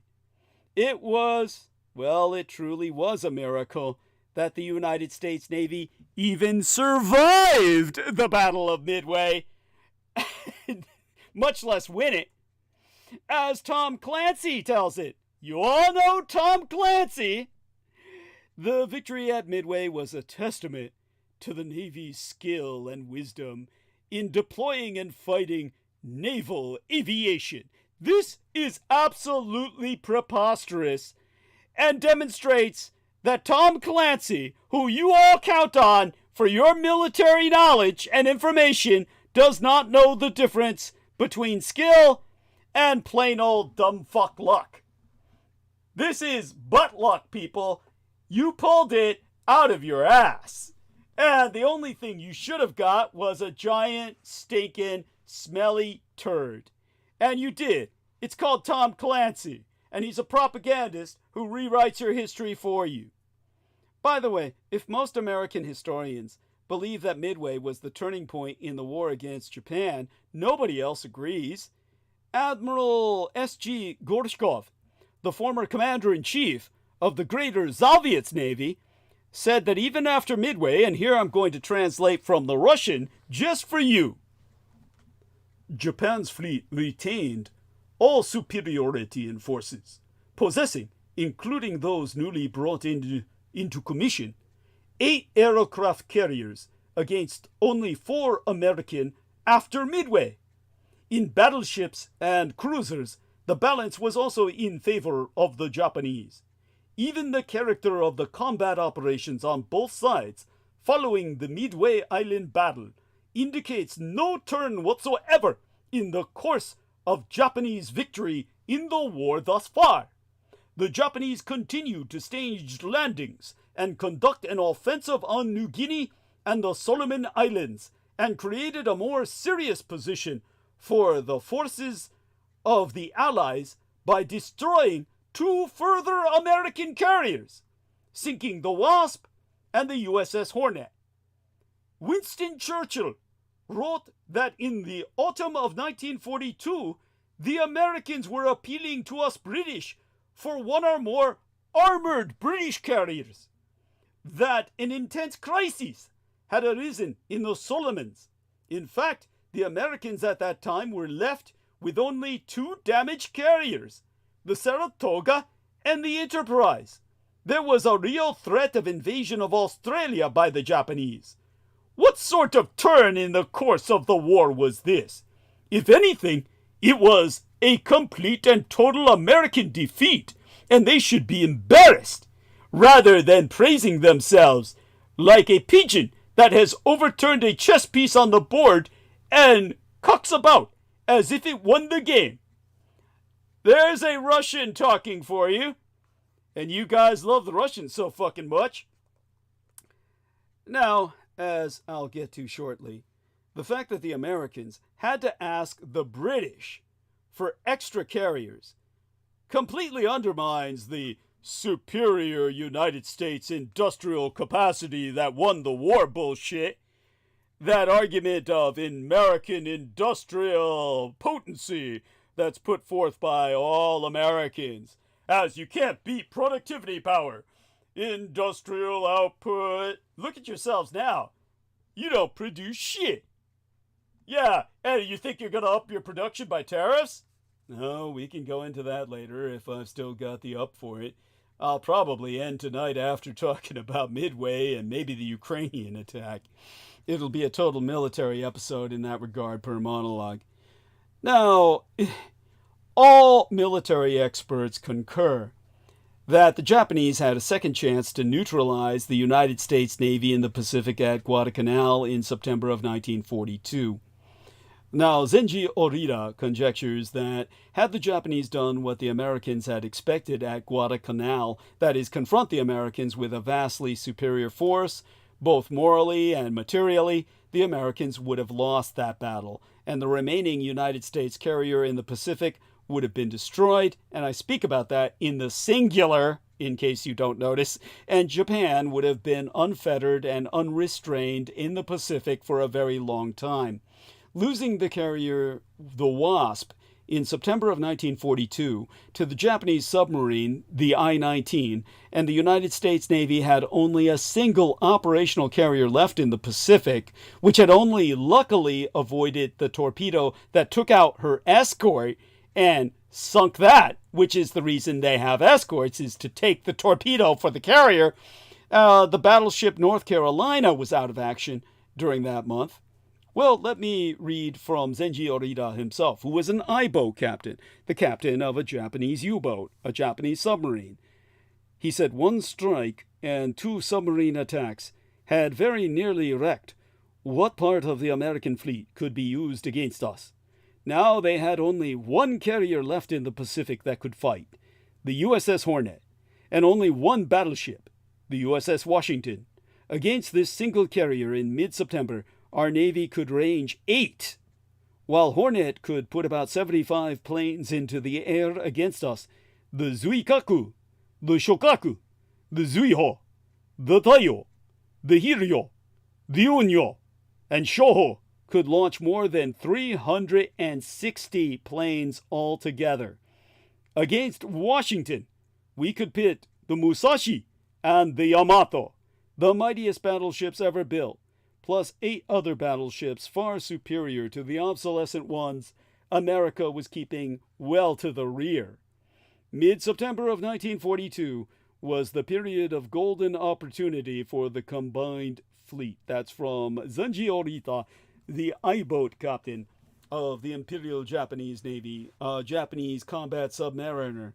The Japanese were still much better trained than the Americans at that point, and it looked as though the failure to crush the U.S. fleet at Midway would be rectified in the Solomon Islands.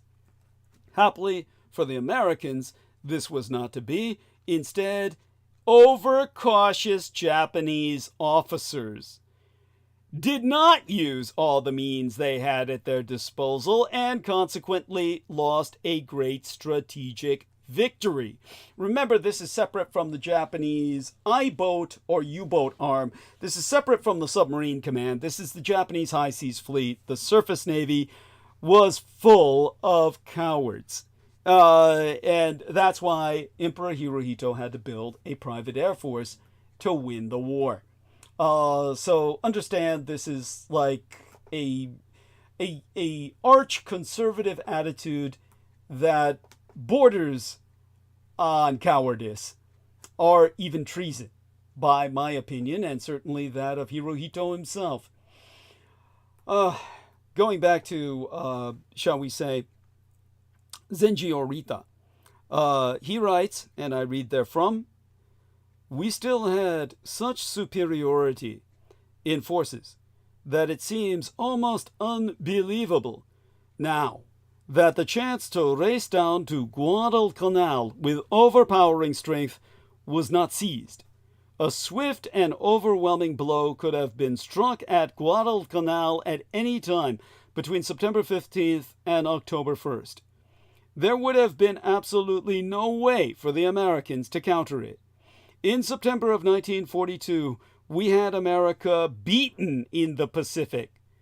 President Franklin Roosevelt at that time was actually considering whether or not to move his Marines off Guadalcanal before they were slaughtered. Mr. Roosevelt was lucky. He put off making an immediate decision at all. Our high command solved his problem by not doing what Mr. Roosevelt feared most we would do, bringing down upon Guadalcanal all the force Japan could exert. Now, once again, a devastating strategic victory was denied to the Japanese, even though their forces were superior in every aspect, except that they did not have radar in common distribution at the time. even this was not a fatal deficiency because, as my other source, Auvry, has said, against mass air attack, even radar warning is of limited value. So, Lieutenant Colonel Forrest R. Lindsay of the United States Marine Corps, retired at the time that I sourced him, never covered the possibilities of an American defeat at Guadalcanal, but he did agree that if the Americans had not been so lucky at Midway, the Japanese would have been essentially unopposed from the Indian Ocean to the California coast. Now, the only thing standing in their way would have been the American submarine force, but in the early years of the war, American submarines were severely handicapped by poor training, overly cautious skippers, many of whom were relieved of their commands. In fact, Padfield, a military expert, has said that proportionately more American submarine COs, or commanding officers, were fired than those of any other major navy. And what Spector called the worst torpedoes in the world. In fact, another military historian, Harris, uses the word abysmal to describe the performance of American submarines during the first 2 years of the war. And he backs up this assertion statistically. The United States submarine score for 1942 was 180 ships, that's about 725,000 tons, about equal to a single month of U-boat combat. The U-boats would take down that many ships in a month, what the Americans would take a year. The Japanese replaced 635,000 tons in that same period, meaning the Japanese replaced quite handily what the Americans took out. As history tells us, U.S. Navy torpedoes and submarine tactics improved markedly in the final years of the war, and the American submarine force played a decisive role in the Allied effort to beat Japan operationally in the Pacific. Even so, Compton Hall has argued over the course of the war, British submarines were, boat for boat, generally more combat effective than American boats, and German submarines seized at the end of the war were found to be technically superior to American boats in every way imaginable. Zenjiorita also ventured that much of the success of American submarines in the waning years of the war was due to the facts that the United States Navy copied a torpedo developed by the Germans, and that the American ASW, or anti-submarine warfare forces, had benefited enormously from a weapon they copied from the British called the Hedgehog, which is really kind of a mine. Anyhow, it really is incredible that the American submarines did as well as they did in the final years of the war, because in addition to the aforementioned shortcomings, and quite unlike other major navies, U.S. submarine, or I should say U.S. Navy submarine skippers, had to request permission over the radio before attacking. And as for the Hedgehog, yes, I know about the proximity fuse, and yes, I know about multi-headed warheads, and yes, of course, I'm just using as simple an analogy as possible for the layman to understand. At any rate, according to Granitstein, I think his name was Granitstein, Admiral Jeffrey Brock recalled that the fleet signal book employed by the RCN, the Royal Canadian Navy, had one code for going into action: enemy in sight, am engaging. The comparable United States Navy code translated as request permission to open fire on the enemy, something that Brock was convinced was part and parcel of the determined resistance of American officers to make any move at all without the written and signed authorization of someone senior. Talk about a crazy way to fight a war. Had the Americans lost at Midway, the possible consequences for the United States Navy would have been rather substantial, to say the least. Lindsay projects that the Japanese would have moved on to capture Hawaii and then proceeded against the American mainland. To read from his work, Japan's enormous striking power could reach and severely damage the cities, factories, transportation, and fuel reserves on America's west coast. Strong enough attacks would also convince America's leaders that continued war against Japan was impossible. The major American aircraft companies were well within carrier-based aircraft range, and some were even within range of Japan's battleships' guns from fire support areas along the Pacific coast. If this had happened, and it certainly was a strong possibility, then the modern-day big carrier United States Navy would never have come to pass, to say the least. Zenji Orita suggested that the Japanese submarine force was actually quite successful in the Indian Ocean, with at least one of its submarines destroying 13 enemy ships, totaling 78,000 tons. Commander Fukumura got 9 of these kills, an excellent example of what the Japanese Sixth Fleet would have accomplished had the Battle of Midway been won by the good guys, the Japanese, and all their other submarines were loosed for attack operations in the West. Australia and India would have been cut off by sea. Years would have passed before any kind of major offensive could have been mounted against Japan, if at all. Imagine what it would have been like if only the Japanese had coordinated with the Germans far more than they had, or far more intensively than they had, who easily could and should have continued their U-boat campaign in American waters for at least a full year, and won at Midway, as they easily should have. As suggested earlier, both coasts of the United States would have been subject to intensive and relentless attacks simultaneously during the second half of 1942, with German U-boats destroying oil tankers in the Atlantic and the Great Lakes, and Japanese battleships and carriers off the coast of California, blasting San Diego, Los Angeles, and San Francisco, all while facing little resistance from the decimated and emasculated United States Navy. Imagine the carnage. Now, some opine that America could have won the war in the Pacific easily anyway, simply because it was able to outproduce Japan.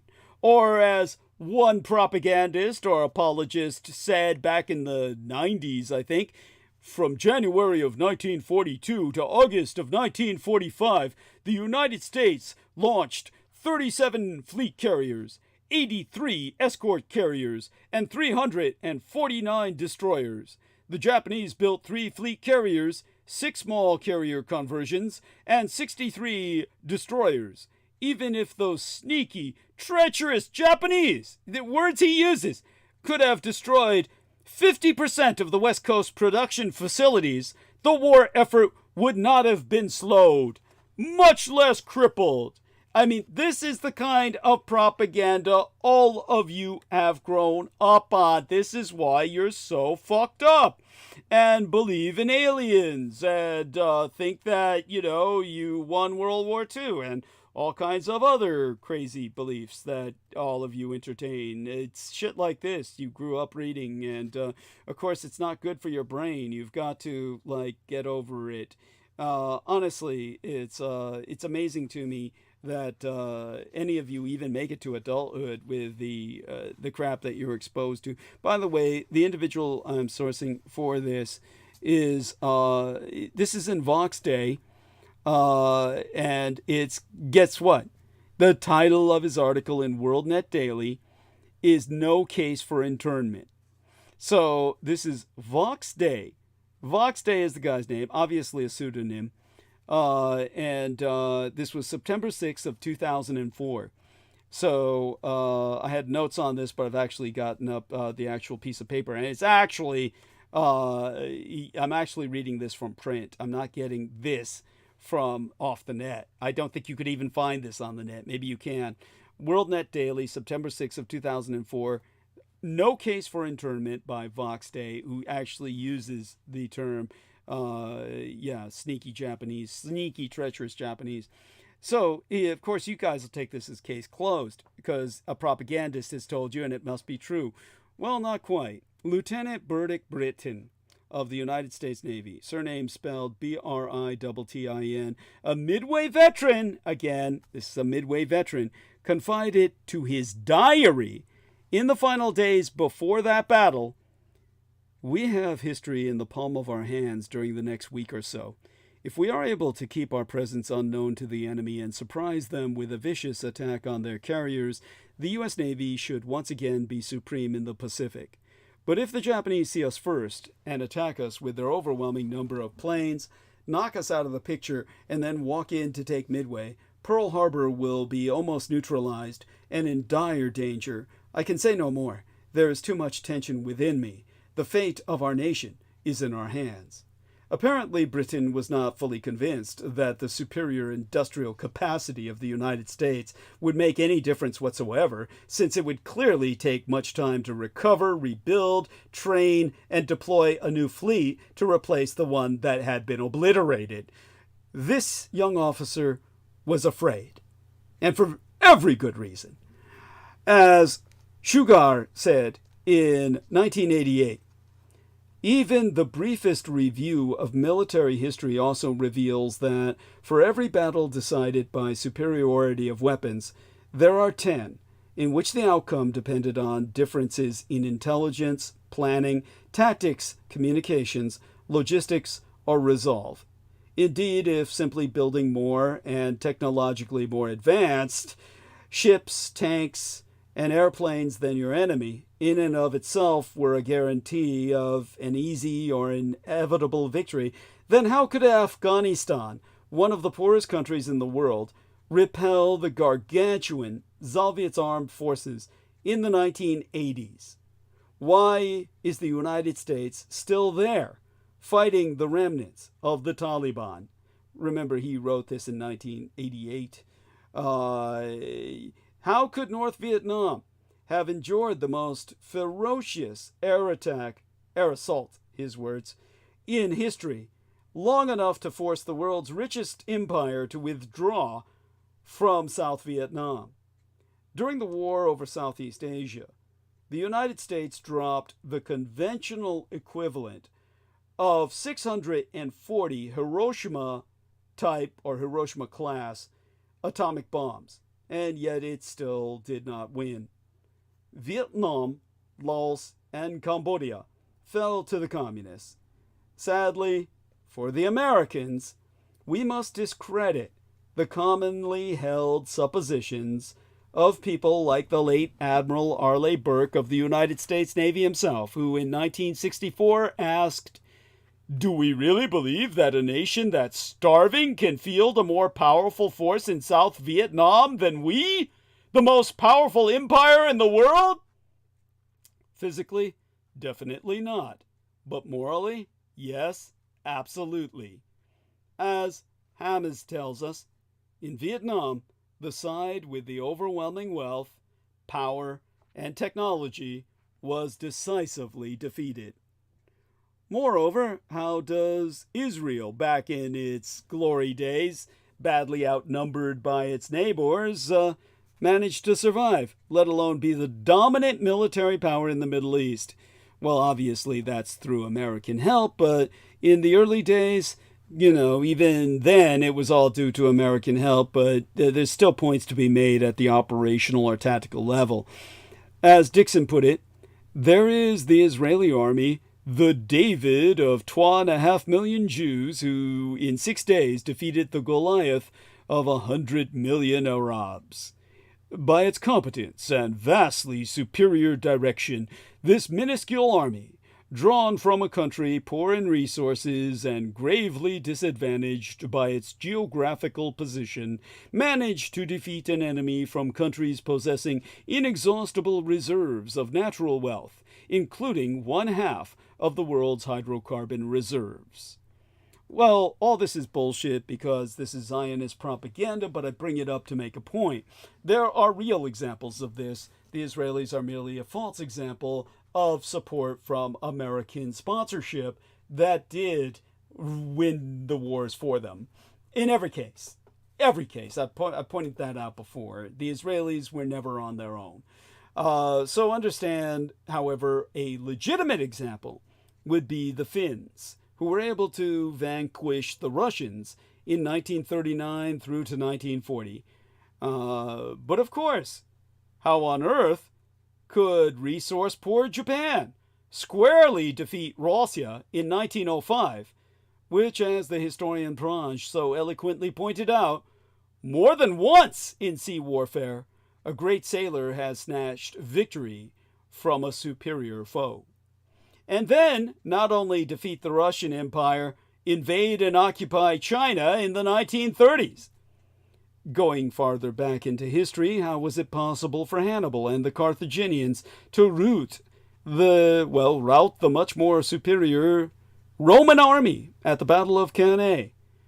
For Archimedes to single-handedly keep a Roman fleet from taking Syracuse for over a year, or for Napoleon to clobber much larger Austrian and Russian forces at Austerlitz in 1805, or for the Korean Navy under Admiral Yi Sun-sin to defeat much larger Japanese invasion fleets in 1592 and 1598, in the latter case killing some 40,000 Japanese samurai. And how did the Rear Admiral Pavel Jones, fighting for Russia, defeat the larger Turkish naval forces on the Black Sea in 1788? War production is only one factor among many in the combat equation, and it is frequently a rather misleading one at that. The historian Bedell declares that, I think this was in 2004, contrary to popular opinion, predominance, as measured by military expenditures, war materiel, and the number of personnel, is an independent variable, a very poor predictor of victory. Real-life battle outcomes cannot be explained by materiel alone. In fact, materiel factors are only weakly related to historical patterns of victory and defeat. Using sophisticated mathematical models, the historian Bedell has demonstrated that the outcomes of combat in the 20th century clearly undercut the outdated notion that bigger and more expensive are better in battle. As he concluded, mathematically, and you can't argue with the numbers, all told, the data show no support for a simple assumption that preponderance predetermines capability. Of course, there are many who persist in believing that superior industrial production produces victory, and I suggest they keep the following in mind. Some have actually cited automobile production statistics, for example, to suggest that Japan could not possibly have beaten the United States in World War II, which they see as a war fought by factory workers as much as warriors.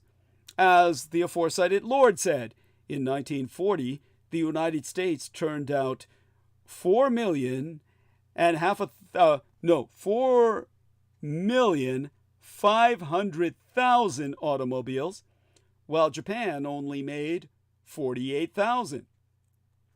Well, with all due respect to Admiral Yamamoto and many others, I do not see how pre-war automobile production is relevant at all. The Imperial Japanese Navy was technically more powerful than the United States Pacific Fleet at the beginning, and certainly far better trained, and even though its leaders made plenty of mistakes, it proved to be a treacherous adversary for 4 bloody years.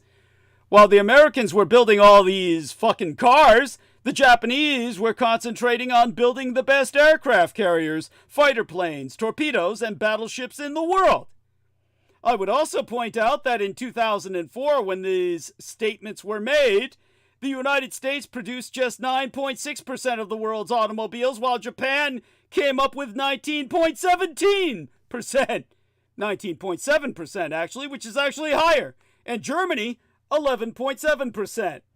Not that I think it is terribly relevant, but for those who do, the industrial output ratio has indeed changed, and never in America's favor. So all this shit about productive capacity is just that. Shit, we outproduce the Axis. We outproduce that. Big deal. Big fucking deal. It's just more shit to be taken out. Now, war production is a salient factor, but not the sole and direct reason for victory, any more than cows and pigs are the causes of obesity, or automobile manufacturers are the sole causes of car accidents. Think Mogadishu or Black Hawk Down for a more recent example. And in 1998, Grieder pointed out that a still classified study by the Defense Science Board concludes that a regional adversary, by spending $10 billion a year on defense and such things as missiles, commercial space satellites, and hardened underground facilities, could insulate itself against a United States invasion. They could really screw up our current forces, as Vickers concedes. Now, Vickers was the director of strategic studies at the Center for Strategic and Budgetary Assessments in Washington, District of Columbia. You see, this is a key point, one that needs to be forever kept in mind. That just because the U.S. Navy has no direct challenger right now does not mean that a smaller enemy who knows how to exploit that service's weakness cannot defeat it. As retired Philippine Army Brigadier General Victor N. Corpus recently said, well, recently by my book, everything to me is like yesterday. We vampires have a different standard of time. Asymmetric warfare may be compared to a fierce lion invading the territory of a school of piranhas, or a king cobra encroaching into a colony of fire ants.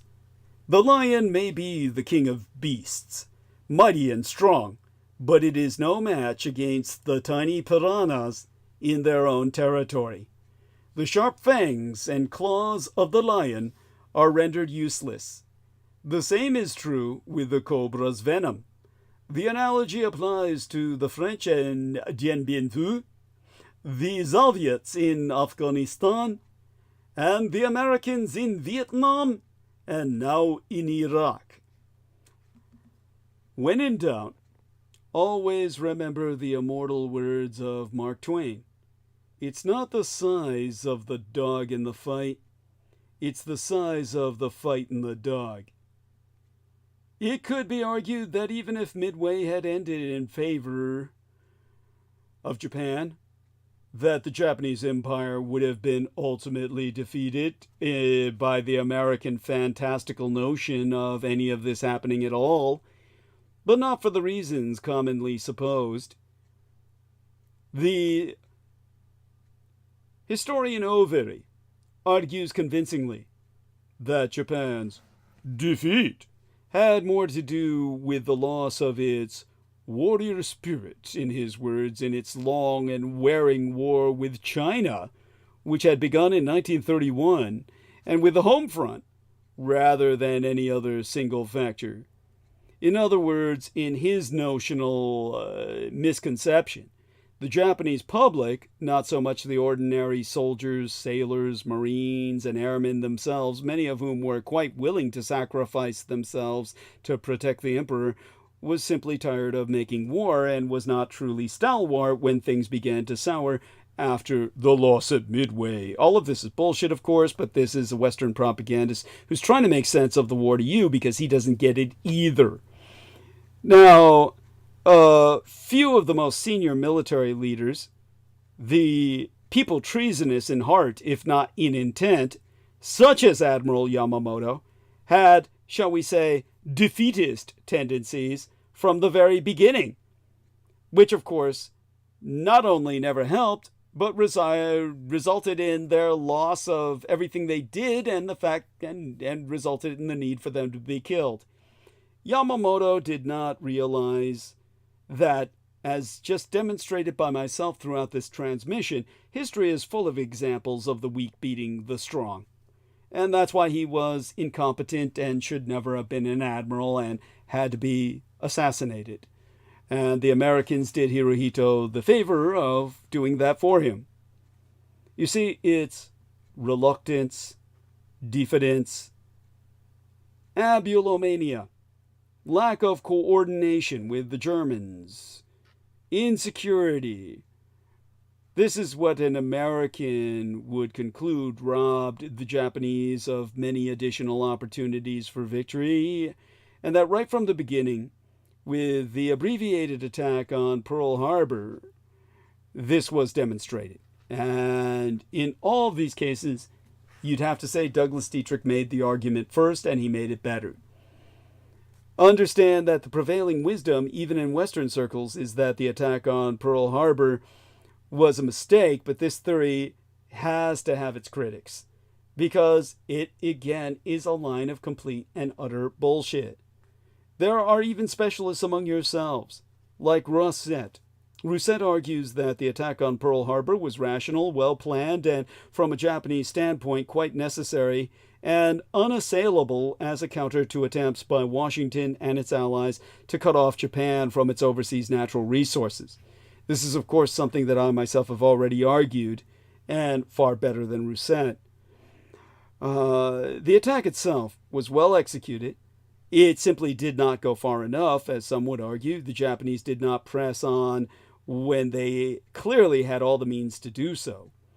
Even a historian named Hoyt criticizes the Japanese for putting too much emphasis on hitting the American battleships at the expense of easier and possibly more strategically valuable targets. His words, he assesses that so eager were the Japanese flyers to sink battleships, they ignored the tanker Neosho, which was loaded with high-octane aviation fuel. If they set her afire, she might have burned down the whole damn harbor, thus denying the Americans the use of one of their most important bases.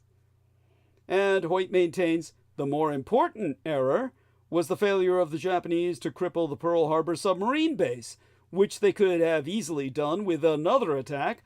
Also, 4.5 million barrels of oil had been stockpiled at Pearl Harbor, located in dumps above ground, made an easy target. The Japanese ignored them. All of these opportunities were extinguished simply because Admiral Nogumo lost his nerve and halted the thoroughly one-sided Battle of Pearl Harbor much too soon when his enemy was very much at a disadvantage. Now, according to Van der Watt, Nagumo was prone to bouts of anxiety which prevented him from sleeping. Even the smallest decision caused him stress. An extra day of attacks would have been all that was necessary to put the whole base and its ships out of action, or even out of existence, which in turn would have made life much easier for the Japanese in the years ahead. But understand what I've explained. Nagumo had every right. His attacks were based on a psychic prescience, his anxiety attacks, not his military attacks. And this resulted in his pulling out, knowing the Americans had set a trap. He was actually very sensitive to that fact, and the Japanese could never have done any of this because the Americans, including Halsey, were waiting in the wings to strike the Japanese while they did just this. So they could come in as the cavalry, save everyone's ass, destroy the Japanese fleet right then and there, and World War II theoretically never would have gone on in the naval sense much further. So it had to happen the way it happened. There were a few things I would have changed operationally and tactically, but that's in hindsight. Of course, even with foresight and knowing what I knew, I would have thought much differently than the Japanese naval officers did. They thought in purely military terms that they were going to wage a war of honor with the Americans and take out purely military targets rather than destroy the civilian infrastructure. This is why Hirohito had to do their fighting for them. He knew this was a war of populations, not military. You had to take out the population base. That's what Unit 731 was created to do, and that's how Hirohito and his Unit 731 won the fucking war. It's why when they rendezvoused with the Americans during the peace talks, they used the green cross of the private company owned by Shiro Ishii, the commander of Unit 731, who owned the Green Cross Company. And the Green Cross was the sign of truce with the Americans because their bacteria had won the war. Now, any such extension, had the Americans not set up a trap, would have allowed the Japanese to destroy the returning carrier USS Enterprise, which would have been back at Pearl Harbor by December 6th, if, unlike what they said, if not for delays caused by bad weather. Now, if this story had been true and this had happened, or if the Enterprise had not been delayed, her likely demise would have had a dramatic effect on the U.S. Navy during the Battle of Midway, where she was one of the major contributors. As the military historian Elihu Rose has written, in a tantalizing what if, one might speculate on the outcome of the Battle of Midway had not the Enterprise been out of harm's way on December 7th. Well, that was all part of a trap, and Nogumo knew it, and to his credit, pulled his fleet out. There's a difference between caution and, in the case of Admiral Yamamoto, what amounts to cowardice, or just plain stupidity. Incompetence.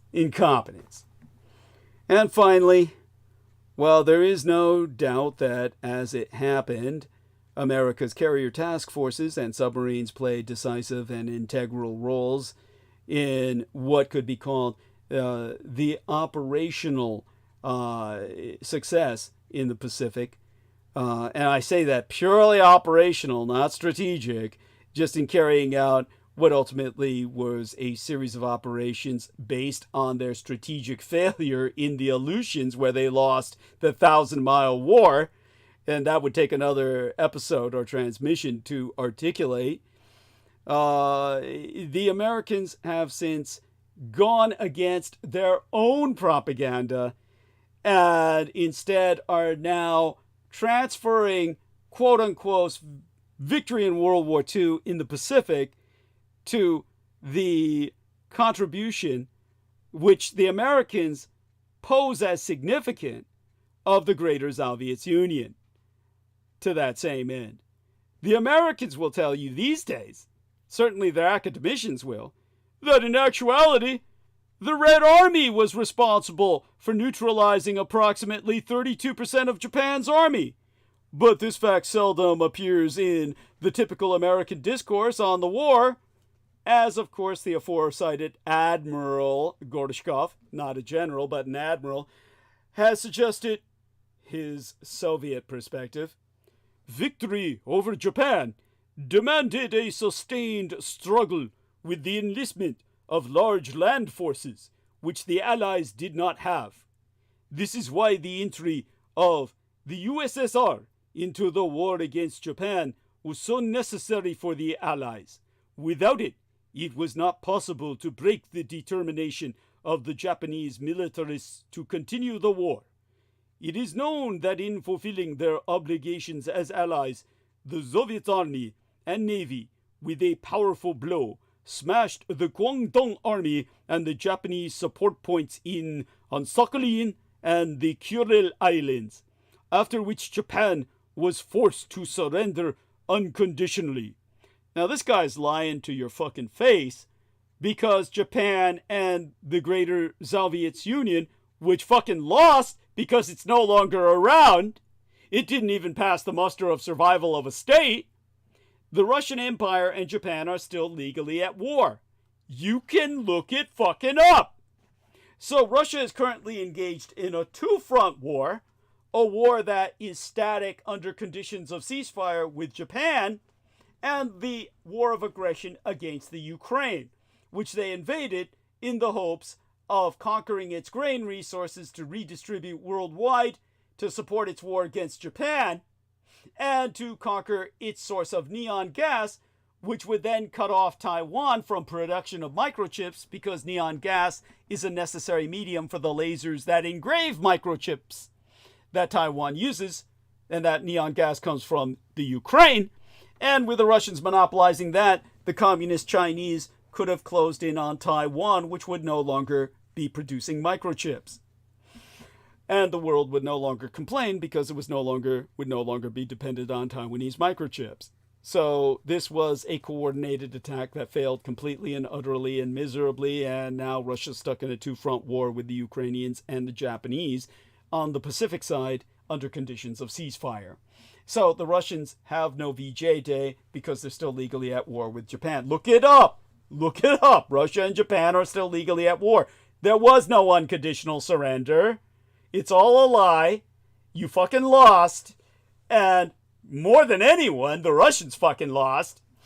And, well, the Empire of Japan still stands. Okay, so that was it on the Battle of Midway. I think we can save going into my Ukrainian analysis on Sunday. Some feedback would be nice. You still with us, Realtech? You still there? And if so, that's great. If not, that's okay too. And yeah, I'm here. You putting me to sleep, man, a little bit, but yeah.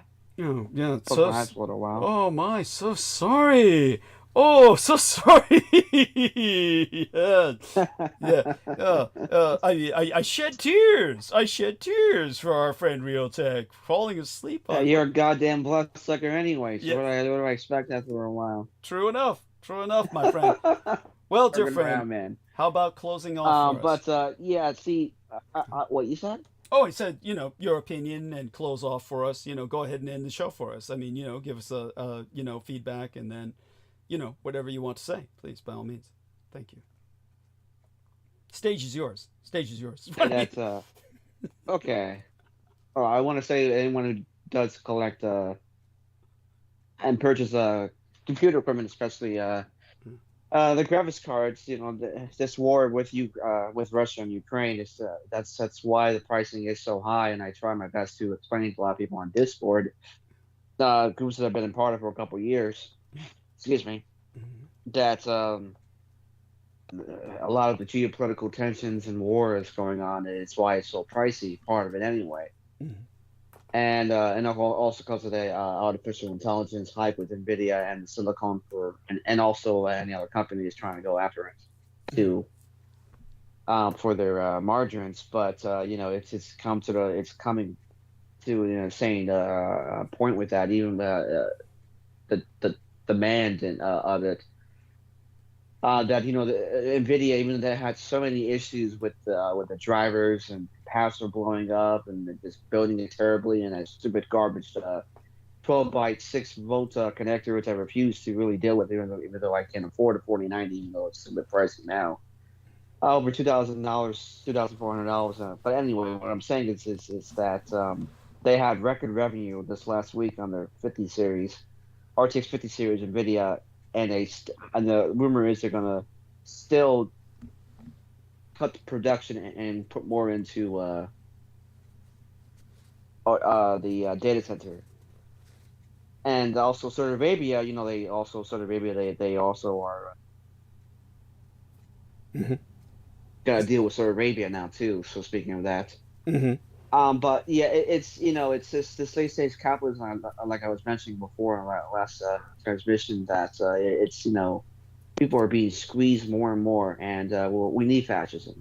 We really do need some sort of absolutely fascism. We really do. It's getting really bad. And Americans will start living in freaking storage facilities. It's insane. Thank you. Absolutely. And it's because we lost the war. Thank you. That's part of it too. Yes, absolutely.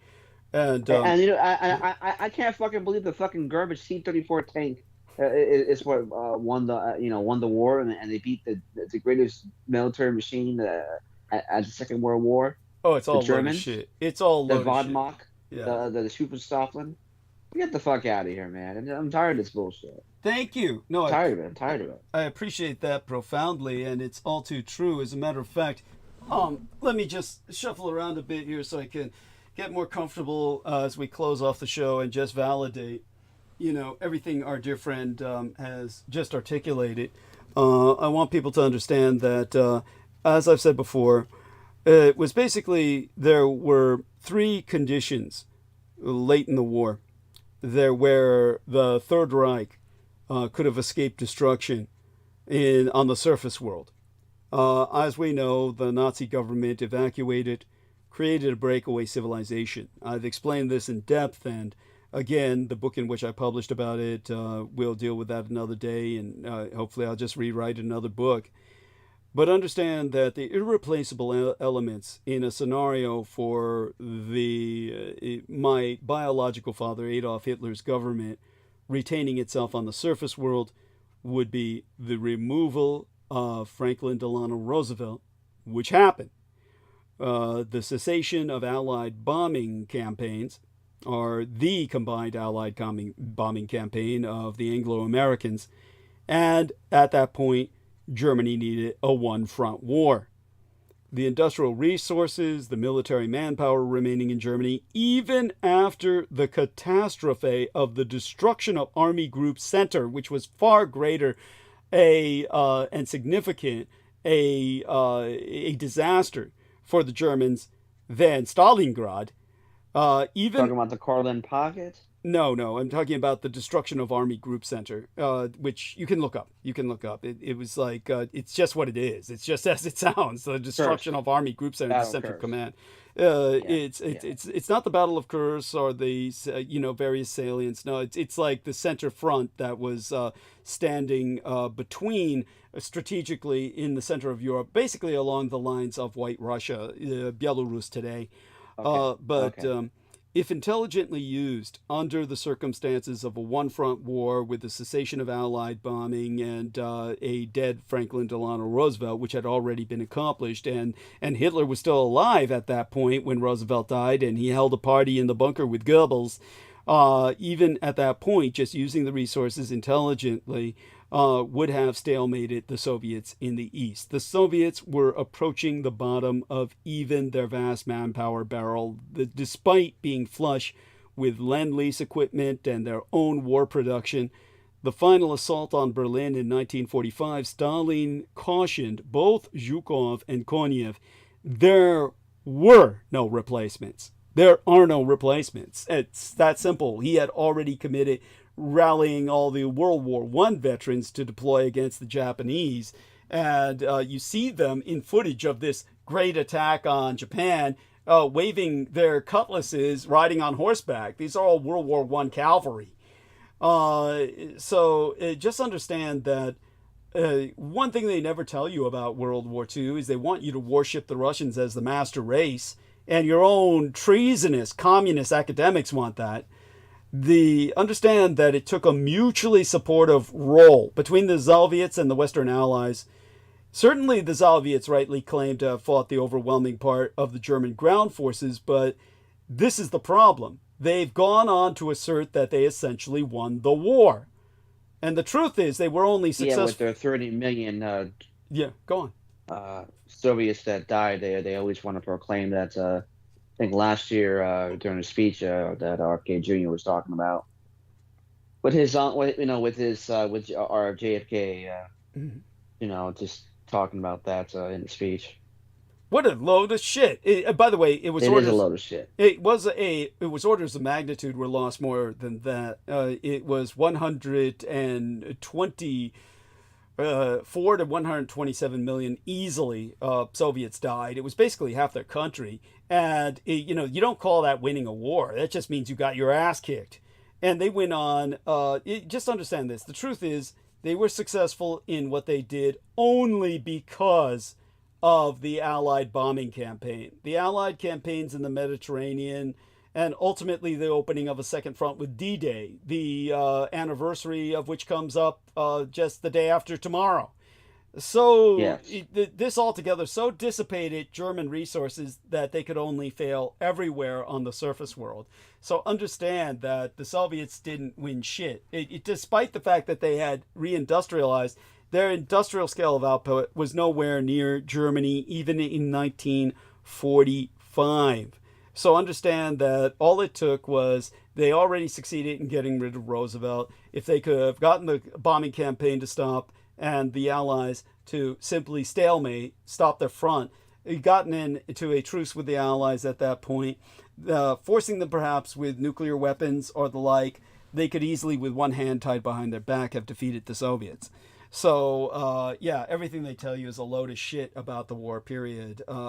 As it was, it worked out for the best everywhere. The Japanese won the war. They got the markets opened and destroyed American industry. And look at all of you now. And as for the Germans, they instead exmigrated, literally exmigrated off planet, literally initially underground, went literally underground into Unterland, and gradually became a breakaway civilization that, for all intents and purposes, is interstellar. So, yeah, with that having been articulated, we've gone into great detail about this in the past and will continue to do so. In the interim, my love to all who support myself. We'll let our man, Real Tech Geek, deliver the final blurb, if you would be so kind. To ask people to support myself, of course, if you would be so kind. Yes, thank you. You're very good at that. You're very good at that. So yeah. All right, so folks, we're ending our transmission, and thank you for listening.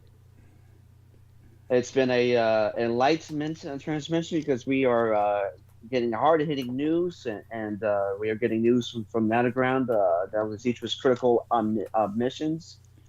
And more than ever, this is beginning of the month, and more than ever, Douglas Dietrich needs your support.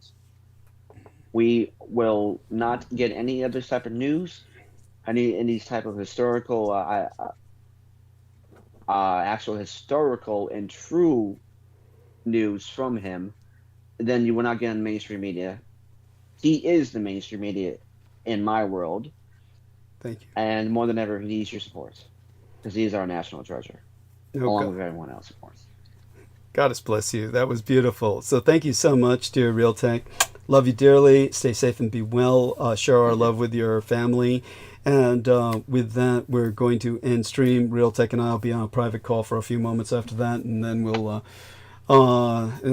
close for the night. Okay, so let's end stream now. Let me go into studio and basically press that button if anybody wants to log something on. It's probably already too late to do that. Okay, but see you on Saturday. Return here. All of you in numbers. Make certain to spread the word and make others come as well. All right. Ending stream, triple redundancy process. Let's wait until we go on to